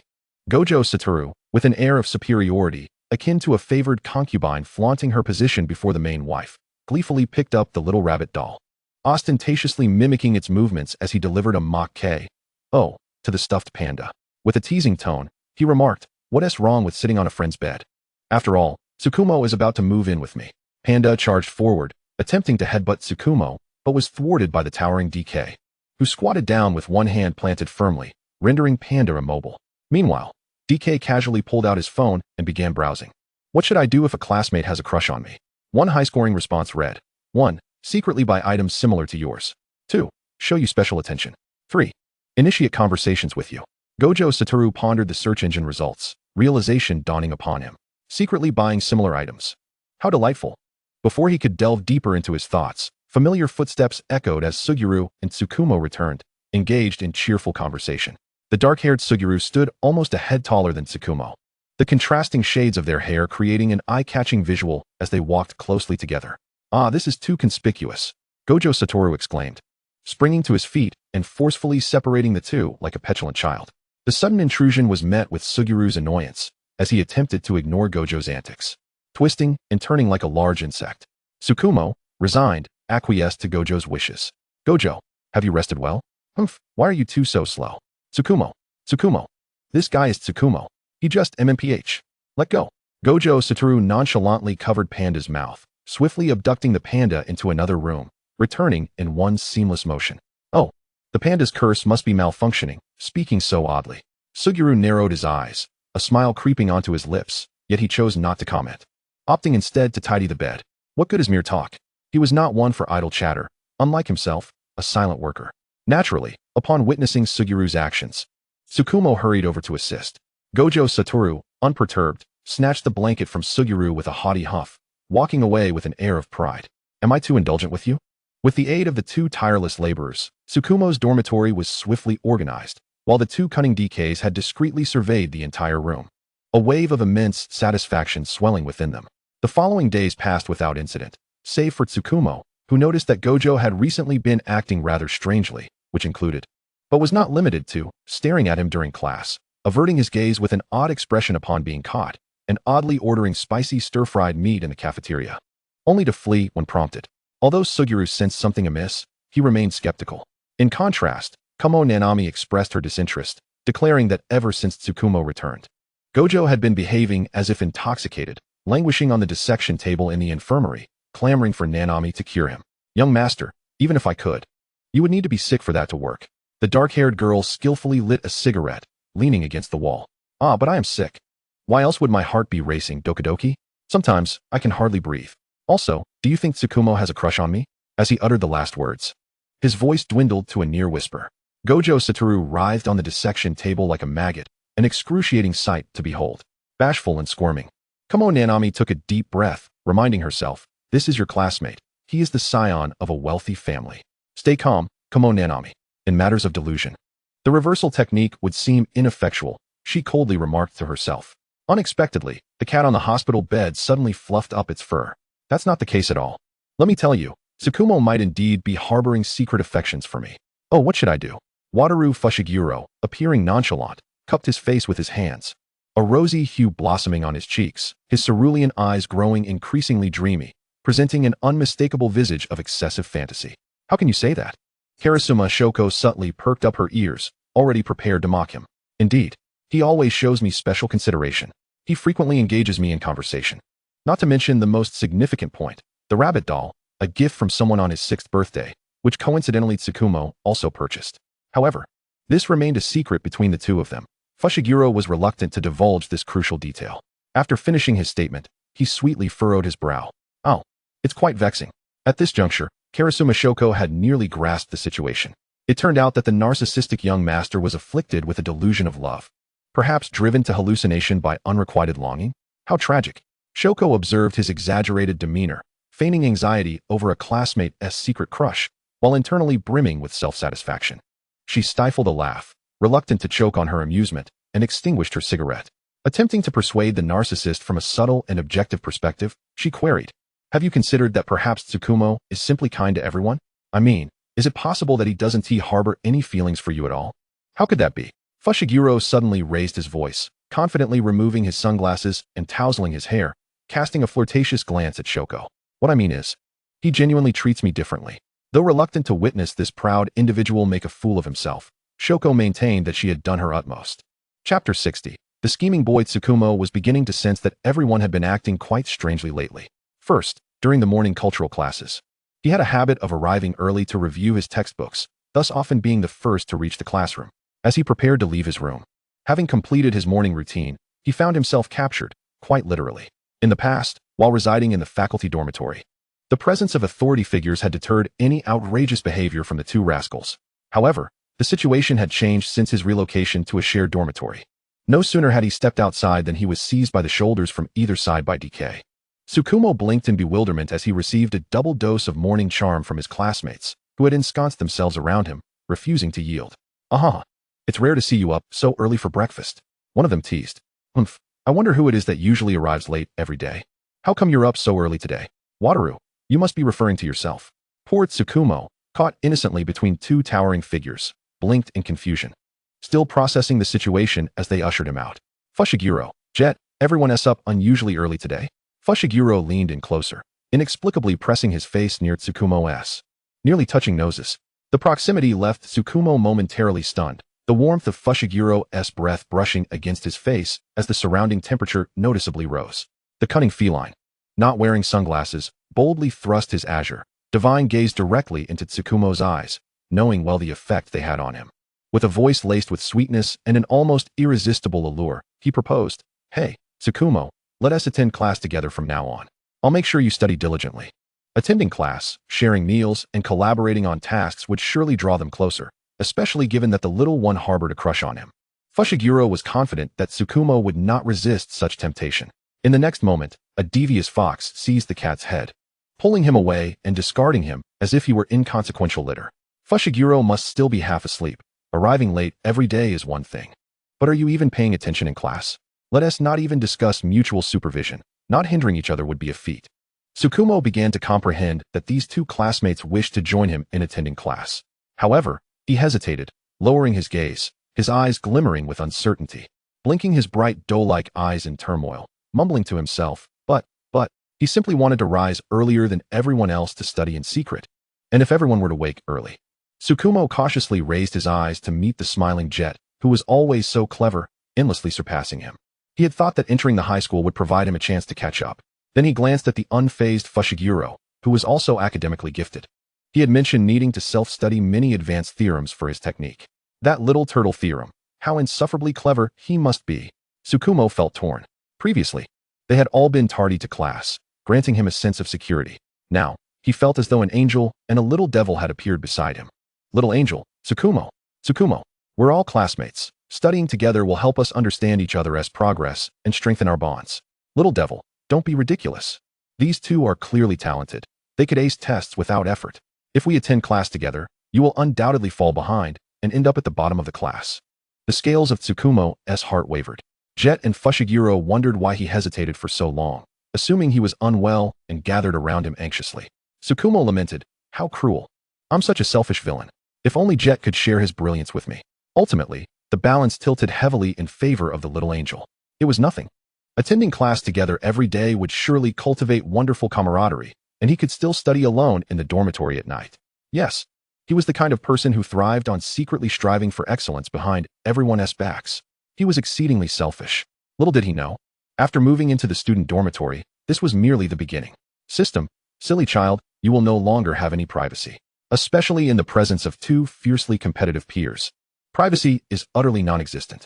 The two exuberant DKs, consumed with thoughts of affection, remained oblivious to the fact that Tsukumo had already viewed them as rivals in academia. "Jet, the harder you work, the more misfortune befalls you." "Fushiguro, I hadn't anticipated this at all." All they could say was that the road ahead was laden with challenges. In the end, Tsukumo reluctantly acquiesced to their request.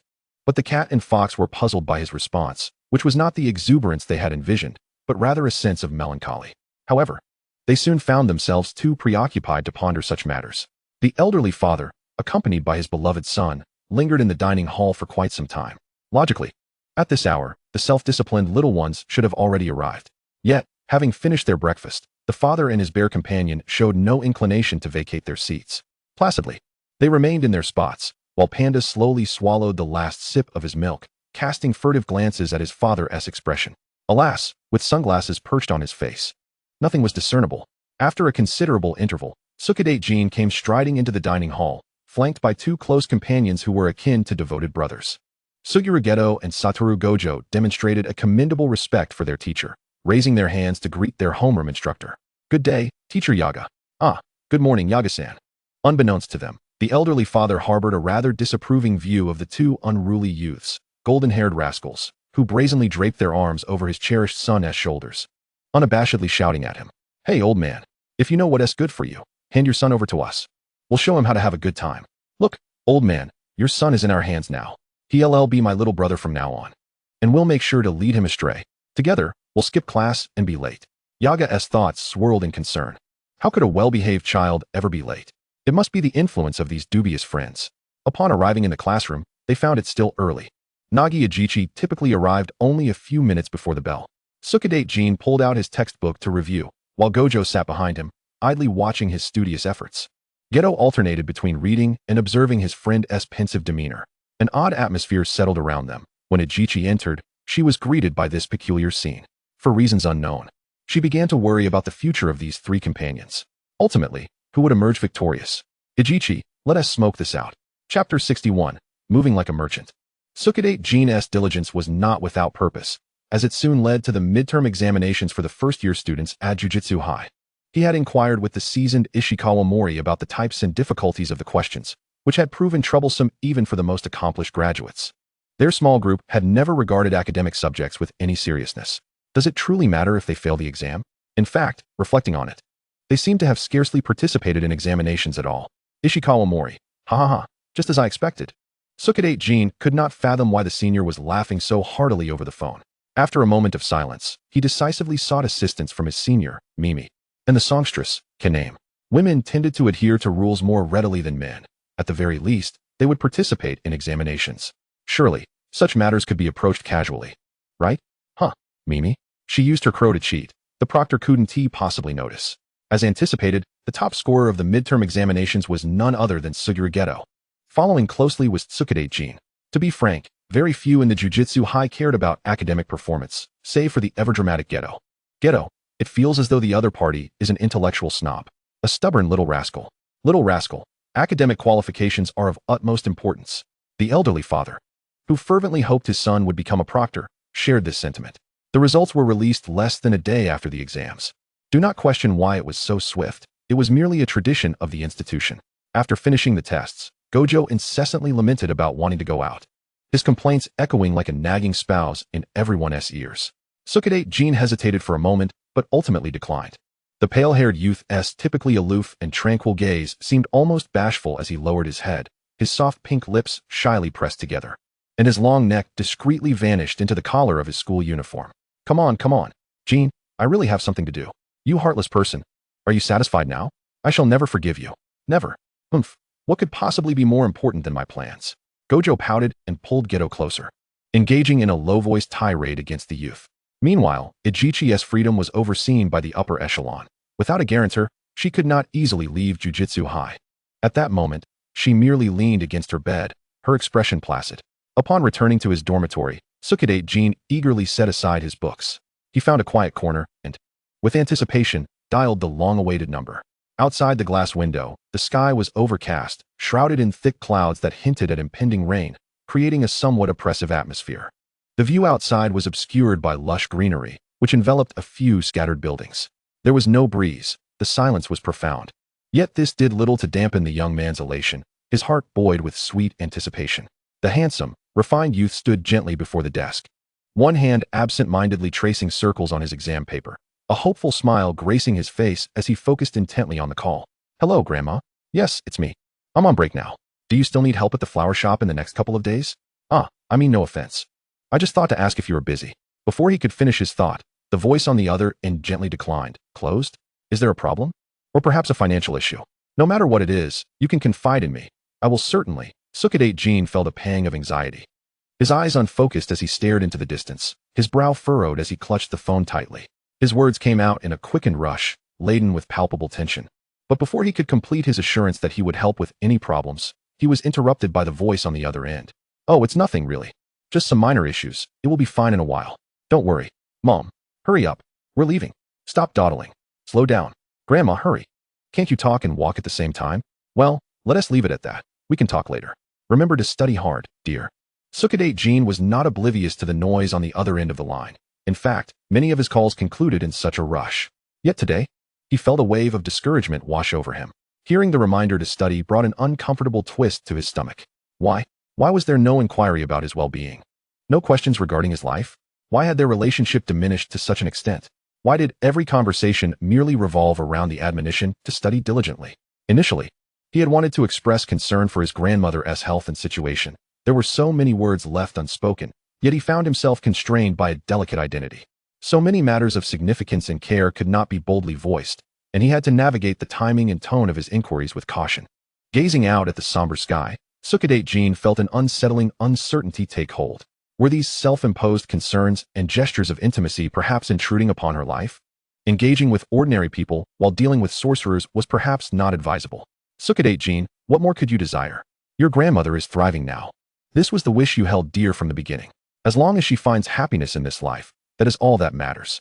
One cannot be so greedy. He wished to refrain from disrupting her life.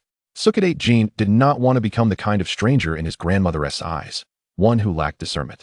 It was time to confront this reality. So be it. Yatsuki Tsukimi collapsed onto the bed with a soft thud, lying motionless as he stared blankly at the ceiling, waiting for the tumult of emotions to subside.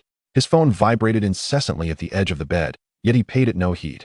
His ears felt dulled, overwhelmed by a cacophony that rendered everything incomprehensible, a vexing sensation. Tsukimi's hand rested on his chest, heavy with an inexplicable gloom, his mind a void devoid of thought. He would not allow himself to grieve over the inability to call his grandmother. He was a matured individual now. He had just rationalized this in his mind, convincing himself that sorrow had no place in his heart. Only a minuscule, almost negligible sense of regret lingered. The system remained oblivious to the host's inner turmoil, as did the small bear by the bedside, merely observing the fluctuating values on the display as if in jest. Happiness level, 163. Happiness level, 563. Happiness level, 563. Happiness level, 563. After a lengthy pause, it finally stabilized at 63. The system remarked, "It feels as though we have regressed to the past." The bear knight lamented. What a wasted decade. A few minutes later, a sudden raucous noise erupted from the dormitory door, akin to a monstrous creature battering against it. Moments later, the door was hastily unlocked with a key, startling Tsukimi, who could no longer afford to dawdle, turning his head dumbly towards the entrance. Who dared to possess a key to my dormitory? Such audacity. Was this an unlawful intrusion? Upon the door swinging open, two furry heads, one black and one white, appeared as anticipated. Tsukimi was taken aback. Before he could question how they had acquired access to his room, he was promptly bombarded with exclamations. "Ah, Tsukimi. Why didn't you answer the phone?" I was nearly frantic. The barrage of comments from the audience was equally amusing. "Seriously, bro, what were you so anxious about? Did you simply forget to answer the phone? How dare you disturb your wife's moment of contemplation?" I can't help but laugh. Who would have thought you had the audacity to triple X and yet not respond? Why do Wug and Jia have access to my wife's room? I've been following every episode, and I missed something crucial. Upstairs at 1. Tsukimi lay on the bed, exchanging incredulous gazes with the sunglasses-clad Wug, while the rapid-fire words from the cat were lost on him. He had yet to register that the other party had glanced at his bedside before jumping away, cheeks flushed. Wug exclaimed, "Why on earth did you bring that doll to the dormitory?" Summer oil, Jia covered his face, observing the serene boy lying with hands clasped, the posture eliciting a flicker of concern. He explained while rising, "There have been reports of second-grade cursed spirits at Ice Emperor High. It's rather peculiar. We've been tasked to investigate." He cast a glance at the fidgeting Wug, adding, "This guy is still sulking about not being able to go to the arcade." Tsukimi understood. He was aware of Ice Emperor High, a school renowned for its high academic standards. Had he not pursued a career in jujitsu sorcery, his grades would have surely placed him alongside Jia there. When selecting his courses, their homeroom teacher had been incredulous upon discovering that the two most promising students heading to Ice Emperor had opted for a religious college instead, prompting multiple confirmations. Chapter 62. Ice Emperor Tennis Club. Outside, a light rain pattered down, and Ice Emperor Academy had recently experienced a surge in cursed spirit disturbances. Of the two sent to investigate, only one returned alive. To attend such a prestigious Tokyo high school, one required not only innate talent, but also considerable familial prestige. Despite the disdain the three prominent families held for the common folk, it was well known that sorcerers' missions were perilous and correspondingly lucrative. The corrupt upper echelons still offered generous rewards, ensuring their profits were substantial. Naturally, the affluent patrons were particularly concerned about their offspring's affairs. To avoid unnecessary commotion, Tsukimi and his companions had chosen to execute their mission after school hours, around 3 o'clock. The students of Ice Emperor High, clad in uniform British-style suits and discreetly wielding black umbrellas, departed the school with an air of composure. The three stood beneath a somewhat inconspicuous tree, puzzled by the sluggish pace at which the students exited, dragging their feet. At the Jujutsu Academy, once the bell rang, everyone discreetly slipped away. Wug and Summer Oil Jia huddled under the same umbrella, engrossed in their phones while complaining, while Tsukimi, filled with curiosity about the academically charged atmosphere, noticed the drivers arriving to collect the students. Suddenly, a family caught his attention. He felt an uncontrollable urge to step forward for a better look. Among them was a youth dressed in athletic attire, with half his hair dyed a vibrant red, impatiently tossing his backpack to an elderly woman. Though the sun had not emerged, an inexplicable sensation of heaviness clouded his mind, as if swarms of bees buzzed overhead, creating a disorienting din. His lips parted momentarily. We are of the same age. Today he had taken a striking yellow umbrella, but now it felt overly conspicuous, like a spotlight magnifying his awkwardness and anxiety. The elegant youth quickly lowered the umbrella's brim, obscuring his rigid expression while awkwardly directing his gaze to the ground. In the next moment, restlessness overcame him, and he was reluctant to linger for even a second longer, softly tugging at Summer Oil Jia's sleeve. Shall we head inside? Without waiting for a response, he dashed into the rain, hurriedly folding his umbrella, and scurried in, drenched. Summer Oil Jia and Wug had yet to process what was happening when they saw the slender youth with his head bowed, hastily stowing his umbrella and rushing into the downpour. Raindrops splashed against his pale, weary face as Tsukimi maintained his silence, head lowered, his demeanor distant and aloof, like a wisp of mist on the verge of dissipating. Summer Oil Jia snapped back to reality, raising his umbrella and sprinting after him. The rainy day made traversing the school gate cumbersome, with everyone wielding umbrellas. Hey, you guys left me behind.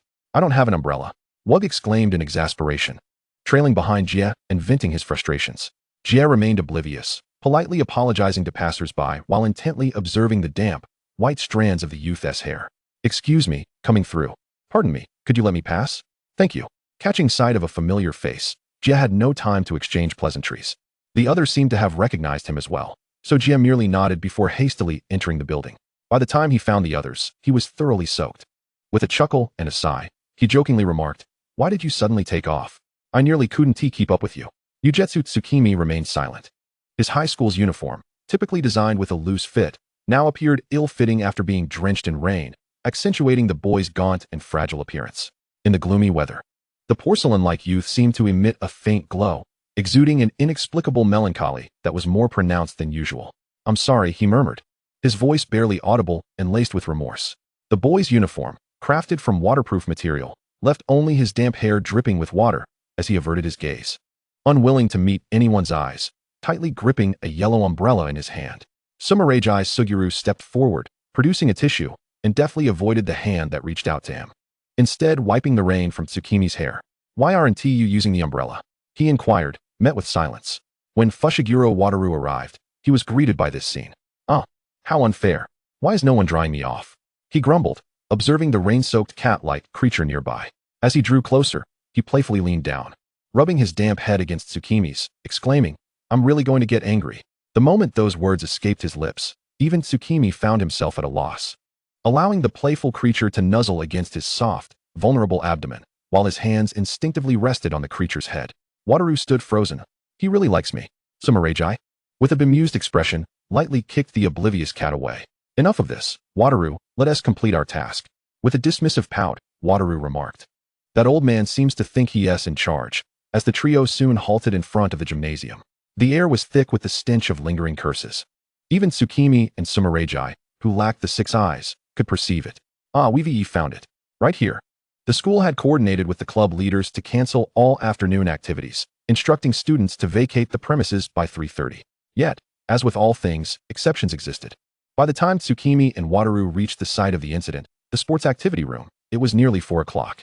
"Hey, you lot, who permitted you to enter?" A sudden male voice erupted. Wataru exchanged glances with his companions, muttering, "Didn't they say the school was empty now?" Logically, everyone was expected to adhere to the school's notice. However, the tennis club was an exception. Nitsuzumi Yushir, the vice-captain of the Ice Emperor Tennis Club, like his captain, Akutagawa, had received the notification to suspend activities that afternoon, initially thinking the school was undergoing renovations. Although the outdoor courts were rendered unusable due to rain, practice could still proceed indoors. The spacious gymnasium saw members of the tennis club practicing, and upon hearing the commotion, they instinctively halted. A group of tall, athletic youths, each exuding a model-like aura, approached the trio with smiles. Tsukimi felt a surge of nervousness, glancing anxiously at Sumeragi, who offered him a reassuring glance. Wataru, nonchalantly removing his sunglasses, stepped forward, subtly shielding Tsukimi from the prying eyes ahead. Wow, who would have thought there would still be people here at this hour? Nitsuzumi adjusted his glasses and, holding a tennis racket, politely inquired, "You three R&T students from our school, are you? Are you here to visit? If you're seeking shelter from the rain, could you please relocate?" There was a subtle arrogance in his elegant demeanor, reminiscent of the upper class.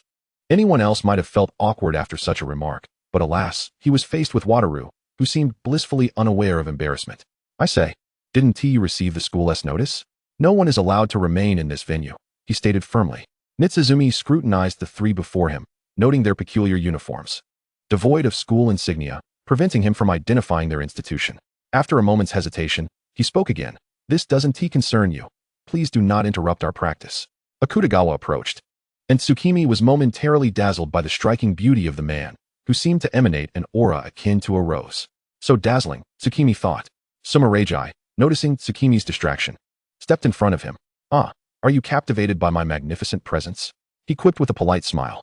Upholding the notion of protecting ordinary individuals, he advanced to explain.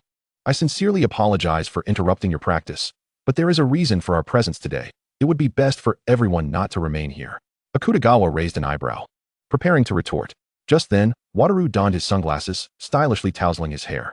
Here it comes. Chapter 63, Injured. Nitsuzumi and Akutagawa exchanged puzzled glances. What's coming? Sumeragi and Tsukimi turned their attention to the corner behind the tennis members, the wall, the ceiling. 1, 2, 3? Wataru feigned exaggerated surprise, eliciting laughter from Sumeragi. Nitsuzumi furrowed his brow. There was nothing behind them.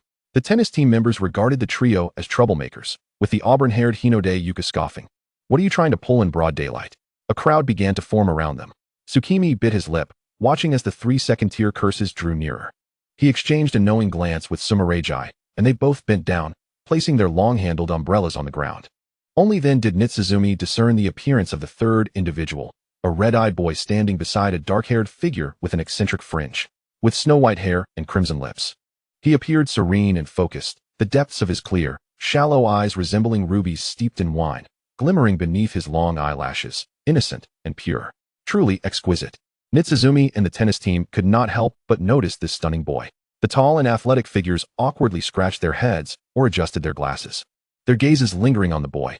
This is the first time we've seen a boy so exquisitely crafted, Nitsuzumi thought, unconsciously softening his tone as he opened his mouth to speak. At that moment, another figure entered the gym, a youth with black hair, half of which was dyed red, exuding flamboyance. "Captain, I request to rejoin the team for a match," he declared boldly upon entering. Tsukimi instinctively sidestepped, hiding behind Sumeragi as a loud crash resounded. A lizard-shaped curse, disturbed from the ceiling, fixed its gaze on them, suddenly swooping down and smashing into the floor, creating a large crater, its focus unwavering on the group. Regrettably, only 3 individuals could see the creature. The members of the tennis team turned around to discover a massive pit had formed just a few meters behind them. Nitsuzumi, realizing the pit had appeared suddenly, shot an unfriendly glance at the newcomer.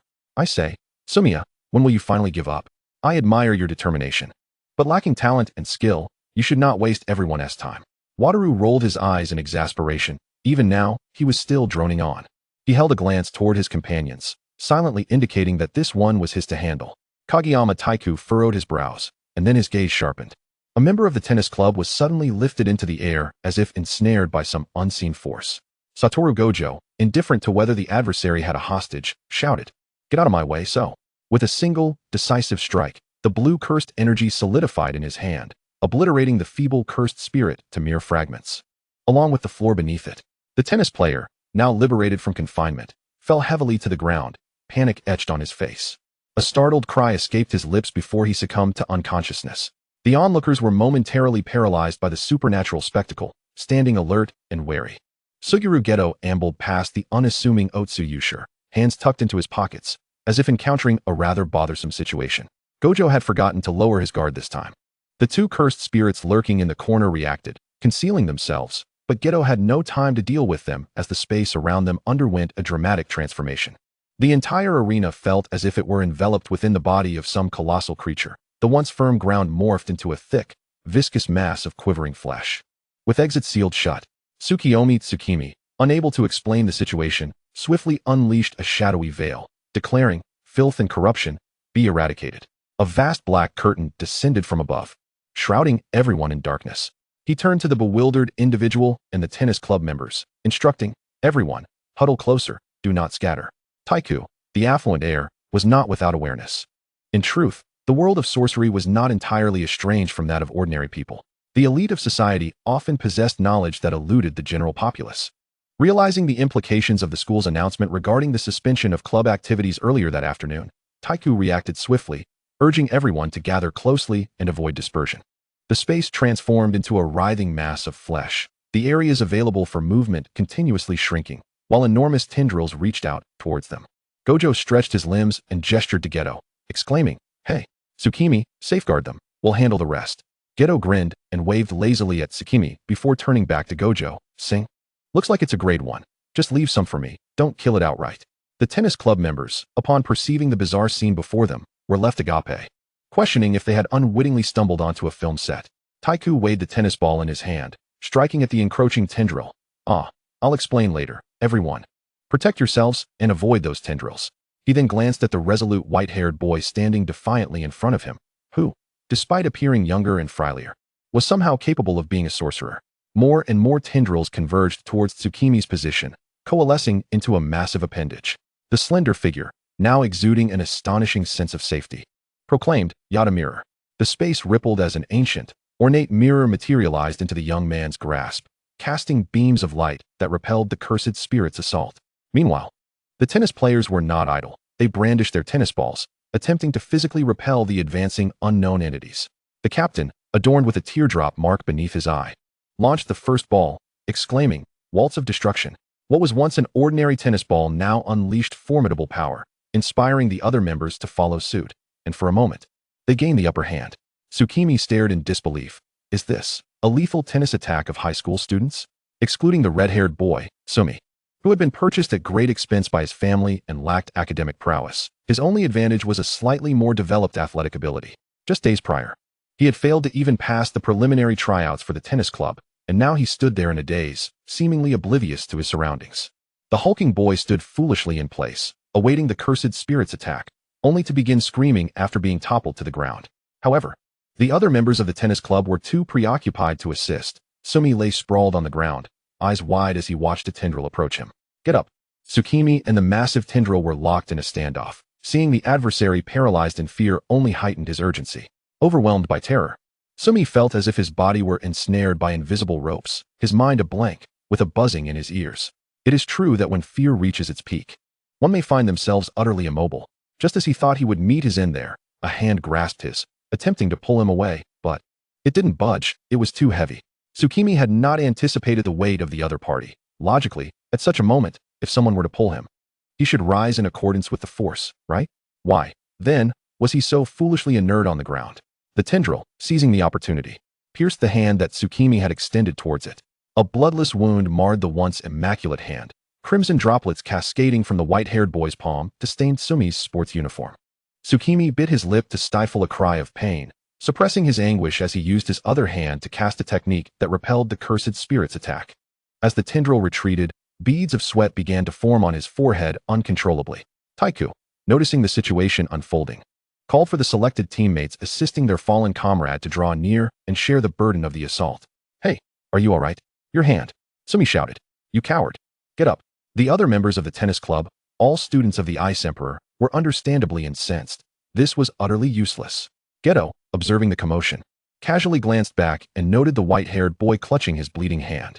With just a glance, his pupils dilated, and his mind buzzed as he couldn't help but curse at the carefree Gojo. "Damn it. You're still fooling around while Tsukimi is injured."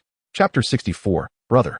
Gojo stared, wide-eyed and bewildered, then turned his gaze towards Tsukimi, clearly taken aback by the turn of events. Logically, having trained together at school countless times, they understood each other's capabilities rather well. Although Tsukimi's physical prowess was average, his techniques were undeniably effective, serving both defensive and offensive purposes with considerable mobility. Unfortunately, having a teammate who couldn't be lifted was a recipe for unforeseen injuries. What the hell? Why are you just lying there like it's so comfy? Get up, idiot. Fool. Why should my partner take a hit for you? What are Geto and Gojo doing? It's just a grade 1. After all this time, they let my partner get tripped up by a petty spirit. With such a small heart, you're practically a walking sacrifice for the cursed realm. Is that guy's surname Tsukimi? Is he related to that florist? The barrage of comments flowed incessantly, clearly expressing dissatisfaction, while Tsu-mi remained oblivious to the chaos around him. Only after a series of reminders from his teammates did he finally react, albeit stiffly. On the other side, Gojo and Geto, who had initially pondered the reason behind the continuous appearance of cursed spirits, now set aside their considerations. The two, fueled by urgency, swiftly dispatched the cursed spirit with ease. Satoru Gojo, feeling an inexplicable sense of vindication, unleashed a blast of cyan, obliterating the dissipating cursed spirit into mere remnants. This marked the first mission for the trio where an injury had occurred, prompting the other two to rush over, concerned and attentive.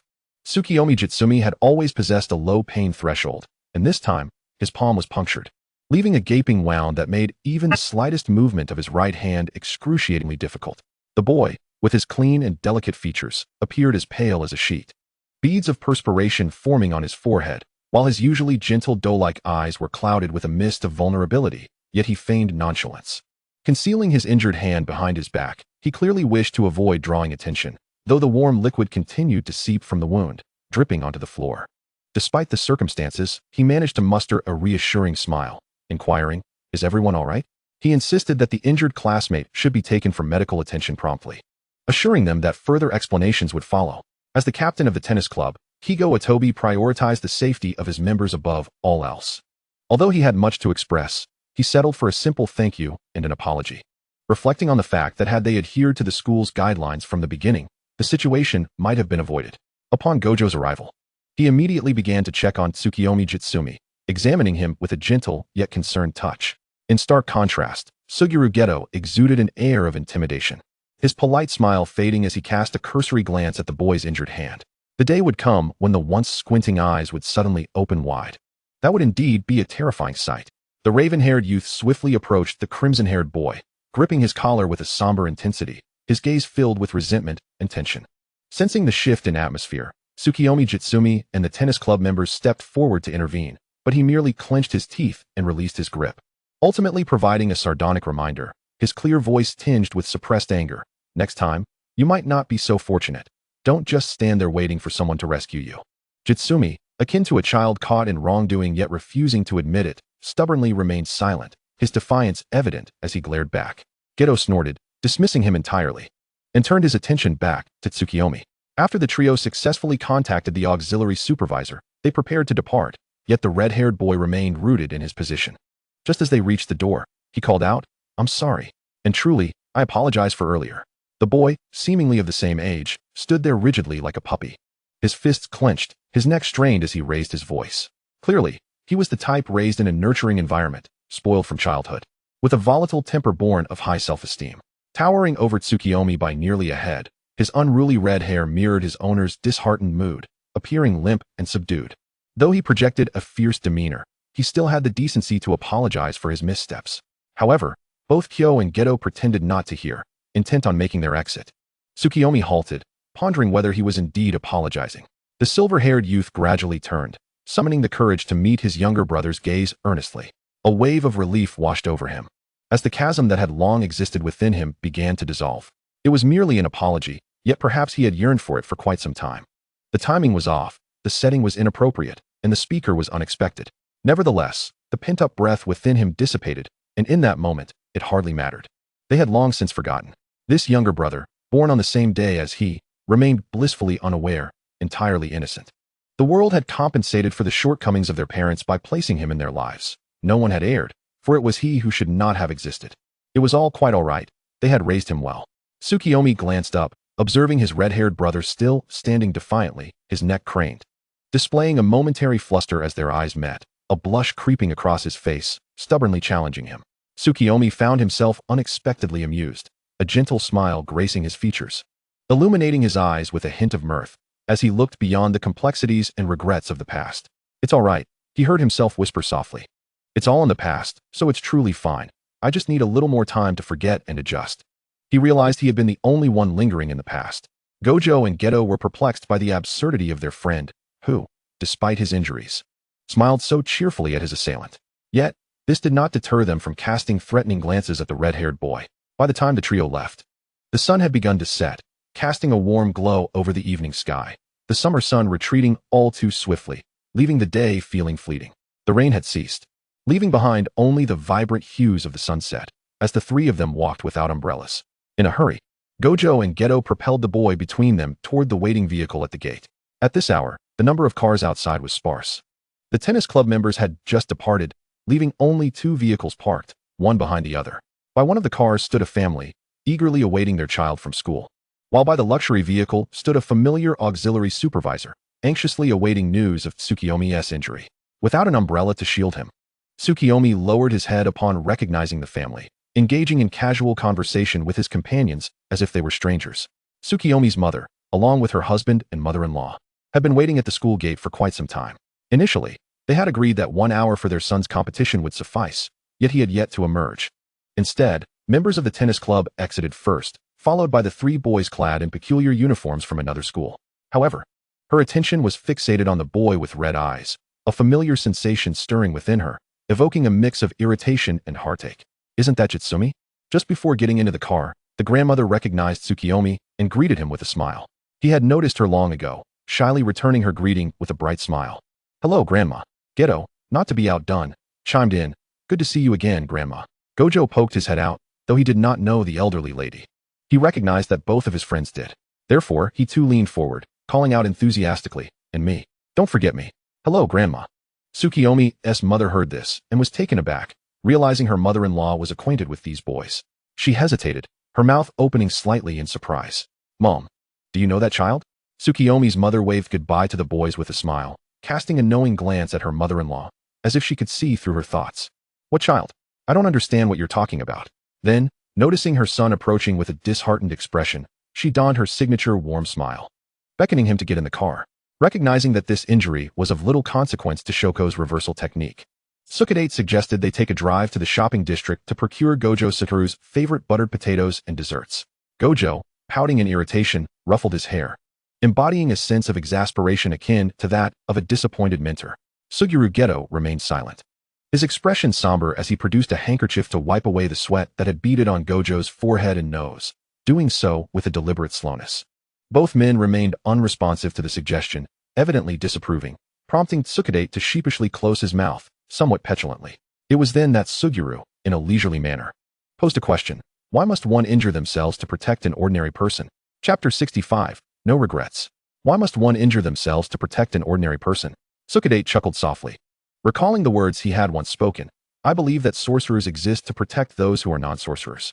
He was different, after all. Wasn't he the purpose of sorcerers to safeguard the non-sorcerers? The silver-haired youth made this statement with a teasing tone, infused with a hint of narrow-minded jest. Oh, Tsukuyomi, when did you start being swayed by Suguru? How unfair. Gojo interjected, playfully pouting. What? It was Suguru who said it first. That's rather arrogant. Suguru replied with a hint of annoyance. For me, merely ensuring the safety of those I care about is already quite a challenge. Feeling vexed and momentarily at a loss for words, he had begun to waver in his steadfast beliefs following their recent discussions. However, the condition remained that he could act as such.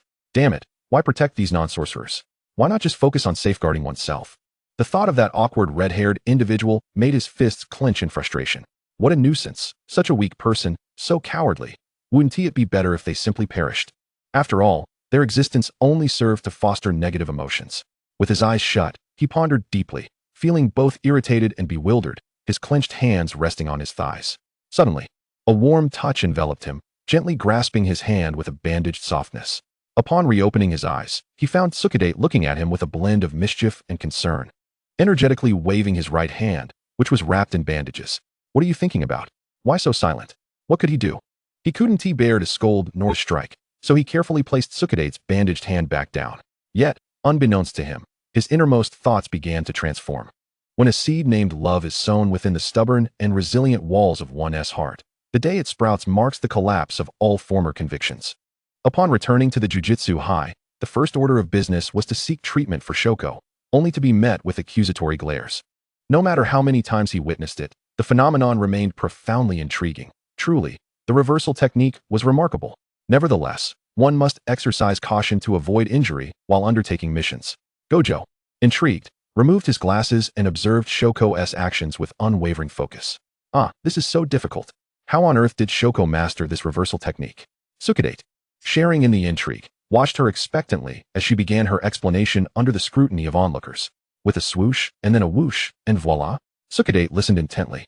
His eyes as clear as rubies, evidently not grasping the concepts being presented.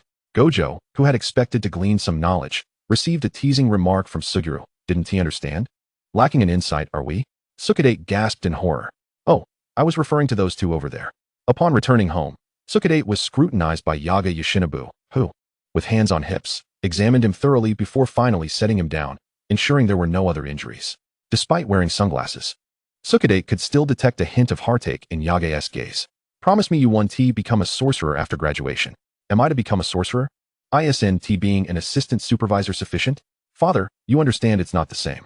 Tsukade smiled at him, fully aware as a teacher at Jujutsu High of the distinction. Yet he could not bear to see his child ensnared in a web of conspiracies or the maelstrom of power struggles. Am I being narrow-minded? Suguru indeed sensed, albeit vaguely, a divergence from the prevailing philosophy through Tsukade's words. Tsukade asserted that sorcerers did not exist solely to protect the non-sorcerers, and Suguru comprehended this. Coming from an ordinary family, he possessed a power that set him apart from the mundane world, and he held a measure of confidence in that power, though not arrogance. Deep within, however, lay a sense of pride that was not readily apparent in his demeanor. In contrast, Tsukade's humility illuminated the flaws in Suguru's steadfast beliefs, as he advocated for the protection of those he cherished. Thus, the issue lay in the moral compass of those endowed with extraordinary abilities. Tsukade, hailing from a similar ordinary background, possessed unique capabilities yet struggled to embrace confidence in that power. The individuals he chose to care for appeared, on the surface, to pose no significant issues. However, for one hailing from a broken family, perpetually isolated from social interaction, plagued by deep-seated feelings of inferiority and sensitivity, could they truly make the right choices when the pivotal moment arose? Tsukade did not know, nor did Dr. Nanami. Thus, Tsukade continued to habitually disguise himself. Why not reveal your true self? Whether it be to family or friends, you need their support. How did that small, doughy child respond all those years ago? Dr. Nanami likely could never forget. How could such a diminutive child articulate such rational and irrefutable thoughts? That would only burden everyone, and besides, Papa Yaga is very busy. I don't want to worry him. They are not obligated to bear my negative emotions. Disappointment, a subconscious aversion to attachment, perhaps in his mind. Only by masquerading as a normal child could he earn the affection of others. No one loves a troublesome child. The psychological issues lingered, unresolved, and the facade of normalcy only deepened the wounds. Yet, she did not understand. Throughout countless counseling sessions, he had never revealed the true reasons behind his struggles. Such a gentle child, yet so stubborn when it came to this matter, unable to resolve the core issues, merely continuing to mask his turmoil. Was this truly acceptable? Nana, Mom has a patient needing psychological counseling tonight. Could you deliver this to Tsukade? As she spoke, she handed over a somewhat weighty tote bag. Upon receiving it, Nanami Kinjaku heard the sound of clattering contents, casting a puzzled glance at his mother. Just some vitamins, why bother? Remember to give them to him. Every week. Tsukuyomi Shizun sets aside a day to visit the Fushiguro siblings. Today is no exception, as he has arranged to meet Dr. Nanami to collect medication. After bidding farewell to the cheerful Fushiguro siblings, he lingers behind, observing the two children as they skip hand in hand into the distance. He is uncertain of what he is watching, but the companionship shared between the children strikes him as a beautiful thing. It being the weekend, Shizun is clad in casual attire, an unadorned white shirt paired with black suit trousers. His complexion is pale to the point of appearing somewhat frail, and the pristine white shirt accentuates his slender, elongated figure, exuding an indescribable delicacy. Standing beneath the shade of a tree, he smiles gently, his crimson eyes shimmering with tranquil reflections, embodying an essence of serene contentment and fulfilled aspirations. Merely gazing at him sends a jolt through Kento Nanami's heart, making him acutely aware of how distant and inscrutable Shizun seems at this moment. It feels as though, in the blink of an eye, he could vanish without leaving a trace of regret. Chapter 66, The Peculiar Mission. As the semester draws to a close, the frequency of assignments suddenly intensifies. For reasons unknown, the trio is consistently split up, often leaving Shizune to tackle missions alone. While these tasks are trivial for Suguru Geto and Satoru Gojo, merely a walk in the park, the sheer volume of assignments assigned to Shizune becomes bothersome. Although the missions are not particularly challenging, involving second and third grade curses, their repetitiveness becomes irksome. On several occasions, during late-night surprise visits to his dormitory, Gojo and Geto find it eerily empty. Initially, they assume Shizune has returned to the staff quarters, but one night, they notice something unusual. Despite not being the strongest duo yet, they maintain a basic level of vigilance. At the dead of night, drawn in by the pitter-patter of small creatures in the corridor, they open the door and catch the unfortunate boy returning from a late-night mission. At first, they do not consider that he might have been on a task. Their expressions reflect a mix of concern and affection, as if they have caught a wayward spouse sneaking home in the wee hours. However, they are soon taken aback by the bloodstains on his clothes and the leaking cursed energy. Only a novice sorcerer, overwhelmed by emotions upon entering, would make such a blunder. Where have you been? Why are you back so late? Geto snaps back to reality first, disregarding his pristine pajamas as he envelopes Shizune in a hug. Did you receive an urgent mission? Are you injured? Was the task particularly challenging? Why didn't you call me? Shizune stands there, momentarily stunned and speechless. As if exhaling a grayish-white soul into the air, his mind blankly trying to process information. Damn it. Why are you the only one being assigned missions? Do they look down on me? After a long day of hard work, the silver-haired youth feels a wave of grievance wash over him. As if all his fatigue dissipates in that moment of being lifted high. His pallid complexion and dark circles under his eyes portray a visage of exhaustion, and he appears pitifully overworked. Shizune purses his lips, gathering his emotions, and loudly begins to lament to his peers. Yes, I'm utterly exhausted today. This is truly outrageous. I'll take on tomorrow's tasks for you. You just rest well. In the next moment, one of his companions snatches a small toy from Shizune's hands, possessively lifting him up as if cradling a child, even tenderly patting him in a comforting manner. Our Shizune is incredible, but it's too much for you to bear all the time. Let me handle this week's tasks. Shizune's dulled eyes finally regain their spark, his weary mind sluggishly processing the situation, yet he feels no discontent.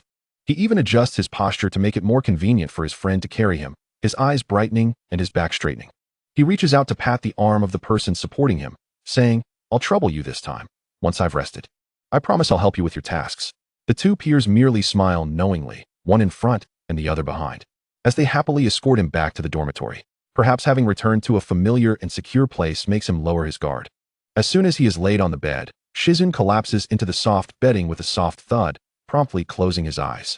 Gojo is in the bathroom preparing hot water, while Geto skillfully opens the wardrobe to find clean clothes for the boy. Unexpectedly, he catches sight of a black bag in the wardrobe.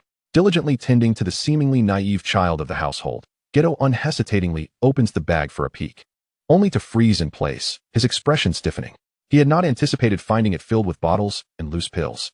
Wanting to ask about it, he turns back, but finds that Shizune has already succumbed to slumber.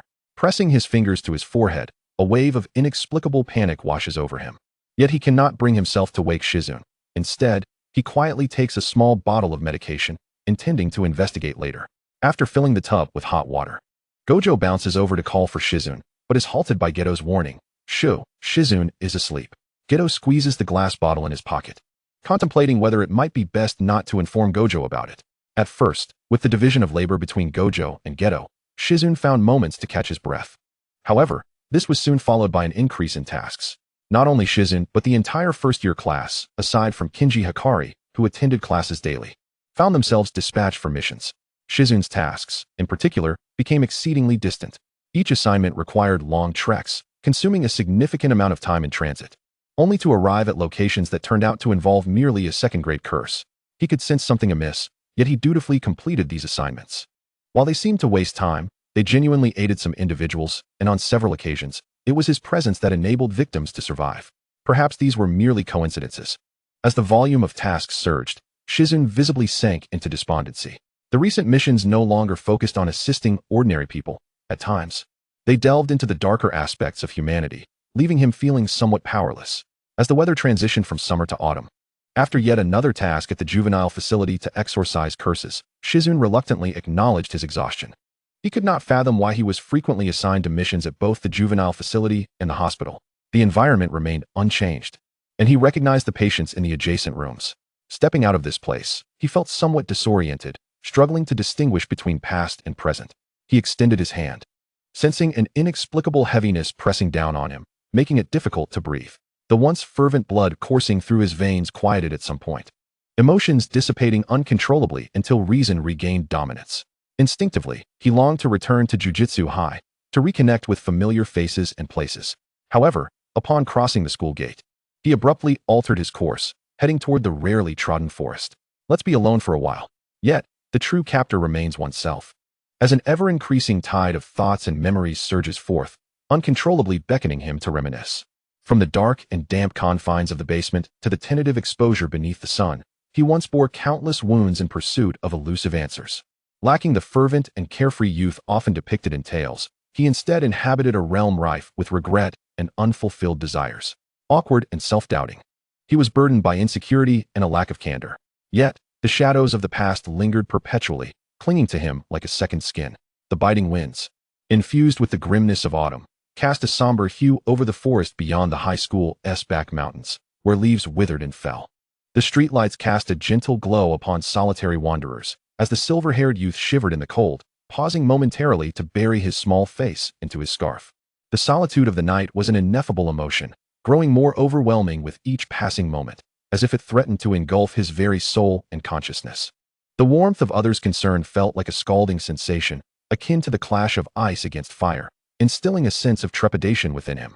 He drifted like a solitary boat upon the water's surface, unable to escape the depths of his own confusion and helplessness, reminiscent of how he had always existed. Thus, it was all right. On the chilly, damp path, he ambled unsteadily, as if he might dissolve into mist at any moment. The youth resembled a lifeless tree, dormant in the winter, with a delicate and striking visage devoid of color. His strikingly bright white hair, left untended, grew wildly and appeared somewhat unkempt. Suddenly, the shrill ring of a mobile phone shattered the tranquil atmosphere. He sluggishly picked it up, glancing to see it was his supervising assistant. In that moment, he pouted childishly, muttering to himself in frustration. How infuriating! Answering the call would surely mean embarking on yet another solitary task. However, he hesitated, fearing that if he did not respond, someone might be left waiting for assistance. The phone continued to ring, as if it would persist until he answered, with a hint of rebelliousness. Tsukuyomi Tsu-mi finally picked up the call, his brow furrowed as he grumbled. All right, I understand. I'm on my way. With a huff of irritation, he hung up and hastily made his way down the mountain. Chapter 67, The Fox and the Rabbit. After several days of relentless activity, Tsukuyomi Tsu-mi finally secured a complete evening for rest. With no time to ponder, he washed up, took his medication, and drew the curtains to sleep. Many medications possess sedative properties. When combined, they induce a deep slumber. Antidepressants are primarily designed to treat disorders characterized by pronounced depressive symptoms. Unlike stimulants, they alleviate the depressive symptoms of those afflicted without elevating the emotions of the unaffected. Meanwhile, the earnest young man nestled the blanket against his chest and fell into a deep sleep, impervious to the world outside, as if even the sky could collapse without disturbing him. Indeed, such was the case. In the dead of night, Suguru Geto held a bottle of medication in one hand and a mobile phone in the other, methodically perusing the search engine results, only to be met with shocking news. His long, powerful fingers rubbed against the bottle's label, the pressure increasing with his rising agitation. As he struggled to comprehend how such matters could arise with someone he had cared for so meticulously, after scrutinizing the instructions and side effects, he stood and decided to inquire next door for clarification, his expression dark and more forbidding than usual. He knocked twice, but received no response. Yet, Suguru knew the occupant was inside, and disregarding the late hour, he calmly produced a key and entered, feeling his way in the dark.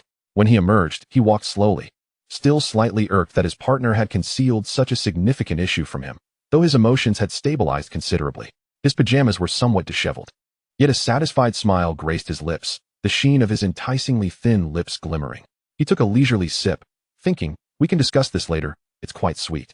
Meanwhile, Tsukuyomi Tsu-mi, who had anticipated a night of pleasant dreams, awoke feeling unwell. He had been immersed in dreams of saving the world alongside his rabbit knights, but unexpectedly, just as they celebrated their victory over the formidable boss, he was bullied by a black rabbit knight. The dessert for the banquet, a coveted prize from the Western Dragon, had been eagerly awaited, and just as he prepared to indulge, a small black rabbit leaped onto the chair opposite him. They were mere inches apart. Yet the kind-hearted knight did not mind sharing with his companion. To his surprise, the next moment, the black rabbit knight scooped a spoonful of cake and fed it to him with an attitude that left no room for refusal. Tsukuyomi did not resist being fed. After all, Who wouldn't he want a more effortless dining experience? His delicate, petal-like lips parted slightly, soft and yielding. The silver spoon, bearing a sweet morsel, pressed against his mouth, only to withdraw immediately, yet it returned again, this time with a rougher approach. How outrageous. Initially, he merely sampled the treat. But soon he could barely breathe, his mouth stuffed with delectable cake, chewing with difficulty and struggling to articulate. Tsukuyomi had never been subjected to such bullying. He shook his head in confusion, attempting to evade the persistent feeding. The ears of the black rabbit before him morphed and shifted, at times elongating, at others shortening, resembling not a rabbit but rather a fox. Oh dear. The mischievous rabbit softened momentarily, yet did not fully relinquish the spoon, a magnetic voice declaring, "This is a punishment." Little deceiver. Tsukuyomi froze, questioning his own clarity, but the black fox then flicked its bushy tail and vanished from sight. Goodness. How could a rabbit possess such a long and fluffy tail? Unsurprisingly, when Tsukuyomi Jinji finally awoke, the sun was already high in the sky. His supervising assistant seemed to have timed the next call perfectly. Admitting to himself that he was beginning to feel apprehensive, he replied, "I understand." Upon speaking, he grimaced, "Huh? My mouth hurts," he muttered, uncertainly licking his lips, perhaps due to dryness. Resigned, he got up to wash and, upon arriving at the mirror, was startled by his own reflection. The once dazed youth now appeared alarmed, his expression a mix of bewilderment and disarray. Tsukuyomi prodded the system. "System, why does my mouth hurt? Am I having a fever?" The mirror revealed a boy in disheveled pajamas, with red marks on his delicate collarbone and a faint blush on his cheeks. His eyes glistened with unshed tears, resembling a bunny that had been bullied. However, the system was aware of a mark on the back of his neck, an imprint of punishment that remained unseen by the boy. It dared not speak, hastily concocting an excuse to make its escape. "Ah, it must have been a mosquito. I'm off to the main goddess space for a while. We'll meet again soon." It disconnected before Tsukuyomi could respond. Tsukuyomi stared blankly. Winter was approaching, and mosquitoes? These vexatious tasks were soon forcibly placed on hold. Early in the morning, the rebellious heir of the Fushiguro family had stormed into the supervisory department, dragging Suguru Geto along, and wreaked havoc, leaving the premises in shambles. In the end, he audaciously marked the ground with a small inscription proclaiming, "Fushiguro Wataru was here." The higher-ups were infuriated upon learning of this matter. Yet the Wutiao family had their own people involved. Ultimately, the issue was left unresolved, granting the three individuals a few days of respite. In the Kumo household, layers of draped curtains fell, and an elder with a stitched forehead listened slowly to his subordinate's report. "Elder, the outcome aligns with your conjecture. Before long, we shall commence planning." "Well done. Furthermore, the investigation report on this youth is here," the subordinate added, puzzled as to how the elder discerned the boy's psychological issues. They had thoroughly examined the boy's past, uncovering only fleeting hints, yet the elder had perceived it at a glance. A gust of cold wind swept through, causing the heavy curtains to flutter, heralding the arrival of someone. "Do not inquire further. You may leave now." After a moment, a figure emerged from behind the screen, clad in monk-like attire with white hair framing their face, their gender ambiguous. They spoke with a steely voice. "Kensaku, you have overstepped. Your recent actions were too conspicuous and your intentions too blatant. It was indeed hasty. While I too wish for Lord Sukuna's early emergence, this does not warrant such impatience that one loses their composure." Wutiao Waka's raucous disruption at the Jujitsu Monitoring Association ostensibly stemmed from dissatisfaction with the mission. Yet it served as a warning, clearly delineating his stance and boundaries. Kensaku maintained a composed smile, his attention fixated on the folder on the table, subtly diverting the conversation while attempting to discreetly retrieve it. He did not anticipate that these subtle maneuvers would be noticed. Raimai furrowed her brow, a sense of discontent prompting her to question, her gaze turning icy. "What is this?" In the next moment, blue ice crystals spread across the dark corners of the table toward the folder, yet Kensaku was quicker, incinerating it with his cursed energy. "Just some experimental data. Are you interested as well?" Raimai was aware of Kensaku's peculiar experiments involving humans and cursed spirits. Her lips pressed into a straight line, her expression impassive as she rejected him. "This is a warning. There must not be a next time, or else." The meaning lingered unspoken. Yet Kensaku comprehended her implication and chose to suppress his emotions. He understood how irrational this master-servant duo was regarding that individual. If this loyal dog were to discover their activities, it was clandestinely executed. Even if investigated, they would not find him implicated. Chapter 68. The Scroll of the Previous 6 Eyes. By late December, the weather grew increasingly frigid, and the students of Jujitsu High prepared for their winter break. Japan, an island nation surrounded by seas, experiences a pronounced temperate monsoon climate. Its unique geographical position and form render winter particularly peculiar. Despite it being nearly late December, light snow occasionally fell at night, melting upon contact with the ground and vanishing, leaving only the stark remnants of snowflakes visible to the naked eye. Tsukuyomi Tsu-mi stood alone at the foot of the mountain, wearing a scarf he had woven by hand, bidding farewell to Wutiao and Suguru Geto. Unlike the others, Tsukuyomi's home was right here. Grandma Suki planned to return to her hometown to celebrate the new year with family, and the flower shop had no immediate plans to reopen. Notably, she had called Tsukuyomi to explain, mentioning the incident involving Tsukimi, which under the supervision's guidance seemed to have been understood. She even called to express her gratitude. It was unclear how she had obtained Tsukuyomi's contact information. When he answered the phone, Tsukuyomi felt little. One might say he was experiencing an emotional void. Regardless of what he did or said, his reactions were muted, and he was easily fatigued.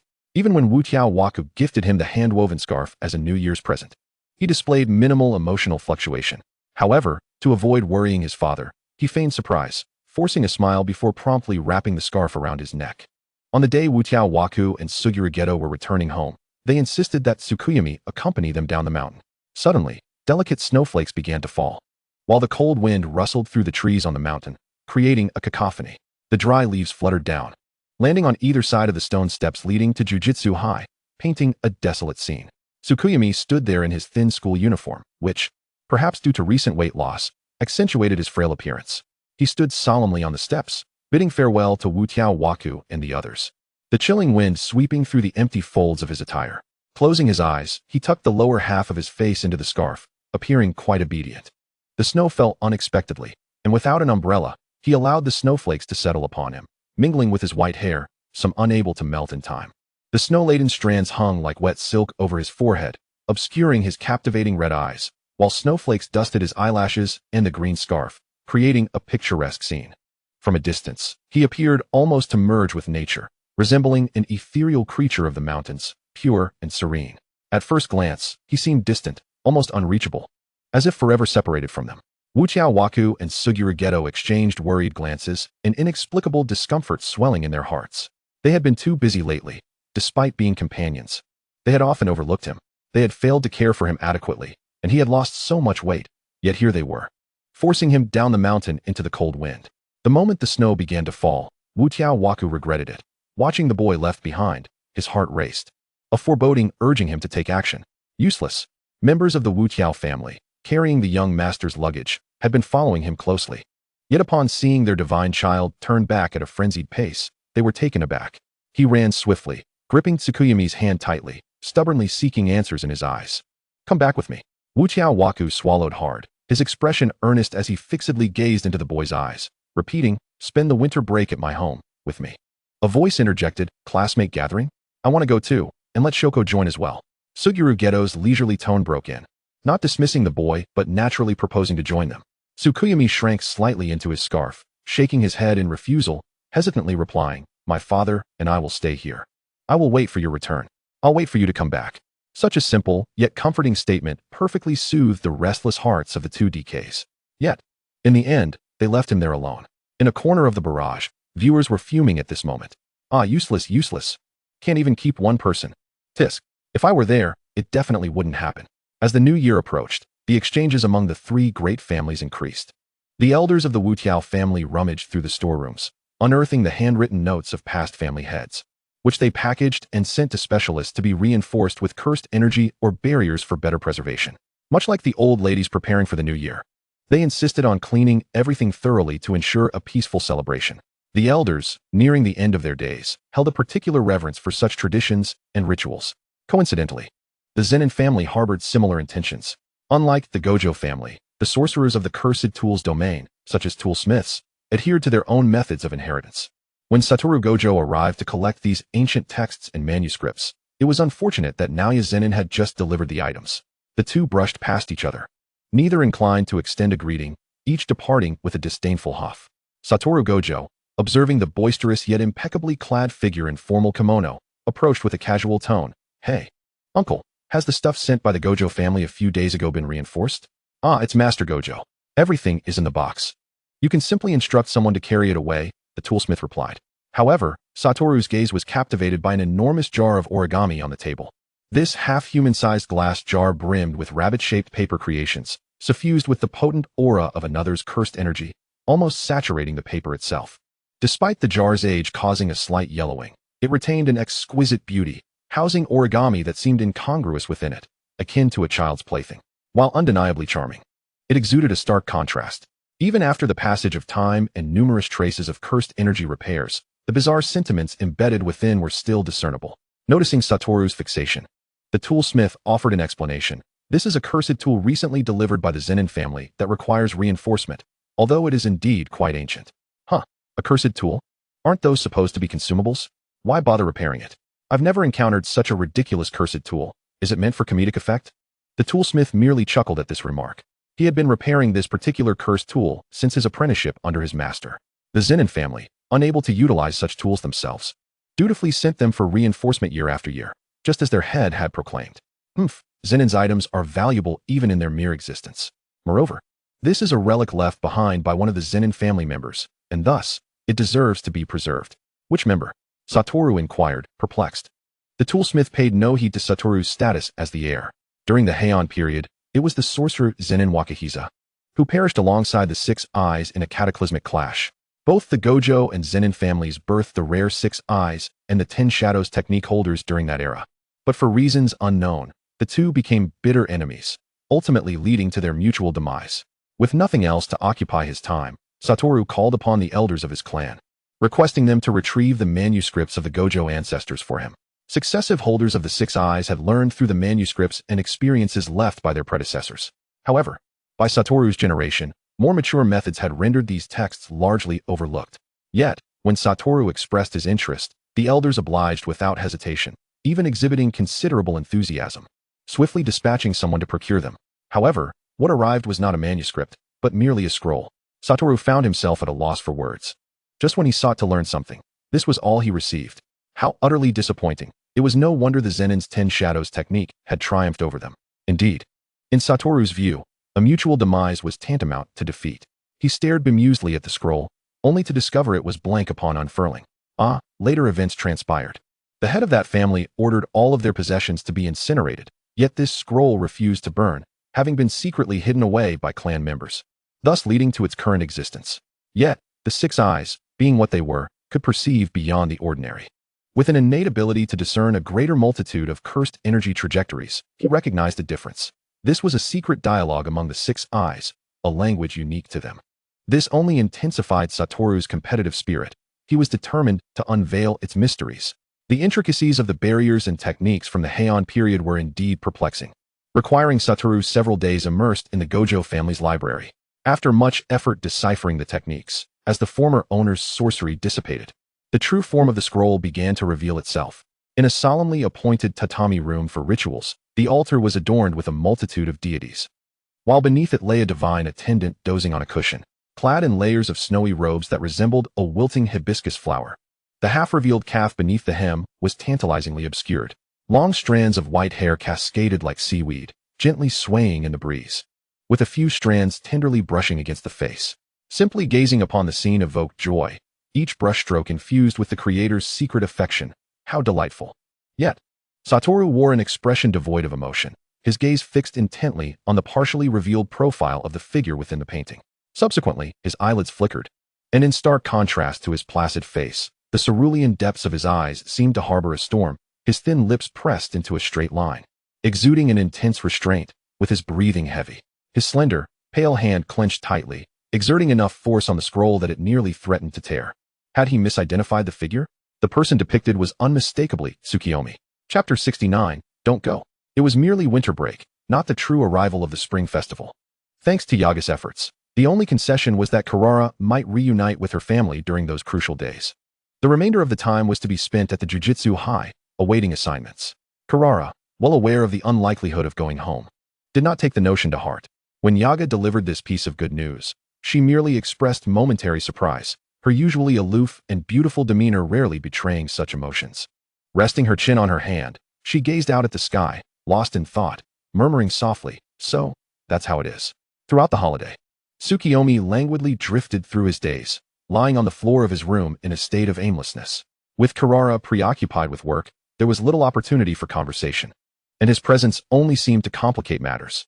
Just as he lay there, lost in thought, A sudden ring of the phone shattered the stillness. Moshi Moshi. Should I send it over to the others? All right, I understand. After hanging up, Tsukuyomi donned his school uniform jacket and prepared to step outside.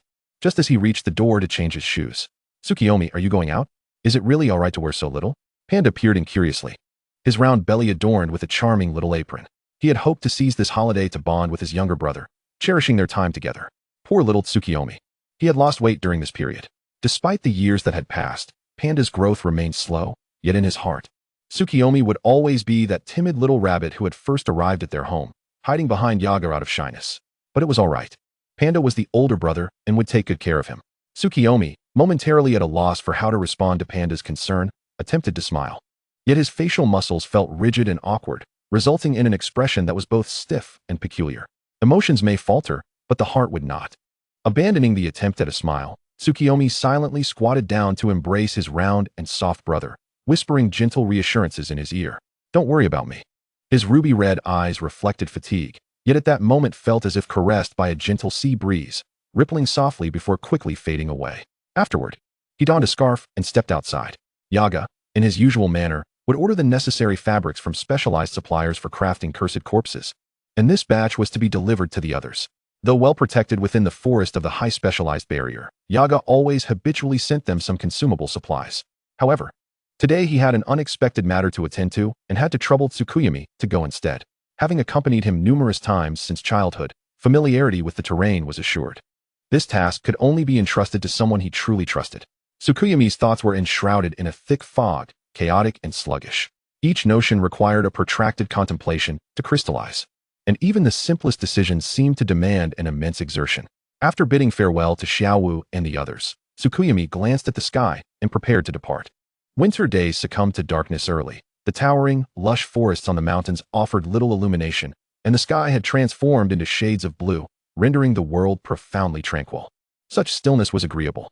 The silver-haired youth possessed a slender figure, dressed too lightly for the frigid night, and a gust of wind only amplified the sense of his profound solitude. His brows were lowered as he quietly gazed at the mountain path beneath him. His tranquil, pale eyes, glistening beneath long lashes, resembled glass soaked in wine. Suddenly, a voice echoed through the serene mountain, indistinguishable in gender but imbued with authority and ethereal quality. You seem quite weary. Tsukuyomi, alert, scanned his surroundings, uncertain of the voice's origin. Do not be alarmed. It is merely a conversation. Yet the youth did not relax his vigilance. The tasks of recent days had honed his caution, teaching him that trust should not be easily bestowed, not even upon ordinary people under one's protection, as they might strike at a crucial moment. While his demeanor appeared to lower his guard, his hands continued to weave seals. Tian Yuan, observing this scene, could only sigh and reveal his name, surprised that this fool could exhibit such wariness. I am Tian Yuan, the one who has been here maintaining the barrier. Tsukuyomi, skeptical, hesitated before responding. Is there something you wish to discuss? Are you fatigued? Tian Yuan merely reiterated his earlier question, though this time his tone bore a hint of exasperation. I am not tired. Tsukuyomi tilted his head, visibly uncertain.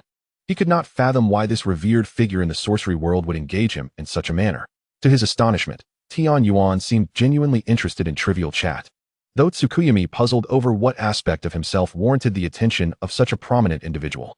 Tian Yuan, a master of immortality techniques and barrier arts, was also known as the omniscient sorcerer, capable of gathering vast intelligence through his fortified barriers. The undercurrents of turmoil among the higher-ups had not escaped his notice. He could reinforce, modify, and even create his own barrier space, the Starfall Palace, over an extensive period of evolution. From a human sorcerer to an entity he could hardly define, Tian Yuan had retained human form and sanity through assimilation with stellar matter. I do not wish to forget you. I do not wish to encounter you in an unseemly guise again. I do not wish for you to suffer harm. Despite possessing such power and status, and even sensing the gradual transformations of the future, he was evolving into an advanced existence, one he could scarcely comprehend. For several consecutive days, whenever Tsukuyomi was within the high specialized institution, Tian Yuan would engage him in seemingly inconsequential conversations, audible only to Tsukuyomi. This incessant chatter vexed Tsukuyomi. How can you speak so much? Although Tian Yuan was reputed as all-knowing, he was evidently out of touch with the changing times. Tsukuyomi had little interest in the books or myths that Tian Yuan mentioned. Unable to endure any longer, Tsukuyomi finally posed a question, attempting to gently convey his sentiments. Might I inquire, Tian Yuan, do we know each other from before? This familiarity felt overly presumptuous. He had not anticipated that his words would render Tian Yuan suddenly silent. How could you be so perceptive? Tian Yuan mused, though his voice was too soft for Tsukuyomi to comprehend, leaving him puzzled. Had he misheard? Why did it seem that there was a trace of frustration in Tian Yuan's tone? In the next moment, he was transported by the barrier technique to a door. This time, Tian Yuan's voice was no longer ethereal but distinctly present, as if he were directly conversing with Tsukuyomi from just beyond the door. I know you. The future you, before you even knew me. Tsukuyomi remained oblivious to the significance of the door before him, one that countless individuals had fervently sought. Entering the Starfall Palace was no small feat. It required navigating through over 1,000 doors, with only one leading to the correct path. A location described as the repository of all sorcery artifacts and tools. A place coveted by many, yet at this moment, it was effortlessly presented to him by the master of the barrier. Each instance of assimilation with the stellar matter was a trial of both body and mind, demanding the endurance of immense suffering. Tsukuyomi intended to push open the door for a candid discussion regarding personal matters, but as soon as his hand rested upon it, he was interrupted by Tian Yuan's voice. Do not enter. The tone was no longer calm. Lacking the absolute confidence of previous days, it now carried a note of urgency. Within, Tian Yuan was a man with long hair, missing eyes, frail form, pale skin, and a body marred by scars. He gazed at his own grotesque reflection. A male form that once was hers. Do not push open this door. Let us converse from this side. Tsukuyomi awkwardly withdrew his hand as his phone rang discordantly. He hesitated upon seeing the caller ID, glancing at the door, feeling somewhat embarrassed to make a call at someone else's threshold. Before he could deliberate further, Tian Yuan's voice resounded once more. Do not answer the phone. Tian Yuan could perceive everything occurring on the other end of the line, witnessing Tsukuyomi's hesitation and turmoil, caught between the prospect of injury and their meeting. Do not answer the phone. Tsukuyomi misinterpreted, thinking that answering might disturb someone else's rest. He quickly murmured an apology and resolutely pressed the answer button. After a prolonged conversation, he finally ended the call, biting his lip and offering a shy smile. His eyes clear and filled with a pleading softness. I have a pressing matter. Could you please escort me back? He added hurriedly. Next time, I assure you, I will dedicate myself to our conversation. Tian Yuan fell silent, for there would be no next time. Within the confines of the door, Tian Yuan struggled momentarily but did not act, merely repeating, do not go. Tsukuyomi did not respond to his words, diverting the topic. I do not wish to be late. Chapter 70. The Strange Dagger. Tsukuyomi Tsu-mi received a call regarding a mission. The voice on the other end reported an incident occurring on a street in Tokyo. Upon window inspection, it was classified as a secondary level task. Intriguingly, the location was in close proximity to where he lived in his previous life. As for why this mission was assigned to Tsukuyomi, who was merely a first-year student, the higher-ups indicated it was due to a shortage of personnel. The young boy did not dwell on this matter. After being sent home by the school's administration, he changed into his uniform and proceeded towards the mountain. As the assistant supervisor had been waiting at the school gate for quite some time, just as he was about to leave, he was called back. Tsukuyomi, are you going out to play? Why not bring along your lovely big sister? The boy smiled faintly and turned back to comfort the creature, saying, There's a temporary mission that just came up, and I need to check it out. Panda, however, was insistent about not letting him leave. One must not underestimate the intuition of small animals.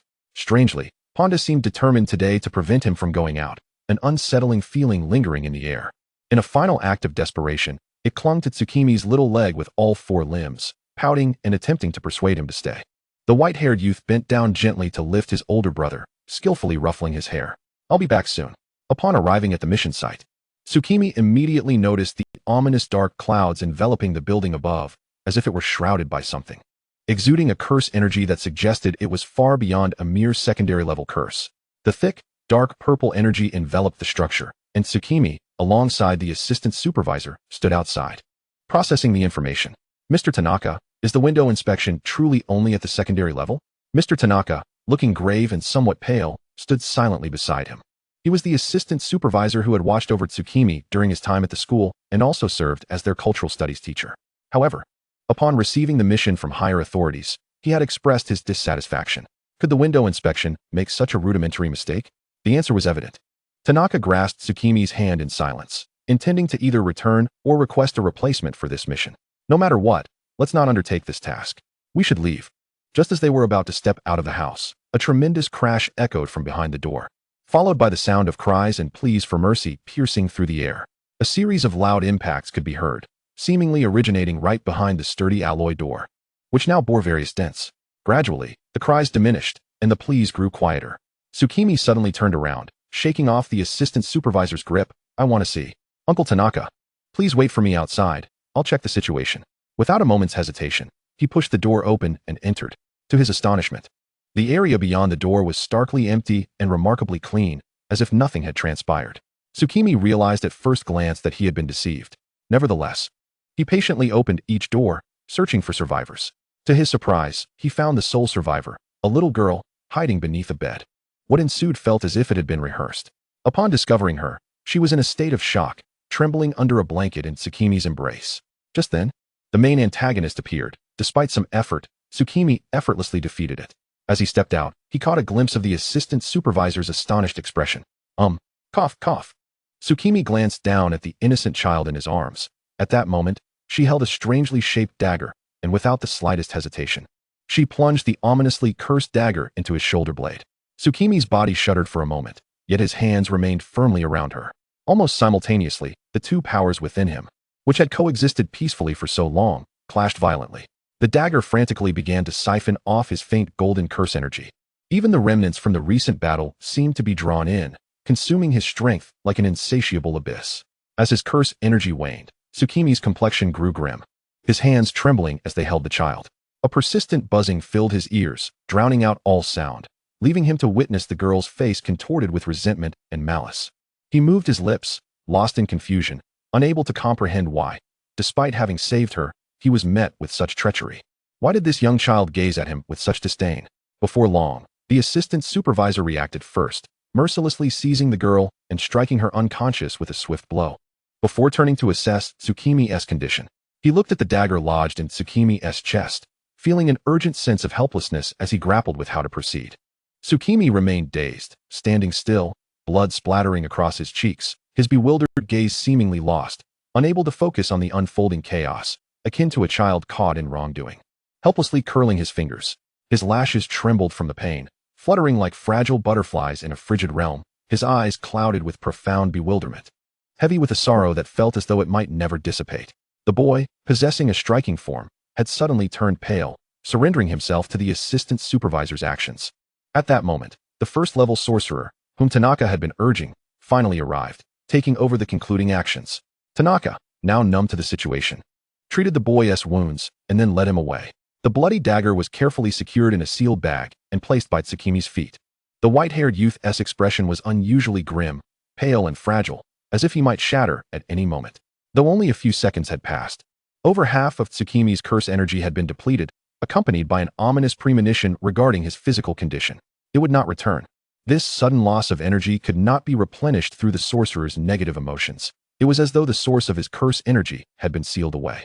Despite the treatment, the wound continued to bleed profusely, showing no signs of abating. The bandages tightly wrapped around his chest quickly becoming saturated with vibrant crimson. Tsukimi felt fatigued, yet refrained from commenting on the situation, merely lowering his head and hunching over as if all strength to stand upright had fled him, appearing as powerless as a child caught in wrongdoing. Just as they were about to depart, Tsukimi's phone rang again, displaying an unfamiliar number. But he recognized it as Tsumi's contact. A few days prior, he had called him. The vehicle sped up, navigating along the familiar route in his memory. The scenery outside rushing past him. His mind was nearing its saturation point with convoluted thoughts. Heavy and dazed, he fell silent for a moment. Yet he extended his bloodstained hand, trembling, to grasp the phone.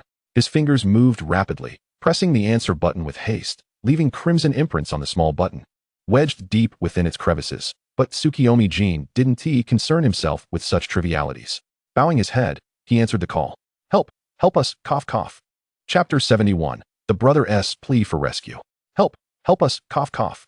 The other end of the line was engulfed in chaos. Tsukimi's voice frail, laced with fear and panic. A crackle of electric static erupted, followed by an eerie silence, as if deliberately granting them a few moments to call for aid. Tsukuyomi Jin's heart tightened, impatience gnawing at him. Just ahead, another turn would lead to Tsukimi's home. Uncle Tanaka, please stop up ahead. I need to attend to something. Hey, you're being reckless. You've been injured. You should head back to school and find your classmate for treatment first. Moreover, we don't even know. Stop the car? Stop. Uncle Tanaka, though resigned, said nothing, having never witnessed such urgency in this child before. He suppressed his concerns and complied. bringing the vehicle to a halt before the building. Tsukuyomi Jin's condition was far from ideal. His pallid complexion and weary demeanor rendered him strikingly fragile. Thank you. The entire structure was shrouded by a pitch-black sphere, an area unlike any other. Tsukuyomi Jin continuously reminded himself to remain composed. Yet, as he stepped into that all-too-familiar nightmare, he could not suppress the tremors that coursed through him. If you have the capability, don't spend my money. What a strange creature you are. If you wish to blame someone, blame your unfortunate fate. My greatest regret in this life is giving birth to you, the harbinger of misfortune. How wretched. Had I known, I would have smothered you. Had I known you would turn out to be such a monster, I should never have brought you into this world. Your father's disdain for me is all due to you. Just stay put and don't come out. You're a nuisance. Don't add to our troubles. Those words, laced with icy betrayal from his closest kin, pierced his heart like daggers, leaving only a bitter aftertaste. Why? He stood dazed at the threshold, his mind swirling with memories of the past life, each incident replaying vividly. Beep host's happiness level decreased. 1. 63. Beep host's happiness level decreased. 1. 62. Beep host's happiness level decreased. 1. 61. The system, diligently maintaining other realms, was abruptly jolted back to reality by the alarm, witnessing the alarming decline in happiness metrics, and cried out, "Master, wake up. This is a spirit-type anomaly. Quickly leave this place." The system swiftly manipulated the control panel, adjusting several parameters of the host's physical data, endeavoring to rouse Tsukuyomi Jin from his stupor. Regrettably, the effects were minimal. When he finally regained his senses, his fingers trembled involuntarily. What are our chances of winning? He attempted to grasp his quaking right hand with his other, but the impact was negligible. If we activate the domain, there's a 50-50 chance. I can only manipulate your physical data panel. I can't provide you with any cheats. The system exclaimed, opening the host's physical data panel. To its shock, it was greeted with a startling sight. In just over a month, the host's curse power had plummeted by more than half, compounded by a debilitating buff that continuously drained his vitality. Oh no, how could this happen? What shall we do? The system pleaded, forgive me. I am merely a happiness value detection system. Aside from providing commentary, I lack any substantial advantages. The main deity believed this task would be simple, confident in your abilities, and thought you wouldn't require a charmer system or a face-slapping system for assistance. It had not anticipated such a turn of events. It's over. If this fails, this world may very well face annihilation. The silver-haired youth offered no further explanations, taking several deep breaths to regain his composure before resolutely stepping inside. Could you adjust my pain threshold a bit higher? Of course. Tsukuyomi Jin moved his limbs, confirming he felt no pain before opening the door. Inside the familiar facility, blood splatters were ubiquitous, and an unsettling silence permeated the air. Suddenly, a voice emerged, as if someone was struggling to cry for help, muffled as if someone had covered their mouth and nose. Tsukuyomi Jin hastened towards the storage room adjacent to the kitchen, only to be confronted with a sight he would never forget. Ugh, ugh. His grandmother lay bound tightly with ropes, unable to move. A pair of scissors lodged in her chest, blood gushing forth and soaking the floor. The crimson liquid had darkened to a deep red, yet the wound continued to bleed as if it would never cease. Her body was marred with scars, her clothing tattered, exposing deep wounds beneath. Her half-closed eyes filled him with dread. Tsukuyomi Jin froze, an icy chill enveloping him as if he had plunged into a frozen abyss. His mind was a blank canvas, buzzing with disbelief at the horrific scene unfolding before him. The acrid scent of blood and a faint whiff of charred flesh lingered in the air. Nearby, his mother and father sat on the basement cover, their demeanor frantic, hands smeared with blood, muttering incoherently. Yayoi, don't open this door. There's nothing down there. Nothing at all. Yes, nothing. Yayoi, come to daddy. There's a monster locked away. It's all right. Daddy will protect you. With that, in a frenzied state, his father seized Tsukuyomi Jin's hand with such force that he could not break free, yanking him behind his back, still murmuring as if something dreadful lay concealed in the basement. Tsukuyomi Jin's heart felt as though it had been shattered into countless pieces. Each fragment gnawed at and eroded, pierced through with hatred. With a fierce resolve, he wrenched his father's grip from his hand, his focus solely on escaping and taking his grandmother for medical attention. He rushed to her side, attempting to untie her ropes, desperate to flee. Grandma, don't scare me. Please wake up. Open your eyes, okay? Look at me. Jean will take you away now. Don't sleep. Speak to me, please, Grandma. I beg you. With great effort, Tsukuyomi Jin hoisted his grandmother onto his back, casting aside the frenzied couple as he endeavored to leave.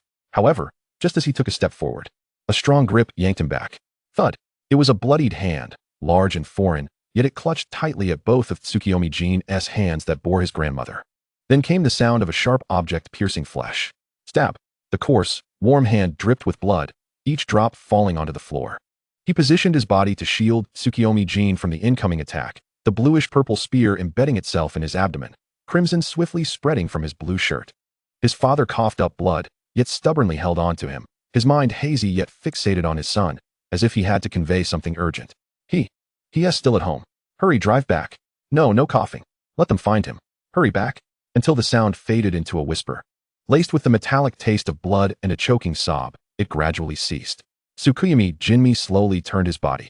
Watching as his form succumbed to weakness and sank to the ground, the unfamiliar visage drooping as the head, unable to sustain itself, fell forward, still gripping his wrist tightly. He was still at home.